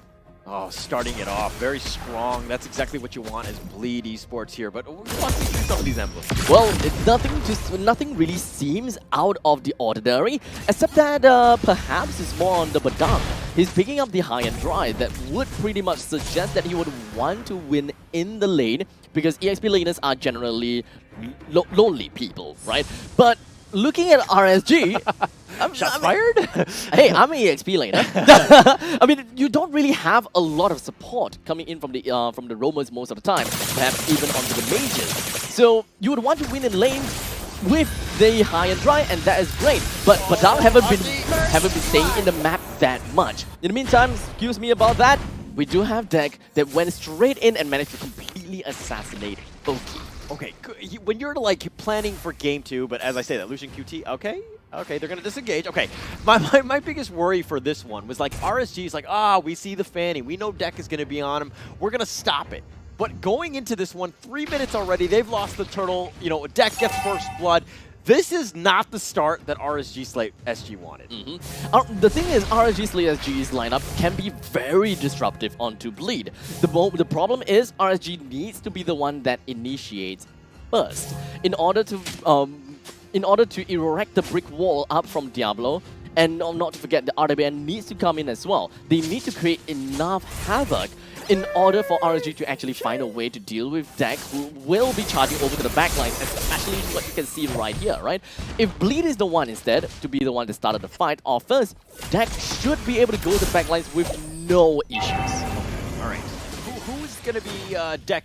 Deck is going to target first. Very likely it's going to be Oki. The main thing that RSG would want to do is to create enough space in the front lines and allow Oki to break out every single weakness point. But hold on a second, speaking of weakness, Roy is going to be the weakness of the team as it is for now, because now RSG have lost one person in this upcoming turtle fight. Oh, what a snipe, and he zips on out of there. It was kind of like Mission Impossible. He got what he wanted. He got the objective, but now... Oh, Losing Judy does have the Jacundo on here as well. JPL, Brave did manage to take that opportunity to immediately take the turtle away. Bleed do not want to overextend themselves, as they just don't really quite have the resource in terms of manpower. Okay, got the turtle. That's what you wanted. RSG, yes, they don't have any kills, but now a little bit of pressure in the bottom lane. Bleed eSports have just kind of put an assault basically on all fronts, making it very difficult for RSG to kind of get anything going. I mean, they've been very reactive to what Bleed is pushing. Well, of course, when it comes down to this is pretty much a game of romance. We've got Lucian Cutie as well as JPL. They're constantly giving all of these vision over to their own respective teammates so that they will be able to react very effectively and will be able to have a very good idea what is going to be the next move. For FMM, he understands that there's a lot of players in the middle lane, and he can pretty much put some towers pretty darn fast. In the meantime, Roy pops the RWM in the wrong direction, or rather, Deck is a little bit too fast and too speedy. There's no way that you can get the flash out of that and keep him in a box. Oh man, you fed the gold to FMM, Bleed that is. They were like, okay, we're gonna make sure that he gets that killing blow, ensure that he's there, and Bleed is Sailor! Immediately with the artillery barrage from the feathered airstrike, managed to promptly bring Bray down, and of course with a huge thank you over to JPL's Guardian Barrier. And now Oki, he managed to bring JPL's HP all the way down, but hey, I find it completely fine. They lost a roamer for a jungler. That's complete value for me. Hey, roamer lives matter, man. Okay? I know that you're like, oh, he just died, he's just a support Who cares? or whatever he is, but as a fellow roamer, I mean, come on, we have feelings, okay? But as I say that, Deck gets to save it. Well, not gonna be going too far away, I suppose. You do have the purple buff that's currently available for him for the picking. And of course, he wouldn't want to use his retribution because the turtle is going to be coming up right about now. The next turtle is going to, or rather, this turtle is going to be quite a statement. How is RSG and Bleed gonna be working towards this objective with the current items that they do have on their hands? Of course, most importantly, turtle. Full control here. I mean, Bleed eSports, Bray does scout it out. Maybe he goes for the steal, but where are the rest of his friends? Roy is now going to make an appearance to the turtle. Okay, they're going to back up, go to the top lane. Of course, it kind of seems as though they are going for a little bit of a trade. Diablo was hoping that he'll be able to go for a 1v2 game, but now, Rana's apathy just could not manage to connect onto the heads of Diablo. As such, his head is going to be pretty much fine and dandy. But throughout all of that fight, while there's a little bit of that the turtle dance, our friend Oki has been down in the bottom lane, babysat by Lucian Cutie. They have managed to bring down the entire wave and the entire lane. But hold on a second, it's kind of seems as though here is going to be completely in the face of Oki as well as Lucian Cutie. I'm pretty sure that all of the weakness procs have been propped. As such, here is gonna go straight. No, wait, perhaps. Yeah, okay, there we go. That's the proper way to end it. Okay, they traded Gear's life for the turtle. Not the worst thing in the world. I think that overall, Bleed will happily take that one. But something that's to take note of is they've lost both of the towers in the bottom lane, but some of the items here, anything stick out? Well, I do want to look a little bit more on their current economy, right? When it comes down to Fanny, does have the Blade of the Heptases and pretty much on his way over to the next item. Comparing jungle to jungle, the Barrage does have the Dreadnought Armor, the Guardian Helm, as well as the Molten Essence. As such, that definitely seems really good from the side of RSG. Barrage probably have got a lot more gold as compared to some of the other teammates because, well, except for 1-1 perhaps. 1-1 does have the Corrosive Scythe as well as the Demon Hunter Sword, only making his way over to the gold. Okay. Diablo at full life with his solo kill against Deck. I don't know. Fist break. Just kind of fist break kind of thing. Nani? You gotta give Diablo that opportunity to jump onto Deck. As long as the wall has been erected up, that's pretty much game for RSG. That's their way to dealing with Deck. However, if it's the other way around, Deck do have a pretty good opening. So it's kind of like a game of rock, paper, scissors as we see how that game is eventually going to be prompted. In the meantime, Roy pops up on the square. It will be going for the RWM, just going to be completely zoning the entirety of the lead. But unfortunately, now that's going to be here in the front lines. Losing Cutie, Oki, and Roy, they're slightly behind. As Bray just going to be going straight for the Dennis Welcome, eating Gear up and completely isolating him out. FMM doesn't seem to have a lot of damage, and RSG, they're weaving themselves inside of Bleed's lineup and promptly withdrawing themselves. Okay, this is a worrying situation. Bleed had a little bit of a lead here, but it's like the bloodthirsty, I want to make a play, I want something to happen. Gear was trying to force the issue. Not a good time to do that. You gotta understand when to go for the, the engagement. Now is not the time. But if we're looking at damage dealt by Frank, OCBC, FMM, Sayla, Gear, top 3 right now. Roy is not exactly that far, and so is Oki. This 1-1 needs some more time in order to go online. FMM is just standing right there, and no one's going to be stopping him. But to be fair, FMM's damage may be high, but it has accumulated over the entire course of 10 minutes of the game. The frontliners of RSG may not necessarily be too afraid of those kind of damages, but great flicker. But somehow, Sailor's still dead. Or rather, Diablo is still dead. Okay, all right. I mean, that's all you need, but Deck has now made an appearance into the mid lane. I mean, that's exactly what you wanted. You got to pick off Diablo, who's starting to get off. They're preparing for a game right in front of the Turtles pitch, as RSG now do not have Diablo. As such, this is free real estate coming from Deck. If you want to go over to the backlines and really assassinate this 1-1, now is the time. But they do have another play in mind, and that is to go for the backdoor over to the top lane, to try to bring down other objectives and try to just work their way around. Deck can get away just that easily. Yeah, Deck there with his back cable, but immediately gets melted down by the hands of Bleed. The rest of the members from the RSG is slowly congregating themselves in, and now it's going to be 4 vs 4, but the first person that's just going to be caught out immediately is going to be JPL. Lucicuti is just going to be working his way onto JPL now. Lucicuti no way to get himself out of all of that, as Bleed has managed to successfully take the Lord for themselves, and also 3-person down. Oh, that was perfect for Bleed eSports, right? And it all started with the push, the split push. This is why it's important. You saw that 2 people had committed to you to deal with you in the top lane. You know that you have numbers elsewhere. They went for the Lord. They got it. They got 1 kill, and they compounded that, and they turned, as you rightly said, into the Lord and 3 kills. That was a team fight that went strictly to Bleed. An amazing fight coming in from both of these teams. Yes, RSG may have lost that fight. They completely lost 3 men without taking a single head off of the side of Bleed. They didn't draw any blood, and they didn't even take anything out of that Lord fight. Going in? Hold on a second, speaking of JPL, yes, he's just going to be turning himself and waiting for the perfect time to go for the spin. He's completely going to be untouched, while the backline's Roy. His HP is all the way down low, but will be going back to the fountain to get himself rested up. JPL waiting for the perfect opportunity, but it doesn't seem like the rest of Bleed is just going to be working their way through just yet. As the Lord marches himself up to the top lane, the rest of Bleed will be making their move onto the 2nd tier defense turret in mid and promptly escapes out of the situation. Okay, they've defended, they've held, they lost their T2 mid as well as the top. I mean, the Lord was crashing in, but now RSG Bray. I don't think that Bray will be going down anytime soon just yet. Or maybe not! The burst amount of damage coming from the side of Bleed is just a little bit too much for them to handle, and in the meantime, Lucicuti managed to find himself right to the backline while FMM was hoping to go for the deep fashion, but there is just no follow-up from the side of RSG at all, with 3 heads chopped off from the board here, as Bleed will be moving themselves down, and the bottom lane inhibitor turret is going to be extremely vulnerable with only Oki and Diablo to defend.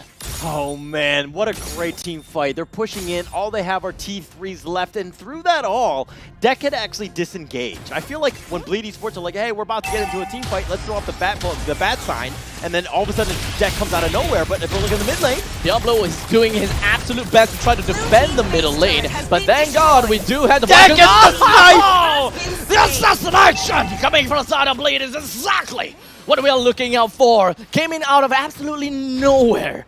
And the Hunter gets hunted this time. Just like Batman. He like came in there, like it was like, oh, he's gonna get away, and like a that's little definitely faster than Batmobile. And then he like just flies in there, gets the kill, and he gets on out, and he's like beep beep, and he just like leaves the area. Is there a bat plane? I don't know. I have no idea. I don't think we can afford that. We don't have the budget. Okay, unfortunate then. But for now, it is 5-14. The current score line, 14 minutes into the game. So we have already reached this point of the game. Bleed getting themselves 5,000 gold lead. They have so much control of the map. The Lord is coming out in 5 seconds, and RSG just doesn't really have a very good answer as to how Bleed is playing so far. The amount of space that RSG is able to create is not that huge. Oh, wait, hold on a second. He still have the immortality over there. So that could still have the chance to get that win. All right, that wasn't really fair because he had 2 lives. 2 lives against 1, that's not fair at all. But nonetheless... Let's throw a cat in the mix then. 9 lives. Deck was able to do that one. He was able to pull that one out, which is great. I don't think Diablo expected that. You know, but looking at the Lord, this is a pretty massive win in terms of objectives. Bray trying to just, you know, he's been scurried away into the mid lane, but maybe he goes for the steal. What are your thoughts? Well, they definitely want to go for the steal as much as possible. However, it's relatively tough, especially since there's so much crowd control. With JPL's wall charge immediately and promptly bringing Bray down. And now the next eye is going to be on the losing QT as well as Roy. But the rest of the members from the side of Bleed, they just don't care about anything here at all. As the Lord is going to be broken down by the hands of Bleed. And that Lord will promptly make his way down in the middle lane. Marches in and ready to pillage the entirety of RSG. Look, I love all members of the RSG. I love all members of Bleed Esports, but we were highlighting the matchup that Bray and Deck were gonna have, right? It almost, I hate to say this, but it almost doesn't seem like it's a fair matchup. I mean, 4-1-8 from the Fanny, 0-5-1 from Bray. This is not really the game you wanted. Well, the narrative just doesn't really play out that well for RSG. The one that gotten that jungler spot on RSG is inherently suffering. Is it really just about the player, or is it the entire team by itself? As Bleed has been working on this lineup with quite a lot of these veterans in the game, they have a lot of experience and they know exactly what they're going for. So honestly, I'm not too surprised with how this game has been turning out, as Bleed is just a fraction of a second away to getting themselves the win. The Lord, of course, accompanied by 5 members of Bleed, and just marching straight down the middle lane, they managed to bring down the inhibitor turrets in the top and the bottom, granting themselves a Baron base. Baron, they're naked, they have no T3, it's all up to them. Here, maybe goes in, Lucian QT does need to be careful here, but the bravest warriors followed by the flicker, and not to forget the wall charge coming from the side of Bleed. They're just completely demolishing the rest of the members from RSG, and from that point in time, it's just a Nibiru that is more than enough to just bring the core down. That's all you needed. I mean, that was a perfectly played game by Bleed Esports. Let me be honest on that one. There was no doubt that they were in full control. Understand it, like exactly how to play that one. But hey, let's bring in Suki. Let's get your thoughts on this one.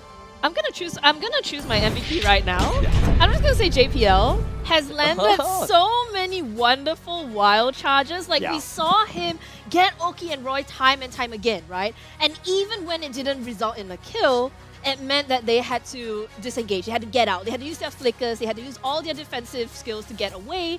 And then JPL just hung back and waited for the next wild charge, and then he did it again. The bullet. The bullet of JPL. That, I mean, look, if you are not going to shoot an arrow, you can fire a catapult instead, and this catapult goes faster than a speeding arrow, and that is JPL on that grok. Okay, I'm going to go a different way. I'm going to go with FMM. Don't get me wrong, I think Deck had an amazing game on the Fanny, but FMM in 2 games did not die a single time. Okay, you're 7-0-6. Makes sense. If you don't want that for your marksman, then, you know, what more can you ask from? Honestly, I'm starting to see a lot of evolutions from the sound of FMM. When he first debuted, the most amount of games that he's played was probably Irithel. He debuted with the Irithel. Game 2 was Irithel. Game 3 was Irithel. There's so many Irithels. And I just look at him. One trick Irithel.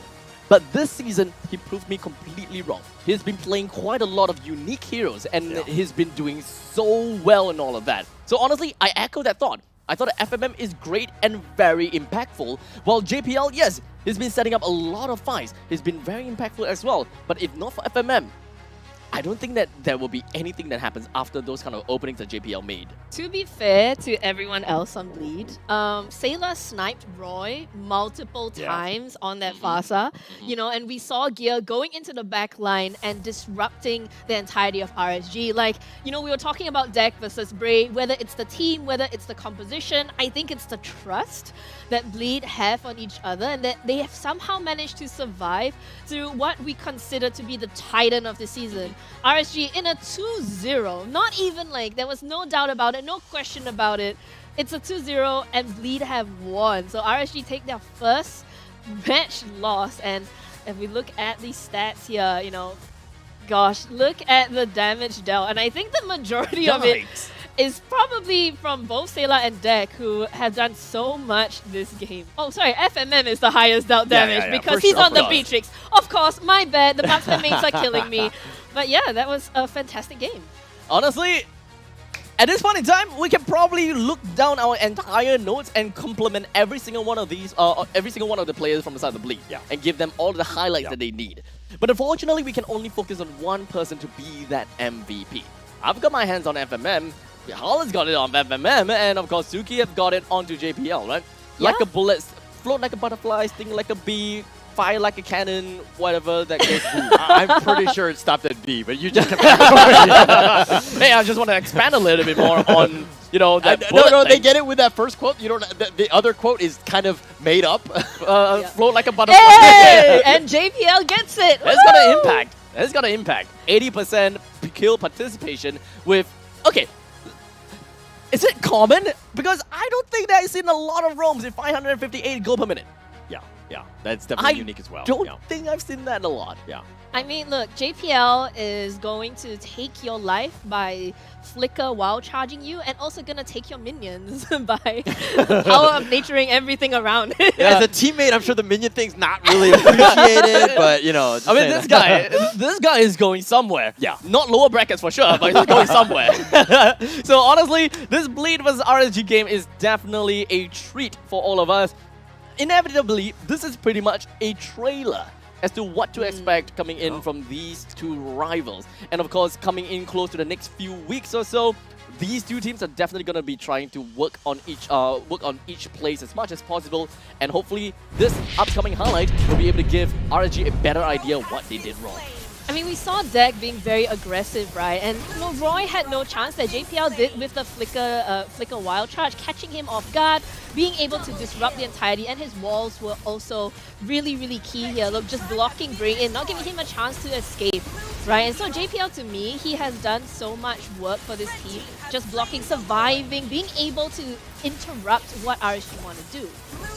So for me, yeah, this is just kind of all Bleed at this point, right? Just isolating, map control, forcing it out, Bray's on the wrong side of the wall. I mean, it's just a difficult situation. But look at Deck going in and out, understanding the limits, letting the team just tank up most of the damage. Lucian QT's got nowhere to go. It was just all Bleed all the time. And this surprise immortality. Like, Diablo had already beaten Deck once, right? And Deck was just like, no, I'm going to buy immortality so you can't do that to me again. JPL, once again, always knowing the right targets to go on. And he just has such a big presence in this team fight, like Gear going in the back line, only able to do that with so much HP because JPL opened up the map, and that wild charge catching out Diablo. While FMM, super safe. He didn't die once. No one could touch him on a Beatrix that you don't really think is a very survivable hero by normal standards, but with Bleed behind him, he managed to make it work. So I'm going to go back to saying the same thing over to FMM. Disgusting. Don't understand how you can play a marksman so fragile throughout this kind of lineup over from the side of RSG and not die a single time. I mean, I can definitely say, you know, the entire team worked together effectively and they played it super well. JPL plays Guardian's Barrier in the most tactical position as much as possible. It closed out a lot of the exit routes coming from RSG a couple of times. And I just gonna have to say, Bleed, they are definitely another level. I do want to say that I find it very exciting to see Bleed play in this way because they made RSG choose between the top lane, between the turtle, between the fight, right? And these are things that RSG has done to other teams. So Bleed doing it back to them, I think is very, very exciting. So I really want to know a little bit more about the interview and what Bleed has got to say about this game. So Cheryl, take it away. Thank you so much, casters, for handing that over right here. The highlight match, not just of the day, but for the entire regular season. And boy, oh boy, a show was put up. That bright, shining armor, untainted earlier on that RSG Stellarc SG has, it's now tainted with a dash of blood right here from Bleed. And I have here none other than Deck. All right, so I do have a lot of questions for Deck. Now, from what I know, Deck, you have a little bit of a history with RSG. All right, so correct me if I'm wrong, but you were with RSG for 2 years. 1.5 years. And you and Bray were contesting for jungle, but Bray was on the main roster for the jungle for RSG instead, and you were instead becoming the sub. So now here you are with Bleed, and you coming face to face with Bray at the jungle, and you definitely showed him who is boss today. How do you feel? I feel really hyped, especially after 2-0 win. I think between me and Bray, it was a difference in macro that like we got. That's why they chose him. So after leaving RSG and joining Bleed, I feel like I learned from both Bleed and RSG, and I became the person I am today. Oh, that's so touching. So, okay, so given that the deck that you were before and the deck that you are now, what is the main switch? Like, what have you learned? I used to be an assassin player, but right now, inside Bleed, I learned a lot more about being a tank jungle and frontlining. That's why I'm able to switch between assassins and tank jungle. Right, and from what we learned right here at MPL and even in the regional scene, what's interesting is the meta is always changing. So we have seen teams stick to the whole assassin jungle still, adamant. That's not wrong, but right now the meta is the fighter tank. And with that being said, how are you adapting it to it well, or do you still feel that there are windows where playing assassin jungle, like the Fanny, is still viable? Yeah, I definitely think assassin jungle is good to have in your hero pool, and I think it's very viable in this meta, especially with the amount of backlines that are in the game. But I feel that tank jungle is just overwhelmingly powerful, and like you can just run down everyone with tank jungle. Right, so you are here, a new phase here with Bleed. How are you feeling with this brand new bunch of teammates? Feel very excited. I get to play. Excited to play, and now that you have won against, of all of the other competing teams, Stellarc SG, the only team right here that has a perfect score record, and you guys put a chink in that shining armor. How do you feel with this brand new team? And you guys did it together. Feel really good, but this is just the regular season, so we have to see in the playoffs whether RSG has more cards up their sleeves. Right, so what about you guys? Do you guys have anything more up your sleeves? Cannot say. Cannot say, but definitely with that Diggy and that double purifier right there, definitely took all of us by surprise. So let's see if we have any other questions. All right, so moving forward into playoffs, you know, what are certain things that you guys are going to change? Because you had a pretty, rather, Bleed had a pretty rough start in the regular season, but now it seems like you guys got it all sorted out. Or I'm not sure if earlier on in the regular season, whether it's Maltese or something like that, but suddenly you guys are all performing perfectly. We have FMM in game 1, 0 deaths, and we even have JPL right here with a very surprising gold per minute farm. So, yeah, what changed? The start of the season, because I just joined very recently, so we had a lot of chemistry problems and like small issues in the team that we had to patch out. And whenever we patched up small issues, new issues came out. So I think we cleared up everything for this week, and hopefully playoffs will bring the same Bleed to y'all. Right, and right now based on overall standings, Stellarc SG is in first position. You guys are in second position for Bleed eSports. But now it doesn't seem like a clash of the titans anymore right here at the MPL SG scene. There seems to be a third wheeler now, which is Team SMG SG. What are your thoughts on Team SMG SG? We're gonna make them bleed. You're gonna make everybody bleed, as it seems. So yes, heading into playoffs is just 2 weeks. So what are you guys gonna do, and what can the fans expect to see? More Fanny, and we're just gonna train harder. All right, we're really excited to see from you. So thank you so much, Deck, for joining us for this interview. Wow, So yes, ladies and gentlemen, that was match 3, and they did put up a show for us with a 2-0 clean sweep right here from Bleed eSports against RSG Slate SG. So now that has concluded. We have another match coming up happening at 7 p.m. Now that's going to be an exciting match as well. It's going to be Team Flash going head-to-head against Team SMG SG. Now what makes this match very, very important, or rather especially crucial for Team Flash, if they do get a perfect series right here for match 4 itself, they will take that upper bracket spot, that final upper bracket spot from Team Revival. So, will they pull out all of the stops to secure the upper bracket spot? Let's find out at 7 p.m.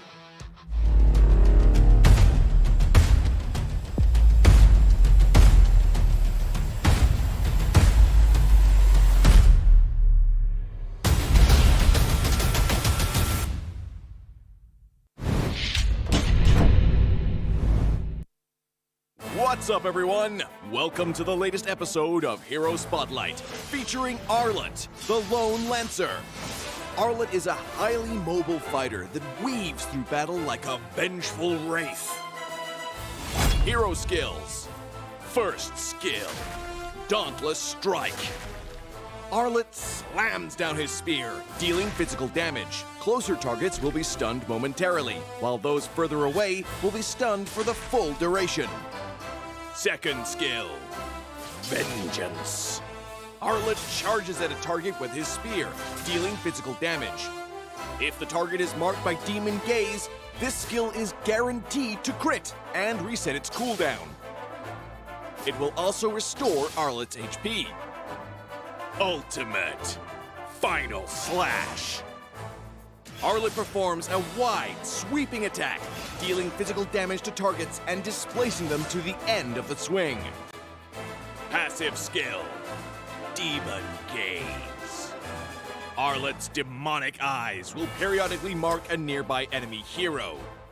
Demon Gaze will also mark enemy units near Arlette that are affected by control effects from any source. Pro tips. Dauntless Strike is best used from a short distance, positioned to catch enemies at the end of the AoE for the full stun effect. Vengeance is Arlette's primary source of damage and sustain. If an enemy is just out of reach, stun minions and use Vengeance to leapfrog and quickly cover the gap. When low on HP, Arlette can mark a group of minions with his stun and chain cast Vengeance to quickly recover. Final Slash is a powerful displacement ability that can push enemies out of position for picks or unleashed at the perfect moment to catch the entire team. Combo tips. During the lading phase, wait for your passive to mark the enemy hero. Then strike them with Vengeance, followed by Dauntless Strike to stun and reapply the mark. Use Vengeance again and weave in a basic attack before finishing with another Vengeance. When going into a team fight, look for opportunities to use Vengeance on marked enemies. Use Final Slash to mark and group up enemies and tear into them with skill resets. Use Dauntless Strike to stun low enemies and finish them off with Vengeance. Tactics. Arlette is a formidable hero in the early and mid-game. By repeatedly marking the enemy, he can use Vengeance multiple times in quick succession to wear down his opponent while healing himself. After gearing up in the late game, Arlette becomes an even deadlier force, with more defense on top of his mobility and the constant healing from Vengeance resets. Arlette can sustain himself through the fight to continue dishing out damage. For his role as a fighter, we recommend this equipment build to bolster his damage and self-sustain. Choose the fighter emblem to further enhance his survivability, and for battle spells, we recommend Petrify to synergize with his passive and Vengeance skill. Arlette, the Lone Lancer, coming February 14th. 30% off during launch week. Get his Wandering Spear skin for only 51 diamonds the first 2 weeks. And until next time, we'll be seeing you in the Land of Dawn. Arlette, Lone Lancer, official release 0214. Pain is the proof that I'm still alive.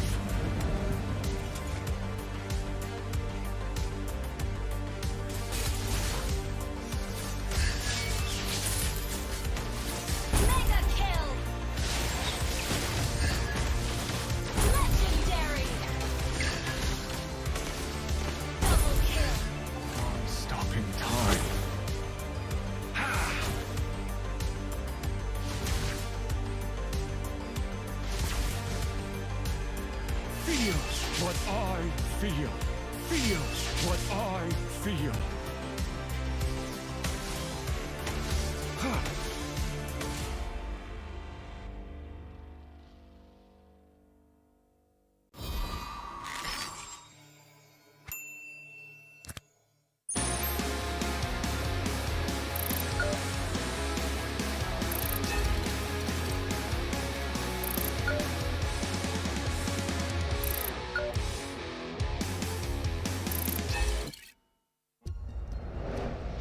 I am Optimus Prime.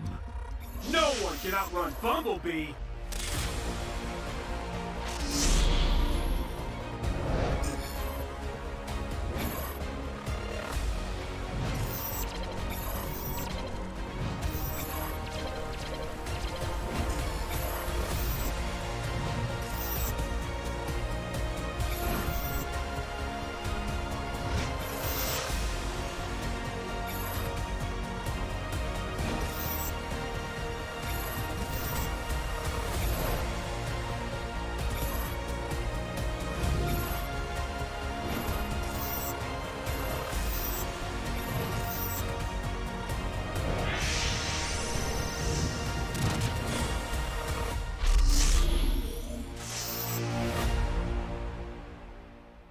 OSIM.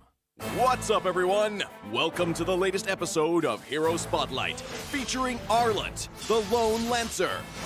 Arlette is a highly mobile fighter that weaves through battle like a vengeful wraith. Hero skills. First skill, Dauntless Strike. Arlette slams down his spear, dealing physical damage. Closer targets will be stunned momentarily, while those further away will be stunned for the full duration. Second skill, Vengeance. Arlette charges at a target with his spear, dealing physical damage. If the target is marked by Demon Gaze, this skill is guaranteed to crit and reset its cooldown.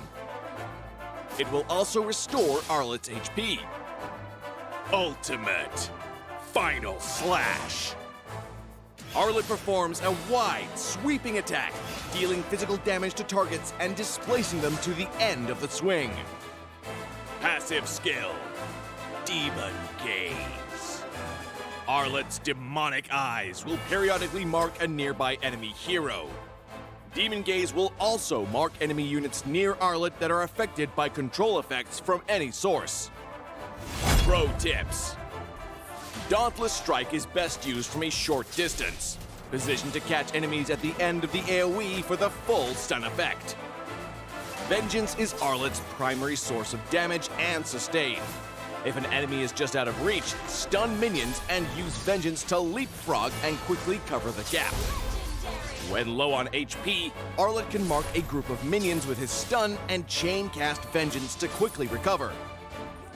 Final Slash is a powerful displacement ability that can push enemies out of position for picks or unleashed at the perfect moment to catch the entire team. Combo tips. During the laning phase, wait for your passive to mark the enemy hero. Then strike them with Vengeance, followed by Dauntless Strike to stun and reapply the mark. Use Vengeance again and weave in a basic attack before finishing with another Vengeance. When going into a team fight, look for opportunities to use Vengeance on marked enemies. Use Final Slash to mark and group up enemies and tear into them with skill resets. Use Dauntless Strike to stun low enemies and finish them off with Vengeance. Tactics. Arlette is a formidable hero in the early and mid-game. By repeatedly marking the enemy, he can use Vengeance multiple times in quick succession to wear down his opponent while healing himself.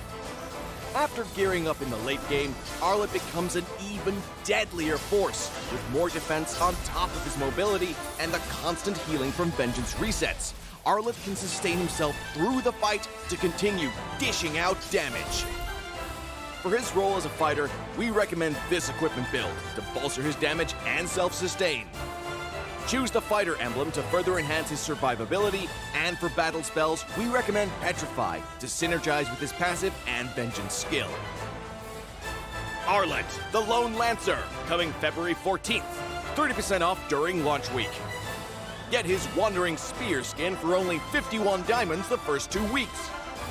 And until next time, we'll be seeing you in the Land of Dawn. Arlette, Lone Lancer, official release 0214.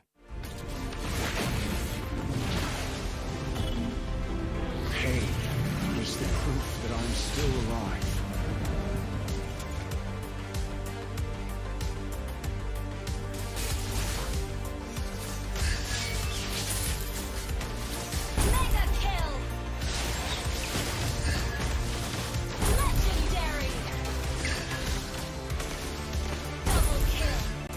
Stopping time.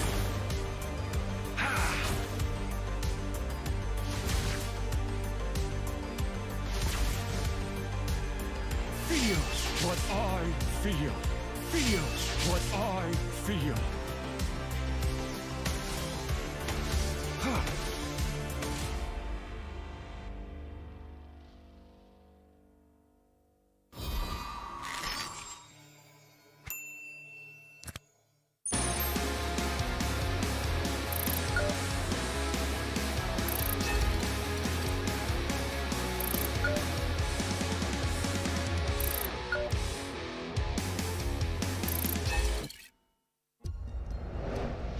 I am Optimus Prime. No one can outrun Bumblebee.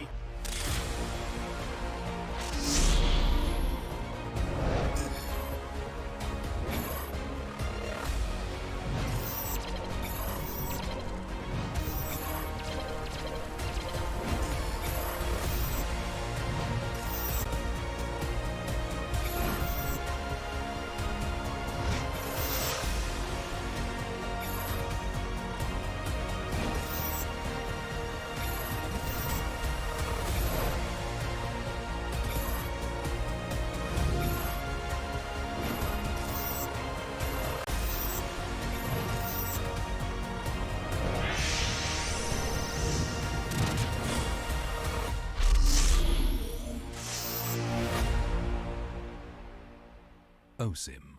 What's up, everyone? Welcome to the latest episode of Hero Spotlight, featuring Arlette, the Lone Lancer. Arlette is a highly mobile fighter that weaves through battle like a vengeful wraith. Hero skills. First skill, Dauntless Strike. Arlette slams down his spear, dealing physical damage. Closer targets will be stunned momentarily, while those further away will be stunned for the full duration. Second skill, Vengeance. Arlette charges at a target with his spear, dealing physical damage. If the target is marked by Demon Gaze, this skill is guaranteed to crit and reset its cooldown. It will also restore Arlette's HP. Ultimate Final Slash. Arlette performs a wide, sweeping attack, dealing physical damage to targets and displacing them to the end of the swing. Passive skill, Demon Gaze. Arlette's demonic eyes will periodically mark a nearby enemy hero. Demon Gaze will also mark enemy units near Arlette that are affected by control effects from any source.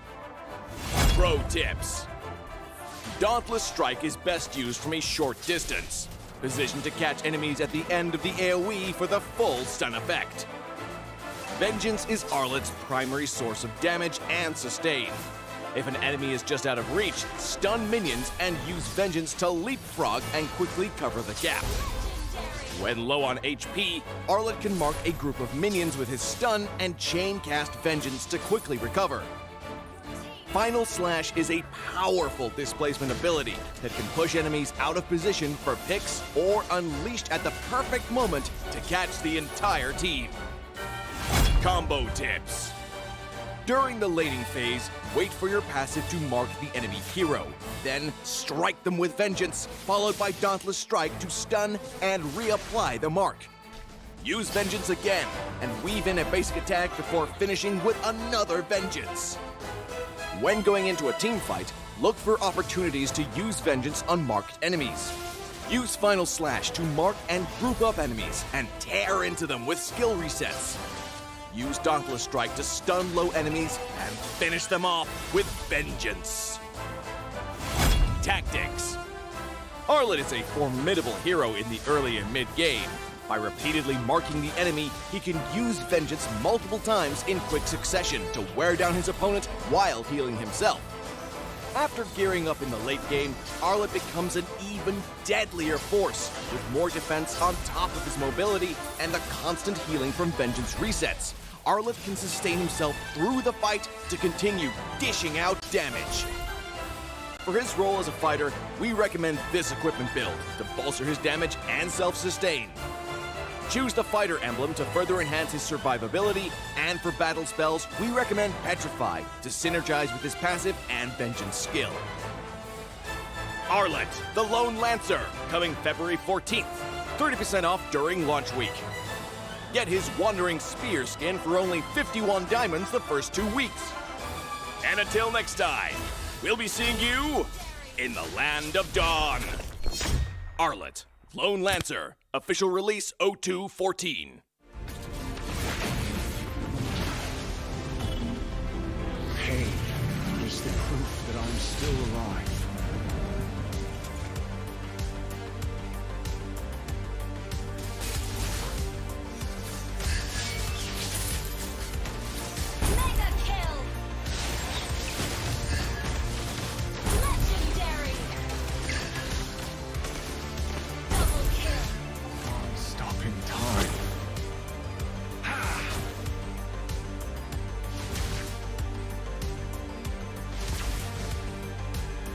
Feels what I feel.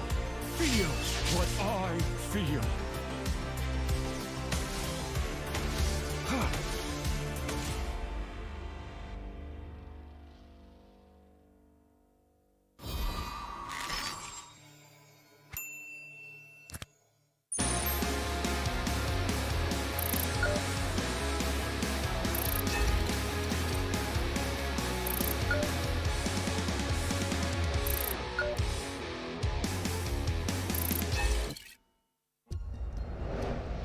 I am Optimus Prime. No one can outrun Bumblebee.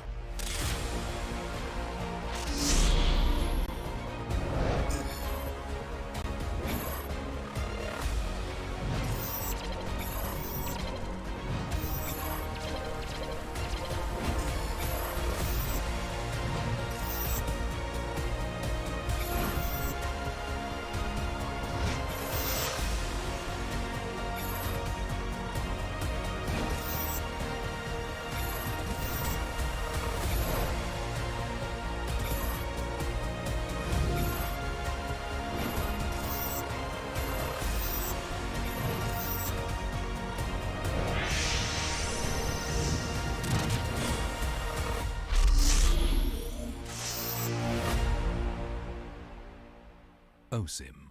What's up, everyone? Welcome to the latest episode of Hero Spotlight, featuring Arlette, the Lone Lancer.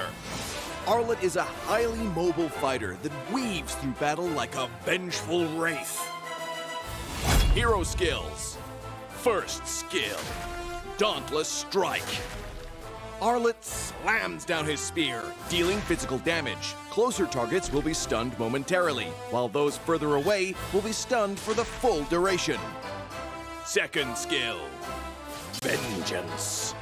Arlette charges at a target with his spear, dealing physical damage. If the target is marked by Demon Gaze, this skill is guaranteed to crit and reset its cooldown. It will also restore Arlette's HP. Ultimate Final Slash. Arlette performs a wide, sweeping attack, dealing physical damage to targets and displacing them to the end of the swing. Passive skill, Demon Gaze.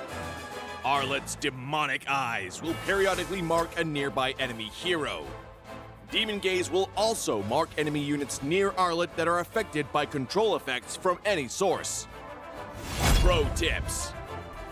Dauntless Strike is best used from a short distance, positioned to catch enemies at the end of the AoE for the full stun effect. Vengeance is Arlette's primary source of damage and sustain. If an enemy is just out of reach, stun minions and use Vengeance to leapfrog and quickly cover the gap. When low on HP, Arlette can mark a group of minions with his stun and chain cast Vengeance to quickly recover. Final Slash is a powerful displacement ability that can push enemies out of position for picks or unleashed at the perfect moment to catch the entire team. Combo tips. During the laning phase, wait for your passive to mark the enemy hero. Then strike them with Vengeance, followed by Dauntless Strike to stun and reapply the mark. Use Vengeance again, and weave in a basic attack before finishing with another Vengeance. When going into a team fight, look for opportunities to use Vengeance on marked enemies. Use Final Slash to mark and group up enemies and tear into them with skill resets. Use Dauntless Strike to stun low enemies and finish them off with Vengeance. Tactics. Arlette is a formidable hero in the early and mid-game. By repeatedly marking the enemy, he can use Vengeance multiple times in quick succession to wear down his opponent while healing himself. After gearing up in the late game, Arlette becomes an even deadlier force, with more defense on top of his mobility and the constant healing from Vengeance resets. Arlette can sustain himself through the fight to continue dishing out damage. For his role as a fighter, we recommend this equipment build to bolster his damage and self-sustain. Choose the fighter emblem to further enhance his survivability, and for battle spells, we recommend Petrify to synergize with his passive and Vengeance skill. Arlette, the Lone Lancer, coming February 14th. 30% off during launch week. Get his Wandering Spear skin for only 51 diamonds the first 2 weeks. And until next time, we'll be seeing you in the Land of Dawn. Arlette, Lone Lancer, official release 0214. Pain is the proof that I'm still alive.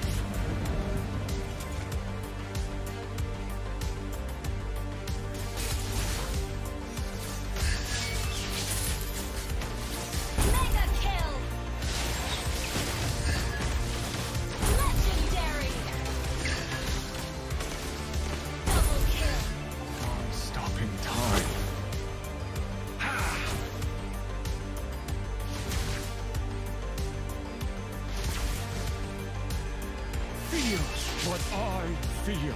Feels what I feel.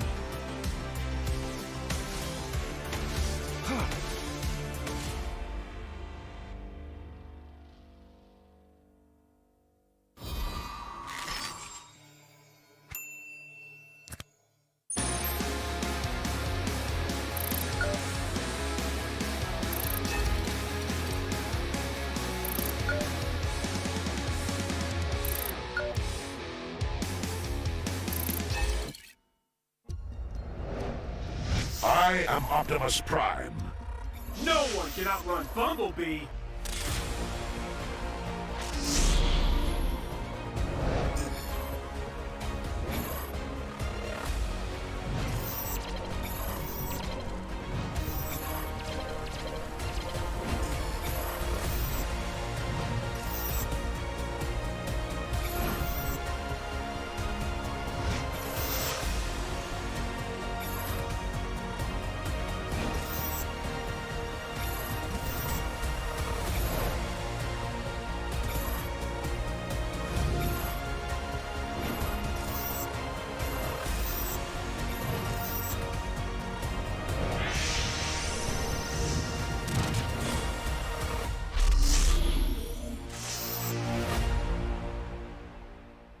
OSIM.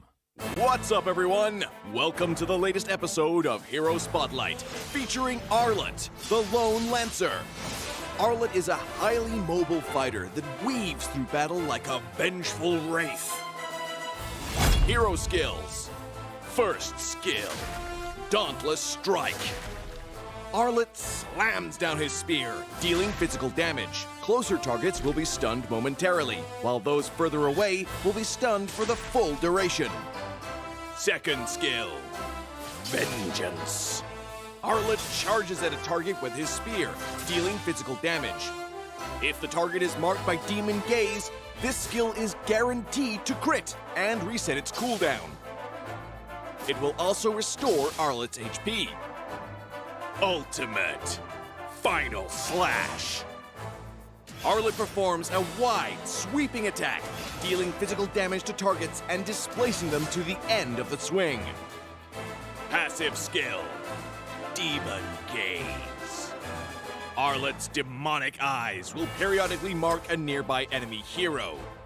Demon Gaze will also mark enemy units near Arlette that are affected by control effects from any source. Pro tips. Dauntless Strike is best used from a short distance, positioned to catch enemies at the end of the AoE for the full stun effect. Vengeance is Arlette's primary source of damage and sustain. If an enemy is just out of reach, stun minions and use Vengeance to leapfrog and quickly cover the gap. When low on HP, Arlette can mark a group of minions with his stun and chain cast Vengeance to quickly recover. Final Slash is a powerful displacement ability that can push enemies out of position for picks or unleashed at the perfect moment to catch the entire team. Combo tips. During the laning phase, wait for your passive to mark the enemy hero. Then strike them with Vengeance, followed by Dauntless Strike to stun and reapply the mark.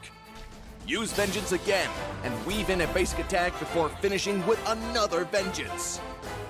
When going into a team fight, look for opportunities to use Vengeance on marked enemies.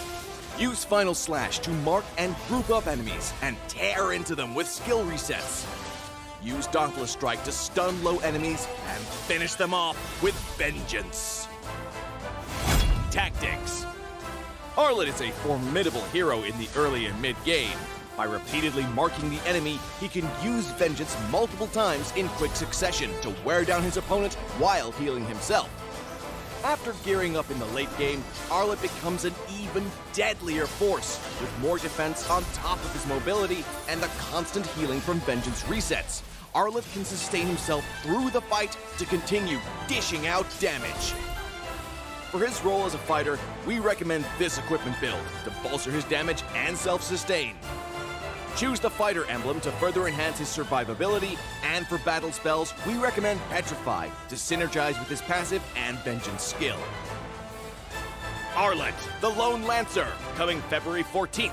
30% off during launch week. Get his Wandering Spear skin for only 51 diamonds the first 2 weeks. And until next time, we'll be seeing you in the Land of Dawn. Arlette, Lone Lancer, official release 0214. Pain is the proof that I'm still alive.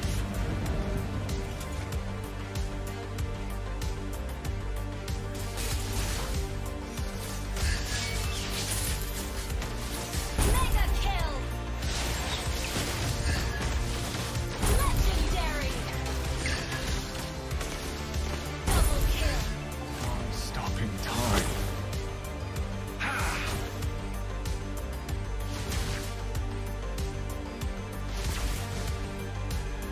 Feels what I feel. Feels what I feel.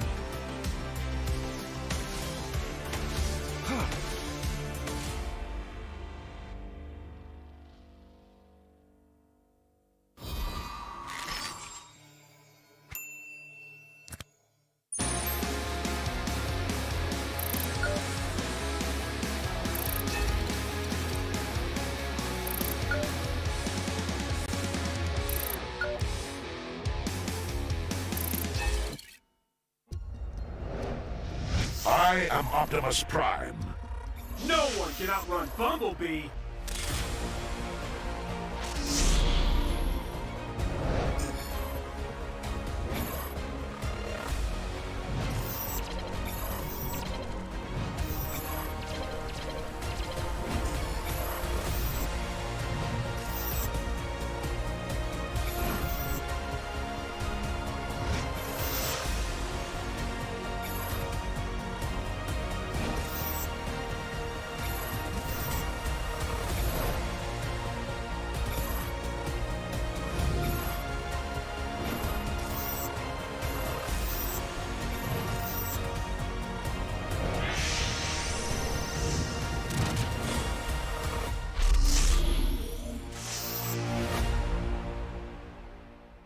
OSIM. What's up, everyone? Welcome to the latest episode of Hero Spotlight, featuring Arlette, the Lone Lancer. Arlette is a highly mobile fighter that weaves through battle like a vengeful wraith. Hero skills. First skill, Dauntless Strike. Arlette slams down his spear, dealing physical damage. Closer targets will be stunned momentarily, while those further away will be stunned for the full duration. Second skill, Vengeance. Arlette charges at a target with his spear, dealing physical damage.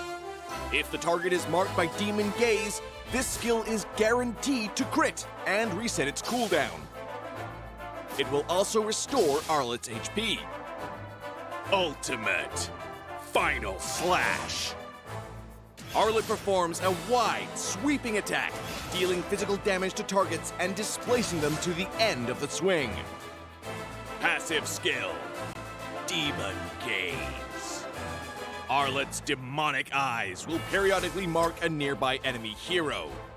Demon Gaze will also mark enemy units near Arlette that are affected by control effects from any source. Pro tips. Dauntless Strike is best used from a short distance, positioned to catch enemies at the end of the AoE for the full stun effect. Vengeance is Arlette's primary source of damage and sustain. If an enemy is just out of reach, stun minions and use Vengeance to leapfrog and quickly cover the gap. When low on HP, Arlette can mark a group of minions with his stun and chain cast Vengeance to quickly recover. Final Slash is a powerful displacement ability that can push enemies out of position for picks or unleashed at the perfect moment to catch the entire team. Combo tips. During the laning phase, wait for your passive to mark the enemy hero. Then strike them with Vengeance, followed by Dauntless Strike to stun and reapply the mark. Use Vengeance again and weave in a basic attack before finishing with another Vengeance. When going into a team fight, look for opportunities to use Vengeance on marked enemies. Use Final Slash to mark and group up enemies and tear into them with skill resets. Use Dauntless Strike to stun low enemies and finish them off with Vengeance. Tactics. Arlette is a formidable hero in the early and mid-game. By repeatedly marking the enemy, he can use Vengeance multiple times in quick succession to wear down his opponent while healing himself. After gearing up in the late game, Arlette becomes an even deadlier force, with more defense on top of his mobility and the constant healing from Vengeance resets. Arlette can sustain himself through the fight to continue dishing out damage. For his role as a fighter, we recommend this equipment build to bolster his damage and self-sustain. Choose the fighter emblem to further enhance his survivability, and for battle spells, we recommend Petrify to synergize with his passive and Vengeance skill. Arlette, the Lone Lancer, coming February 14th. 30% off during launch week. Get his Wandering Spear skin for only 51 diamonds the first 2 weeks. And until next time, we'll be seeing you in the Land of Dawn.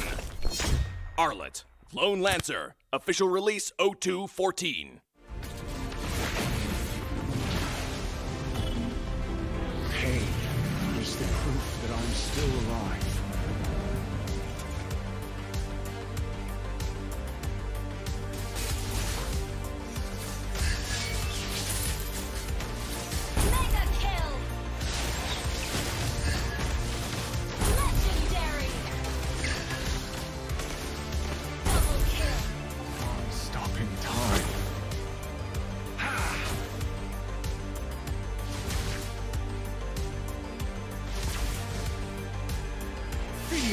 What I feel. Feels what I feel.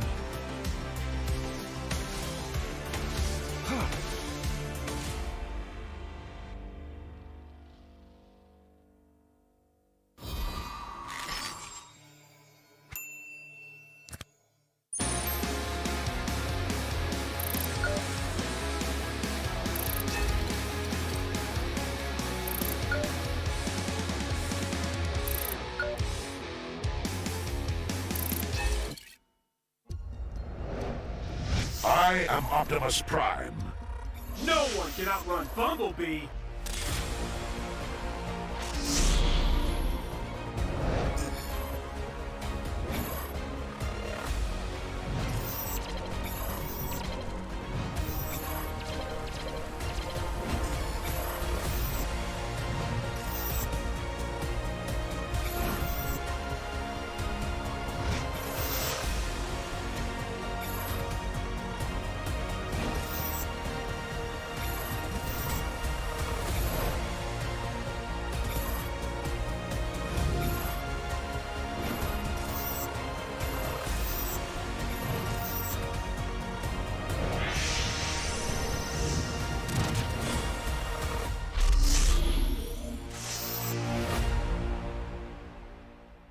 OSIM. What's up, everyone? Welcome to the latest episode of Hero Spotlight, featuring Arlette, the Lone Lancer. Arlette is a highly mobile fighter that weaves through battle like a vengeful wraith. Hero skills. First skill, Dauntless Strike. Arlette slams down his spear, dealing physical damage. Closer targets will be stunned momentarily, while those further away will be stunned for the full duration. Second skill, Vengeance. Arlette charges at a target with his spear, dealing physical damage. If the target is marked by Demon Gaze, this skill is guaranteed to crit and reset its cooldown. It will also restore Arlette's HP. Ultimate Final Slash. Arlette performs a wide, sweeping attack, dealing physical damage to targets and displacing them to the end of the swing. Passive skill, Demon Gaze. Arlette's demonic eyes will periodically mark a nearby enemy hero. Demon Gaze will also mark enemy units near Arlette that are affected by control effects from any source. Pro tips. Dauntless Strike is best used from a short distance, positioned to catch enemies at the end of the AoE for the full stun effect. Vengeance is Arlette's primary source of damage and sustain. If an enemy is just out of reach, stun minions and use Vengeance to leapfrog and quickly cover the gap. When low on HP, Arlette can mark a group of minions with his stun and chain cast Vengeance to quickly recover. Final Slash is a powerful displacement ability that can push enemies out of position for picks or unleashed at the perfect moment to catch the entire team. Combo tips. During the laning phase, wait for your passive to mark the enemy hero. Then strike them with Vengeance, followed by Dauntless Strike to stun and reapply the mark. Use Vengeance again and weave in a basic attack before finishing with another Vengeance. When going into a team fight, look for opportunities to use Vengeance on marked enemies. Use Final Slash to mark and group up enemies and tear into them with skill resets. Use Dauntless Strike to stun low enemies and finish them off with Vengeance. Tactics. Arlette is a formidable hero in the early and mid-game. By repeatedly marking the enemy, he can use Vengeance multiple times in quick succession to wear down his opponent while healing himself. After gearing up in the late game, Arlette becomes an even deadlier force, with more defense on top of his mobility and the constant healing from Vengeance resets. Arlette can sustain himself through the fight to continue dishing out damage. For his role as a fighter, we recommend this equipment build to bolster his damage and self-sustain. Choose the fighter emblem to further enhance his survivability, and for battle spells, we recommend Petrify to synergize with his passive and Vengeance skill. Arlette, the Lone Lancer, coming February 14th. 30% off during launch week. Get his Wandering Spear skin for only 51 diamonds the first 2 weeks. And until next time, we'll be seeing you in the Land of Dawn. Arlette, Lone Lancer, official release 0214. Pain is the proof that I'm still alive.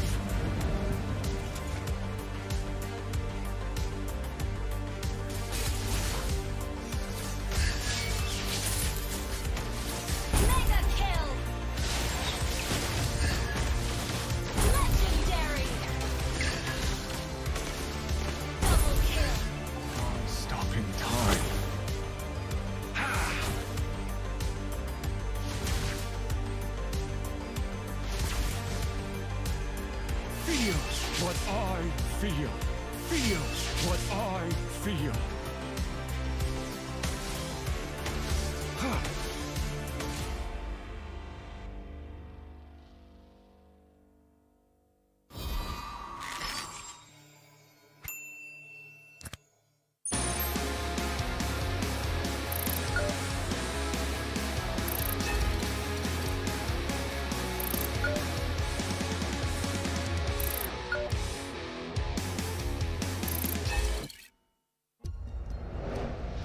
I am Optimus Prime.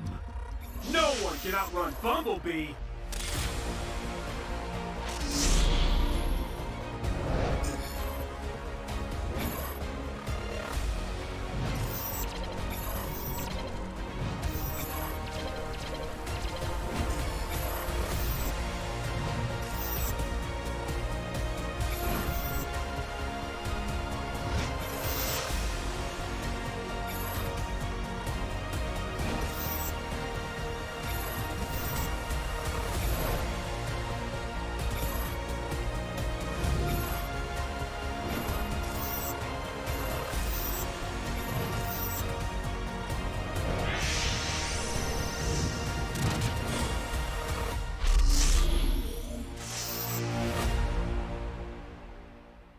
OSIM. What's up, everyone? Welcome to the latest episode of Hero Spotlight, featuring Arlette, the Lone Lancer. Arlette is a highly mobile fighter that weaves through battle like a vengeful wraith. Hero skills. First skill, Dauntless Strike. Arlette slams down his spear, dealing physical damage. Closer targets will be stunned momentarily, while those further away will be stunned for the full duration. Second skill, Vengeance. Arlette charges at a target with his spear, dealing physical damage. If the target is marked by Demon Gaze, this skill is guaranteed to crit and reset its cooldown. It will also restore Arlette's HP. Ultimate Final Slash. Arlette performs a wide, sweeping attack, dealing physical damage to targets and displacing them to the end of the swing. Passive skill, Demon Gaze. Arlette's demonic eyes will periodically mark a nearby enemy hero.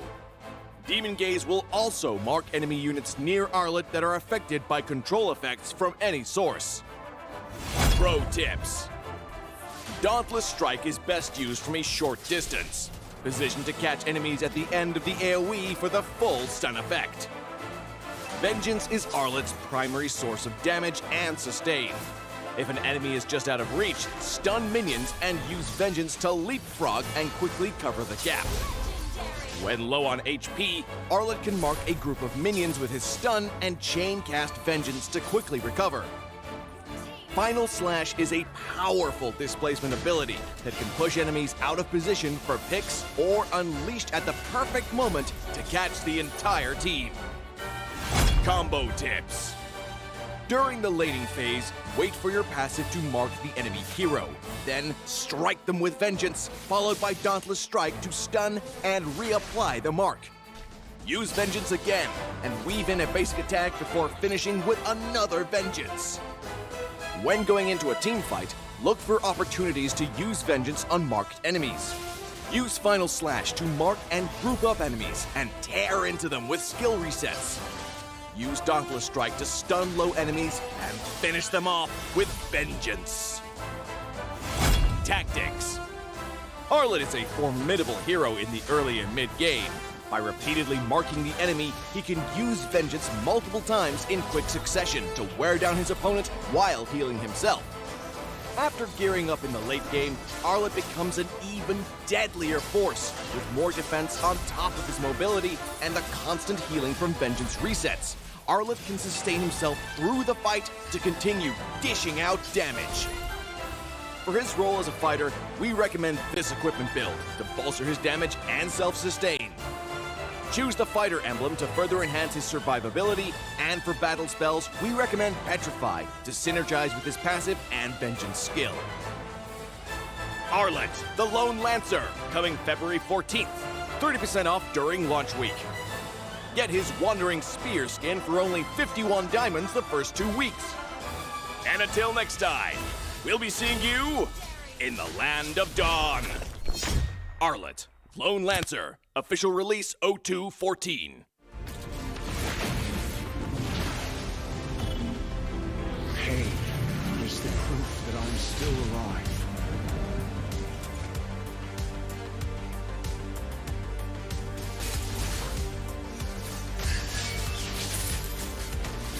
Mega kill! Legendary! Double kill! I'm stopping time.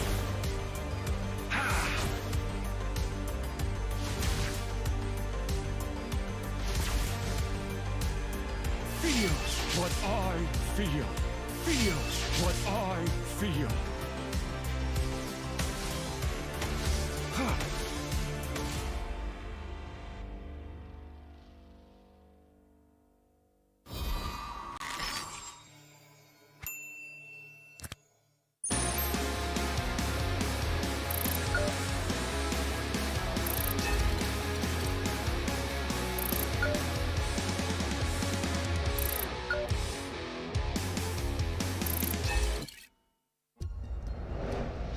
I am Optimus Prime.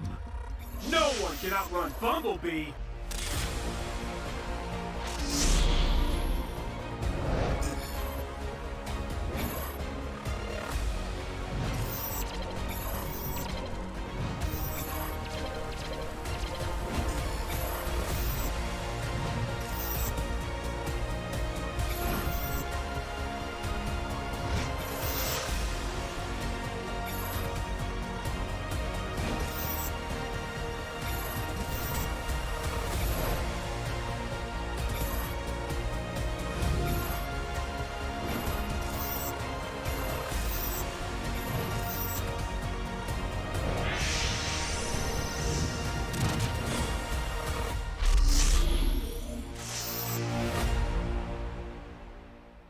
OSIM. What's up, everyone? Welcome to the latest episode of Hero Spotlight, featuring Arlette, the Lone Lancer. Arlette is a highly mobile fighter that weaves through battle like a vengeful wraith. Hero skills. First skill, Dauntless Strike. Arlette slams down his spear, dealing physical damage. Closer targets will be stunned momentarily, while those further away will be stunned for the full duration. Second skill, Vengeance. Arlette charges at a target with his spear, dealing physical damage. If the target is marked by Demon Gaze, this skill is guaranteed to crit and reset its cooldown. It will also restore Arlette's HP. Ultimate Final Slash. Arlette performs a wide, sweeping attack, dealing physical damage to targets and displacing them to the end of the swing. Passive skill, Demon Gaze. Arlette's demonic eyes will periodically mark a nearby enemy hero. Demon Gaze will also mark enemy units near Arlette that are affected by control effects from any source. Pro tips. Dauntless Strike is best used from a short distance, positioned to catch enemies at the end of the AoE for the full stun effect. Vengeance is Arlette's primary source of damage and sustain.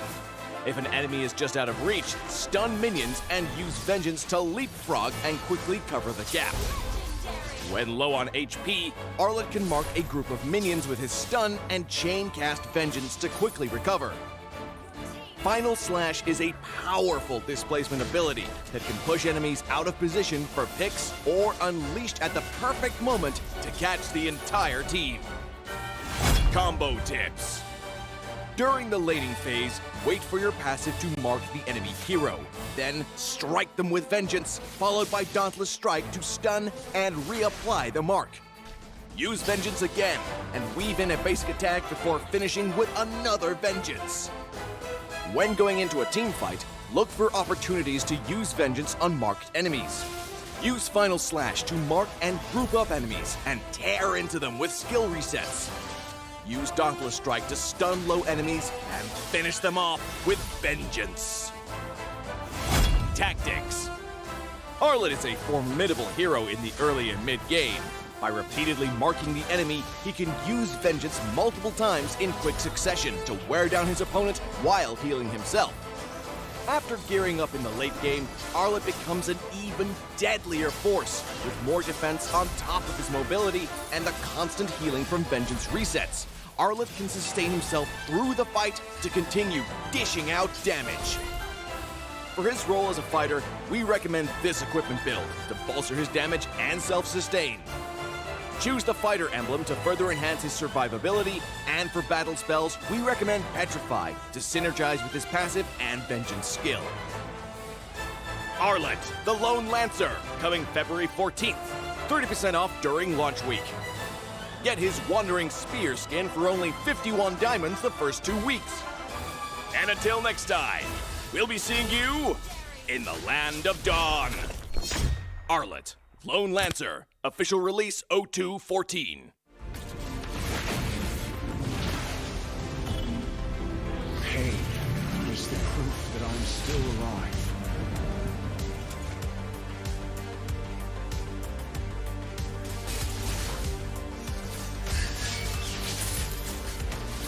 Mega kill! Legendary! Double kill! Stopping time.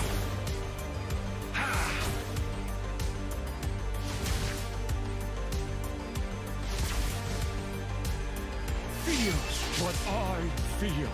Feels what I feel.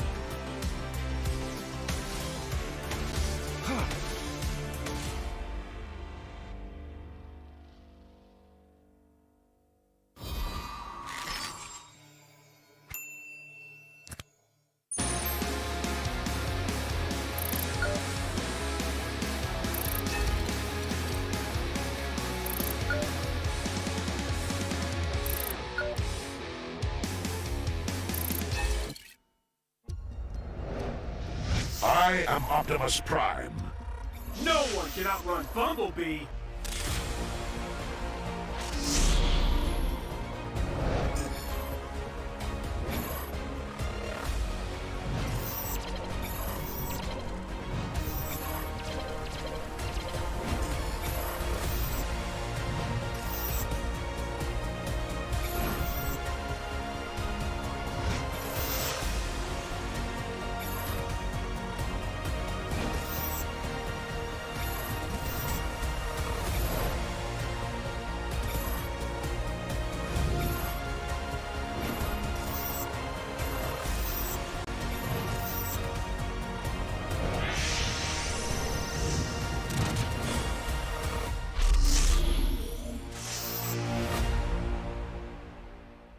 OSIM. What's up, everyone? Welcome to the latest episode of Hero Spotlight, featuring Arlette, the Lone Lancer.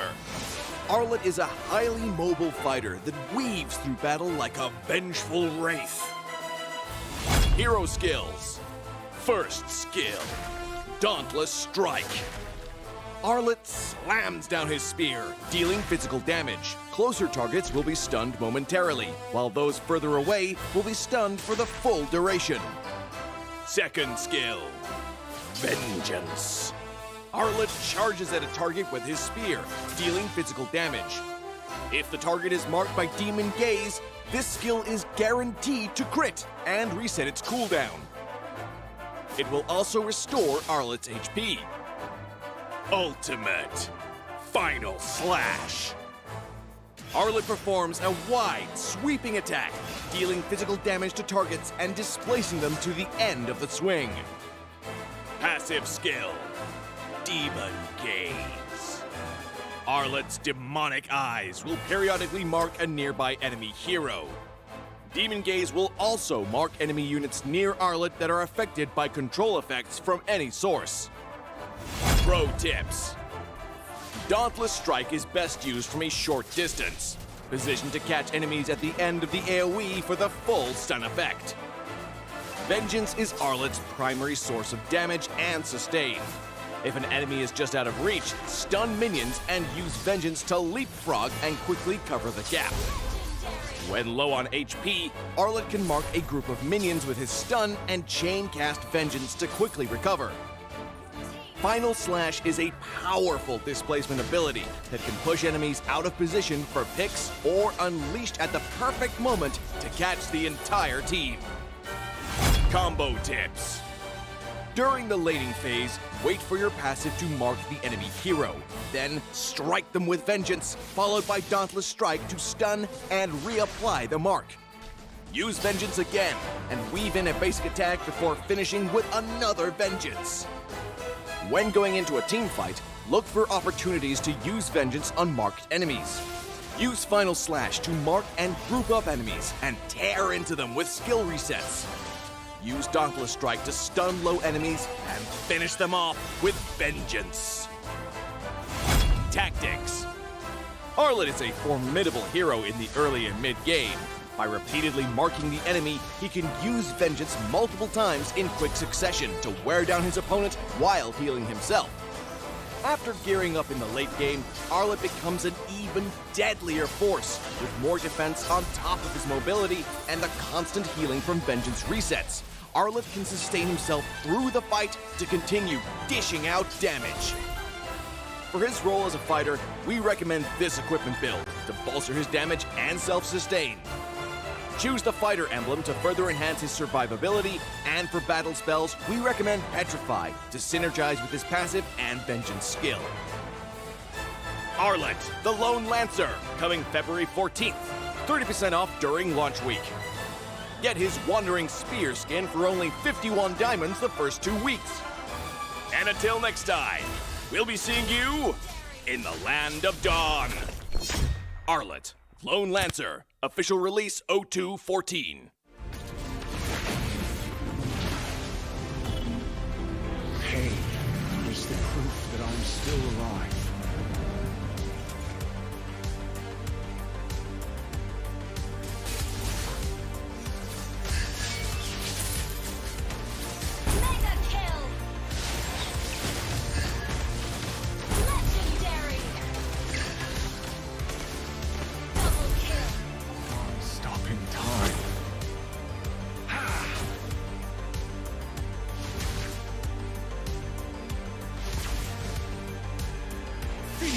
What I feel.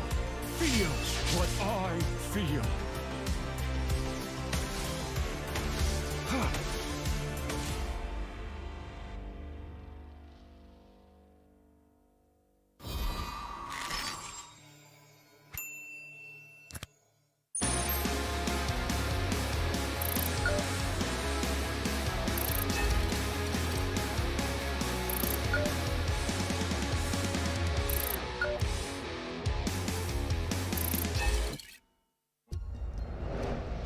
I am Optimus Prime. No one can outrun Bumblebee.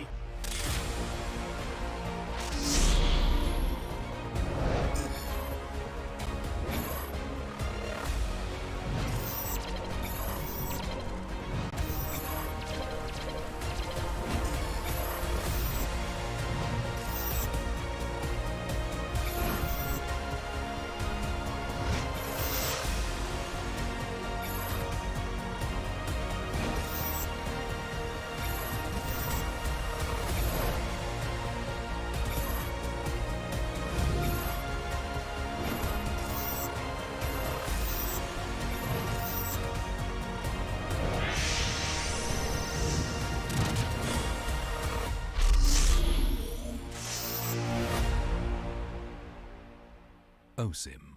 What's up, everyone? Welcome to the latest episode of Hero Spotlight, featuring Arlette, the Lone Lancer. Arlette is a highly mobile fighter that weaves through battle like a vengeful wraith. Hero skills. First skill, Dauntless Strike. Arlette slams down his spear, dealing physical damage. Closer targets will be stunned momentarily, while those further away will be stunned for the full duration. Second skill, Vengeance. Arlette charges at a target with his spear, dealing physical damage. If the target is marked by Demon Gaze, this skill is guaranteed to crit and reset its cooldown. It will also restore Arlette's HP. Ultimate Final Slash. Arlette performs a wide, sweeping attack, dealing physical damage to targets and displacing them to the end of the swing. Passive skill, Demon Gaze. Arlette's demonic eyes will periodically mark a nearby enemy hero. Demon Gaze will also mark enemy units near Arlette that are affected by control effects from any source. Pro tips. Dauntless Strike is best used from a short distance, positioned to catch enemies at the end of the AoE for the full stun effect. Vengeance is Arlette's primary source of damage and sustain. If an enemy is just out of reach, stun minions and use Vengeance to leapfrog and quickly cover the gap.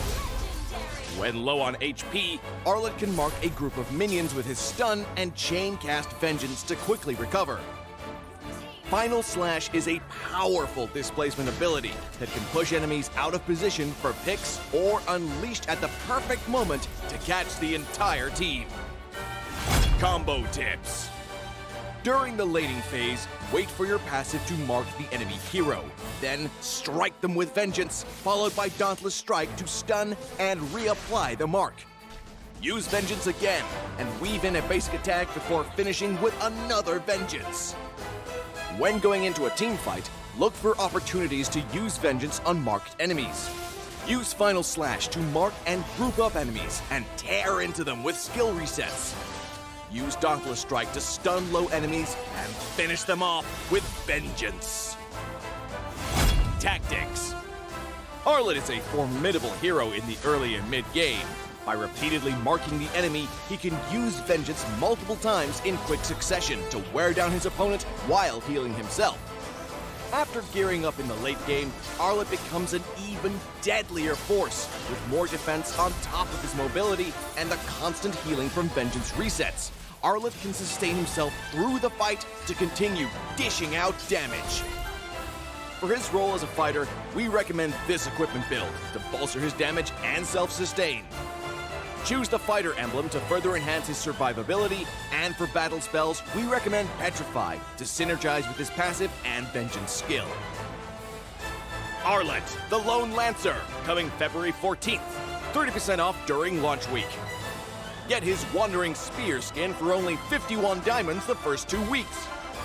And until next time, we'll be seeing you in the Land of Dawn. Arlette, Lone Lancer, official release 0214. Pain is the proof that I'm still alive.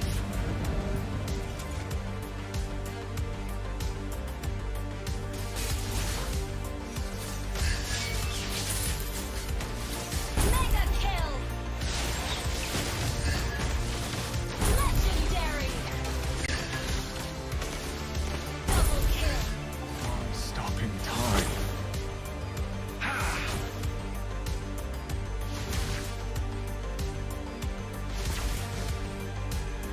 Feels what I feel. Feels what I feel.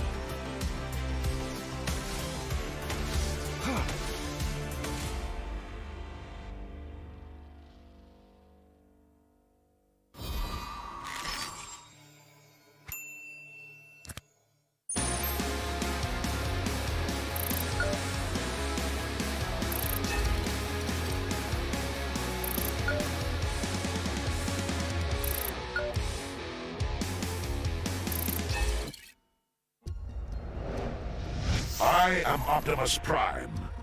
No one can outrun Bumblebee.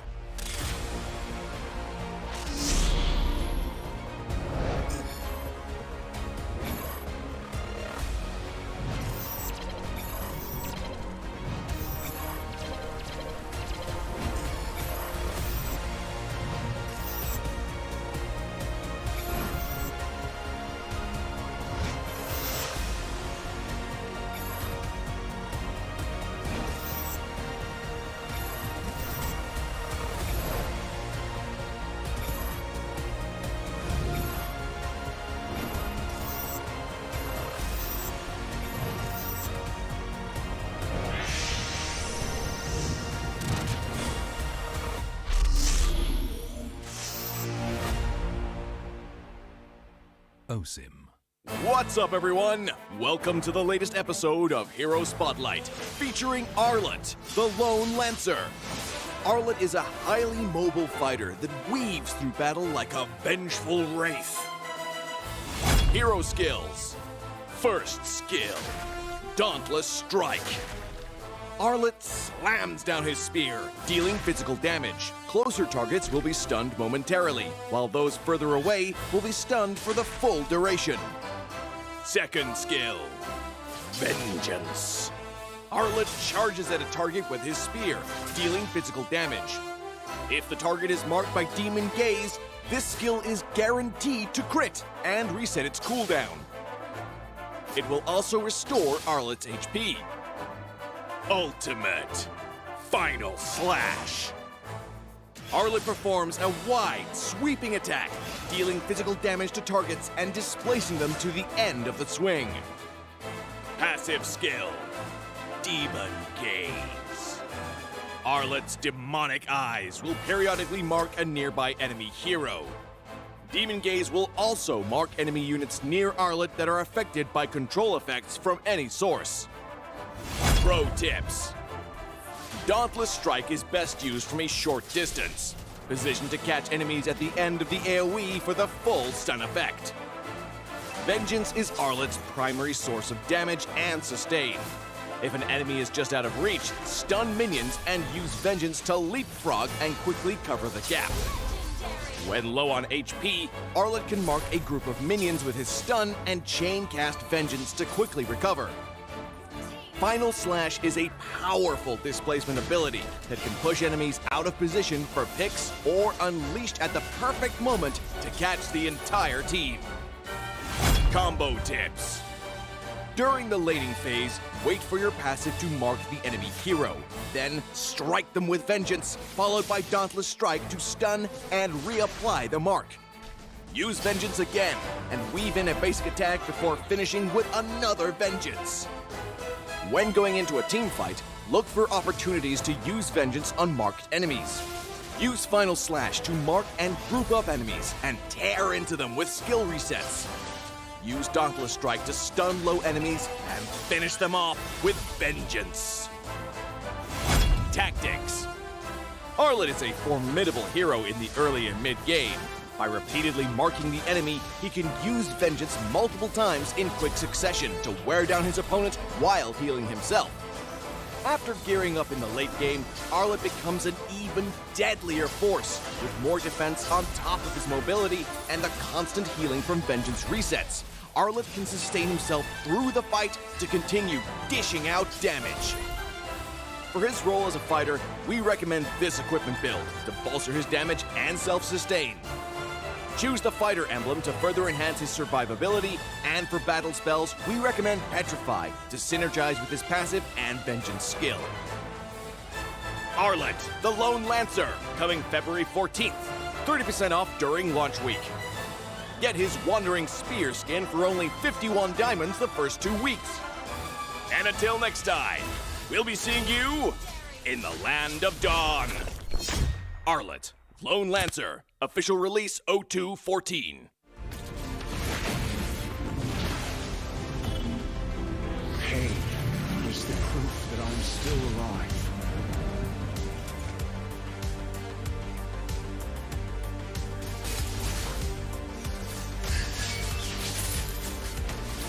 Mega kill! Legendary! Double kill! Stopping time.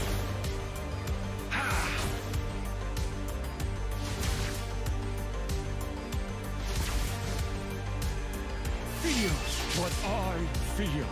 Feels what I feel.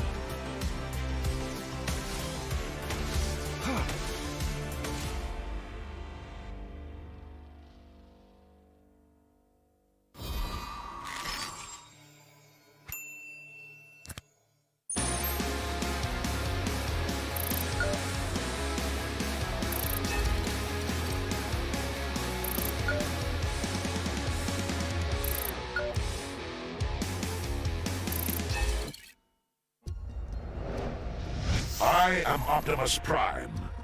No one can outrun Bumblebee.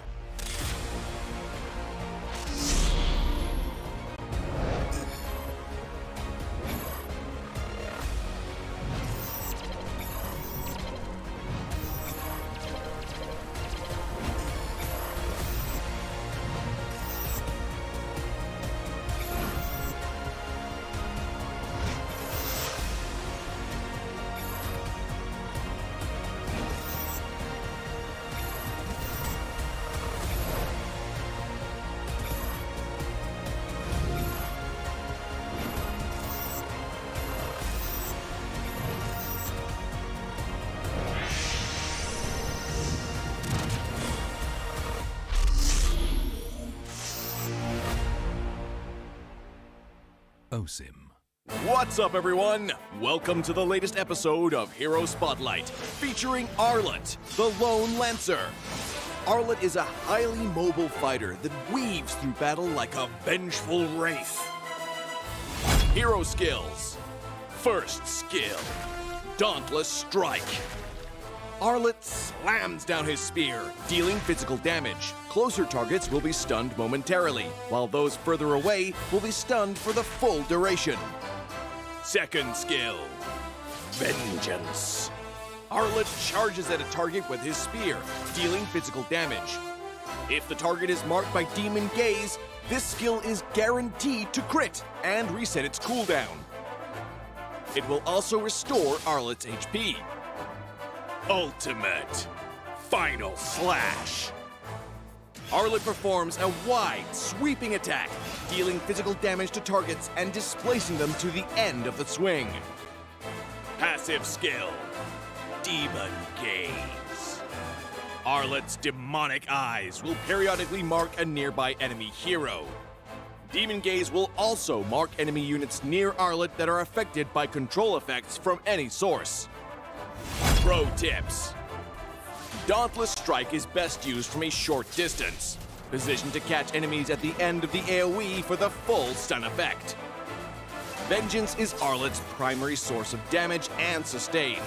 If an enemy is just out of reach, stun minions and use Vengeance to leapfrog and quickly cover the gap. When low on HP, Arlette can mark a group of minions with his stun and chain cast Vengeance to quickly recover. Final Slash is a powerful displacement ability that can push enemies out of position for picks or unleashed at the perfect moment to catch the entire team. Combo tips. During the laning phase, wait for your passive to mark the enemy hero. Then strike them with Vengeance, followed by Dauntless Strike to stun and reapply the mark. Use Vengeance again and weave in a basic attack before finishing with another Vengeance. When going into a team fight, look for opportunities to use Vengeance on marked enemies. Use Final Slash to mark and group up enemies and tear into them with skill resets. Use Dauntless Strike to stun low enemies and finish them off with Vengeance. Tactics.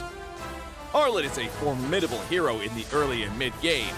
By repeatedly marking the enemy, he can use Vengeance multiple times in quick succession to wear down his opponent while healing himself. After gearing up in the late game, Arlette becomes an even deadlier force, with more defense on top of his mobility and the constant healing from Vengeance resets. Arlette can sustain himself through the fight to continue dishing out damage. For his role as a fighter, we recommend this equipment build to bolster his damage and self-sustain. Choose the fighter emblem to further enhance his survivability, and for battle spells, we recommend Petrify to synergize with his passive and Vengeance skill. Arlette, the Lone Lancer, coming February 14th. 30% off during launch week. Get his Wandering Spear skin for only 51 diamonds the first 2 weeks. And until next time, we'll be seeing you in the Land of Dawn. Arlette, Lone Lancer, official release 0214. Pain is the proof that I'm still alive.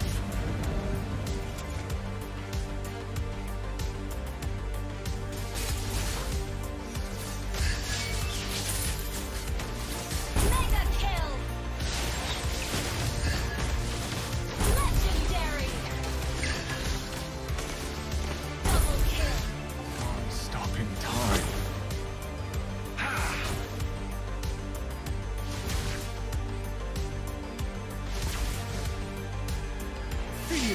what I feel. Feels what I feel.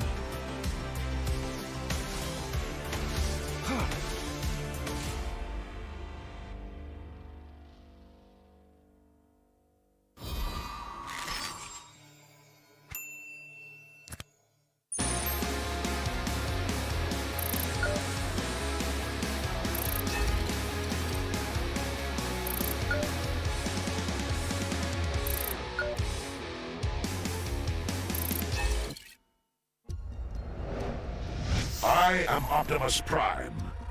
No one can outrun Bumblebee.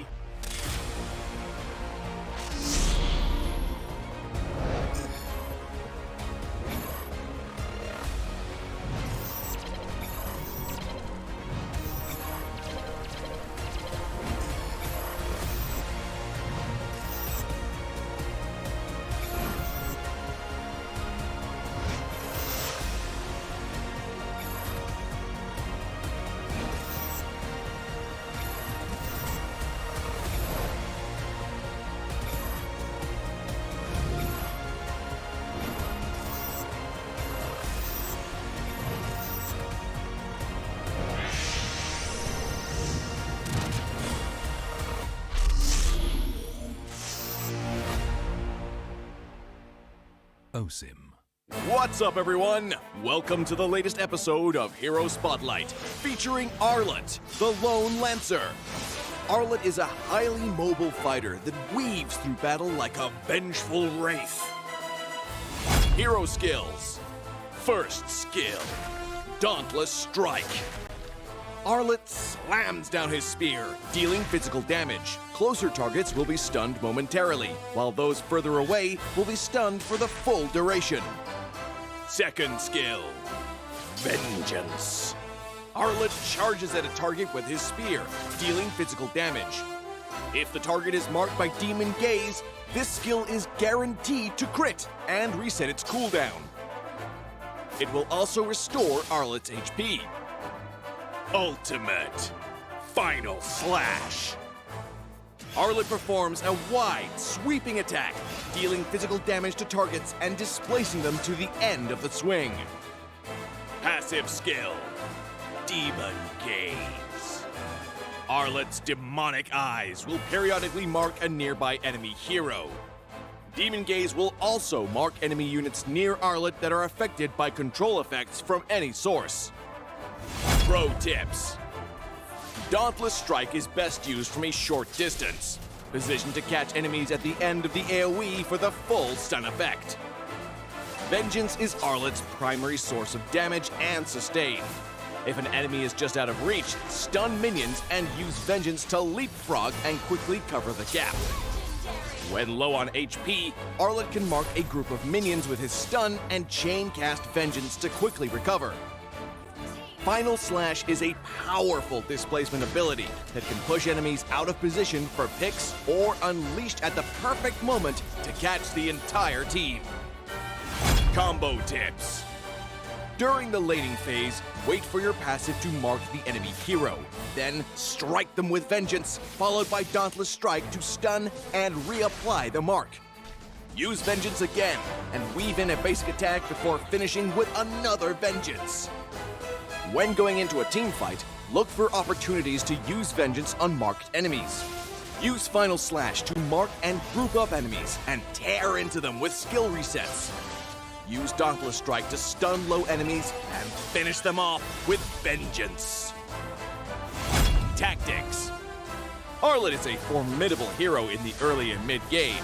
By repeatedly marking the enemy, he can use Vengeance multiple times in quick succession to wear down his opponent while healing himself. After gearing up in the late game, Arlette becomes an even deadlier force, with more defense on top of his mobility and the constant healing from Vengeance resets. Arlette can sustain himself through the fight to continue dishing out damage. For his role as a fighter, we recommend this equipment build to bolster his damage and self-sustain. Choose the fighter emblem to further enhance his survivability, and for battle spells, we recommend Petrify to synergize with his passive and Vengeance skill. Arlette, the Lone Lancer, coming February 14th. 30% off during launch week. Get his Wandering Spear skin for only 51 diamonds the first 2 weeks. And until next time, we'll be seeing you in the Land of Dawn. Arlette, Lone Lancer, official release 0214. Pain is the proof that I'm still alive.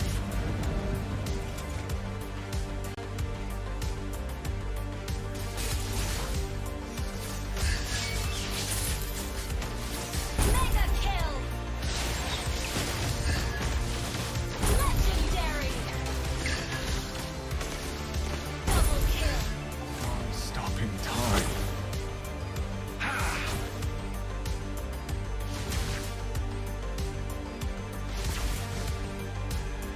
Feels what I feel. Feels what I feel.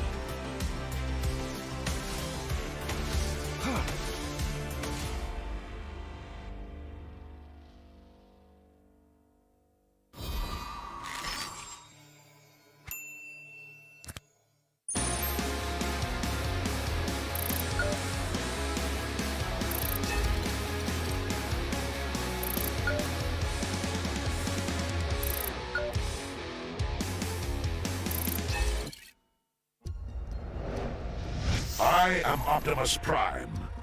No one can outrun Bumblebee.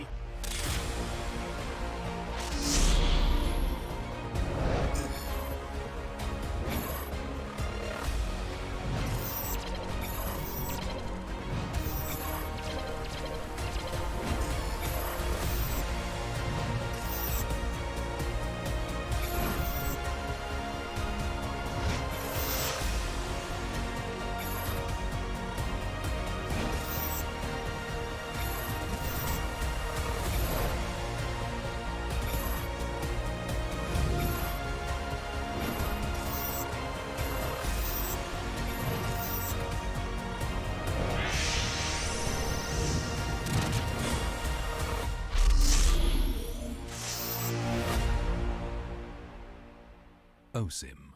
What's up, everyone? Welcome to the latest episode of Hero Spotlight, featuring Arlette, the Lone Lancer. Arlette is a highly mobile fighter that weaves through battle like a vengeful wraith. Hero skills. First skill, Dauntless Strike. Arlette slams down his spear, dealing physical damage. Closer targets will be stunned momentarily, while those further away will be stunned for the full duration. Second skill, Vengeance. Arlette charges at a target with his spear, dealing physical damage. If the target is marked by Demon Gaze, this skill is guaranteed to crit and reset its cooldown. It will also restore Arlette's HP. Ultimate Final Slash. Arlette performs a wide, sweeping attack, dealing physical damage to targets and displacing them to the end of the swing. Passive skill, Demon Gaze. Arlette's demonic eyes will periodically mark a nearby enemy hero. Demon Gaze will also mark enemy units near Arlette that are affected by control effects from any source. Pro tips. Dauntless Strike is best used from a short distance, positioned to catch enemies at the end of the AoE for the full stun effect. Vengeance is Arlette's primary source of damage and sustain. If an enemy is just out of reach, stun minions and use Vengeance to leapfrog and quickly cover the gap. When low on HP, Arlette can mark a group of minions with his stun and chain cast Vengeance to quickly recover. Final Slash is a powerful displacement ability that can push enemies out of position for picks or unleashed at the perfect moment to catch the entire team. Combo tips. During the lading phase, wait for your passive to mark the enemy hero. Then strike them with Vengeance, followed by Dauntless Strike to stun and reapply the mark. Use Vengeance again and weave in a basic attack before finishing with another Vengeance. When going into a team fight, look for opportunities to use Vengeance on marked enemies. Use Final Slash to mark and group up enemies and tear into them with skill resets. use Dauntless Strike to stun low enemies and finish them off with vengeance. Tactics. Arlette is a formidable hero in the early and mid-game. By repeatedly marking the enemy, he can use vengeance multiple times in quick succession to wear down his opponent while healing himself.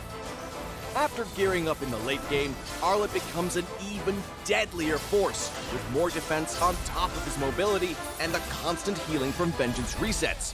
Arlette can sustain himself through the fight to continue dishing out damage. For his role as a fighter, we recommend this equipment build to bolster his damage and self-sustain.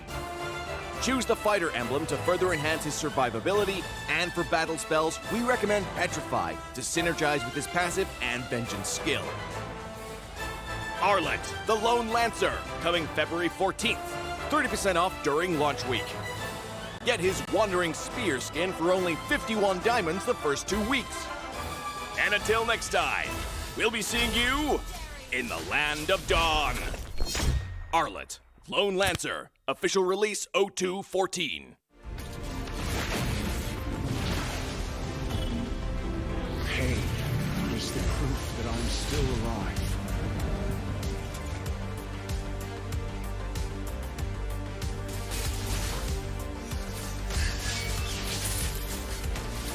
Mega kill! Legendary! Double kill! Stopping time.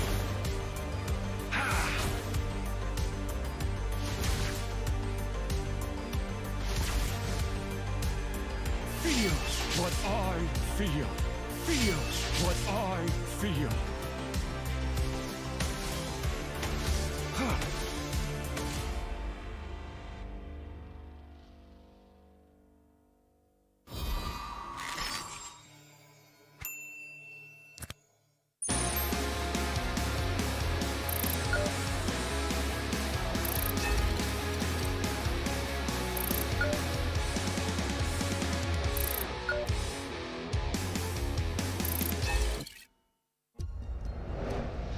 I am Optimus Prime. No one can outrun Bumblebee.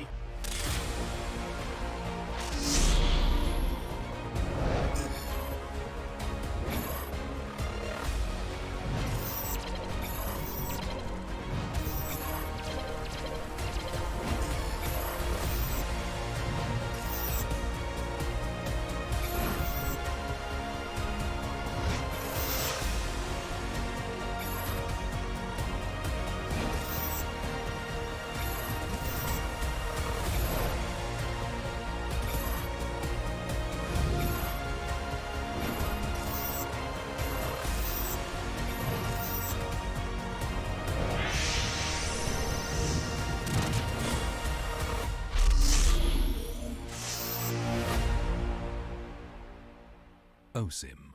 What's up, everyone? Welcome to the latest episode of Hero Spotlight, featuring Arlette, the Lone Lancer.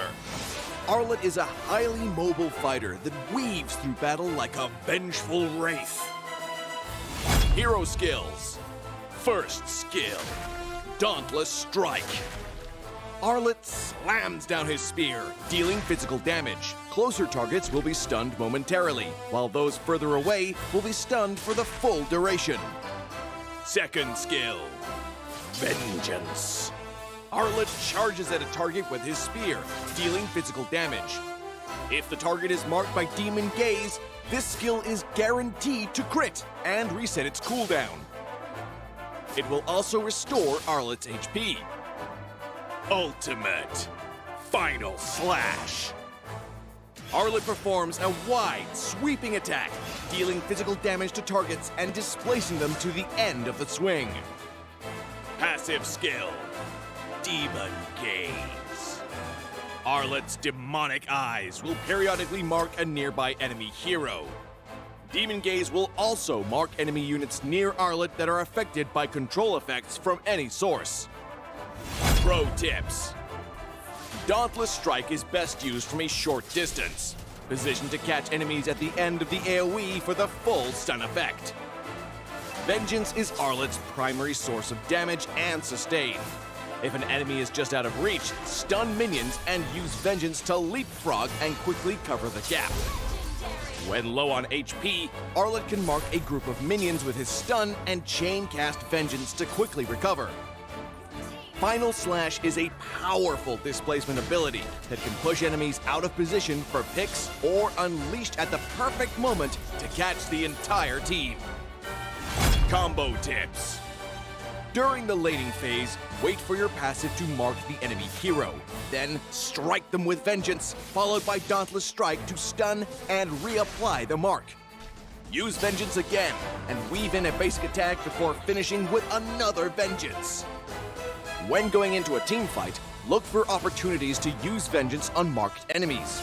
Use Final Slash to mark and group up enemies and tear into them with skill resets. Use Dauntless Strike to stun low enemies and finish them off with Vengeance. Tactics. Arlette is a formidable hero in the early and mid-game. By repeatedly marking the enemy, he can use Vengeance multiple times in quick succession to wear down his opponent while healing himself. After gearing up in the late game, Arlette becomes an even deadlier force, with more defense on top of his mobility and the constant healing from Vengeance resets. Arlette can sustain himself through the fight to continue dishing out damage. For his role as a fighter, we recommend this equipment build to bolster his damage and self-sustain. Choose the fighter emblem to further enhance his survivability, and for battle spells, we recommend Petrify to synergize with his passive and Vengeance skill. Arlette, the Lone Lancer, coming February 14th. 30% off during launch week. Get his Wandering Spear skin for only 51 diamonds the first 2 weeks. And until next time, we'll be seeing you in the Land of Dawn. Arlette, Lone Lancer, official release 0214. Pain is the proof that I'm still alive.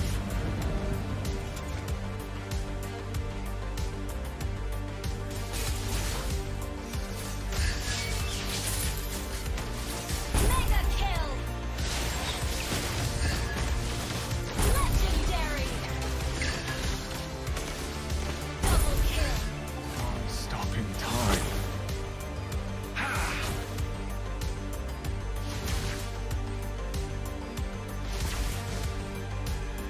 Feels what I feel. Feels what I feel.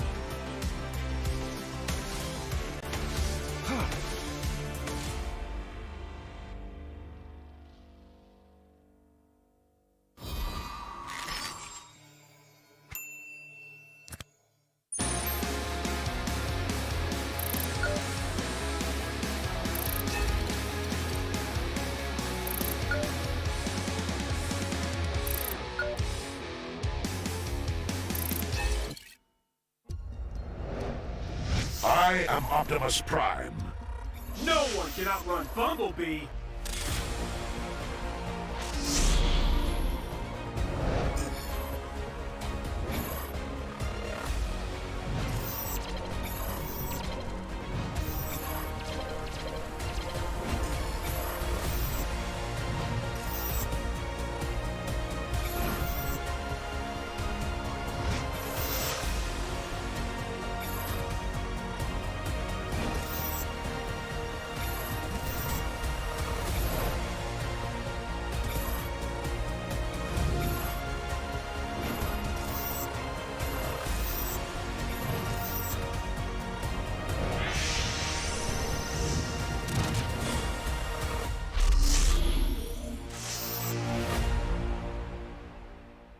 OSIM.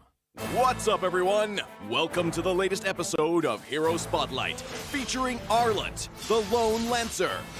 Arlette is a highly mobile fighter that weaves through battle like a vengeful wraith. Hero skills. First skill, Dauntless Strike. Arlette slams down his spear, dealing physical damage. Closer targets will be stunned momentarily, while those further away will be stunned for the full duration. Second skill, Vengeance. Arlette charges at a target with his spear, dealing physical damage. If the target is marked by Demon Gaze, this skill is guaranteed to crit and reset its cooldown. It will also restore Arlette's HP. Ultimate Final Slash.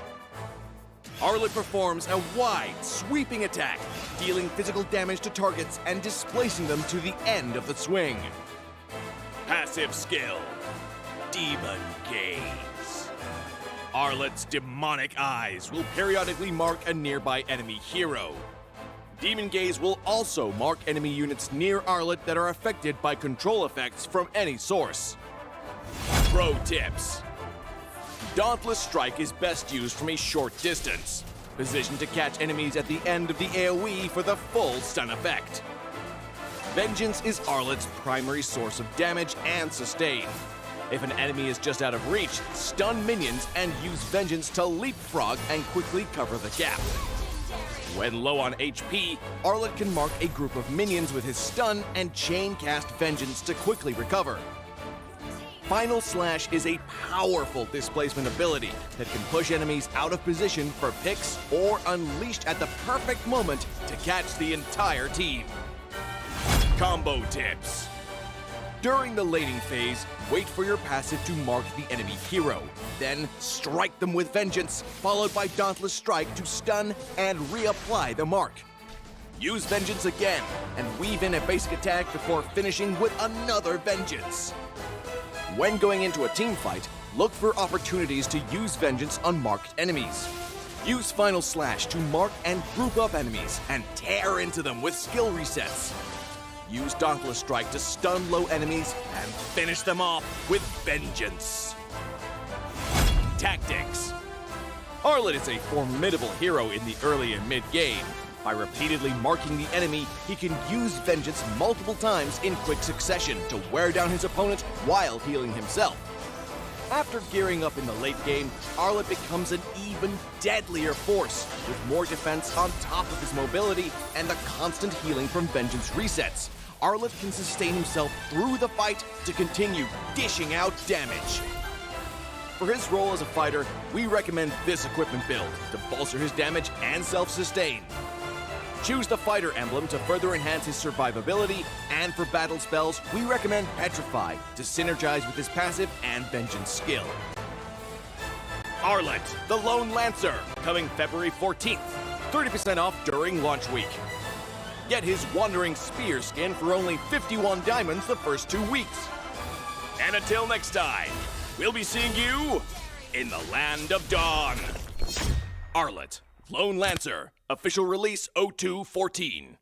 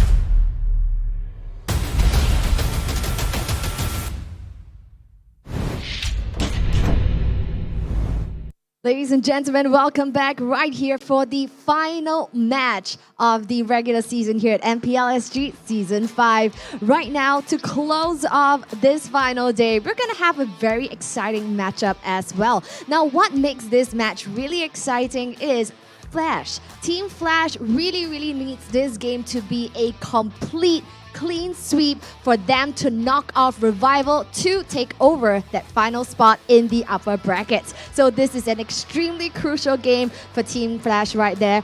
Or will Team SMG deny them of that upper bracket spot? Let's find out right here at match 4. So meanwhile, for all of our live audiences who made time to join us right here on this beautiful Saturday, thank you so very much. Now, if you're going to take any photos or videos, remember to tag us at hashtag our pride, our passion, and tag us at mpl.sg.official to show support to our boys, and you guys will be rewarded handsomely. And of course, you guys are going to get great deals and codes as well from our casters later on during the stream. So now, let's not wait any longer. Introducing to you the teams right here for the final match, match 4 of the regular season. Let's start off with meeting Team Flash.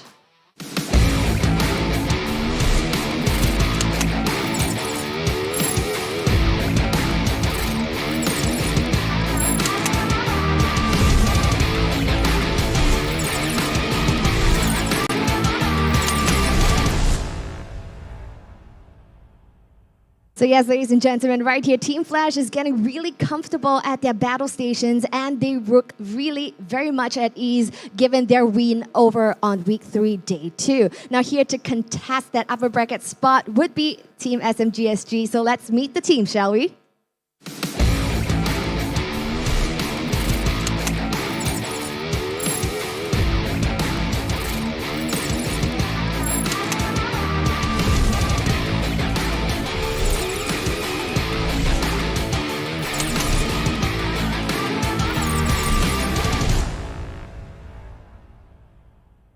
Now, friends, this is a game that is very important to Team Flash right here.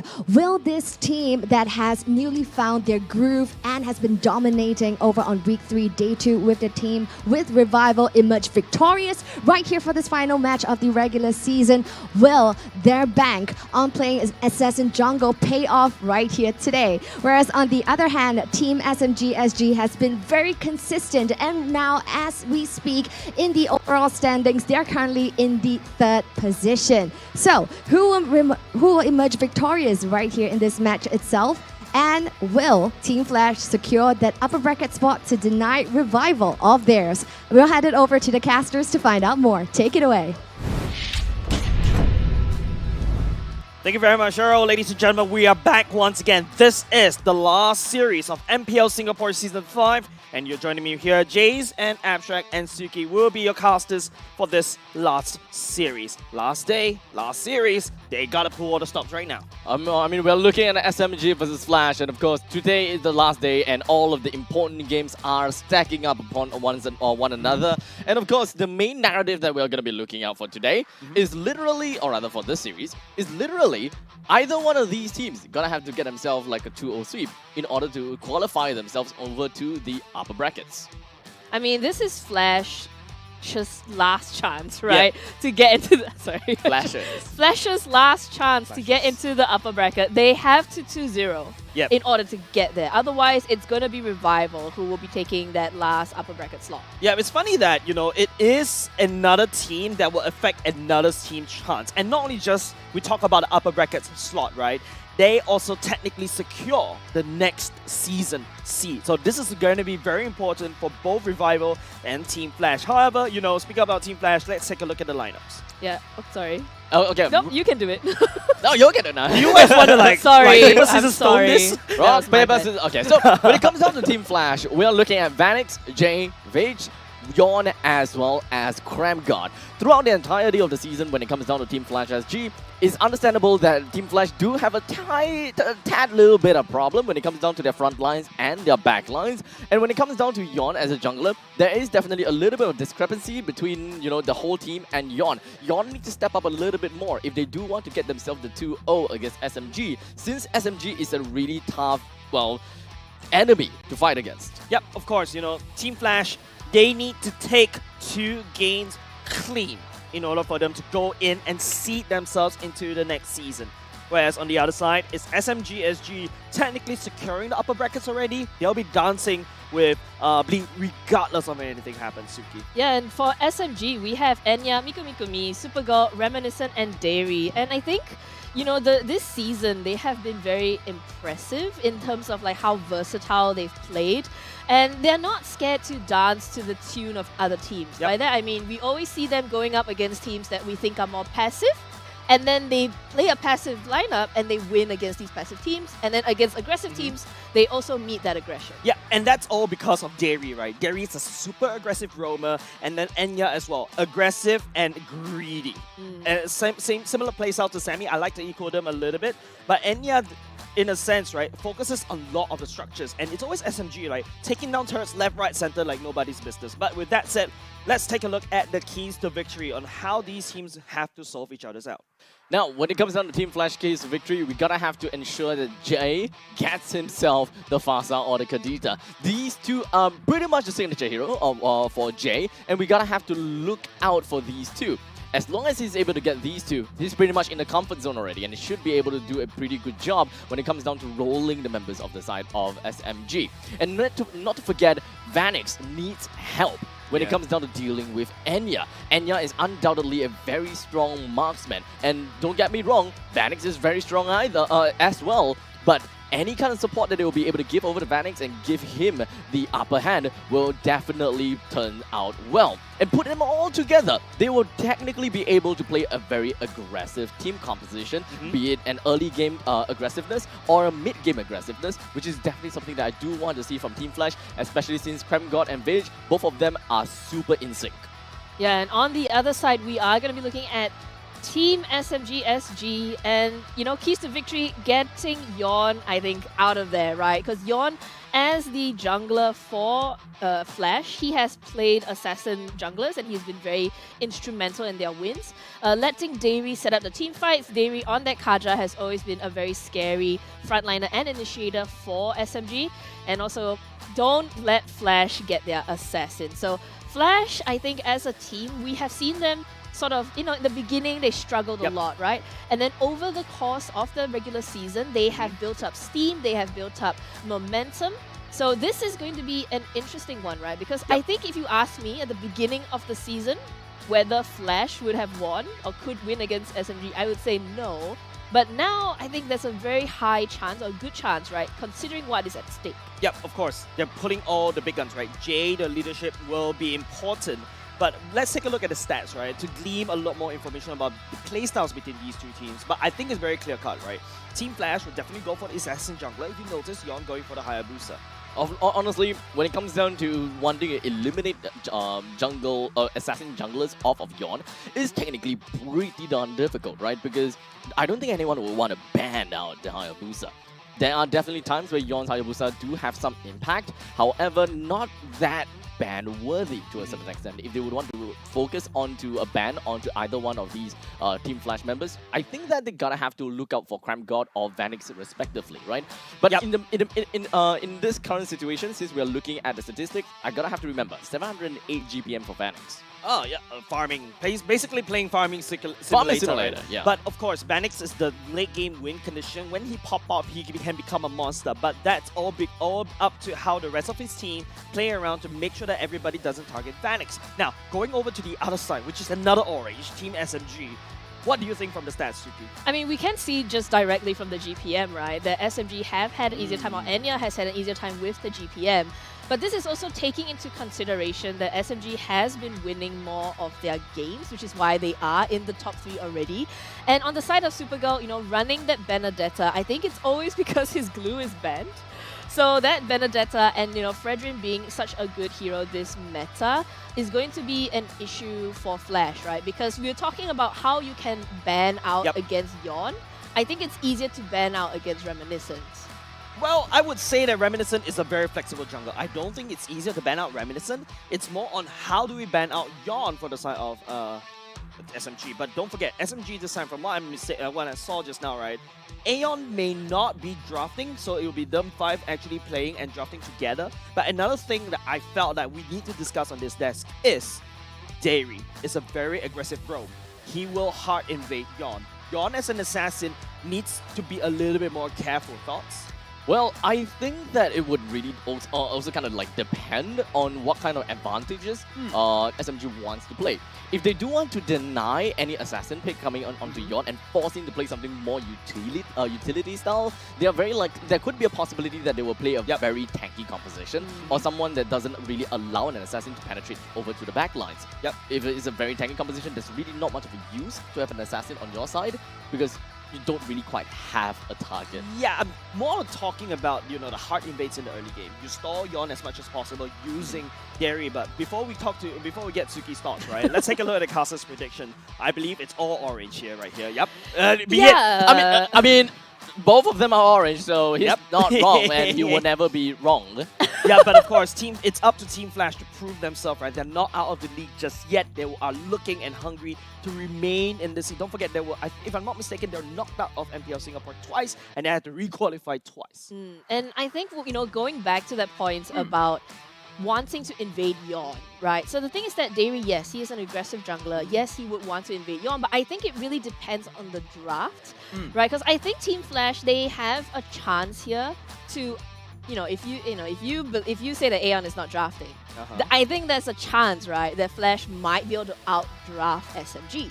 And if that is a situation, then perhaps we actually have a interesting series on our hands. Yeah, definitely. Reminiscent actually very comfortable, and not only just that, he's also one of the veterans in the scene as well. So SMG can definitely rely on his expertise. But I'm also looking at KCP, the drafter from the side of Team Flash. Used to be a very strong player back in his RSG Singapore MY days, right? But now going into the game right here, we will not have theorize further because here's the draft. So I'm very interested to see what kind of ideologies we are going to be expecting to see from the side of Team SMG, right? So without having to see anything from Aeon, Team SMG sticking to their guns, or do they want to try something a little bit different? Okay. Correction, it's not going to be Aeon, it's going to be Rum that's taking over the coach role right here. So, of course, Rum also quite experienced back in Season 1 days, and he's been technically backseating analyzing the games, following in the footsteps for Aeon. He's backseating, or is he analyzing, or is he backseat analyzing? Backseat analysts. But yeah, so I mean, very, it's expected here, banning out the Among Kaja the so that planes Dairy can't exists get the his hands equilibrium, on it. The Grok, which I was made Grok for. and Eve ban, I think, very interesting coming up from Flash. Not typically bans that we see in the very first phase. Normally the Valentina and the Faza have that over the Eve, and Grok is often let through or into the second phase ban. Meanwhile, on the side of SMG, getting out that Joy, getting out that Arlette, not wanting to deal with those heroes, and the glue as well, refusing to give that over to Team Flash. And ultimately, with the end of the first phase bans, we are looking at a Kaja, Grok, Eve, Glue, Arlette, and Joy. So we do have quite a bit of open picks here. Of course, having a Faramis being open is definitely one thing that we should definitely look out for. Fredrin is currently out in the open as well, but for the side of Team Flash, they don't really play a Fredrin jungle, so definitely not going to be one of the main priorities, and Team SMG is definitely going to snap that up as soon as they can. I find it very interesting because, if you think about wanting to ban out against Reminiscent, right? Fredrin is one of those, front Your line, team like is in your picking. mind, the very first, in your face, sort of hero you want to ban. And though the fact that they didn't ban it out and they banned out the Your Grok, team I is wonder picking. whether Flash has an interesting idea on how they want to play this, and the Faramis pick with the return Valentina. So SMG, I think they knew this was going to happen, right? This is actually the start of this draft. Feels like it's very much in SMG's favor. They got the Valentina that Mikumi is very good on, with the Faramis out to steal, and Reminiscent once again securing that Fredrin. Honestly, there's a small inkling in me that somehow make me believe that Team Flash may actually want to play the Fanny. I mean, looking at the fact that they are going for a ban on the Grok, Grok is definitely one of the difficult Come on, answers Dexter. to, It's our showtime. Your team is as picking. Fanny, right? Having the Guardian's Barrier being just blocking the places that you would want to go, and really blocking out places where you do have good choke zones. It is definitely going to be relatively tough to play. So yeah, I think that's probably what they are looking for. I mean, we saw his signature hero being the Hayabusa, but that's actually because most of the time, Fanny is banned against Yawn, right? So that has become his signature hero, just like how Benedetta is Supergirl's signature hero, because the glue is always banned against him. So this time they kind of banned. They banned it himself because Vage also plays a really mean glue. Yeah, I think glue is one of those heroes that you don't let the enemy team have a chance to pick it up on the first phase. So I mean, I expect, you know, if the tides were turned, if it was the other way around, Flash would also ban glue. So, yeah, and Moskov. Wow. That, So it kind of seems as though they may have already have an idea that Flash may actually play either the Ling or perhaps even the Fanny. As such, this is actually going to force Flash Yawn to play the Hayabusa. Is banning. Or maybe not anymore. Team SG themselves is actually going for a ban on the Hayabusa on the second phase. Actually, the Fanny has slipped through the drafts, right? Right here, SMG, there's not enough like bans to go for, because right here they targeted a lot of AXP laners. I think that should be a Ling ban, and then you force Team Flash to pick up the Fanny. That was the initial idea for Flash, but Team SMG themselves picking up the Fanny, that could No, be... I'm Team Flash picking up the This Fanny. land is our homeland. So they set up and it will soon they be our expected burial Flash ground. for the Fanny pick, they used the Moskov to counter that. So yeah, basically because they were kind of like in expecting advance. it. Correct. Yes. So that is pretty much the main idea that we are looking out for the side of Team SMG. But there's also this thing that SMG is looking out for. If they are expecting the Fanny and they pre-picked the Moskov, that pretty much discourages Flash to pick the Fanny. Your team and from still this point on, swords they're just run deep. limiting Team Flash in terms of heroes. And you pretty much got it right. Ban the Hayabusa, ban the Ling, and force Flash into picking up a Fanny, which they don't have a choice anymore, and be countered, hard countered by the Moskov.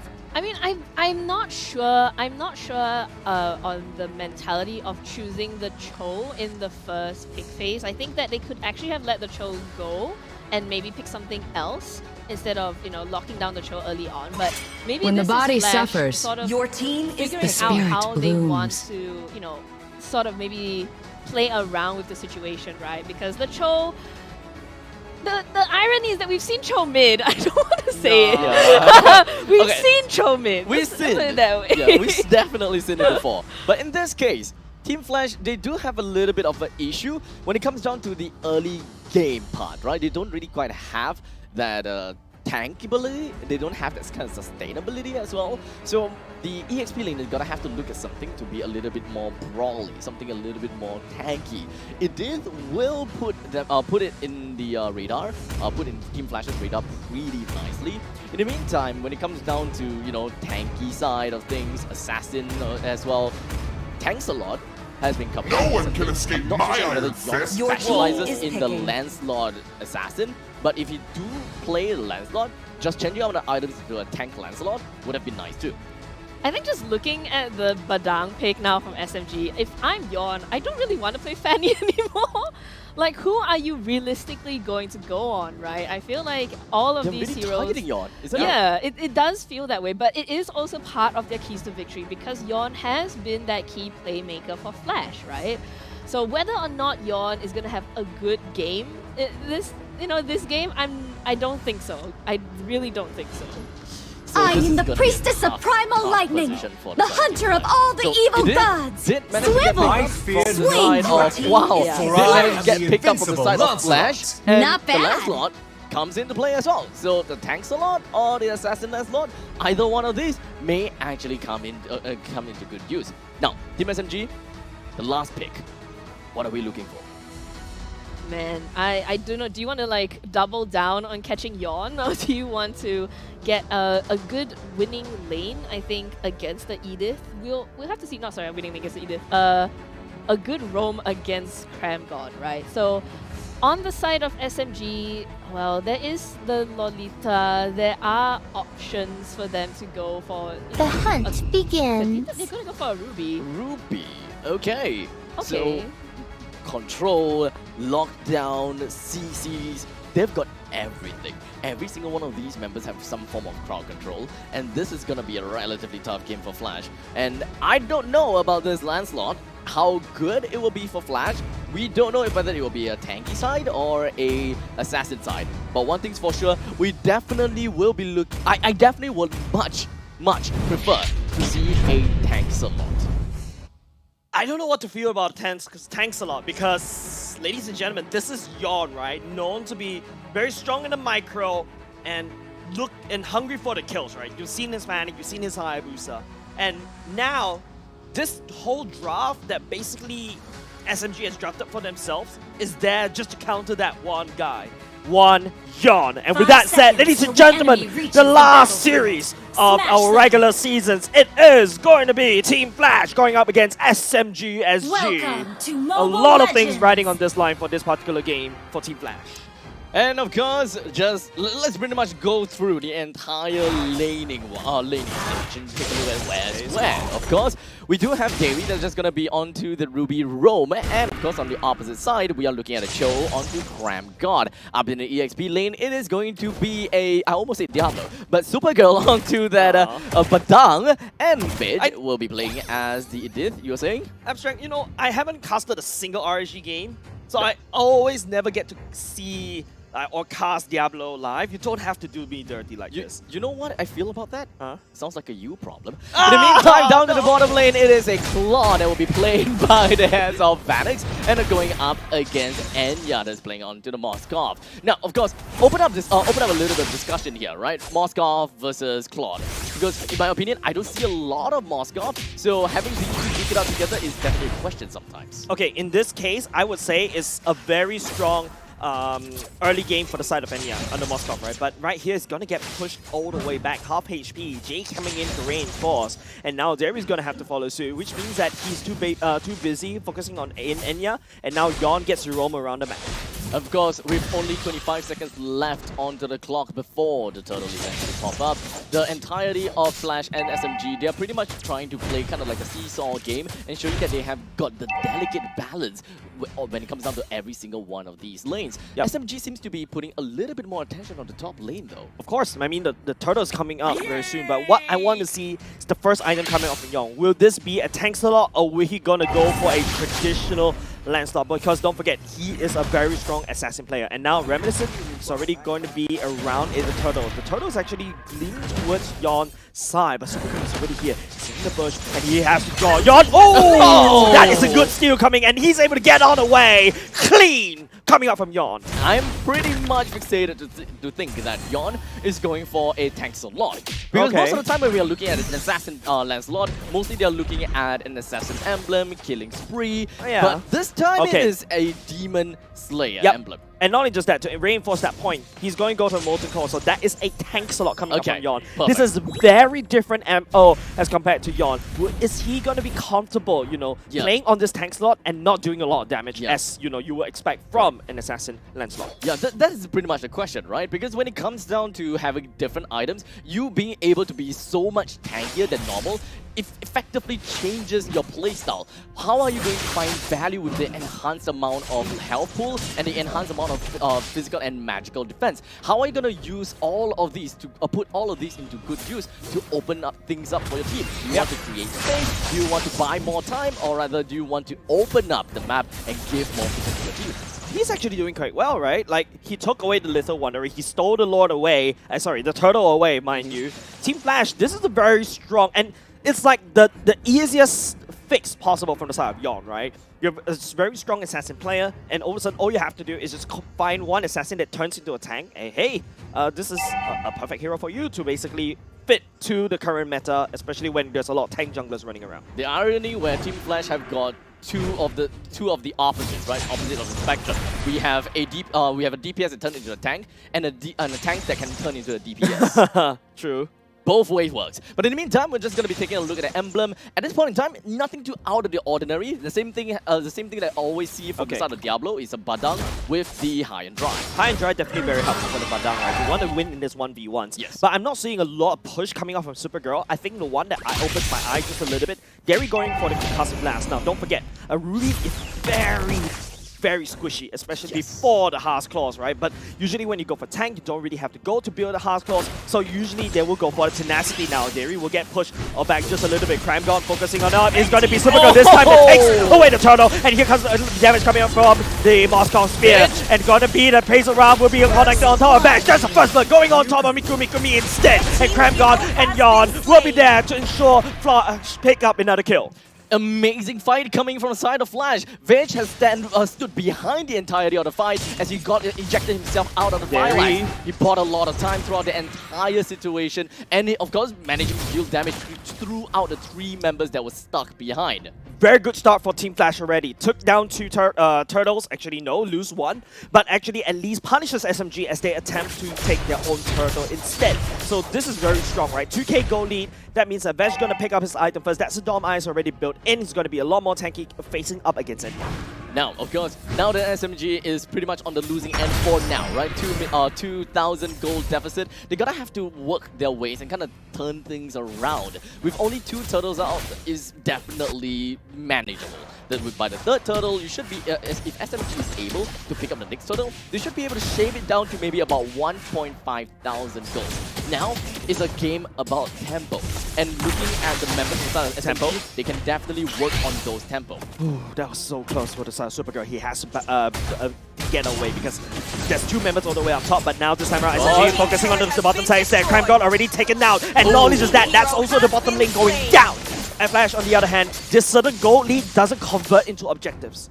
This is definitely going to be tough, right? 25 minutes into the game, 25 seconds left until the next turtle eventually spawns. SMG have changed up their playstyle a little bit, and they are deciding to put themselves right in the middle lane and focus down onto Jay as well as Yon. But look at that on the CCs! There's no way that Yon can run because it's going to be Miku that drags him all the way back. Luckily, Jay activated the Call Altar at the same time. Miku now this time round will be bursting down Veg.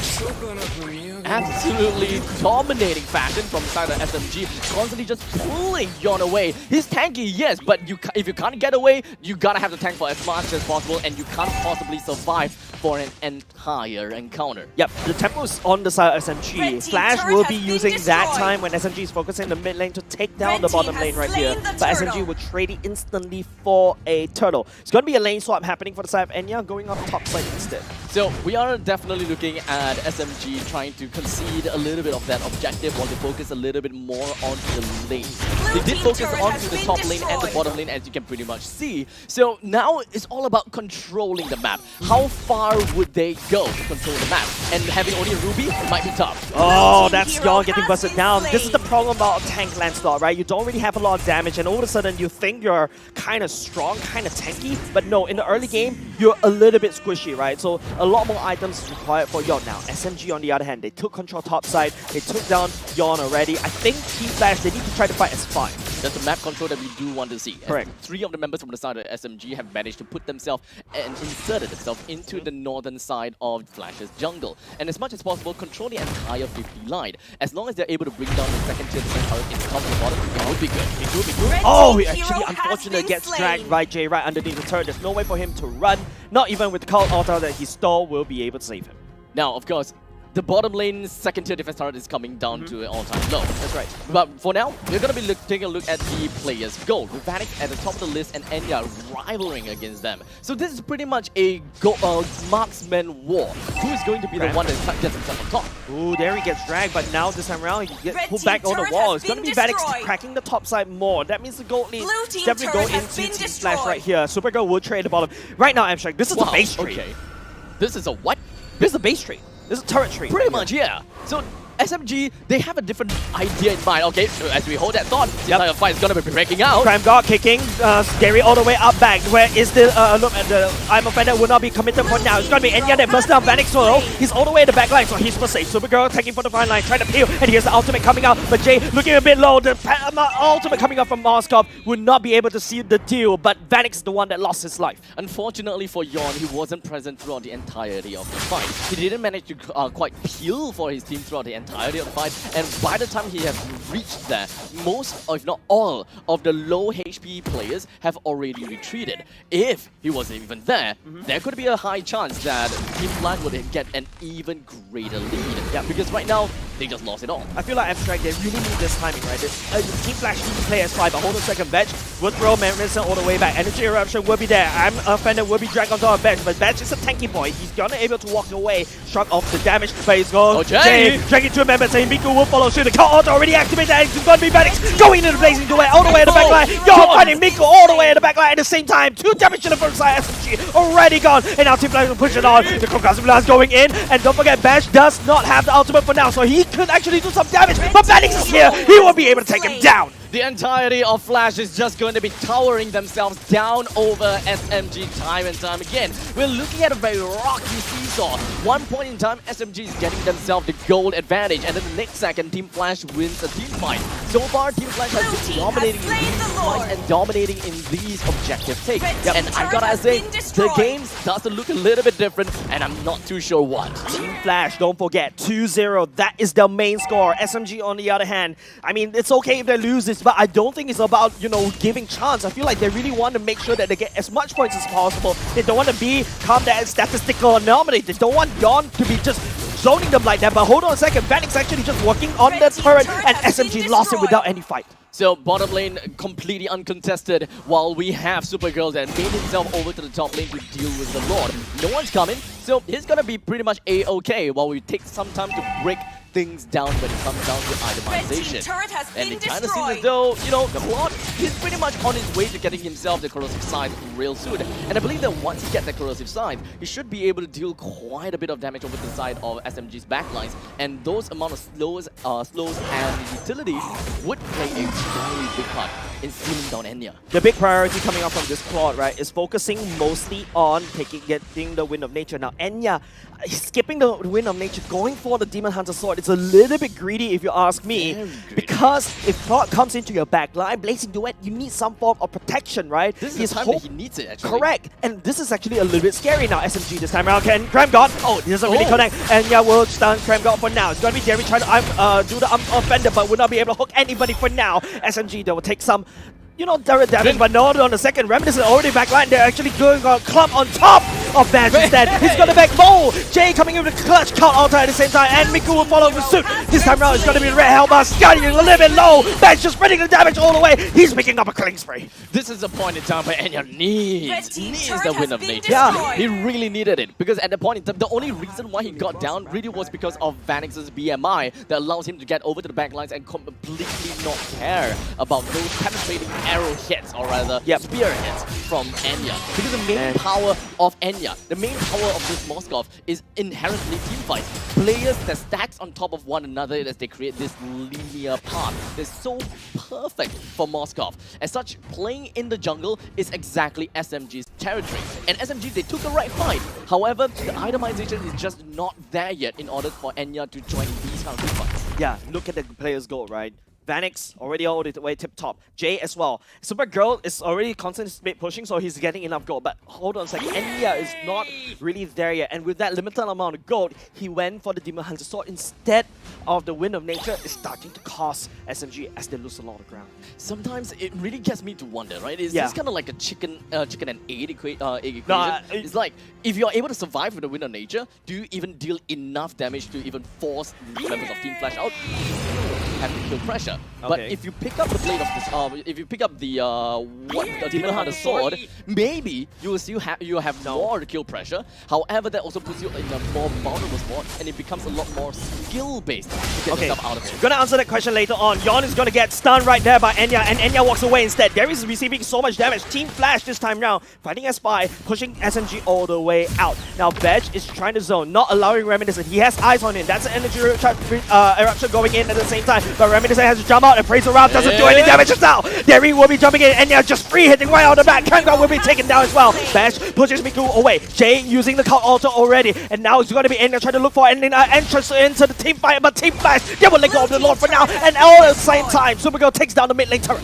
And the entirety of Team SMG, they're still working their way on, as now Veg goes for Flicker. Oh my goodness, the big Omega Burst coming up for Jay will be more than enough, and not only just that, Vanix all the way at the back line with the Blazing Duet. He takes out Supergirl, and now it's going to be Bash knocking the members all the way up. Miku being trying to peel, but the damage coming up from Flash is unstoppable.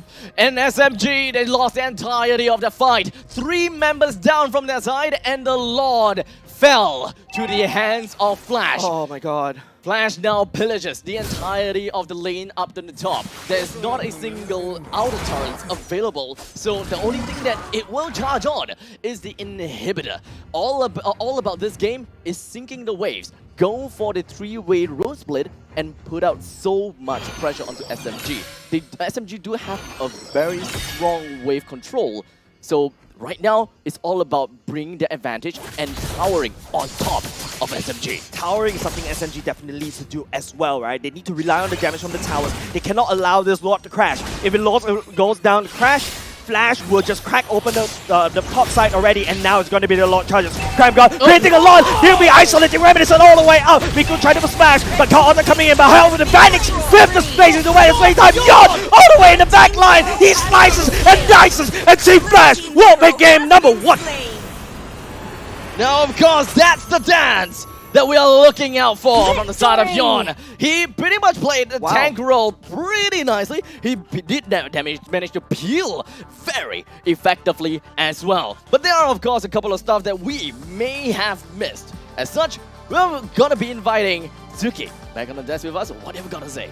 I think Team Flash have fixed the biggest problem that they had, which was that Yawn, as an assassin jungler, is unable to stand up in these team fights. So what he did was he played an assassin jungler as a tank. So it's like a stopgap. He has resolved the issue, right? But what we have to say is that honestly, Vex on that Edith was such a playmaker. He caught the entirety of SMG. Anyone he needed to catch, they got the right person. And I want to say though, the re-engages from Flash. So every time they had a fight, right, you know, whether it wasn't sure who was going to win, they had some losses on both sides.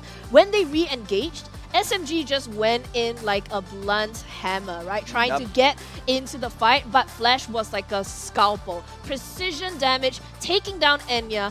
He has died 4 times. He has died the most on the side of SMG, and they made his Moskov have such a terrible, terrible time. I think it really boils down to the winner nature, isn't it? By the time the winner nature came out, it's already too late. Vanix has already been all over the moon, total of 12,000 gold, and Enya is still, you know, kind of climbing up, and he's just reached to the point where he can actually take a fight. But by the time he actually could take a fight, his opponent's marksman is already miles away. And not only just that, right? Jay could just sneeze on top of Enya, and Enya just gets deleted, right? Yeah, to answer that question earlier just now when you posed, I feel like the Wind of Nature could provide even more as compared to what the Demon Hunter Sword would do.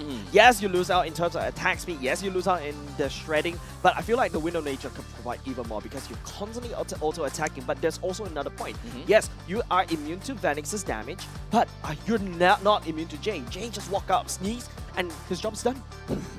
You have something with sneezing. But yeah, actually, I do have to say as well, this one thing that I noticed for Miko was that he wasn't always able to get the Faramis Call Alter with the IMU. At one point, he was running around with Vanix's ultimate. So, you know, this I think is positioning coming out from Flash. They're doing it very well. Cramgod was always able to peel for his teammates. He wasn't really the initiator, that was more the Edith. But as the peeler, he was able to save Vanix a couple of times, get Jay out of trouble as well, and yawn the damage on that tank a lot. Even with tank items, Lancelot hurts a lot. Surprisingly. Yeah. Surprisingly, in Yawn. I have no idea where all those damage come from. But you know what? I think that, you know, at first when we are just looking at the roster, it seems as though SMG have got a pretty good roster since they do have a Valentina that can actually take away the Cult's Altar. But the Cult's Altar just gets popped a little bit too early. Yeah, but we're going to go and take a look at MVP right here, right? There's a lot of honorable mentions coming off of Flash, but I feel like we've kind of preluded to it. It's going to be Vetch on this Edith. The engagement that Suki was mentioning, and of course, not only just that, he participated in 100%. All the kills. All the team fights. All the team fights. And he helped assist or pick up the kills. Yeah, he actually, I think one of the first kills they got was he managed to toss a member of SMG behind. Jay then pulled him back with the Faramis skill, and then he went into his human form and just demolished the guy. Correct. So, like, the combo, I think, coming up from Flash, this sort of teamwork, this sort of you know, positioning and how they've been playing is a very big improvement, and it's very surprising, I think. I think before, we just saw the keys to victory. Remember, the whole thing about Team Flash is that they need to work as 5. Yeah. Week 1, it's three teams in one. They managed to whittle it down to 2 teams with 4+1.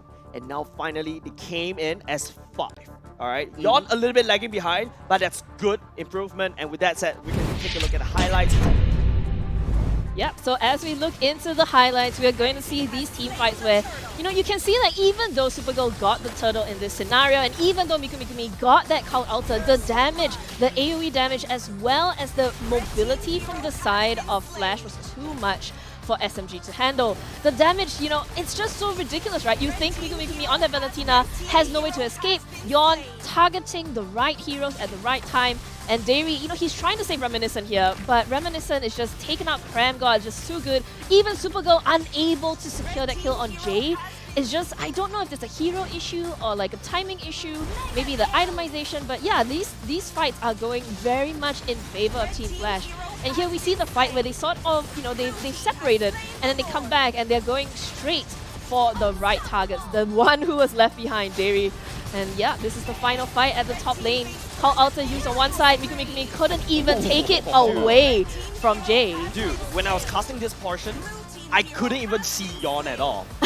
The amount of iframes that he has, there's so much thing. He's dashing around and there's no one to stop him. He is a monster. Even if, you know, we thought like, okay, Yon has a very limited assassin pool, but no, he pulls out a tank slot and then he starts sweeping SMG in game number 1. This is kind of, that final fight is pretty much the true definition of coagulated, right? Yes. Usually we use the term coagulated wrongly and just kind of like get together like kind of thing. Get it? Bleeding. Okay. You know? But this time it's really coagulated, okay. and then they pretty much everyone is able to get the AoE in and just completely demolish the back of SMG. That point in time is pretty much communication breakdown. They weren't able to do anything when it comes down to the mid stages onwards when they don't have any control of the map. That's the problem. And I believe that Dairy picking up that Ruby isn't exactly towards his playstyle. The archetype that we see from him is a very aggressive tank and has very innate defensive capabilities. But when it comes down to Ruby, it's all about setting up fights and being able to, you know, lock people down. Not necessarily very good at the defensive maneuvers. Yeah, I'm gonna add on this point here. I like the fact that you brought out the play archetype for Dairy, right? I see him as the Hilda. I see him as the Masha in last season. Super crazy, right? But this time round, the Hilda for me. Basically, the Masha and Hilda, right? He can come in for the re-engages, but I feel like the Ruby doesn't fit his archetype, right? I was expecting the Kaja, but they didn't pick it at all. Yeah, I feel like the Ruby has that issue where she's not tanky enough, right? Correct. And we were saying running the Concussive Blast instead of Tenacity already makes her even more squishy. And you know, with Edith, I think being taken up by Flash, they solve a lot of their problems, right? Because if they have, you know, not enough tank, Edith is a tank. They need a little bit more damage for that fight with Jay, because, I mean, the Faramis is not...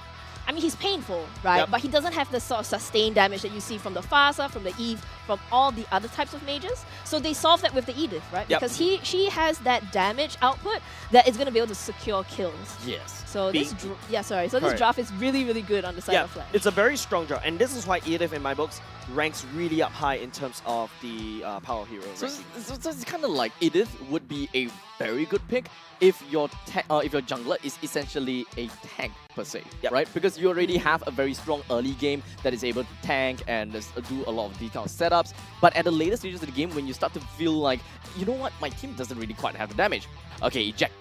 You know? So you at any point in time, at the command of a single finger, you are able to transfer yourself from defensive to offensive. And I think that that's a brilliant character design. You mean brilliant as in broken? Because Edith has the tankiness of a tank, but the damage of a marksman. But with that said, we have to go into game number 2 this time around. I mean, it's SMG now, right? Yes, has a lot of things to fix. Team Flash, on the other hand, 1 game away from securing upper brackets. Can they do it though? That is the question.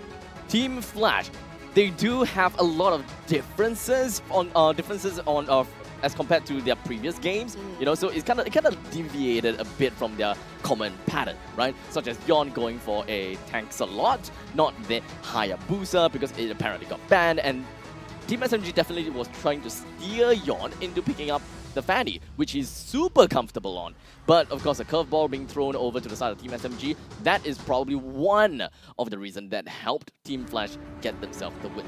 You know, but when we talk about player evolution, right? So we have seen Yon play Assassin Jungler. We have seen Yon only play Assassin Jungler. So this is actually a surprising change in the method to their madness, right? That they have managed to pull out. And I think it was a surprise to SMG as well. Because the assumption is that you ban the Ling, you ban the Haya, you sort of are trying to get him into the Fanny. We're safe.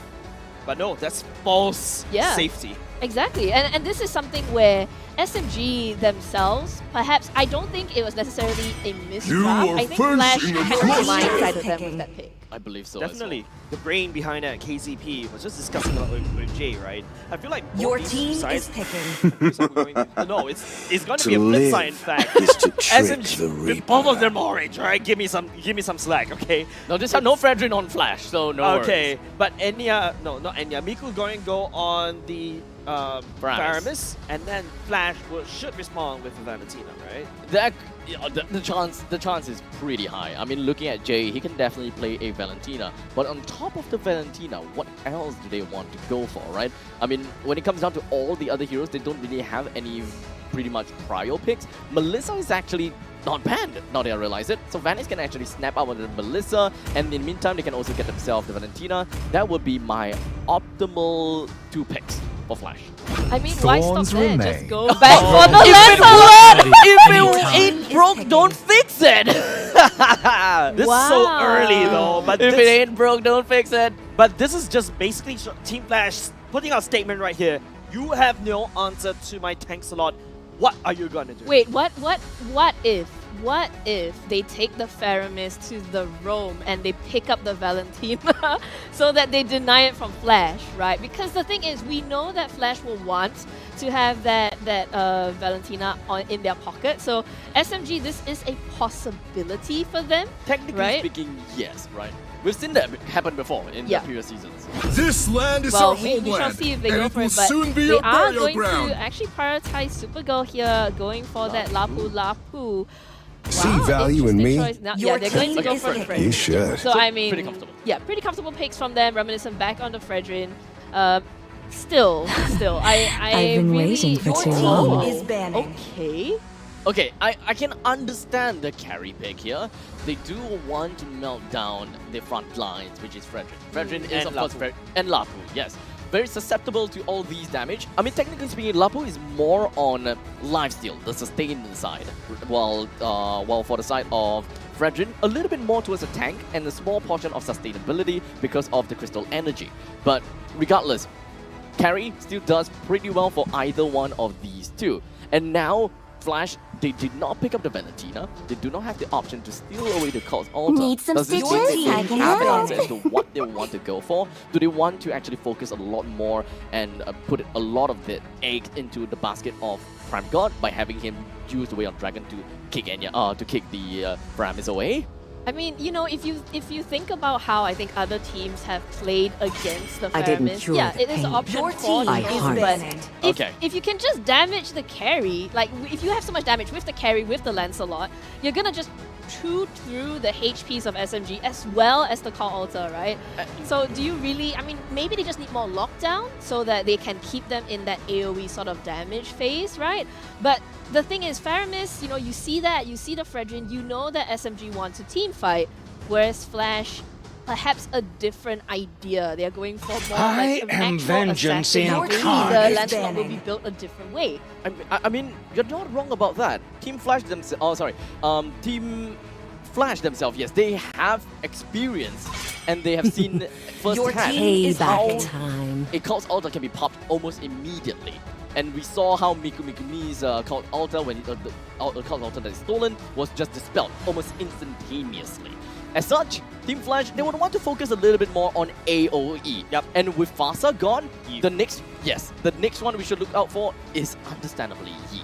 If they don't pick the Eve up right here, well, I mean, technically speaking, Team SMG can't really steal it.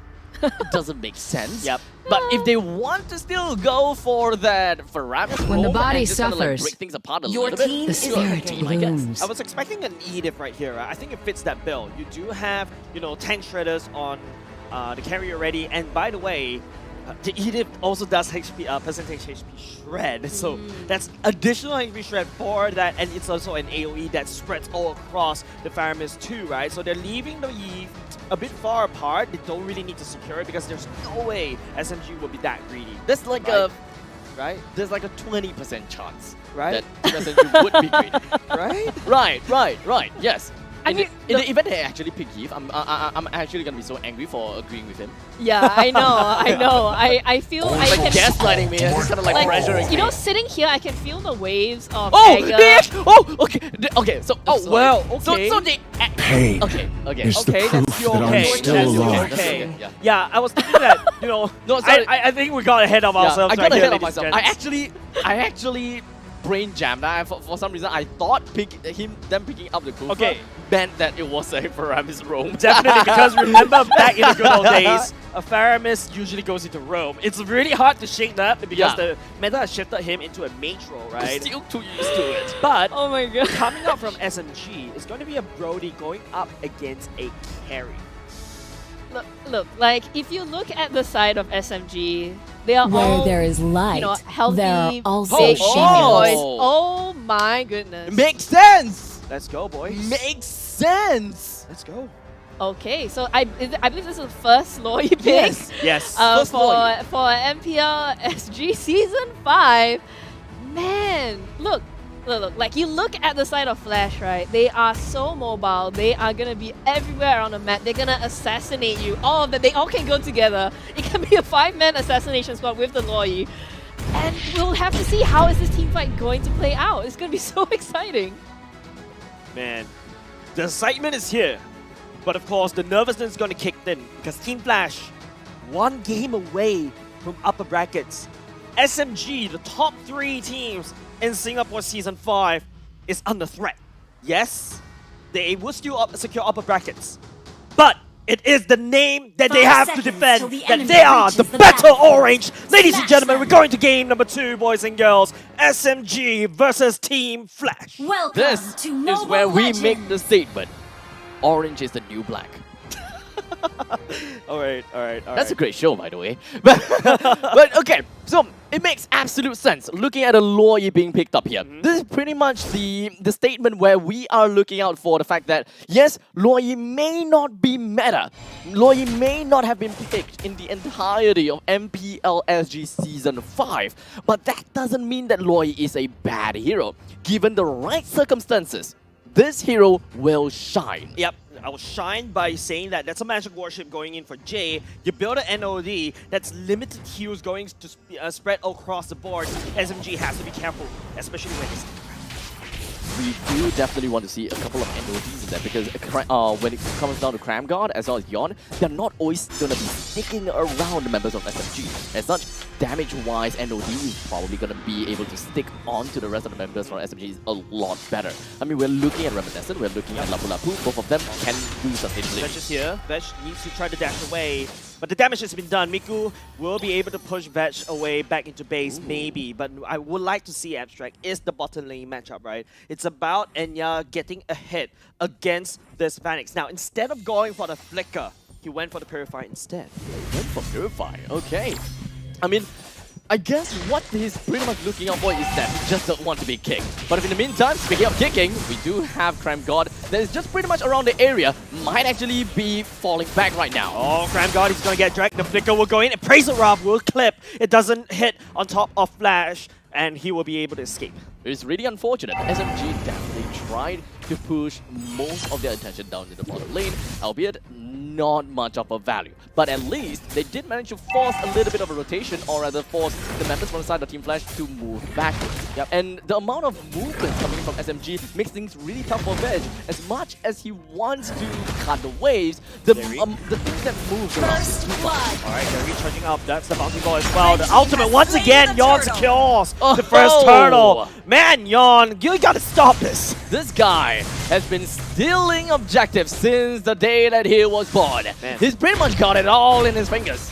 And not only just that, Enya actually falls all the way at the bottom side. That's the flick, not being able to have the flicker, especially to get out of dodge, right? But now, we gotta have to take a look. It is going to be a winning gold lane for the side of Vanix. That Vanix is gonna scale a little bit faster.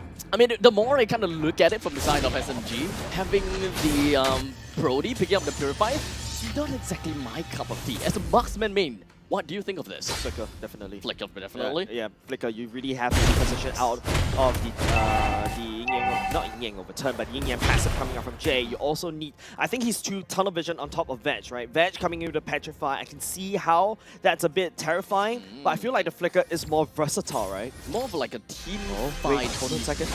Hold on a second. That's an ultimate being used by Jay already. He's in the bush. SMG, I don't think they know about it, but hold on a second, it's gotta be Crime God. They'll be kicking Gary all the way in. Reminiscent Energy Eruption will be able to connect, but the damage coming out from Team Flash, though, will not be able to push SMG away. It's SMG that needs to secure more footing for Enya. I mean, 4 men down in the bottom side. In the meantime, top lane. Top lane, it's gonna be Supergirl. Unfortunately, the assassination coming in by Young will be there. SMG will do the same as well on top of Vanix, and Enya picks up a double kill. That's the kill lead that he needs. A 2-pronged attack is what we're gonna be looking out for.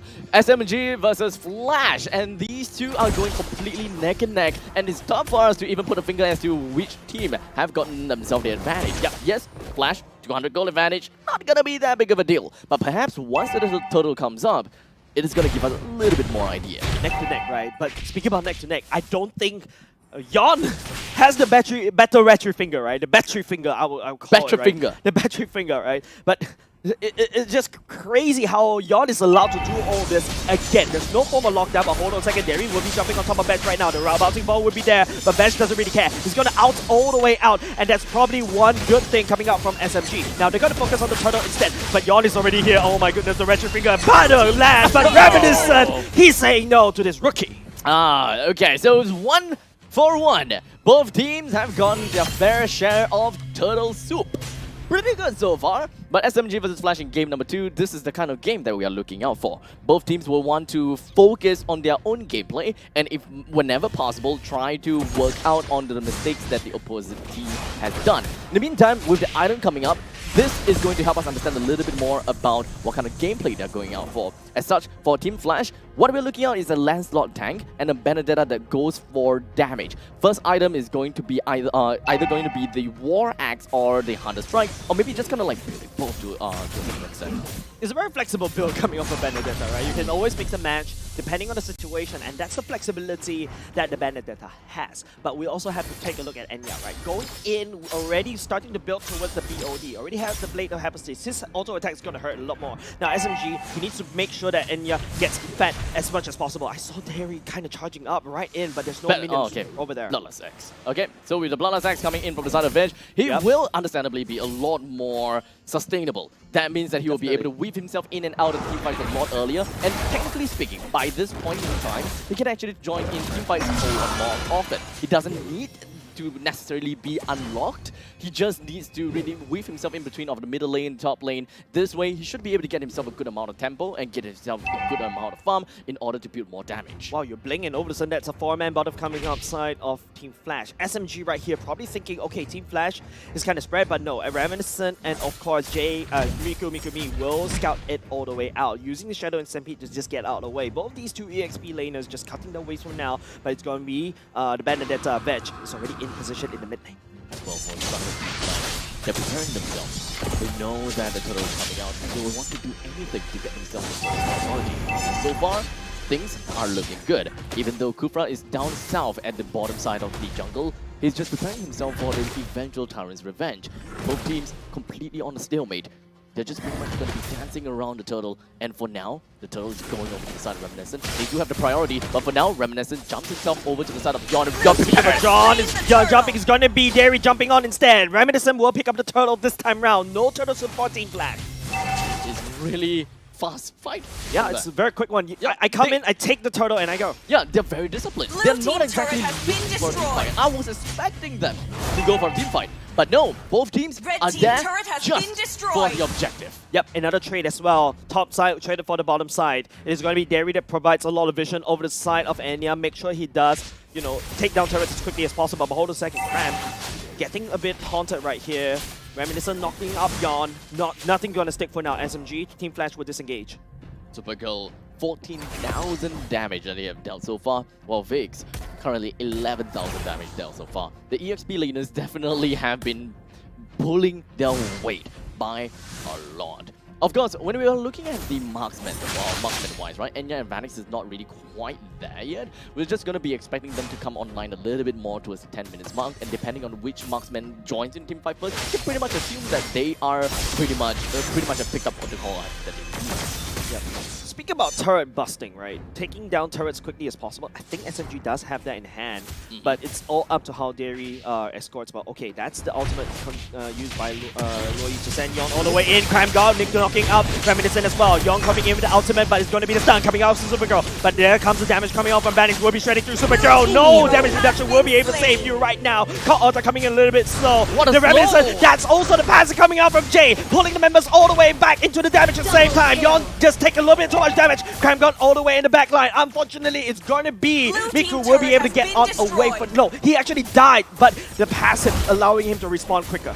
What a crazy movement speed reduction coming from the side of Flash. It's like Miku isn't even walking at all. I mean, technically he's walking, not running. That would be the better word to use. He's technically floating in his first skill. Let's not get into the intricacies, alright?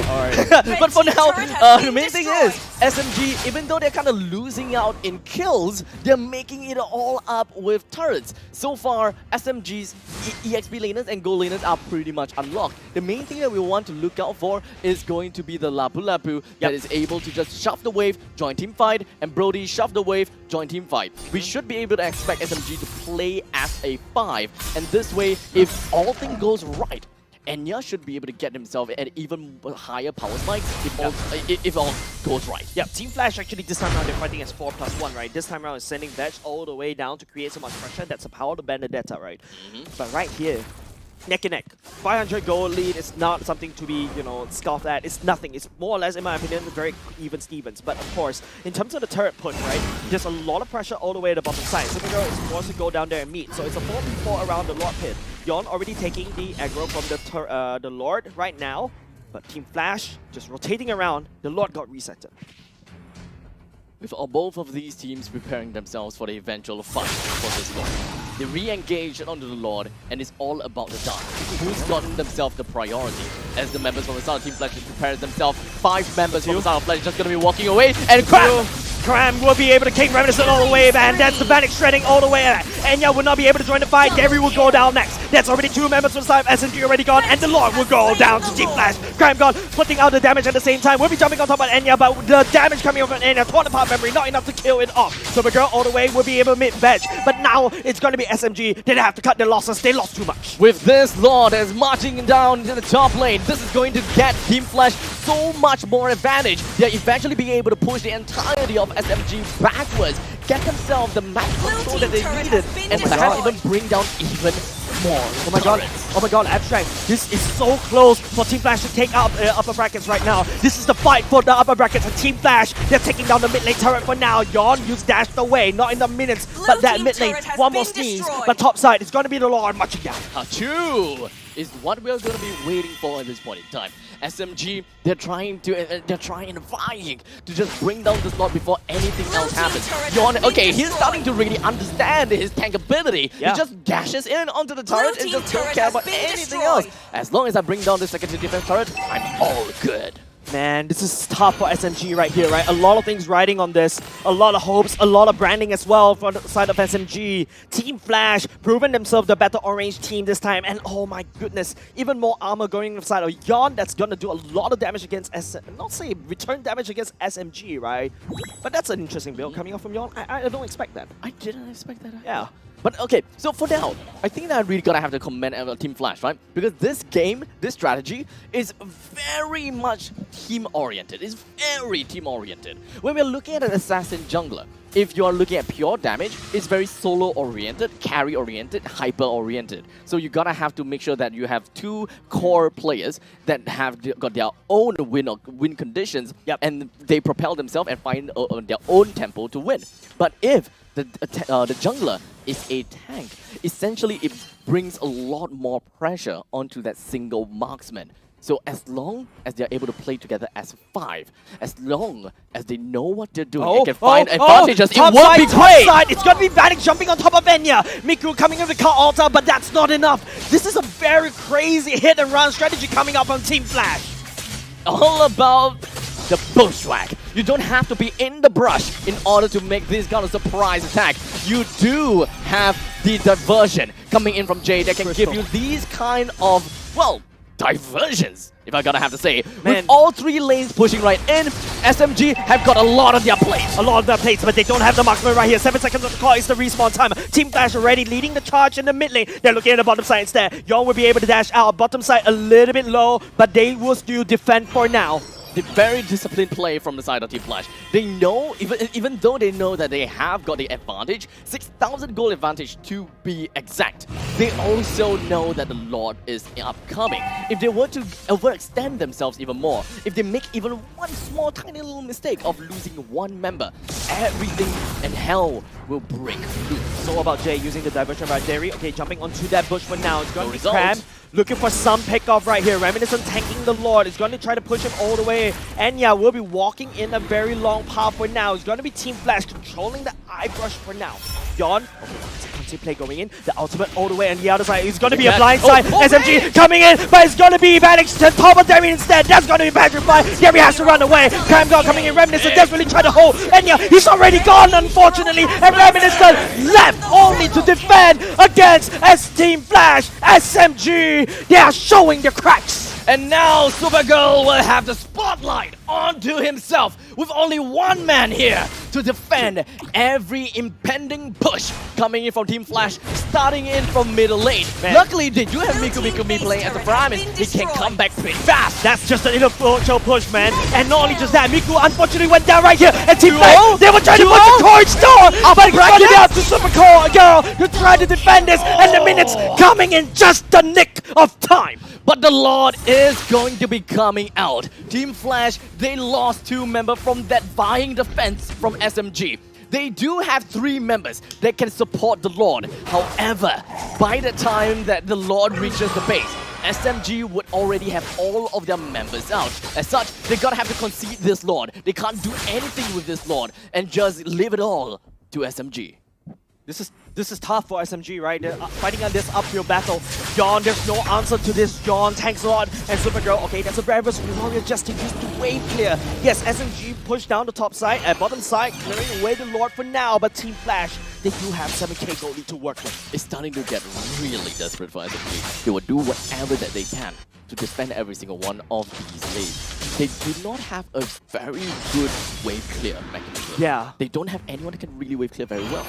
And you can see that Lapu Lapu is doing whatever that he can, even to the point of using the Brave as a warrior. Yeah. So as long as Team Flash is able to focus on bringing down all 3 turrets, the game is more or less theirs. Enya coming behind. You gotta have to watch out. Enya! Gets 4 members. Okay, Enya will be able to stall away. That's one of the best taken down right now. But Vanek is actually monster. He's gonna be shredded through Reminiscent. Terry has to jump in. The bouncing ball going in. But Jay coming in the burst. Yon coming in for the cleanup at the same time. Wind of Nature activated for Enya. But Enya will get taken down. And Miku and Reminiscent against 4 members of Team Flash. Unfortunately, the Appraiser's Wrath coming from the side of Reminiscent is just not quite enough to pop the immortality off of the hands of Yon. But for now, that is not even the most important thing.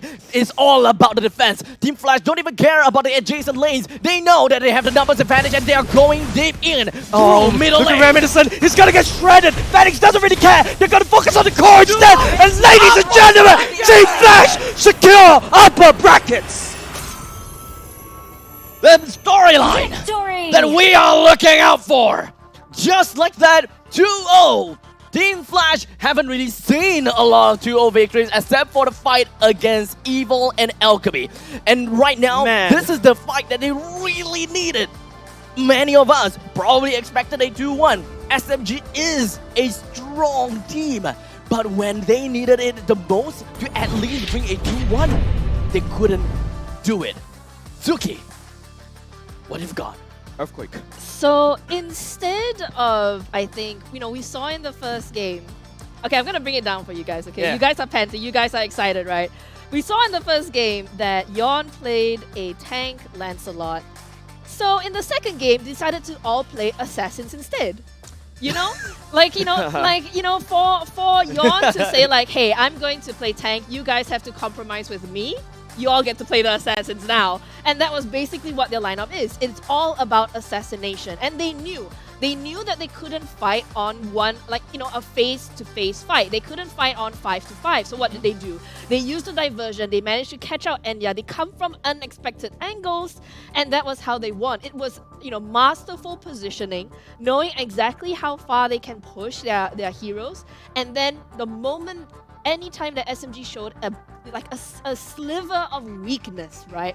Flash pounced on them and took out the members of SMG one after another. And now we've got the idea and of course the entire breakdown of items. One thing that stood out to me is on Team Flash's Vanix, Rose Gold Media. Man, I mean, this is something that you definitely need to use, especially with the recent buff, right, on top of this item. Very strong. This lifeline provided Vanix so much survivability to just step forward, and he doesn't really care in the world, just to make sure that Reminiscence gets shredded. What a change in the story, and how Team Flash just shook up the whole standings, man. I don't think it's about the items right here. I think it's just the fact that execution from Team Flash, clean. It really is the execution. I always saw Flash as either a 2 and 3 or a 1 and 4. Correct. This time, they managed to harmonize. Yeah. They managed to harmonize together and play as a 5. Exactly as what they needed on their KTV. Here's the thing though about Team Flash. We know how individually, mechanically, they are very, very good players. It's always been the team aspect that we were concerned about, right? But if you're playing a full assassin lineup, do you really need teammates? You're just, they're fighting each other for the kills at the same time, right? And the thing is that Jay, with that Loi, that final pick, I want to say that it was Flash's brilliant drafting to let that go through, because no one expected that. No one expected that, right? This whole meta is about tankiness. It's about living as long as possible, getting all the CCs down, and Flash was like, no, you play my game now. We are playing Assassination Squad.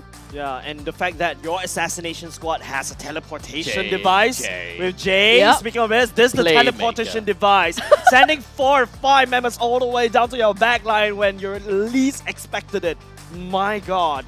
What a play. And the thing about Flash is that they knew exactly how Team SMG were going to play. They were going for the team fight. They were sticking together. But with the Loi, that's jump to your backline. That's not a good thing, right? You don't want to stick together as Loi because, she can pull you apart, push you together. She can move you around. She can do all that damage.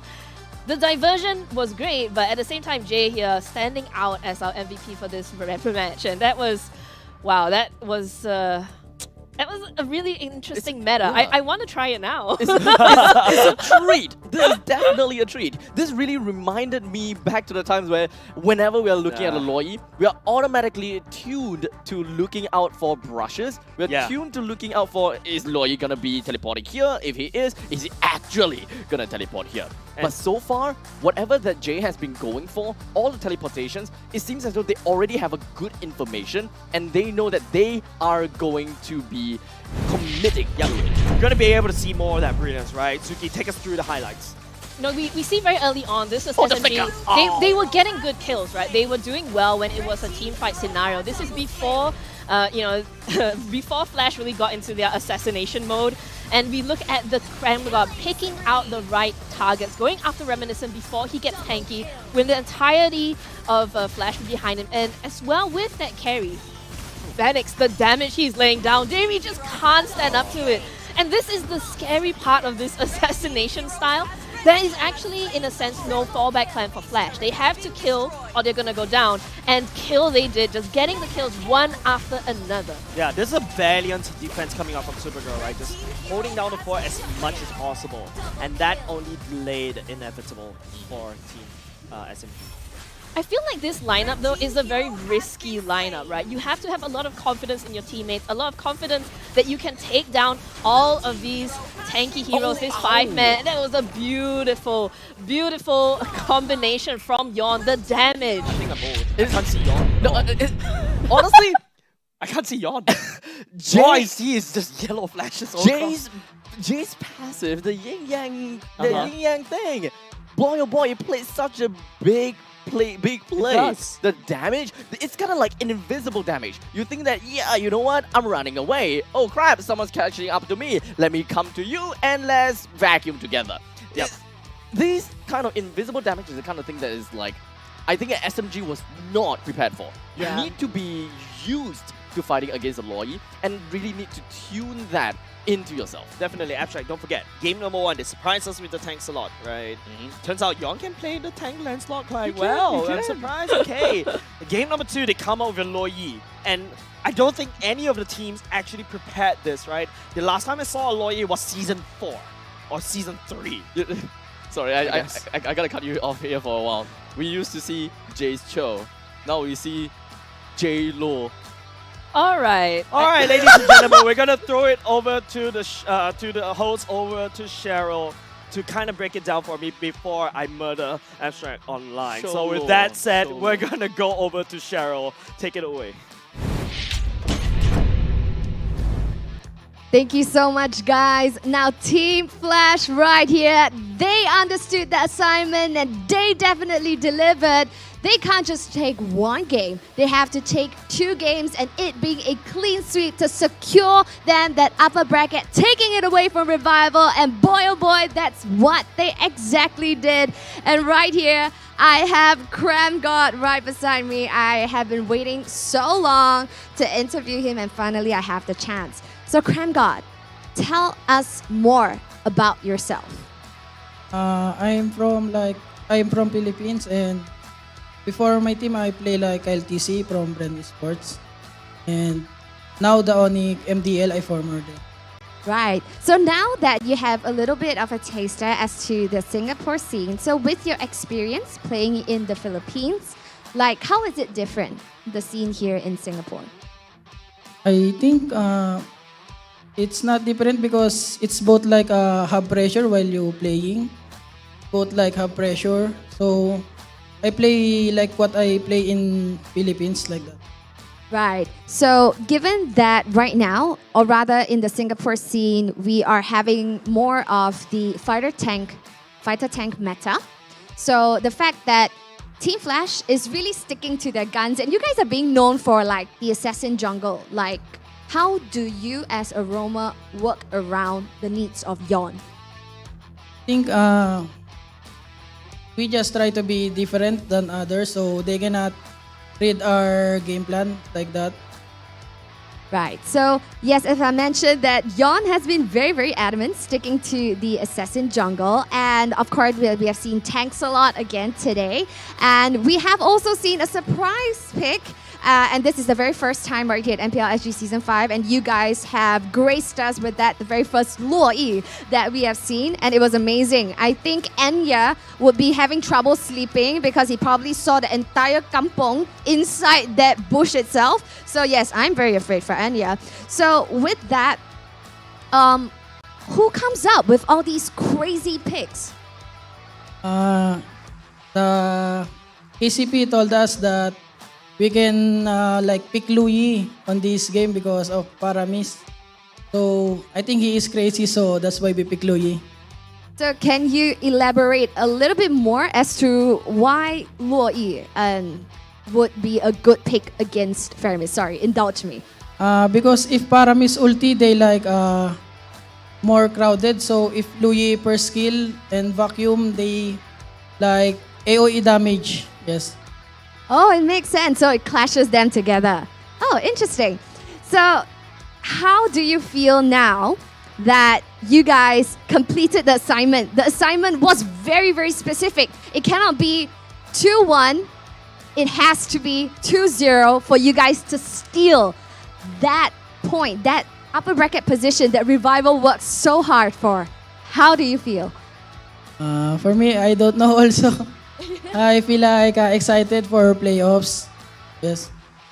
Right. So, final question.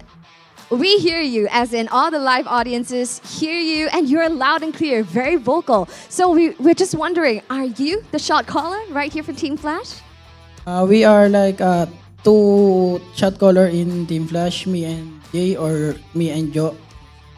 I'm not the only one who talking. Oh, so you guys share the work. All right. Yes, yes. So interesting. So yes, thank you so much, Cram God. We understood a little bit more about you today. Thank you so very much. Well played.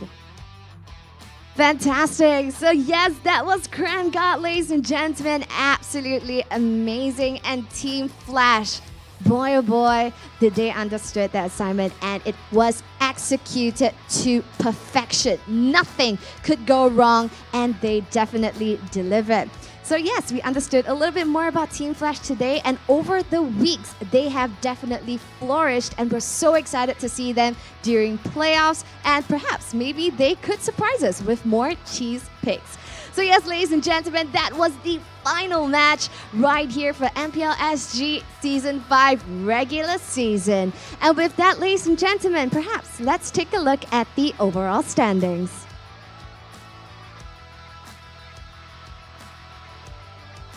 So yes, ladies and gentlemen, as you see right here, that perfect armor, the perfect track walkout is perfect no more for ISG Slate SG with 18 points to the name, still exactly where they have left off before the day started, because right behind them, Bleed eSports took 2 games right here to them, a clean sweep, ascending them even further, securing them 15 points right now, whereas Team SMG SG has stayed stagnant once again with 12 points, but still cementing them in the upper brackets at the 3rd position.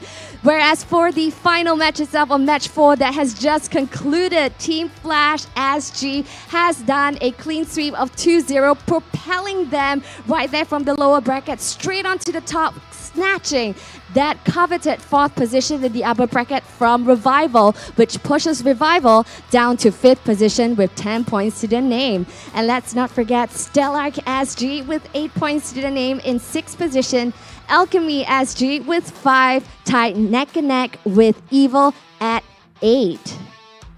Wow, what a big change right here, especially for the last day of MPL SG Season 5. So yes, right now, we have ended the regular season, but what comes up next would be the playoffs. So speaking of playoffs, the teams are going to have to pull whatever they have up their sleeves. This is no time to be left for, mysteries anymore, because for playoffs is extremely crucial. Teams that find themselves in the lower brackets risk elimination, whereas in the upper brackets itself, they do enjoy that extra crucial life in the playoff season. So with that being said, playoffs will be happening from 14th to the 16th of April, happening at Suntech City North Atrium between Tower 1 and Tower 2. We look forward to see you there, so remember to pen your dates down. So ladies and gentlemen, may we look at the current place that we're going to get for the playoffs. So yes, as you see right here on your playoff bracket happening for day 1, we're going to take a look at match 1 happening on Friday, 15 April, kicking start at 10 a.m. We're going to see Revival going head-to-head against Evil. Whereas for match 2 happening at 1 p.m., we're going to see Stellarc crossing swords with Alchemy SG.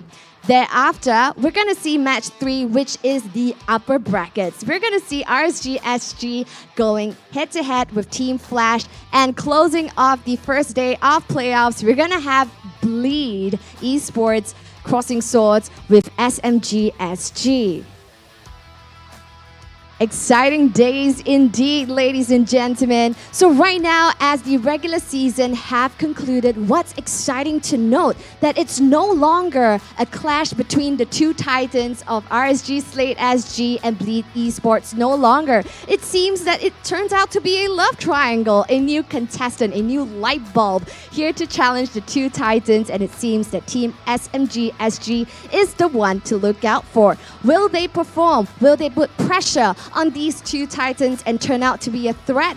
Stay tuned and join us over at Playoffs. Remember, it is happening at Suntech City from April 14th to 16th, happening at Suntech City North Atrium. So yes, MPL SG Season 5 wouldn't have been possible without you guys tuning in on all of your favorite platforms such as Facebook, YouTube, as well as Twitch. Remember, you can continue to join us right here on our live platforms, or if you want to find out more on how to actually join us as a live audience, please do remember to follow us right here on Instagram and all of our other social media platforms at mpl.sg.official.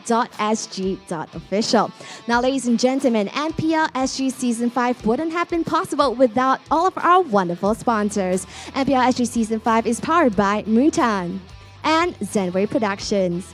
Our official partners, Frank Bio CBC and Garnier Men. Our partners in eSports, My Republic, OSIM, and Suntech City Mall. So yes, Suntech City Mall is where we're gonna see you live from the 14th to 16th of April. Book your calendars right now and ask your friends to join you for playoffs happening then 2 weeks from now.